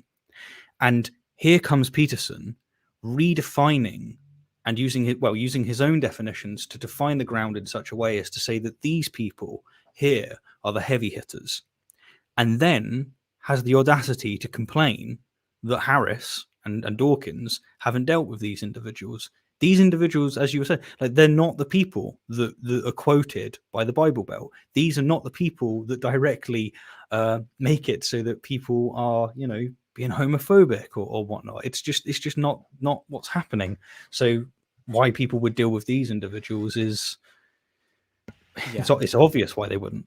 And there's also a sort of deep irony here that, for example, like Nietzsche is an atheist, right? And Nietzsche thinks that Christianity is slave morality, right? So it's for Christianity is something that has like evolved through our natural history for people who kind of don't want to take responsibility for themselves and their own lives to gain like a foothold in society. And what people should do is reject Christianity, throw off the shackles, and be an Ubermensch, right? And that so this is kind of like Nietzsche's deeply critical of Christianity and its slave morality. So I don't really even understand why, if Peterson's pro-Christianity, he's including Nietzsche in there. Jung, I think, as we just heard, said, you know, religious beliefs are irrational, even though he thinks that they're sort of like a part of our psychology. Tolstoy is a Christian, but in the introduction to his Gospel in Brief, which is his own version of the Gospels kind of thing. Like, you know, if you listen to any Christian, they sort of harmonize the Gospels together, which also the Gospel authors themselves were doing. Tolstoy does this and tells his own story of his own but he talks in the introduction about how this is a heterodox view. He even rejects a lot of central tenets of orthodoxy, right, which would basically lead a lot of Christians, and again, all Christians sort of excommunicating each other or whatever, but would lead a lot of Christians to say, he's actually not saved because he doesn't believe certain things that are in the creeds, for example, right, which some Christians are going to say are essential for salvation. And then with Dostoevsky, I mean, obviously he's a Christian, right, but it's not clear, I mean, what of Dostoevsky's view is there to engage with? I mean, he's writing works of fiction. There's various figures in those works of fiction who say different things. It's not clear what are his views. It's not clear what does Dostoevsky actually think is the case. What is he putting forward for like the sake of having a character that says something in particular, and what are his claims about the way reality is? I mean, he's writing literature, right? Well, between like Dostoevsky and Nietzsche, you have this nihilism that's embedded in some of the characters. So it's embedded in, I forget, is it Alyosha? That's the character in Brothers Karamazov. No, sorry, that's the theist one, Ivan. And then with Nietzsche, you've got his pessimistic views and his views that are broadly taken in the nihilism sphere. And it's almost like what Peterson expects is people to be able to completely deal with replacing everything that religion gives. So religion is like this package that gives everything. It gives you a worldview. It gives you an ethos. It gives you a community. It gives you, so many different things. It's just like this package that works across the board. Well, stage one of atheism in its entirety is just, or naturalism is going to be, there is no God. And that's it. Or like, even with agnosticism, I'm just not convinced by the proposition that there is at least a God. And from there, you still have loads of baggage in front of you. Like, well, okay, if that's the case, then what are human rights? Do human rights exist? And you're going to fall down in this, you're going to go down the path of morality, and you're going to have to discover what you think about that. And then you're also going to have to go down epistemology. Like, how do we know what's true? And then you're dealing with, some of the issues such as Nietzsche expresses with nihilism. And it's almost like Peterson expects a complete replacement before you can even criticize the status quo, which isn't the status quo. It's just what we have. Well, it's what we have right now. It's not what we had like 100 years ago. And on that note, I don't even think that Peterson has like a well thought through theory really of what role it is that God plays. Because like, suppose I tell him like a story of two different metaphysical realities, right? One of them is going to be a story in which there's no God, right? But there's a world like ours. And there's person A and person B. Person A stabs person B, right? And then the question is, well, why is that wrong, right? And it's going to be something like, well, it hurts the other person. The other person doesn't like it. They didn't consent for that to happen. It harms them. It kills them. Like things like that are going to be the kind of considerations. And then I'm going to say, okay, so those are the kind of things that we say make it wrong, right? So now imagine this second world where it's a clone of A, except now God's involved as well. So what's the difference? Like, what difference is God making? Is it some attitude that God has towards that situation? God thinks it's wrong, therefore it now makes it wrong from my point of view. What's the relationship between God's thought and my thought? I mean, aren't there people who think things are wrong and have never like read? Isn't the way that God reveals himself, for example, through the Bible? Well, aren't there people who know what's wrong, but have never read the Bible? How do you explain that? I mean, how do I even access God's thought? Like, it's just, what difference is God actually making in reality to whether or not things are right or wrong? It's not clear. I think all of the relevant facts that would be like reasons to or not to do something morally not going to make any reference to God. Like, no, and like the path that you're treading down there is going to get us to the Euthyphro dilemma. But what sense is the Euthyphro dilemma if you don't actually believe there's a conscious being out there? Because Peterson doesn't. So it's like, well, I just think it's because he's not thought about his philosophy very much and what he's actually saying. Yeah, you're probably correct. Like, is it good in virtue of what the archetype of God would like, or what the archetype of God is, or something like that? I don't like. There's going to be a way of framing it that will still, I think, work for his theory there. Okay, so the next, I'm gonna skip that, and now we're gonna get really into the sort of mumbo jumbo territory. Oh, so goodness. That's what you want 9 hours. That's what you want when you're tired. Yeah, I'm sorry, Stephen. Individual. And so, and he knows that that's an impossible wish. He wishes on a star that his son could be. My argument. We tend to think of intellect as having evolved because knowing what's true gives you an advantage. But there's actually nothing that says that the literal truth is where advantage lies. Depends what he means by literal truth, right? So it's not again that beliefs, insofar as beliefs are representations about the world are, come as wholesale representing reality or wholesale not representing reality, right? So evolutionary biologists do in fact say that if our beliefs systematically do not accurately represent the environment that we're in, right, then there's a problem for adaptivity. But as long as our beliefs, in some sense, the content that they to some degree they represent the reality that we're within, then we're okay. Then we can have then we can have adaptive behaviors and so forth towards things that are in the environment. And it turns out, that we actually that people who sort of buy this story think that our beliefs and our cognitive faculties, our sensory faculties, and so forth are partially veridical. That is to say that they represent reality, to some degree. But my vision doesn't, my vision can't tell me about the subatomic structure of the way this is. It works, for medium-sized objects at the kind of scale that I'm at, which is just what you would expect if evolution was selecting in this way for the kind of beliefs and stuff that I have as an organism. So it's like you experience, say, the microphone as a solid object. That's just true to you, but it's not true. It is not a solid object. At least exactly. It's predominantly not. Well, it is a solid object in the sense of that solid means medium-sized objects that have. But it's you zoom it. There's ways of describing it at different scales where it appears very differently. And the reason that so it's I have true beliefs, right? That there's a thing that represents the way the world is to a degree. It just doesn't doesn't tell me there's muons or whatever in my microphone. Which is just what we'd expect. Yeah, it's like you get a dense brick.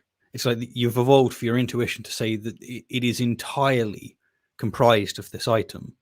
And of course, that's just not true. We know that now, courtesy of empirical knowledge that we've ascertained since, climbing down from the trees and evolving a little further. But it's sufficient enough to be mapped on, at least in some sense, in a true sense. So the question is, and this is a question that people raise for Plantinga in his evolutionary argument against naturalism as well, is that if our beliefs are systematically in error, so that is to say that none of the content represents the way that reality is at all whatsoever, then how is that adaptive such that it would be selected for, right? It's quite clear how it would be adaptive if we partially represent the way that reality is. It's not at all clear how systematically in error beliefs would be adaptive, and that's what they have to show in order to to get this claim off the ground that our beliefs are systematically in doubt. Yeah, true. Not in doubt, in error. Sorry. And it's probably worth just pointing out. But for me, I've seen people use that argument to express, look, this is a problem that you have, whereas the theist doesn't have it. And it's like, well, no, because you're going to be hit with an equally pressing concern, and you're going to have a higher ontological price tag because you're going to buy into this conscious being of God. So it's a higher price tag. It's an extra assumption because you're also going to assume that there is an external world. And then you have to have a justification for why that God would allow you to have access to the objective world. And basically divine hiddenness and pretty much every theodicy is dipped deeply in these mysterious liquids, which basically say, no, we don't have access to it all. We have access to enough for us to be tested in the way that God sees to be suffice. And it's like, then you suffer the same problem as what you're accusing the naturalist of having. Yeah, there's going to be this question here in terms of theory comparison, right?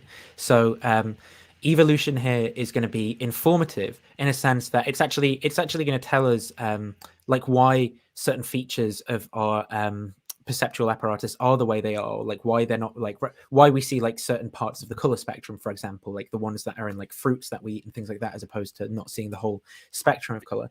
Whereas the theist story is completely non-informative in the sense that so you say to them, well, why do you think that our cognitive faculties are reliable? And then they'll say, well, because God made us that way, right?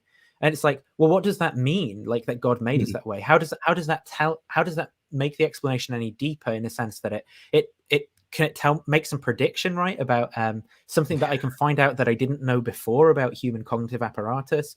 Does it unify like any of the kind of like data that I'm trying to explain here? It just doesn't do any of that thing. All they've done is they've invented a label and pushed the phenomena and said that the phenomena that they're trying to describe is completely explained by the label, but without explaining anything whatsoever. You know, you might as well say machine elves did it, or pixies, or whatever, and just say, yeah, it explains it. And it's when something explains everything, because you can give that answer to anything, any of the questions, it explains nothing. So its explanatory value is nothing, and its ontological price tag is very high.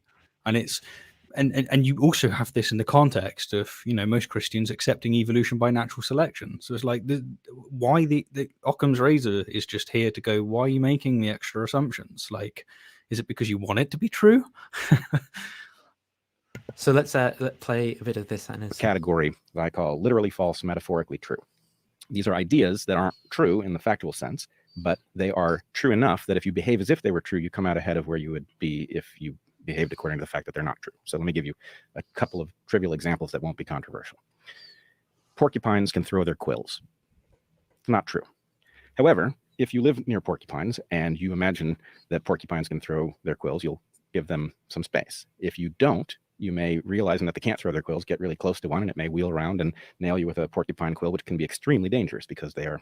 So the point about this in response, I mean, is going to be, so this example of a metaphorical truth that he's given, it has true content to it, namely that there are porcupines who have quills, right? Yep. So it's in error to the degree that it tells you know this thing that porcupines can throw their quills. That part of it is false, but it's not systematically in error. And the question is to show, to tell us something about some example of something that's systematically in error and adaptive, right? And then there's also going to be sort of counterexample. So I think there probably are all sorts of beliefs that we have that might be like this, where they're kind of like adaptive, but there's some true content, but it's not completely true.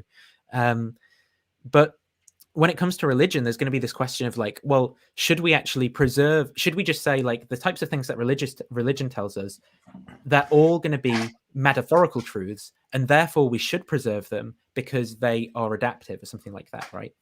And there's going to be an issue with that, because there's all sorts of things that the Bible tells us that we might take to be metaphorical truths that are in fact false. So one of the examples that I put in the document was spare the rod, spoil the child. Proverbs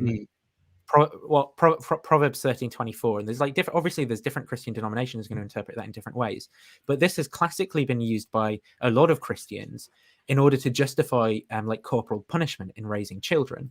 Now, there's all of the empirical evidence actually from psychology tells us that there are harmful negative outcomes for children who are punished using corporal punishment, right? That it leads to them having like psychological issues and things when they get older. In the interest of time, I'm not going to go into them, but I linked a couple of those studies in the document. And so the question is, so should we live out the metaphorical truth of the Bible of spare the lash, spoil the child, spare the rod, spoil the child, or should we instead live out what the sciences tell us, right? Which is that corporal punishment leads to bad outcomes in children. And I think we should abandon the metaphorical. It's a metaphorical falsehood, not a metaphorical truth.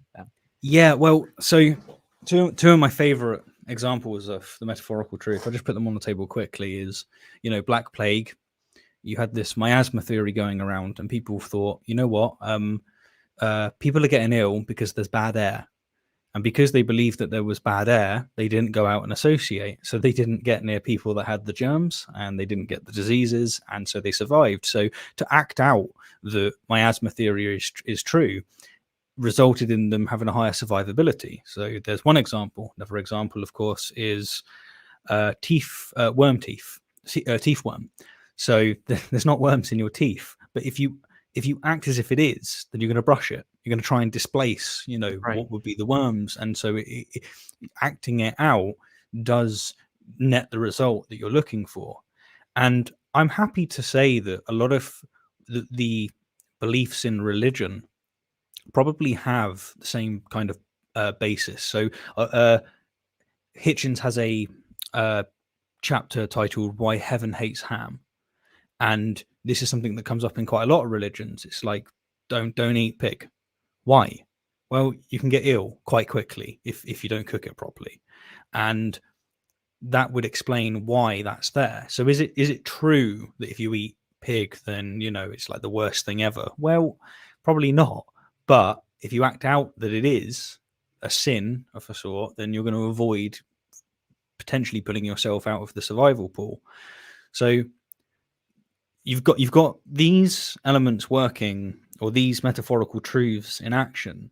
And I just think that the hardest thing for us to figure out is, look, these evolved. This is if we accept it. These evolved in a state and in an environment that we simply don't live in anymore. Like Hitchens was talking about, Peterson was talking about this earlier, right? He was saying that, look at the world that we live in, the Starbucks and all the rest of it. And it's like, okay, well, surely our metaphorical truths are not going to be as useful now as what they may have been before. Exactly. It's like in this example, right? If you know that porcupines don't throw quills, well, why? Like, you're not going to convince yourself that they do throw them so as you behave differently and try to forget. Instead, you're just going to go, oh, they don't throw them, but I'm still going to stay the hell away because the quills are dangerous, right? And even in each of these examples, and that's, what that example highlights is us figuring out that reality is a little bit different. So even if we can look at some theology and go, maybe this is expressing this truth in a different way, there's no reason that we should still hold on to that old way of expressing a truth that we now have a better way of expressing. And even in all these examples, there still has been some true content, right? There's still some, for example, that there are pigs and that I'm eating those pigs. It's important that those are accurate representations for the myth to work, just as much as it is for the the true fact to work. Yeah, that's true. The overarching point here would so here comes Peterson with the mumbo jumbo, I think. You're right that the documents that contain these descriptions of things are full of things that are true in some sense that is not literal scientific truth, nor was that their purpose. What isn't true is that the first thing about that is that a discussion like that, and this is also what happened with Sam Harris, takes me to the very limits of my intellectual ability. And so even in discussing it, I'm going to make all sorts of mistakes because it's treacherous territory. But I would say my understanding of... doesn't that cut against the rule of being careful in your speech, though? Shouldn't he just say, I'm not an expert in this, so I'm just not going to say anything in that case, right? To be honest with you, it's nice just to hear him say it before... Right, yeah, I suppose. Expressing crap. Yeah. But I don't think it should give you a free pass on those claims, right? Especially if you're claiming to be a public intellectual who has something important to say about these things. I do agree with you there, but I've been conditioned so much that if I get anything like that, I'm like, yeah, I'm happy. Hell, you say what you want now. You say that Nazism is completely atheism. You go ahead. Yeah. I'm just really happy that you put one caveat in. The great myths has that observation built into it. So one of the archetypes is that of the tyrannical father, which is the archetype, by the way, that possesses the minds of people who accuse Western society of being patriarchal. They're possessed by it. Is it? I'm sure maybe in some cases, but in all of them. Singular. So, yeah, that's a good point. So what would be the archetype for change? Well, I guess chaos. And sometimes you see Peugeot and whatnot, they embody it in the feminine form.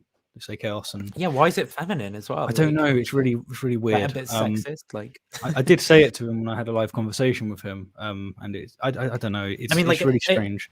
In our flat, V's obsessed with having a schedule with all the times laid out, and everything has to be put away and stuff. And I'm the one who leaves crap around and what am I going to do today? I don't know.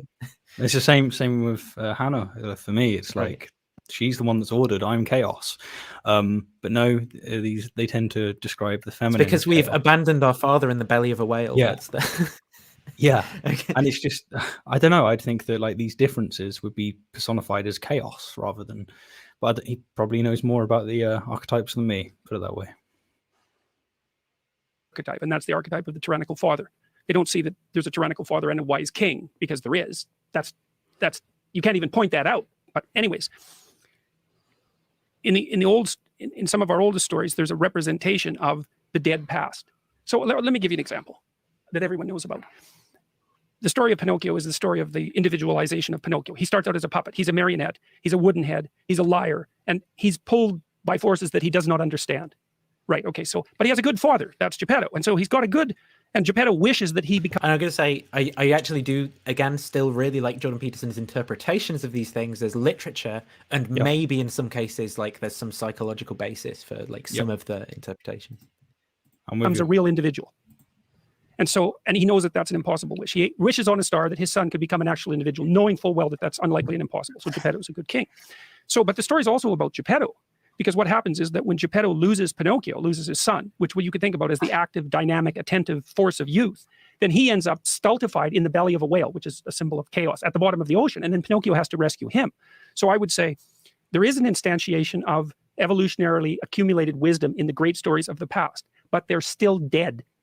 And it requires the union. So what Jordan Peterson hasn't done here is he hasn't told us why evolution would select to give us beliefs like that our father is in a dead whale, like, and we've lost our youth or something. Like, why is that an adaptive story? Like, what environments have we actually been in that have selected for that? It's true. And also, what he's not engaged with is potential like counterexamples, which would be, you know, cultures which don't have these kind of myths in them. Why do they exist? Even if the vast majority of cultures do have these stories, it could still be the case that that's strong enough evidence to sort of count in favor of the theory rather than against it. But the cultures that don't have that have to at least be some evidence against it, even if they don't like completely falsify it. This is why in Christian theology, the Godhead has a tripartite structure. This is part of the reason. There's God the Father, but the Father's dead. The Father was right 100 years ago or 1,000. And this is not what Christians believe whatsoever. I mean, if ask a Christian if Trinitarianism means that they believe that God the Father is dead, and they will be like, no. It's nowhere in the creeds that establish Trinitarianism. I mean, there's no point going on talking about that, but yeah, it's just got, that is not what Christians believe. Absolutely not. No. And but the thing is when you start pointing out that that's not what they believe, these are the propositions that they believe in, you get told that you're not addressing the hard hitters. Right. Yeah. Well, I'd say the hard hitters are probably, you know, the Christians that wrote the creed, right, rather than Peterson and Jung, in my opinion. But absolutely. Years ago, and is still partly right, but he's dead. He can't participate in the updating of the process. So you need an active force. Now, the active force is the same thing that generated those stories across time, right? So it's the same thing, except it's also alive in the present. And so you're more. I mean, what he's saying here about active force could potentially be co-opted into like an Eastern Orthodox view of God, where God has like active energies and things like that. Maybe like really, really charitably, but you're going to rule out all the Catholics who are classical theists and all the Protestants who just like don't really care about having that sort of theology. Moral duty, and this is another thing that happens in Pinocchio, is to rescue your dead father from the belly of the whale. And that's partly what I'm trying to do with these biblical lectures, because your objection is correct. The reason it's correct is because even if the solution was correct, the landscape has changed, and it's changed incrementally or in a revolutionary way. We don't know. And so those old truths are at best partial and at worst blind. But that doesn't mean you can just say, like Mao did during the Cultural Revolution, well, let's just destroy the past. It's like, no, that would be like saying, well, you don't need a body anymore because your body. And that's a jump that's just a bit silly again. Like, what if so he's saying like there's a map and a territory, right? The map is our representation.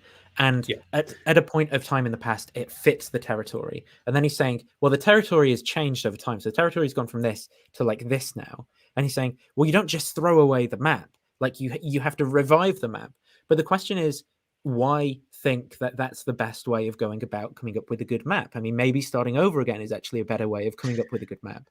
Maybe maybe not in all cases, but maybe in some cases. And Peterson says, well, if you think that that's the best, then you know you're Mao and you want to have some cultural revolution and starve people to death. No, like that's not what Mao was doing. Mao did Mao reject like the Chinese language? Like, did he? No, he actually was working with like the framework. He didn't just reject like the whole framework, and he rejected like certain aspects of it and tried to update it just in a bad way where it fit the territory, like, you know, like this, like even worse than the old map fit the territory. And so, yeah, and it's interesting to have like the map and the place, because the way I kind of look at it is, it's almost like, I don't know, I reckon this analogy is probably a little closer. If you have it so that you had a car, and the car has it so that you have off-road wheels, and the reason you have off-road wheels is because it's evolved in an environment where there's no roads, and now all of a sudden you're in a new environment, and it's happened in no time, and it's like, are these now the best wheels to have? And it seems that the second you suggest maybe not, and actually this could be very bad for us in the long run, or like there could be, you know, some people are really having a bad experience because of this. The second you do that, you get accused of being Mao, right? Super, super, like, just your complete enemy. And it's like, well, you know. I think what Peterson's saying in that like circumstances, he's saying, so it's always the case, right, that it's better to just get new tires than it is to get a different car.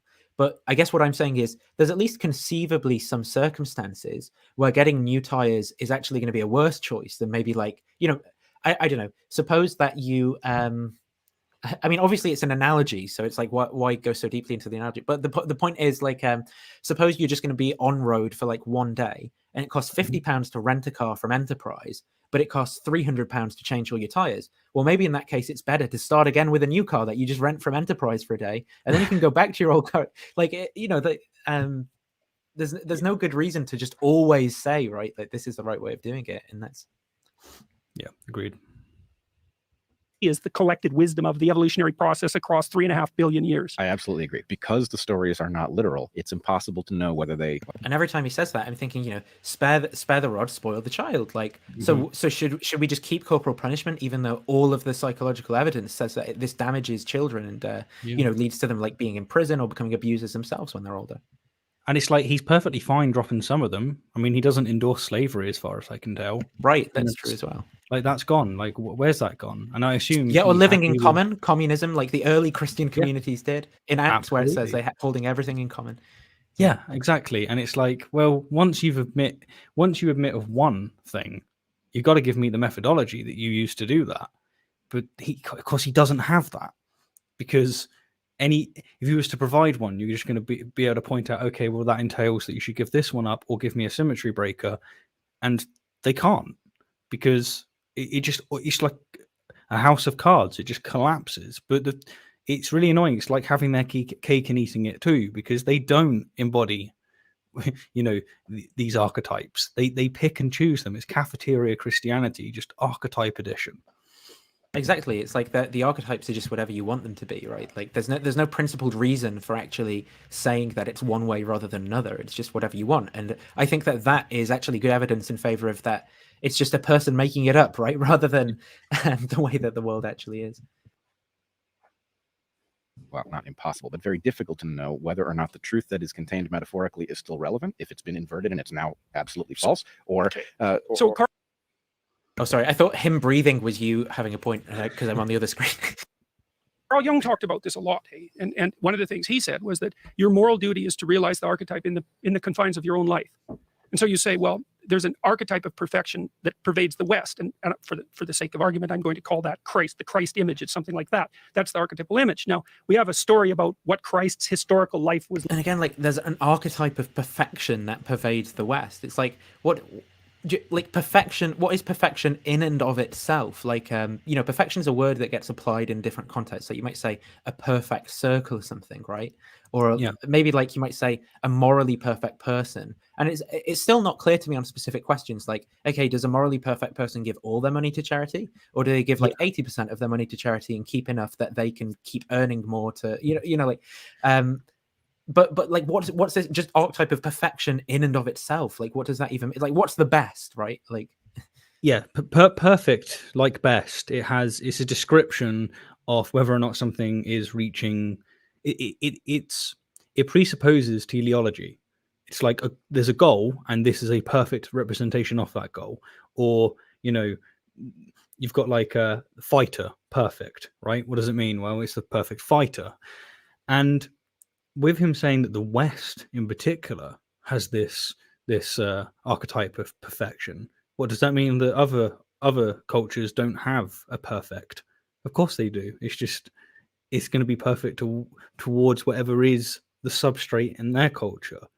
So yeah, it doesn't do anything to me. It's just a fluff word. It's a descriptive word that means the best of, and then the important thing is what it's in reference to, and ultimately it means that perfect can be applied to anything as long as you just let me know what that is first. So, like, I mean, partially in line with the postmodernist critique here, right? But also as a naturalist, I think there's this tendency when we have language like perfect to kind of like reify words into like things and think about them as like things that exist, right? But if we look at what we actually do with perfect, we just use it as a word to achieve success in certain contexts. So, like, you know, you might imagine a commentator saying like, oh, he's the perfect footballer or something. He's the perfect striker, like after Messi's just scored a goal. So I don't even know if Messi's a striker because I don't watch football, but I'm trying to be relatable. So you might imagine a commentator says, you know, he's the perfect striker, or back in the day, Steven Gerrard's the perfect midfielder or something. And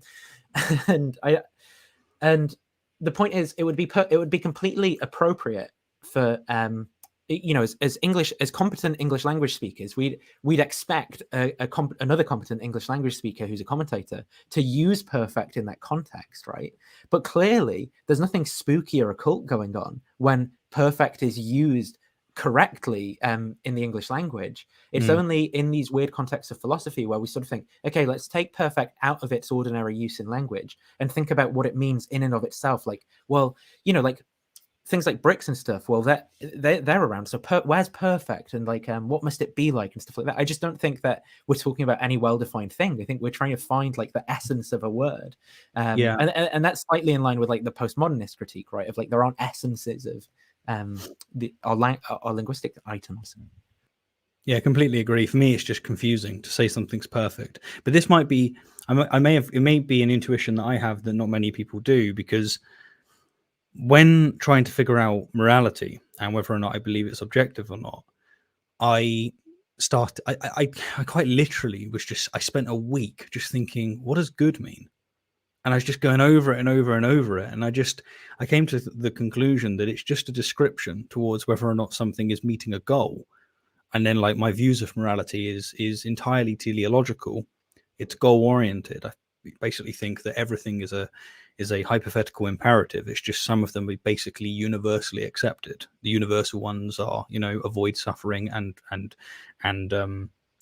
gain pleasure, and that is basically two sides of the same coin.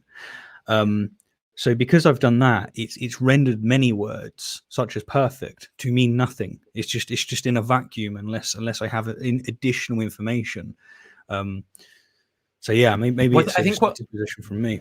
Well, I think what you mean here is like the kind of perfect that like Peterson's talking about. So when he's doing philosophy here, right, and he's saying like, well, what is perfect? You know, like just think about the perfect in and of itself, right? Like, which is what the archetype of perfect is meant to be. It's like, yeah, that sort of thing is meaningless, but in its ordinary context, it's perfectly clear what, you know, like if I say it's perfectly clear what perfect's meant to mean in its ordinary context, you know, like, you know, just what I mean. There's no like spooky or occult essence of some like odd abstract object or something that has had to play a role in order for you to understand what I mean, because the word perfect is just like, you know, being utilized to do something conversationally, and that's what it does as a word. Yeah. Like, well, you can't have that life because you would have had to be in the Middle East 2,000 years ago. That's not your life. But what you can do is take the archetype and you can manifest it within the confines of your own life. And what that does is force you to undergo the difficult process of updating the ancient wisdom. And you don't just forego it. You can't, or you can, but you'll pay a massive price. And part of that will be social disintegration, because it's the past is alive enough so that those of us who inhabit its corpse aren't clawing each other to death while we're feeding, right? That's the critical issue. Now, it's not alive enough because the bloody thing could fall apart at any moment, and we need to be awake and alert in order to keep it updated and maintained. Well, not only that, but the greatest hazards to us in the present. And a criticism of this is Weinstein, right? As a critical thinker here, is going to be, he just provides absolutely no pushback whatsoever on like any of the things that Peterson's just said. And it's not even clear to me that Weinstein himself is like a Jungian who believes in archetypes and so forth. Like, why is he just letting all that go? I mean, I don't know. Like, I get the impression with Weinstein, he probably makes a good move here. I think he comes into these things and he goes, "This is what I want to talk about." And I think he's consciously navigating the field as not to get distracted and to just grant what he needs to in order to like have the discussion that he wants. I agree. But I think it's unhelpful with someone like Peterson, because when you let him get away with these things, right, then like people who are watching, in particular as like someone who's communicating these ideas, it's sort of like if you were talking to someone, I mean, I'm going to argument them ad Hitlerum incoming. It's like sort of like you were talking to a Nazi, right? And then they just said all this stuff about like Jewish conspiracy theories. And then you just like, were like, yeah, well, I didn't really want to talk about that. So, but this bit that you said was good, right? And then everyone's just gonna be like, oh, so I guess that's fine then. Like, there must be. It's true, yeah. One thing I actually thought was great is in the most recent interview that Peterson had with Joe Rogan, it just struck me that Joe Rogan did a really good job of like each time Peterson was saying something a bit wacky, Joe was going, really? Yeah, like, he was asking questions a bit more. And I was like, good man, like that was genuinely some. You seem, by my estimation at least, and I'll be honest with you, I'm known for being a little bit dense sometimes. I might not be able to see the nuance, but he seemed to do a really good job of questioning that.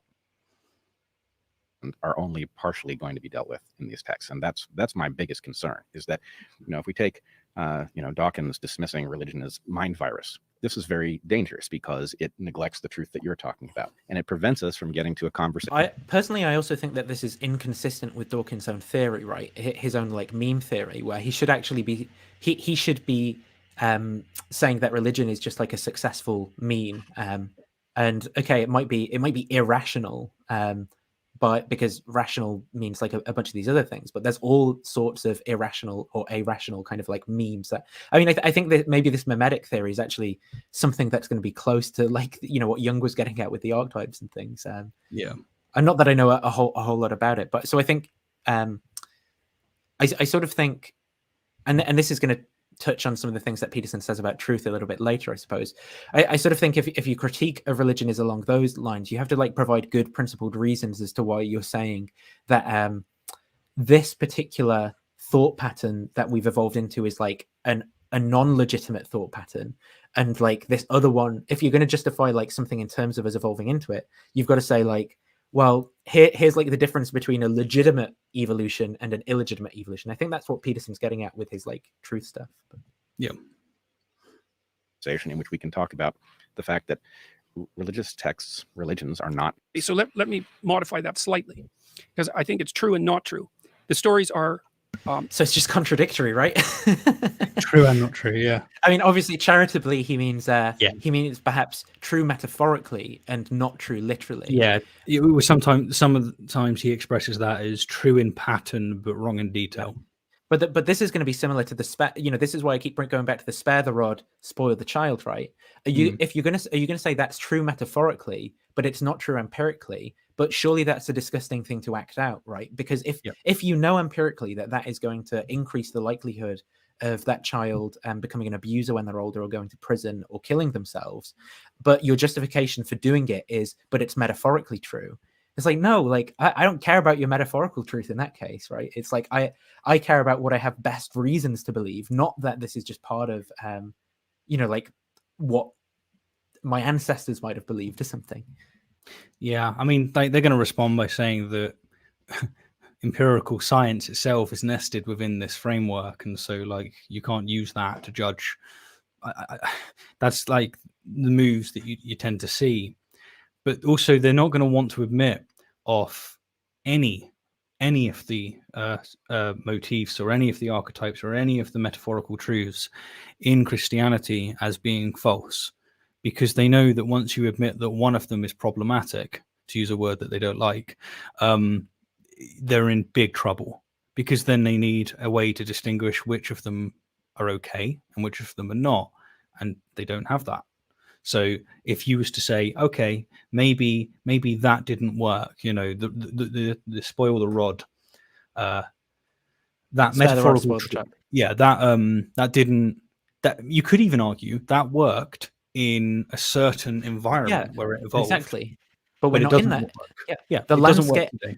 And this is what Peterson was saying before when he's like, so the landscape has changed. So now what we have to do is you don't just throw the map away, right? You have to update the map and preserve it and stuff like that. And it's like, well, in a sense, right, that is going to be inevitable because I can't just invent a language on my own. Like, I'm socialized into understanding the way reality, like I learned mathematics at primary school. I learned how to talk at primary school. And this is, it has to be inherited from what happened before. So I don't think practically it's going to be possible to completely jettison the whole idea, but it's going to be a question of degrees, right? And if I have very good reasons to suppose that a whole bunch of these physical truths are empirically false and harmful in the type of culture that we're in, I'm not just going to preserve them out of some sense of obligation, but I'm still going to be just updating the map in a way where I think it more tightly fits the terrain. Yeah, agreed. Erroneous in detail and right in pattern. So, for example, there's an idea that one of the things that the mythological hero does is stand up against the tyranny of the state.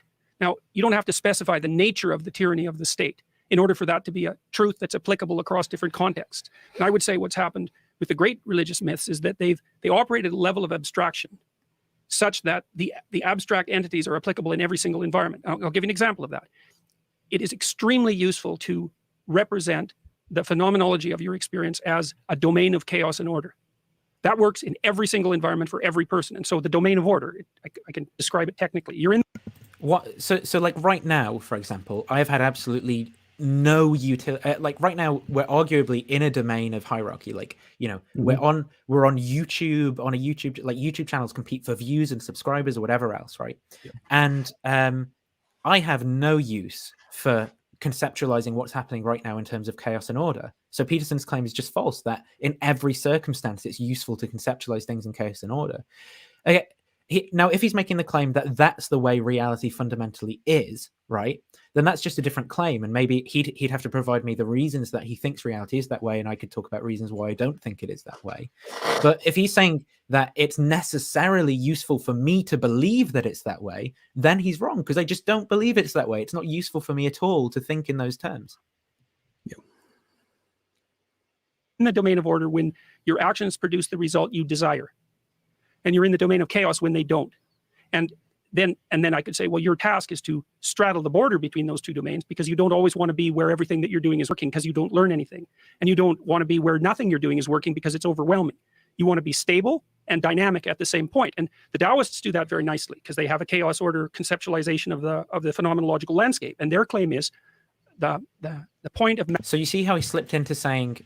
He slipped into making a claim about the way that reality is. So reality is such that you are acting in a way that achieves pragmatic success, versus the claim that it's useful for me to have this second order theory, like theory beliefs about that's what's happening, right?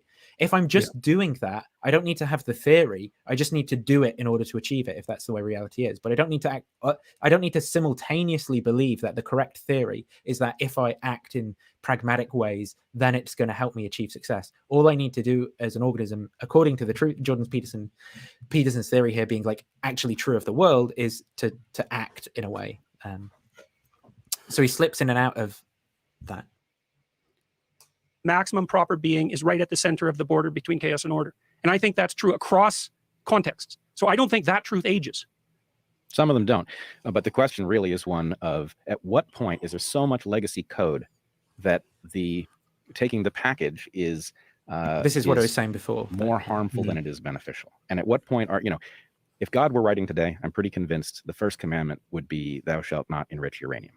It would make sense as the number one commandment. It's not there because clearly God doesn't know about Russian oil dependency and the energy sources available to you. Or maybe he could tell us what the successful engineering. I mean, if it's really God, right? He could tell us the successful engineering solution for nuclear fusion, so we wouldn't need to. Yeah, I mean, like, it's what would be in those regulations that come up? Don't have slaves would come up.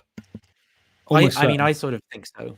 Well, it depends what you mean, right? Because if God is God. If God is objective and timeless, right? Like, I mean, what principled reasons are there for thinking that he would not reveal to us the same sort of things that he commanded? Maybe he would appear to Israel, right, and tell them the West Bank, nuke it, mate. Like, that's your land. Well, where I'm coming from is if you take religion as Peterson believes it, right? So like a naturalized religion. It's a naturalized religion. It's like, is God conscious? No, he's not a conscious being. He in didn't that actually case, regulate these rules. Rather, these are things that we evolved for. It's like, well, if we evolved for today, then what would be different in these rules? And like the differences would be things like, slavery would be like, you can't have slaves. That'd be up there quite quickly. I imagine, be okay with homosexual relations and things like that. There wouldn't be this notion that a child is conceived from the very, very beginning. And the fact that we can speak in this way and be fairly confident that that's probably what would be selected for tells us that there's a really big issue with this legacy code, as Weinstein puts it. It's like... Well, we see this in the Bible as well. I mean, I'm not saying that there's nothing that Christians can do to figure out a coherent theology, right? But you see, for example, a kind of a version of polytheism, frankly, emerge into a version of henotheism, which is where there's like, a top kind of daddy god and there's other gods and things like that, change into a kind of radical monotheism, which is when the texts are being written, like I'm thinking of during Isaiah specifically, when the texts are being written during a time where the Israelite people are kind of being oppressed. So the physical manifestations of God, they kind of can't have them around them, right? Because they're being oppressed by another culture. So then all of a sudden, the kind of theological texts are produced. So like, no, God's still there. He's just, he'll have his day, but he's up there. He's somewhere away. He's not here for you to worship like that, but he's up there. And that's when you see a monotheism kind of emerging. You see similar themes with the Hellenization of the ancient Near East during the times of Alexander and stuff, where that you get like then these influences from kind of Greek philosophy that are then knocking around in the times that the New Testament is being written. So that's why you have, like the Johannine community in John's Gospel, which includes, concepts that Jordan loves, like the Logos, for example, which are clear, they're not Hebrew concepts. These, and you see them in other Jewish thinkers, like Philo, who's a deeply Hellenized, a Platonist. Philo's a kind of like Platonist philosopher. So he reads the Old Testament in terms of Platonism, basically, and comes up with this whole story about the Logos and things like that. So yeah, it's I mean, there's a way maybe of making a Christian story make sense with this sort of progressive revelation or something like that. But I also think it makes perfectly sense under a natural account as well. It makes a lot of sense because people's theology is basically a product of the natural circumstances and conditions they find themselves in, and reinterpreting the old stories that they inherit, right? And there's no need for an actual God in that. Well, that's actually touches on the biggest contention I have with, and maybe this isn't the best time to bring it up, but I don't know how long we're going to go, and I want to make sure it does.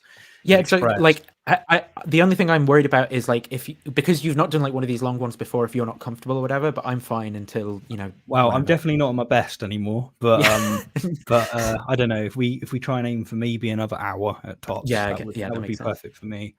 But for all of the things that I like about this metaphorical truth about the analysis of religion and saying, look, it is not arbitrary and it's evolved, and so we need to treat it with respect and dignity and not just rip it apart, and anything we do change, we need to do so with delicacy.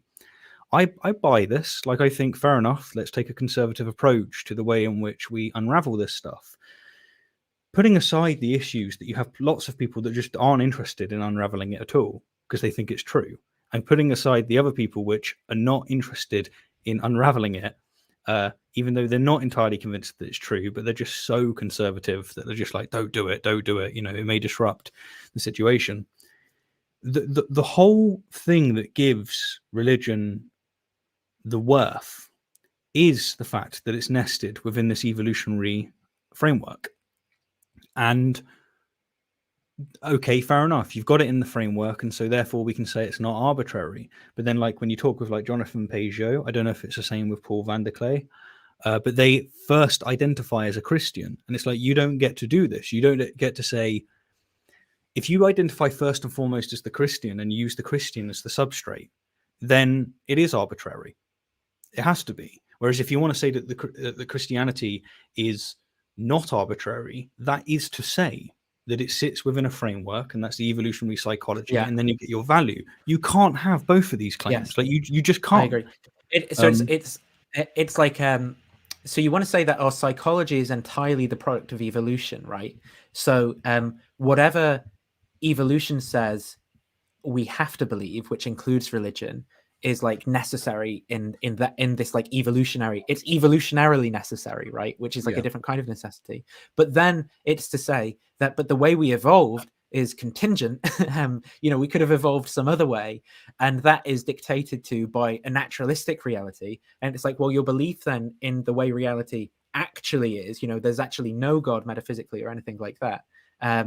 Well, that undercuts then, your belief that that psychological belief is veridical. So you might say, well, I have a belief in like a psychological kind of deity, but you have to predicate it with that psychological word, because it's not, it's not that God really exists. Or as Peterson evades the question, if no people existed, would God exist? Sort of thing. Yeah, and that really does get to the heart of it. Yeah, if no people exist, does God exist? And that answering that question would reveal more than I think is desirable to. If you can get an answer. If you can get an answer, yeah, that's true. Uranium wasn't a concept at the point that the thing was written, nor was the hazard of enriching it obvious. And so the fact that it isn't mentioned tends to de-emphasize it as a risk. And so I guess the question is it possible? Is it possible that by recognizing that these traditions carry huge amounts of ancestral wisdom forward, but that wisdom is certain to be so incomplete that it doesn't address modern questions, that we can be liberated to move forward and to honor those traditions for bringing us here, but to recognize that we actually have to move forward with something more potent and up to date, which is not easy, because you can't just take the scientific truth of the moment and implement it. A lot of it isn't even right. It's also not that easy to rewrite a fairy tale. And some of these fairy tales that people are trying to rewrite in modern times are perhaps 15,000 years old. And people think, well, we can just update that so that the modern version will be better. It turns out that that's very, very difficult. And there's another. Look, he says this, right? And it's like, but this is going to be another modern Bailey, right? Because frankly, I think that certain Hollywood adaptations of fairy tales, right, which I consider to be different than like maybe like some story fairy tale that I read when I was a kid. I think that they're better than like the fairy tales that I read when I was a kid, because like either they're deeper or longer, or they're better fleshed out, or they're more relatable to me in certain terms. Now I'm considering those to be like different fairy tales, and then Peterson's going to say, well, they're just the same fairy tale, right? But it's like, well, I don't think they're the same fairy tale. And then the problem is that it's going to almost be impossible to even point to anything being an example of a new fairy tale, because any fictional endeavor that a human comes up with is going to bear some family resemblance to some previous thing that someone's written. And in that case, Peterson's going to claim, well, actually, it's just manifesting the same substructure in its story. Yeah, same pattern of being. Yeah. It's a And win-win it's like, scenario. And it's like, well, in order to have, an intelligible story to a 21st century person who speaks English, like it has to make sense in a certain framework. And then maybe Peterson would say to that, well, yeah, exactly. And that's the way reality fundamentally is. Well, where's the justification for that claim? I mean, that's the way that I understand language and stories, right? Given the culture that I'm born into. But who's to say if I was born in, ancient Mesopotamia or whatever, I'd be able to make sense of like Marvel's Avengers or something like that. Yeah. And I guess like if I was a dog, right? If I'm a Labrador, I'm not going to make sense of Marvel Avengers either. So is that the fundamental way? Yeah, sorry.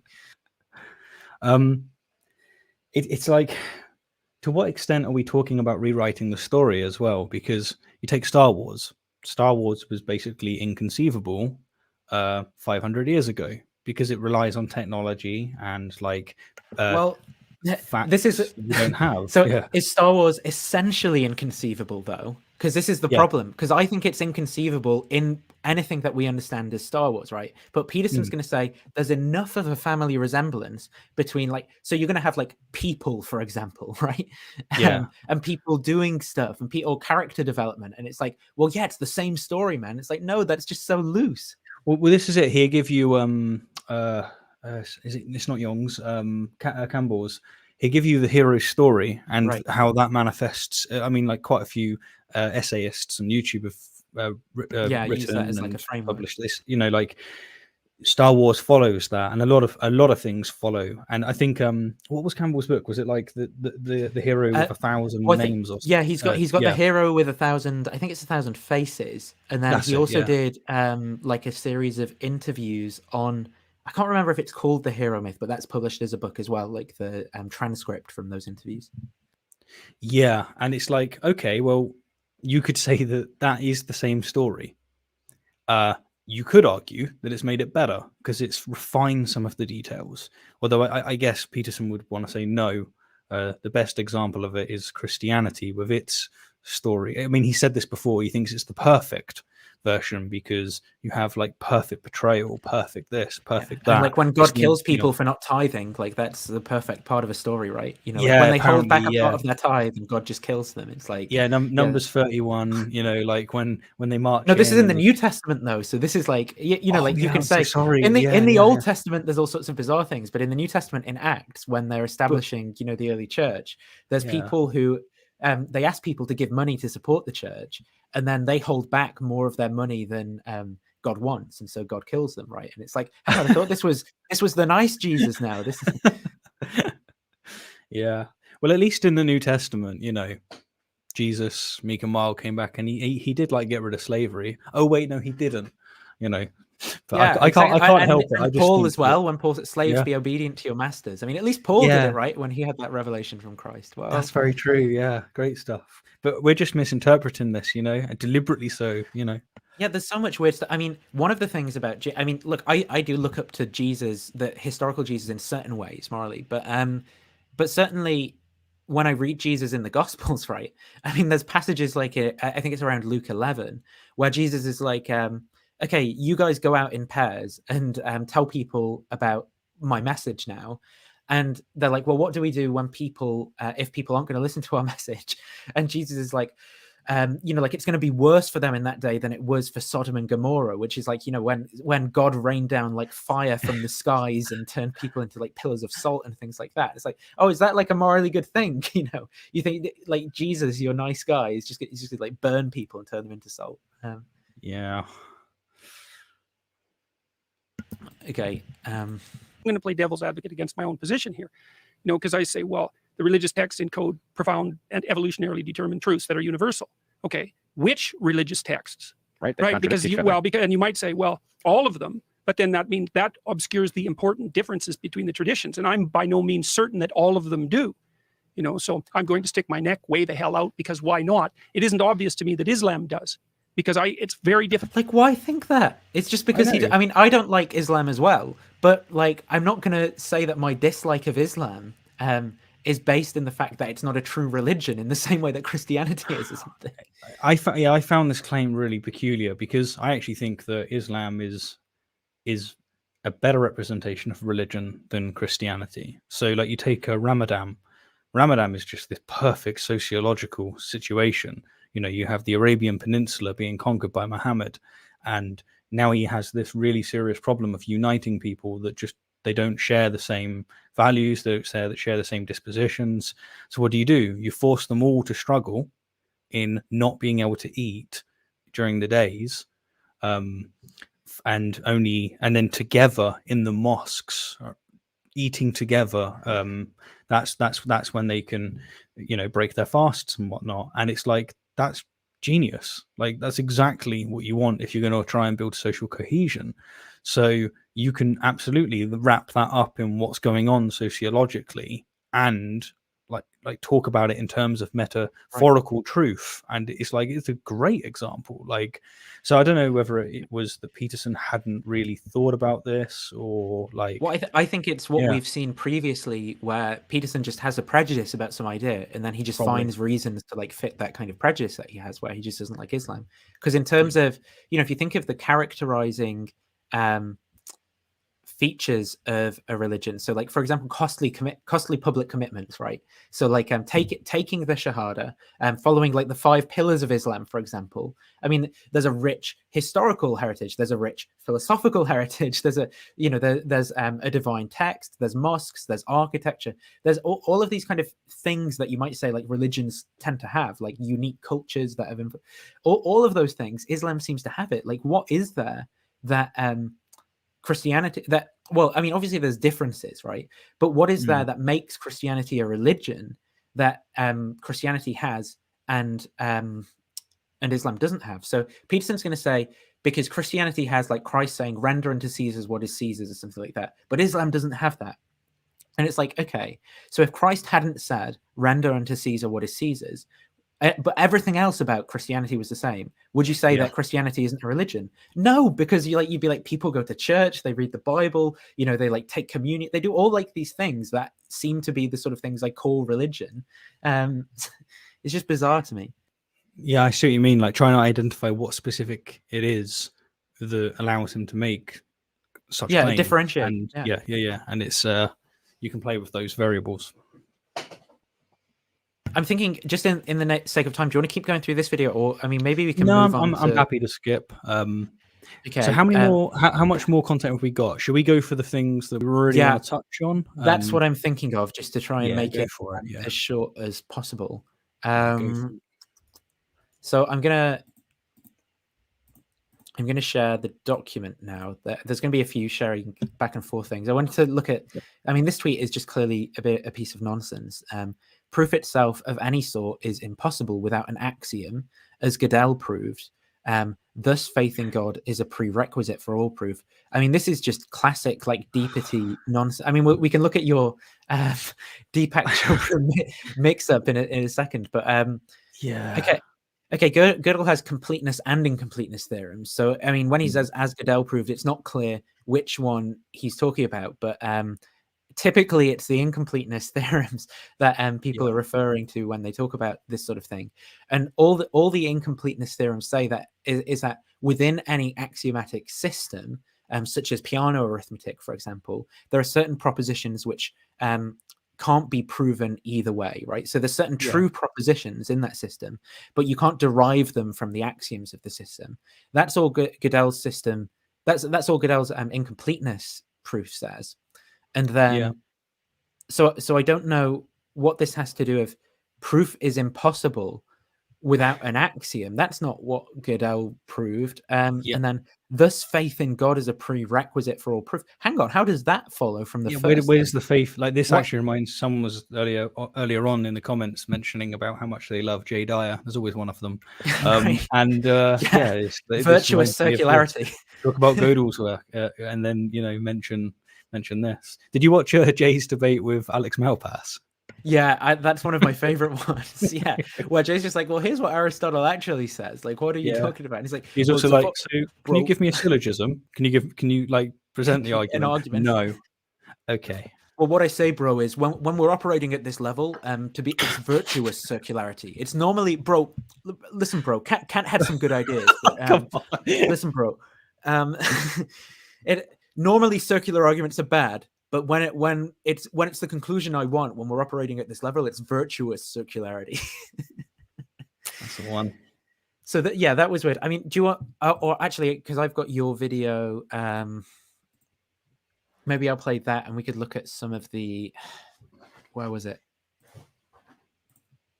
So let's look at some. We've had a very steady 500 viewers for the entire stream. It's been awesome. Yeah. People I don't know how that compares to what you normally do. I wasn't knowing what to expect on my channel where I don't do live content, but that's it's been very static. It's been pretty cool. On my channel, I think it sort of varies between like 50 and 150, depending on like time and how interested people are in the audience. So it's obvious, like, significantly more live viewers, and it tends to be far less consistent. But you do have one of the most important stats, and that is for your subscriber count to how many people watch your video. You do really well. I'm probably one of the worst YouTubers there are for that, and it's because I've diversified my content a little bit too much. Right. But yeah. maybe we'll play through some of these that you put together as well, and then see what's left in the document. I'm going to read some things that I wrote because it's so complicated that I'm not sure that I can just spin it off the top of my head, and so you'll have to excuse me. Well, let's hope this aids to the clarity, right?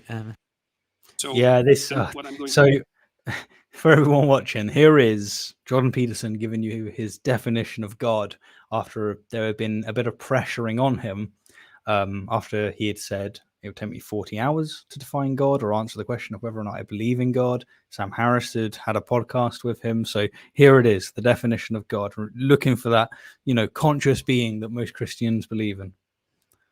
to do is sort of paint a picture by highlighting different things. So now I already made one point here. I made the point that part of the conception of God that underlies the Western ethos is the notion that whatever God is expressed in the truthful speech that rectifies pathological hierarchies. And that isn't all it does. It also confronts the chaos of being itself and generates habitable order. That's the metaphysical proposition. And that's best conceptualized as at least one element of God. And so I would think about it as a transcendent reality that's only observable across the longest of time frames, the longest of iterated time frames, to your point. So here's some propositions. And I feel like some of that doesn't even need a response because it kind of speaks for itself that it's just... I mean, it seems like the crux of what he's saying there is basically like, you can see God over a really long time. If people exist in culture, God exists, maybe something like that. But it's not. I mean, okay, why think that's true? Like, what can't people exist in a culture without God? And if they can't, why? Like, because I think they can. Yeah, it's but it does reveal like the definitions being just nothing like the conscious being that. Oh yeah, exactly right. And especially, I mean, when Dawkins will talk about that kind of belief, the Bible Belt evangelical God, and Peterson will reflect upon that and say, well, that's just a childish notion. I guess by extension, he's saying that those that believe in that have a childish notion as well of what God is. But it could be drawn out, let's say. they're complicated and they need to be unpacked. So I'm just going to read them, and that'll have to do for the time being. So God is how we imaginatively and collectively represent the existence and action of consciousness across time, as the most real aspects of existence manifest themselves across the... Like, God is consciousness across time. That's not what I mean by consciousness across time. I mean by consciousness what it's like to be something, right? And I think that consciousness is a really poorly defined word for a bunch of cognitive processes that do very different things. And consciousness is just an ordinary language piece of word that we use to vaguely attach to a set of these processes. Where is God in that? Why? So... an action of consciousness across time, as the most real aspects of existence manifest themselves across the longest of time frames, but are not necessarily apprehensible as objects in the here and now. The most freaking real... postmodernist, dude. Well, yeah, the most real aspects of existence that manifest themselves across time, but are not present in the here and now. Well, I think the most real aspects of my existence are present in the here and now. You know, like this table, like, you know, maybe like the pain that I feel from needing the toilet or something. Yeah, it's the cogito. It's like I'm experiencing something. This has to be where it's at. It's here now. I'm feeling it now. So what that means in some sense is that you have conceptions of reality built into your biological and metaphysical structure that are a consequence of processes of evolution that occurred over unbelievably vast expanses of time, and that structure your perception of reality in ways that it wouldn't be structured if you only lived for the amount of time that you're going to live. And that's also part of the problem of deriving values from facts, because you're evanescent and you can't derive the right values from the facts that portray themselves to you in your lifespan, which is why you have a biological structure that's like 3.5 billion years old. So what is he saying? You can't derive facts from values, and that's why you have a biological structure that is longer than 3,000. Is what I don't know. I'm just It's just define God. That's what you got to do. Just give me a definition of God. What happens in the academy when you're like, can you give me a definition of the tense theory of time? Yeah, here you go. Can you give me a definition? Well, no one ever told me this in church. This was the problem. I mean, give me a definition. Yeah, they seem to think that we should pray to God for like more money to fix the church roof, or to help Boris Johnson make good decisions, or to end wars in places and things like that, but not to they never told me any of this. No, you missed out. God is that which eternally dies and is reborn in the pursuit of higher being and truth. That's a fundamental element of hero mythology. God is the highest value. Well, no, not on Christian theology as well. I mean, okay, classical theology is going to say that God is necessary and God is unchanging, right? Intrinsically and extrinsically unchanging. And so to say that God's dying and being reborn, those sounds like change terms, right? And so that's going to be a problem. And that is a problem for reconciling classical theism with incarnational Christianity, because the idea, the point is, well, how do you coherently talk about an incarnation, right, for a God that can't change intrinsically or extrinsically? Yeah. So that's not that's going to rule out, like bye Catholics, like you no longer can be Petersonians at least. But I am sure that you can kind of get a compatibility between it, because you could probably maintain, that Catholic view, and at the same time redefine how Peterson is using the word change. Right. Yeah. You just probably get away with it. Yeah. I think you can do this usually when it comes to ordinary language terms. The problem is that Peterson here is cashing out a theory about like change, and so it's like now you're going to have like theory, like levels of theory, like going back. So you've got like, the ordinary stuff that we're trying to describe in the first, or we're trying to account for in the first place. Then you've got Peterson's theory, and then behind Peterson's theory, you've got like another theory that really explains Peterson's theory. And it's like, why think in those terms? There's got to be a better way of doing it than that. In the hierarchy of values, that's another way of looking at it. God is what calls and what responds in the eternal call to adventure. God is the voice of conscience. God is the source of judgment and mercy and guilt. God is the future to which we make. I mean, I think Catholics could sign up to some of these things. So, like God being the call of conscience, for example. Like, I was about to say John von Neumann, not John von Neumann. Essay in Aid, Cardinal Newman, John Henry Newman, that's it. He says, Christ is conscience is Christ's first vicar on earth, or something like that. And he says that to the Pope, which is meant to be like this big, because the Pope's meant to be, Christ's first vicar on earth, and he's Catholic. Sacrifices and something akin to the transcendental repository of reputation. Here's a cool one if you're an evolutionary biologist. God is that which selects among men in the eternal hierarchy of men. So, men arrange themselves into hierarchies, and then...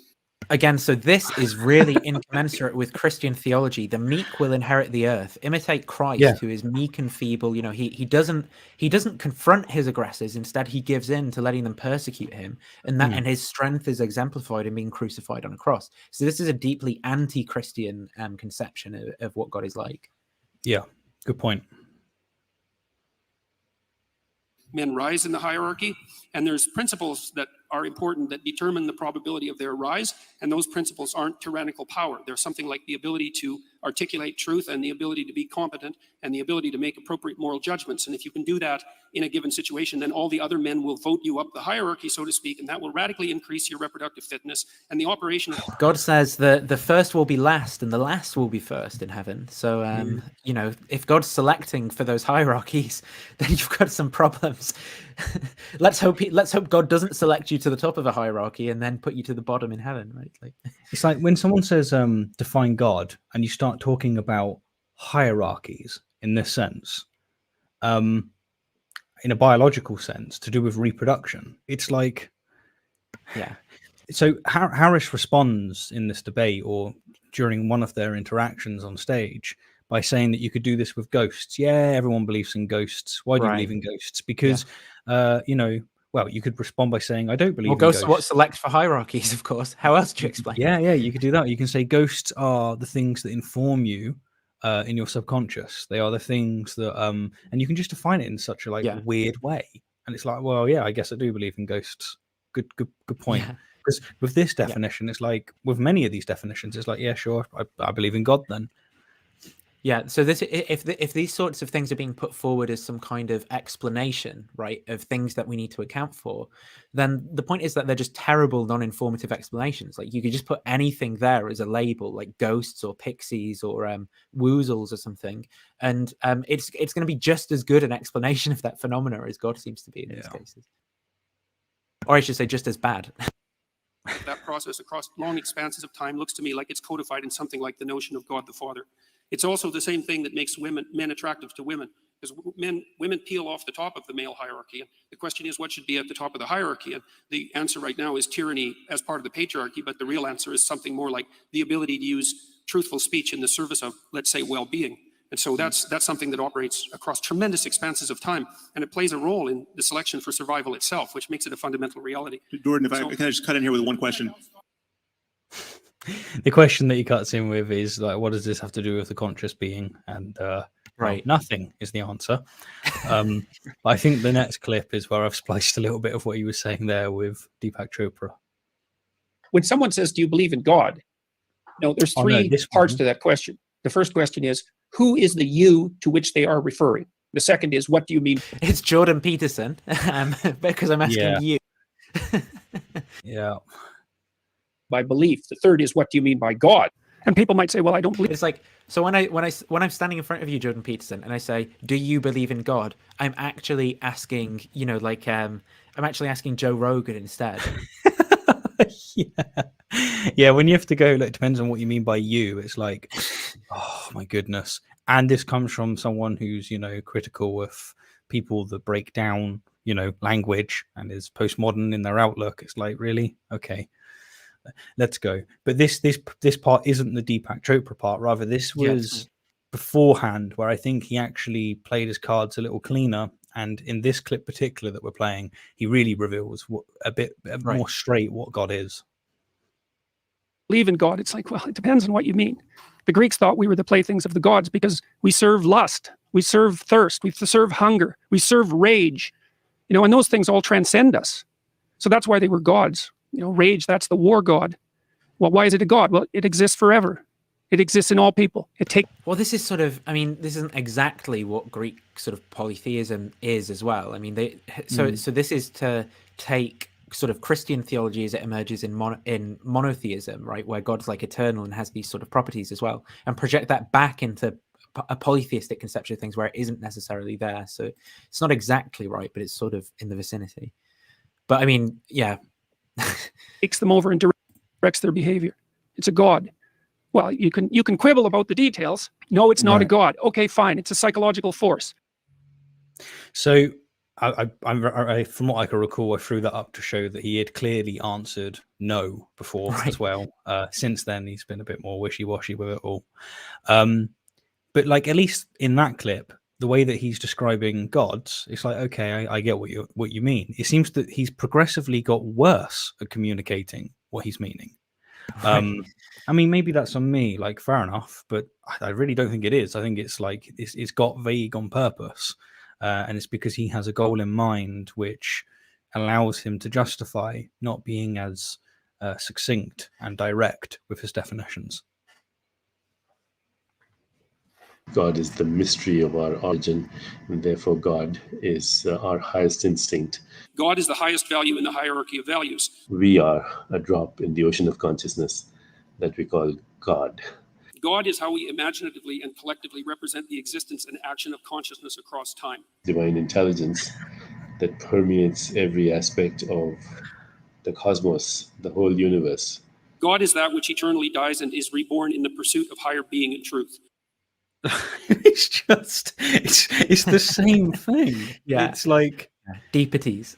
It's deepities. It really is. So frustrates me. Less so now than it did years ago. Oh, sorry. No, I'm good. I was just saying that he doesn't frustrate me as much as it did years ago. Yourself, well, how do you determine whether or not a theory is true? Then you ask yourself, well, what do you mean by true? Well, then you're in trouble. Okay, because I think you can take a Newtonian perspective on that, or a Darwinian perspective. Which is not standardly how anyone who thinks about truth talks about these things. No, there is no Newtonian, theory of truth. There's not a Newtonian theory of truth. I mean, there's Newtonian outlooks on like Newton Physics. believed that there was like one time. Oh, yeah, right. There's a Newtonian version of time, and like you could talk about that in some sense being a truthhood or something. But like he said, like in this as well, he says like Darwin's claim. It wasn't Darwin's claim like at all. Like Darwin was not making these kinds of claims. But yeah, it's. But you can't do both at the same time. Okay. So Nietzsche said truth serves life. Okay, in some sense, that's a Darwinian idea. Okay, if it's true enough so that if you act it out or hold it, that increases your chances of survival and reproduction over long spans of time. That's true. That clip there, by the way, is predominantly what launched the conversation between Harris and himself. Right. I know you know this, but like for the audience as well, just Yeah. in case they want to catch up on it. And that's actually what launched a lot of his perceptions on religion. That's what a lot of people latched onto, where he was pointing out that survivability is what it offers and nothing more when it comes to what we're experiencing. Yeah, I mean, so I don't know if it's because of time constraints, but I mean, just to say, at least classically, the discourse among philosophers is divided into. I think it's C.S. Peirce, interestingly, who Peterson kind of claims to have read, who or it might be William James actually, but one or the other offers a kind of analysis of theories of truth, right? Into three main categories. So coherence theories, correspondence theories, and pragmatist theories. So coherence theories are basically saying, like truth is kind of like coherence amongst the kind of beliefs that you hold, right? So it's true just in case it coheres with these beliefs that you hold. Correspondence theory is going to say that it's true just in case it corresponds to the way that reality is. So there's going to be some kind of cashing out of a correspondence relation between reality and the sorts of things you say. And a pragmatist theory is going to say, like truth is what allows you to kind of like achieve some kind of pragmatic success in certain contexts. And I mean, those are classically the three main theories. And then there's other theories that are talked about amongst modern philosophers as well. I mean, one that I tend to quite like is just a deflationary theory, which sort of tends to think that a lot of the discourse about truth is a little bit confused in the sense that people are thinking of truth as like some extra kind of like property or something, right? Whereas really, truth isn't like doing anything. Truth is just, there's no difference between like saying the cat is on the mat and it's true that the cat is on the mat, right? Because it being true that the cat is on the mat is just dependent upon the cat being on the mat. So truth is like transparent in that sense. It's not like some additional property that things have. It's just the way things are. Existence not being a property. I forget what in philosophy they got a term for it, isn't it? Not being a predicate. Yeah, it's sort of along similar lines. I mean, and again, the stuff that can be said in response to that, and philosophers have said things, like, well, we need a substantial theory of truth in order to have, like, solve certain problems in the sciences, and that deflationary account just can't do that. But the point is that there's like Peterson, and then there's like this discourse, right? And there's miles in between. There really is, for sure. The fundamental axiom that I'm playing with is something that was basically expressed by Nietzsche, and it's a definition of truth. And so I would say, if it doesn't serve life, it's not true. So that was him just expressing the same position, but more succinct to Harris. A lot of this we've largely covered. Depending on what you want to do with it, I think the main thing of interest would be looking at my conversation with Pedro at 12:46. Well, we can go into those. I'm just thinking maybe first then there's a few things in the document just to have a look at. Absolutely. So we're not going to have time. There's a lot that we've not covered. And I mean, maybe we can put a bunch of these links in the description or something after. But basically, so there was a section, but we're going to run short on time, so we won't cover it, on like bad historical biblical criticism. So this is a really good article on how Peterson's interpretation of the Bible and the ancient Near East is self-contradictory. He made claims on the Joe Rogan podcast that the Bible is the first book. It's not clear, again, what he means by it being the first book, but that's just not true whichever way that you pass that claim up. It's neither the first manuscript, nor the first papyrus, nor the first thing that's printed on a printing press.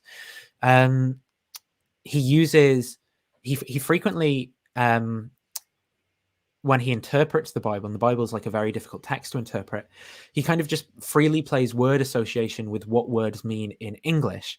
And so he'll say, for example, in the King James Version, it says, duh, duh, duh, duh, duh. And he'll be like, and that last word, whatever, means this in English or whatever. And it's like, well, the point is to try and get at what the original authorial intent was in using that word, right? And the original author didn't have any idea about King James English. The original author, right, was in a Greek thought world, with a Jew in a Greek thought world, and you've got to think about what their influences were, what the original text was, and that's like a difficult thing to do, to get back to what they meant in their culture and thought world. So that's not that useful. He engages in like a lot of like neurobolics type things, where neurobolics is what like neuroscientists sort of have coined this term for when people talk about like the neurological basis of so and so. And Peterson kind of does this when he talks about, you know, like snake circuitry in the brain, and that's what Genesis is talking about and stuff like that. I mean, it's amazing looking at this. Like, we could have had several more hours. Yeah, definitely. So yeah, some stuff on weird engagements with Christian theology. He talks about like my work's motivated by hell, understanding how ego and active contributed to hell, but his understanding of hell is just different to like what Christians mean by it. A funny tweet that he did where he was like, so Christopher Wren's Great Library in Trinity College, Cambridge, beauty and grandeur everywhere. Here, that's the chapel. That's not a library. Yeah, I mean, there's a bunch of things here, like problematic stuff where he was talking about like monarchy and divine right of kings, and potentially, you know, obviously like those are bad systems, right? For politically bad systems, according to me, but it didn't see. And then more recently, talking about consciousness and panpsychism and like God of the gaps, and he said here that he had an ancestral vision of like all the good men or something. Again, we just don't have time to get into all of these things. Weird Petersonian Christianity. So that, you know, Paul Vanderklay, who was just here in the chat, Jonathan Peugeot, and John Vervaeke's not a Christian, but he's sort of religious. You know, talking about angels in scientific terms and things like that. There's just bizarre names for videos, video descriptions, and ways of talking about things that these people have adopted. Clearly, what they're trying to do is co-opt and coin a new way of speaking about religion that seems to legitimize it by steeping it in terminology that seems scientific, right? Absolutely. And that's basically their response to how science seems, you know, like the conflict between science and religion. Their response is to try and co-opt the language of science and use it to construct a theology. But in my view, you sort of just end up with these kind of like bizarre angels in scientific terms, which I mean, I consider to be like pseudoscience. And does it matter if you could do like an entire episode just on like these branches that have come off?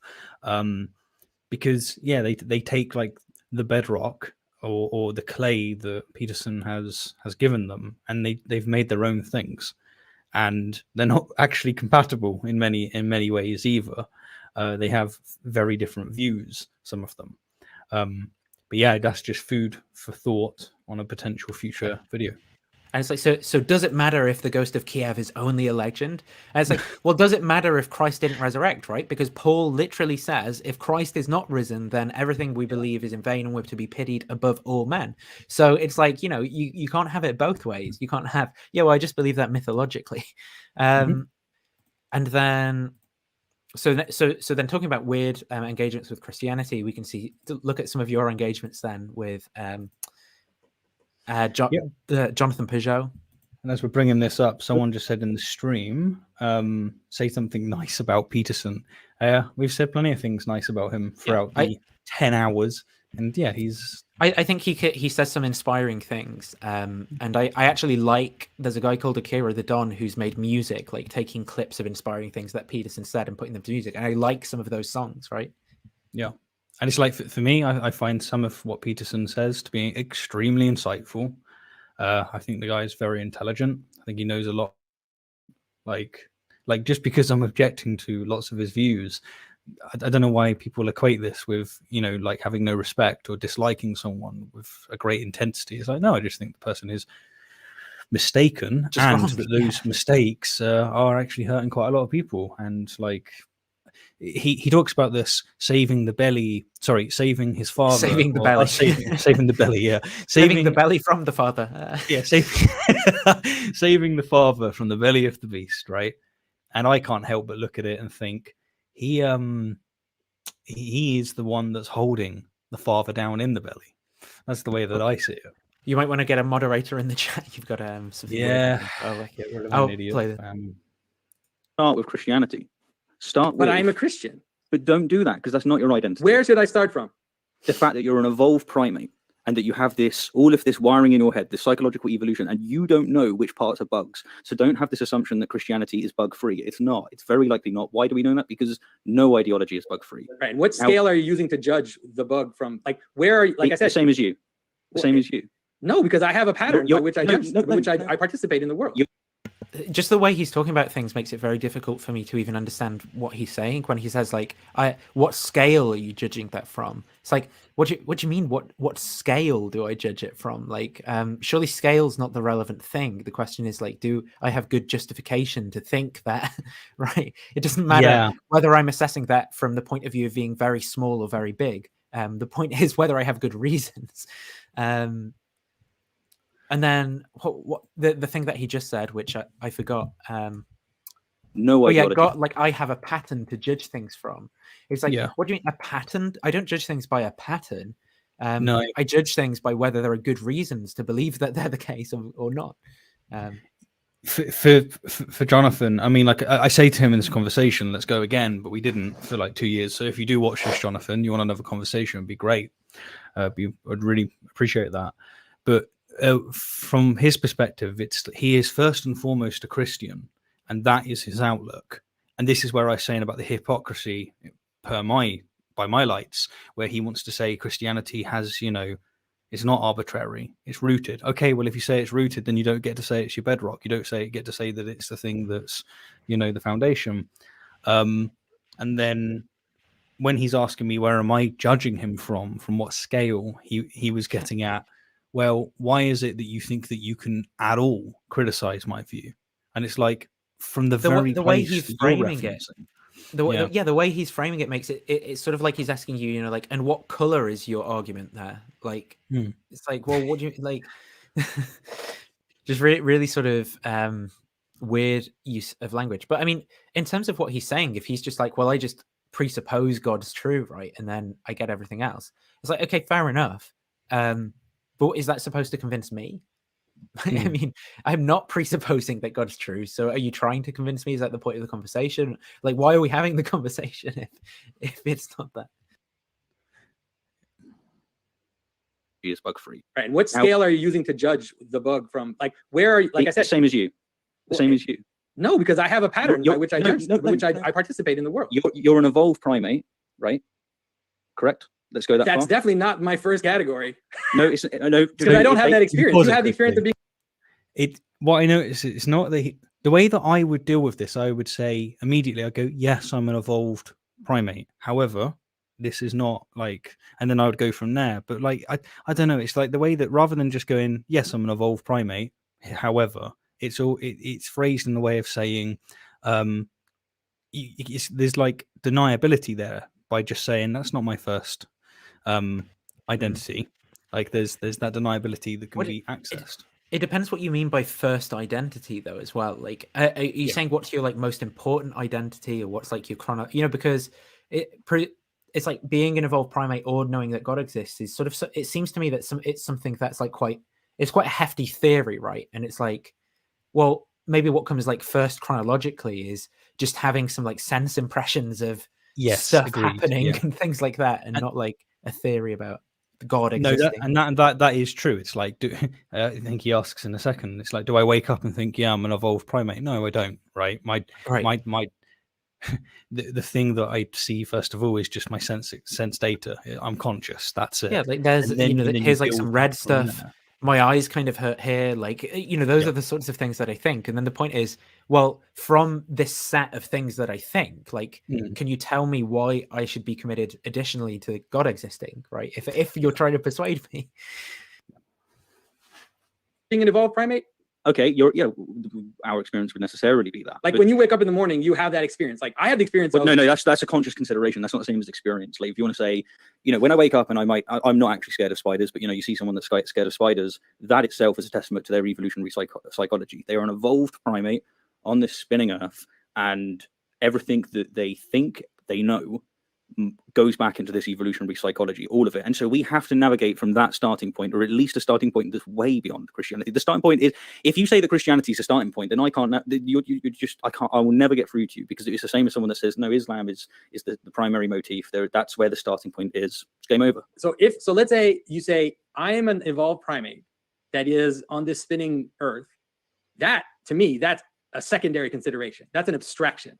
It's an abstraction from knowledge that people have developed and theories that people have developed, and it's something that it's like and God exists isn't, like seriously from I think one of the things he was going to say when you said, you don't wake up in the morning and like think I'm a primate or whatever, he was going to say, well, I do think that when God, I'm like, well, what sense impression are you having that means God exists? Like seriously, I mean, do you see something? Do you hear something? Are you hearing voices? Do you have like a feeling, like a warm feeling in your heart? How does a warm feeling in your heart mean God exists? I mean, a warm feeling in the heart of Mormons means that the Mormon material God exists. That's not what you mean, right? So all of these sense impressions underdetermine the content, right? And what you're doing by what you're doing by interpreting a sense impression to mean like that means that God exists, or I'm having the experience of God, or something like that, is you're providing a theory, right? You're theorizing about what's going on. That's an abstraction, just as much as me looking at my hand and thinking, yeah, that's the product of common descent, is an abstraction from the sense impression. Like, agreed. Just like people who talk about the solar system. The solar system is a total abstraction.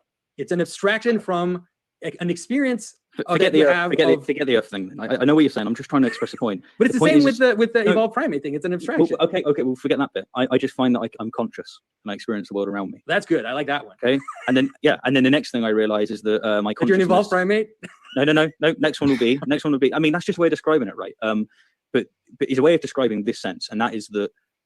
I bear the stamp of my lowly origin. The way that you would put that in simplest terms, I guess, I need more time to put this correctly, but it would be, I'm conscious, and the next thing I recognize is that my intuitions are not arbitrary. They come from an evolutionary background, which is why I was saying it. But if you want to get technical, that's where the starting point is. So then what we have is these ideologies, these religions, and they're not arbitrary because they are substantiations that have the same substrate, that have these metaphorical truths, that have these Jungian archetypes and motifs in them. And we have to figure out which of them are bugs, which of them are features, because they can't all... So I'm going to say, like, how many people in the morning, wake up and when they need to go to the toilet or like they want to have a shower or have some food or something, think like, yeah, I'm accessing the Jungian archetype of hunger. Or how many people just think I'm hungry versus like, yeah, like I've got this theory about Jungian archetypes and that's what I... Yeah, definitely. I mean, one of the things from watching this back that comes to mind is perhaps it's the best time to kind of correct it, is just the language that's used in this terms of hierarchy. We've already went over this, but you've got like your first thing that you're thinking of, like this is your sensory data, this is your consciousness. And it's more correct to say that that's your starting point. And then what you have is a recognition of where it's nested. And then you're going to get to a substrate, a foundation. And I think that Peterson's correct to say that the foundation is evolutionary psychology. And you're not really going to get any further than that. I grant that, let's say, at least tentatively. Whereas someone like Peugeot wants to say that, it seems to me anyway, that he starts by saying Christian, and he wants to end saying Christian, and he wants to be able to say that we need to treat the myths very delicately because they are also grounded in evolution. And for me, it's just you got to pick one. You can't have like these are not compatible. Like it doesn't work like this. Yeah, I sort of agree. Like there's a complicated philosophy of like justifying empirical content, right? And there's different positions on that. Like my position and James's position as well. I think we're both coherentists when it comes to justifying empirical content, and so we don't believe that appearances are sort of self-interpreting. Like any interpretation of an appearance is theory-laden and things like that.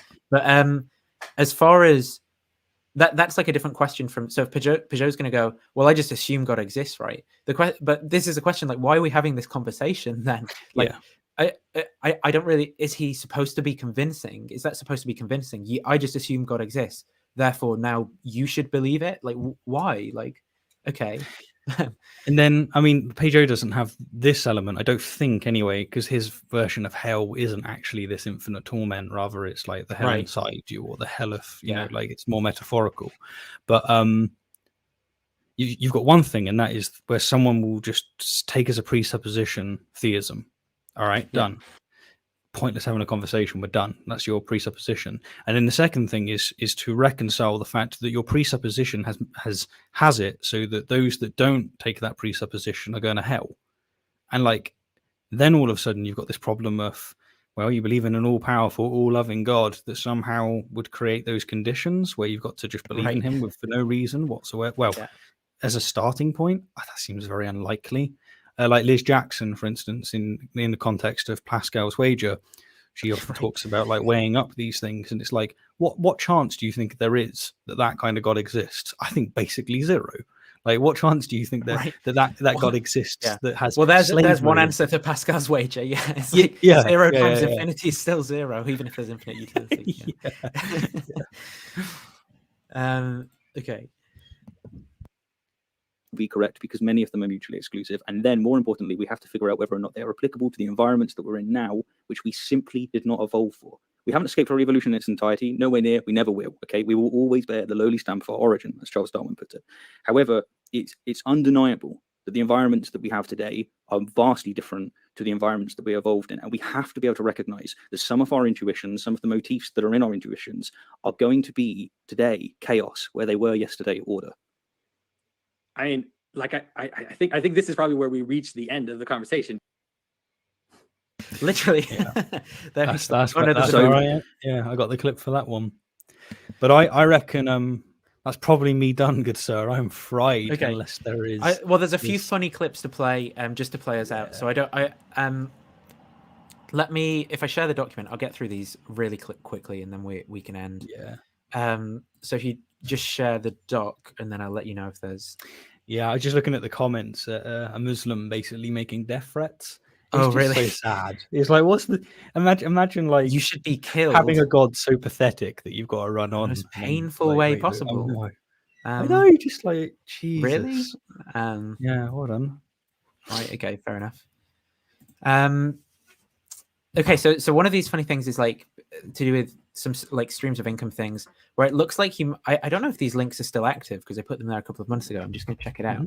But basically, it looks like. Oh yeah, executive director course. It's still up. Now I don't know if Peterson is actually involved in this, but it does have his face on it at that link. And just basically, there's sort of like marketing scam things going on. You know, like where there's like a countdown where it's on a discounted price. You know, like early bird until the 15th of February, a discounted price, and then it's like after it ticks over until the 18th of February, discounted price, right? And like you know, little scams like that, which is just. He's also involved in like a Bitcoin course as well. They all are, aren't they? These people in these spheres, it's always a Bitcoin thing or some, like quickly sign up within the next 15 minutes and you get 75% off. Yeah. So that's the funny thing. There was I thought this tweet was funny, like the self-help takes. One of the things you can be sure of in life is you don't get something if you don't aim at it. And then you've got, you know, like Michael Scott from The Office, you miss 100% of the shots you don't take. This is where I was going to talk about some of the positives, which, you know, like I like this song, for example. There's a good review of 12 Rules for Life by a psychologist here, just talking about why it's not really good psychological advice, all of them. Yeah, we don't need to talk about any of this, but this is like just and I do think a lot of the advice he gives, particularly in the first 12 Rules one, it's great. It's good. I'm glad that he's helping a lot of young men. Right, like I agree with some of these. I just don't necessarily agree that it's necessarily like born out in psychological literature or whatever. Yeah, I don't was that one? Don't let your children do anything you don't like or something. Yeah, do not let your children do anything that makes you dislike them. No, that's just weird. Yeah. That's a weird controlling thing. Like, accept that they're people and they're going to do things that you don't particularly. I don't know. Maybe there's more context there that will change my mind. But yeah, here's like men need to be more dangerous. A clip from an interview with Chris Williamson as well, and that, like again, that's just sort of a bit strange to me. The Carnivore Diet. unfortunately, not going to have. But there's a whole. Okay, so there is a fake book, and Peterson wasn't involved in that. So I was going to clarify that point. But like there's this funny video where he's on Joe Rogan's Experience, and he says, like he goes on this all meat diet, and he had an impending sense of doom, and you can track the timeline of Michaela Peterson making claims that her dad's depression has been cured from, it cures everything, cured my dad's depression. And then like literally a month later, right, he's on benzodiazepines and he's been hospitalized and things. It's like, well, maybe that wasn't the best choice of marketing. And did the diet like contribute in any way to the depression getting worse? Video with a doctor talking about, some of the problems with the all meat diet.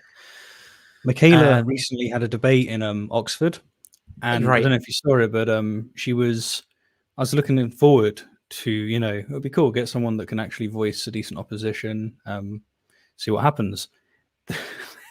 The person that was opposing her is legit the most regressive left-wing thing I've ever seen in my life.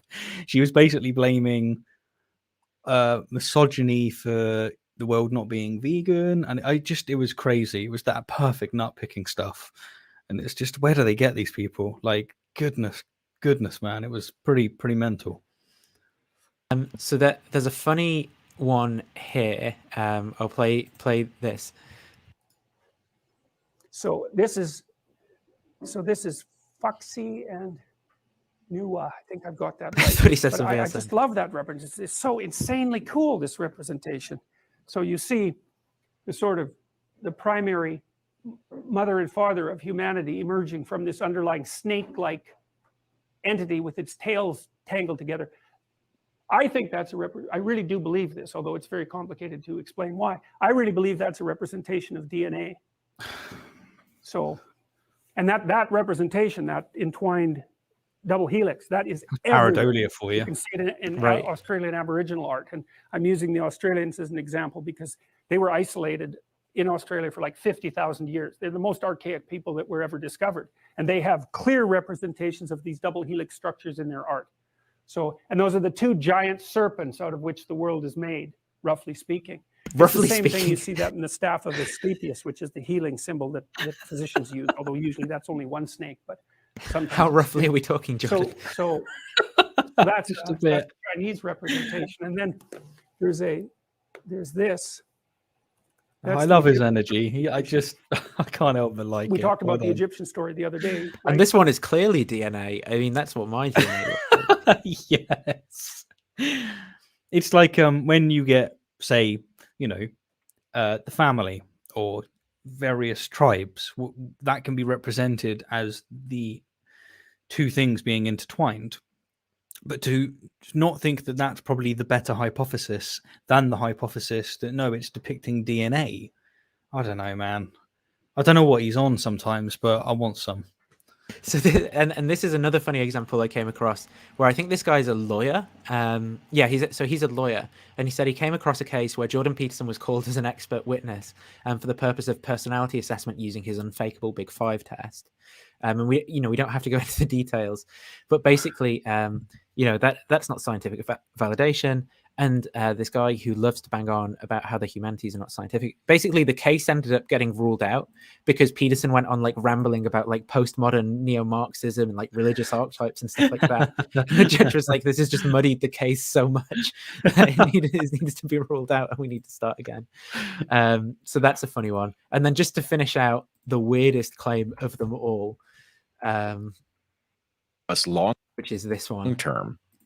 Right. And we then I suspect if you did the statistics properly, I suspect that medicine, independent of public health, kills more people than it saves. Oh God. I suspect if you factor in phenomena like the development of superbugs in hospitals, for example, that overall the net consequence of hospitals is negative. Now that's just a guess, but it could easily be wrong, but it also could not be wrong. And that is a good example. Or if you're just as confident that it could be wrong as it could not be wrong, like why bother throwing it out there? It's like me saying, for all we know, there could be like a teapot that's orbiting the Earth, like in between the Earth and Mars or whatever, right? For all we know, but for all we know, it might not be the case. So why bother talking about it? Like for all we know, but clearly it's just wrong. So as in our society, medical deaths by medical negligence might be the third leading cause of death, right? But that's just because so few people die in our society because of the success of medicine. In societies without medicine, right, not only is medical negligence not the third cause of death, but people die by the droves during like childbirth, of like things that we're vaccinated against. I think malaria has killed like millions of people throughout history, bacterial infections that we don't have antibiotics for, just myriads of things that we don't die of because of medicine, which is then what it's because we're not dying of so many things we would otherwise be dying of. So this is just like a really silly thing to say. Yeah, and I think about like how could he make that claim more viable? And I'm thinking, well, if he was just to take everyone that dies in a hospital and then attribute the fact that they got their cold or whatever, that because a lot of people like that die from cancer, for instance, they're going to die from like a common cold or COVID or something like that. And fair enough, like a lot of them are going to get it because they're in the hospital. For instance, that's how my dad got it. Or they're not going to get it from there, but they die in the hospital, and then you could almost put it down. I don't know. Like, I'll be honest, I'm done trying to be. But the thing is, so the thing is, like, I mean, I don't mean to be like personal or anything, but I mean, like in your dad's case, if he was getting treatment for his cancer, for example, like, did that prolong his life in any sense? And if he hadn't got that, would he have died sooner? Even I mean, he would have died like 4 years beforehand. Like, he had complete kidney. My dad was an idiot, right? So he's walking around and he's feeling his back, and I'm saying to him, are you okay? Like, what's going on? He's like, yeah, I'm fine. And this is before I was going to Australia. One day before I go to Australia, he collapses, and I go to hospital and I see him. Looked a bloody state, right? So his kidneys failed completely. He was on dialysis, and his eyes were like, it was awful, right? But I remember when he did come to, he's talking to me about the fact that he was walking on a broken back for 3 weeks, completely broken in 2 places, and his kidneys had failed like significantly beforehand. And I was just thinking, dude's a machine. But yeah, anyway, he made me go to Australia. I went to Australia, and it was all good. But yeah, he would have died there if it wasn't for medical intervention. So I got, or maybe in childbirth, like the likelihood is without medical intervention, right? And this is definitely the problem with the sort of thing that Peterson's saying there. But I mean, I'm happy to end it there. Like, there's so much more we could have gone into because Peterson says so much, but hopefully that's like one of the most thorough sort of goings into of Peterson's thoughts that there is on the internet there in 10.5 hours that we've done. Yeah, absolutely. No, it's been amazing. This has been an experience for me. I don't normally do live content, and then to do live content for 10.5 hours. I do know that our detractors will find the moment where I was most tired, and that will be the bit that they reference. But thank you so much for having me on. I really, really enjoy the Bad Apologetics series. Really appreciate what you and James have done for the community, what you do in general, your approach, your own story as well, and like where you're going. Like, I pay attention to it. I'm really excited to see where you're going with things, like the different avenues that you're just incredibly knowledgeable for someone that's been into this game for such a short amount of time. So, but yeah, thanks for sharing your story on YouTube, on your own channel, in the Bad Apologetics stuff, and just to everyone watching. I guess this is me signing off before I let you properly sign off. But yeah, it's all right. To everyone watching, please do head over and watch some of the other Bad Apologetic episodes. They're fantastic. They've covered like a wide range of stuff. And thank you so much to the mods who have been with us for 10.5 hours. I genuinely really, really, really appreciate it. But I'll leave the last word for you. Maybe there's a new genre here for you as well, of doing lives. Well, maybe you don't. Maybe you'd want to do it on a new channel or something, because if you don't want to divide your audience. But yeah, maybe there's a new thingy there. In terms of ending stuff, thank you for hosting Bad Apologetics, and because that'll get more people, get it out there more as well, so more people will see it. James has his own channel called James Fodor, where he has like YouTube and counter-apologetic stuff, but he also has a really good podcast called The Science of Everything. So I'd recommend people to check out that podcast as well. Like, he goes in depth on so many things, and that's really good. My channel is called Digital Gnosis, so people can check that out. And that's where all of the Bad Apologetics so far have been hosted. But we will be also starting a joint channel which will upload all the Bad Apologetics episodes to from the past and put some other things and future episodes on there as well. So if you subscribe to either of our channels, you'll find out when we sort of do that and go down that avenue. But yeah, thanks for having us on, Stephen. It's been a good episode, another epic 10.5 hours one, and I hope that people have found something interesting in it. You know, if people have been convinced of some of the things Peterson say, I hope that at least it's maybe reduced their confidence slightly in some of the claims that Peterson makes about these things. He's not an idiot. He's not wrong about everything that he says, but often he overstates the case for his position and, you know, is just is far too confident in the kinds of claims he makes, where maybe he should be, there's a lot more room for nuance and there's a lot more room for questions about the sort of conclusions that he reaches. Brilliant. So do I hit the end? The stream button in the top right, yeah, and then we're done. Look how powerful my intuition is there. It's the archetype of the end broadcast. The archetype of the button. Yeah. Relevance realizing.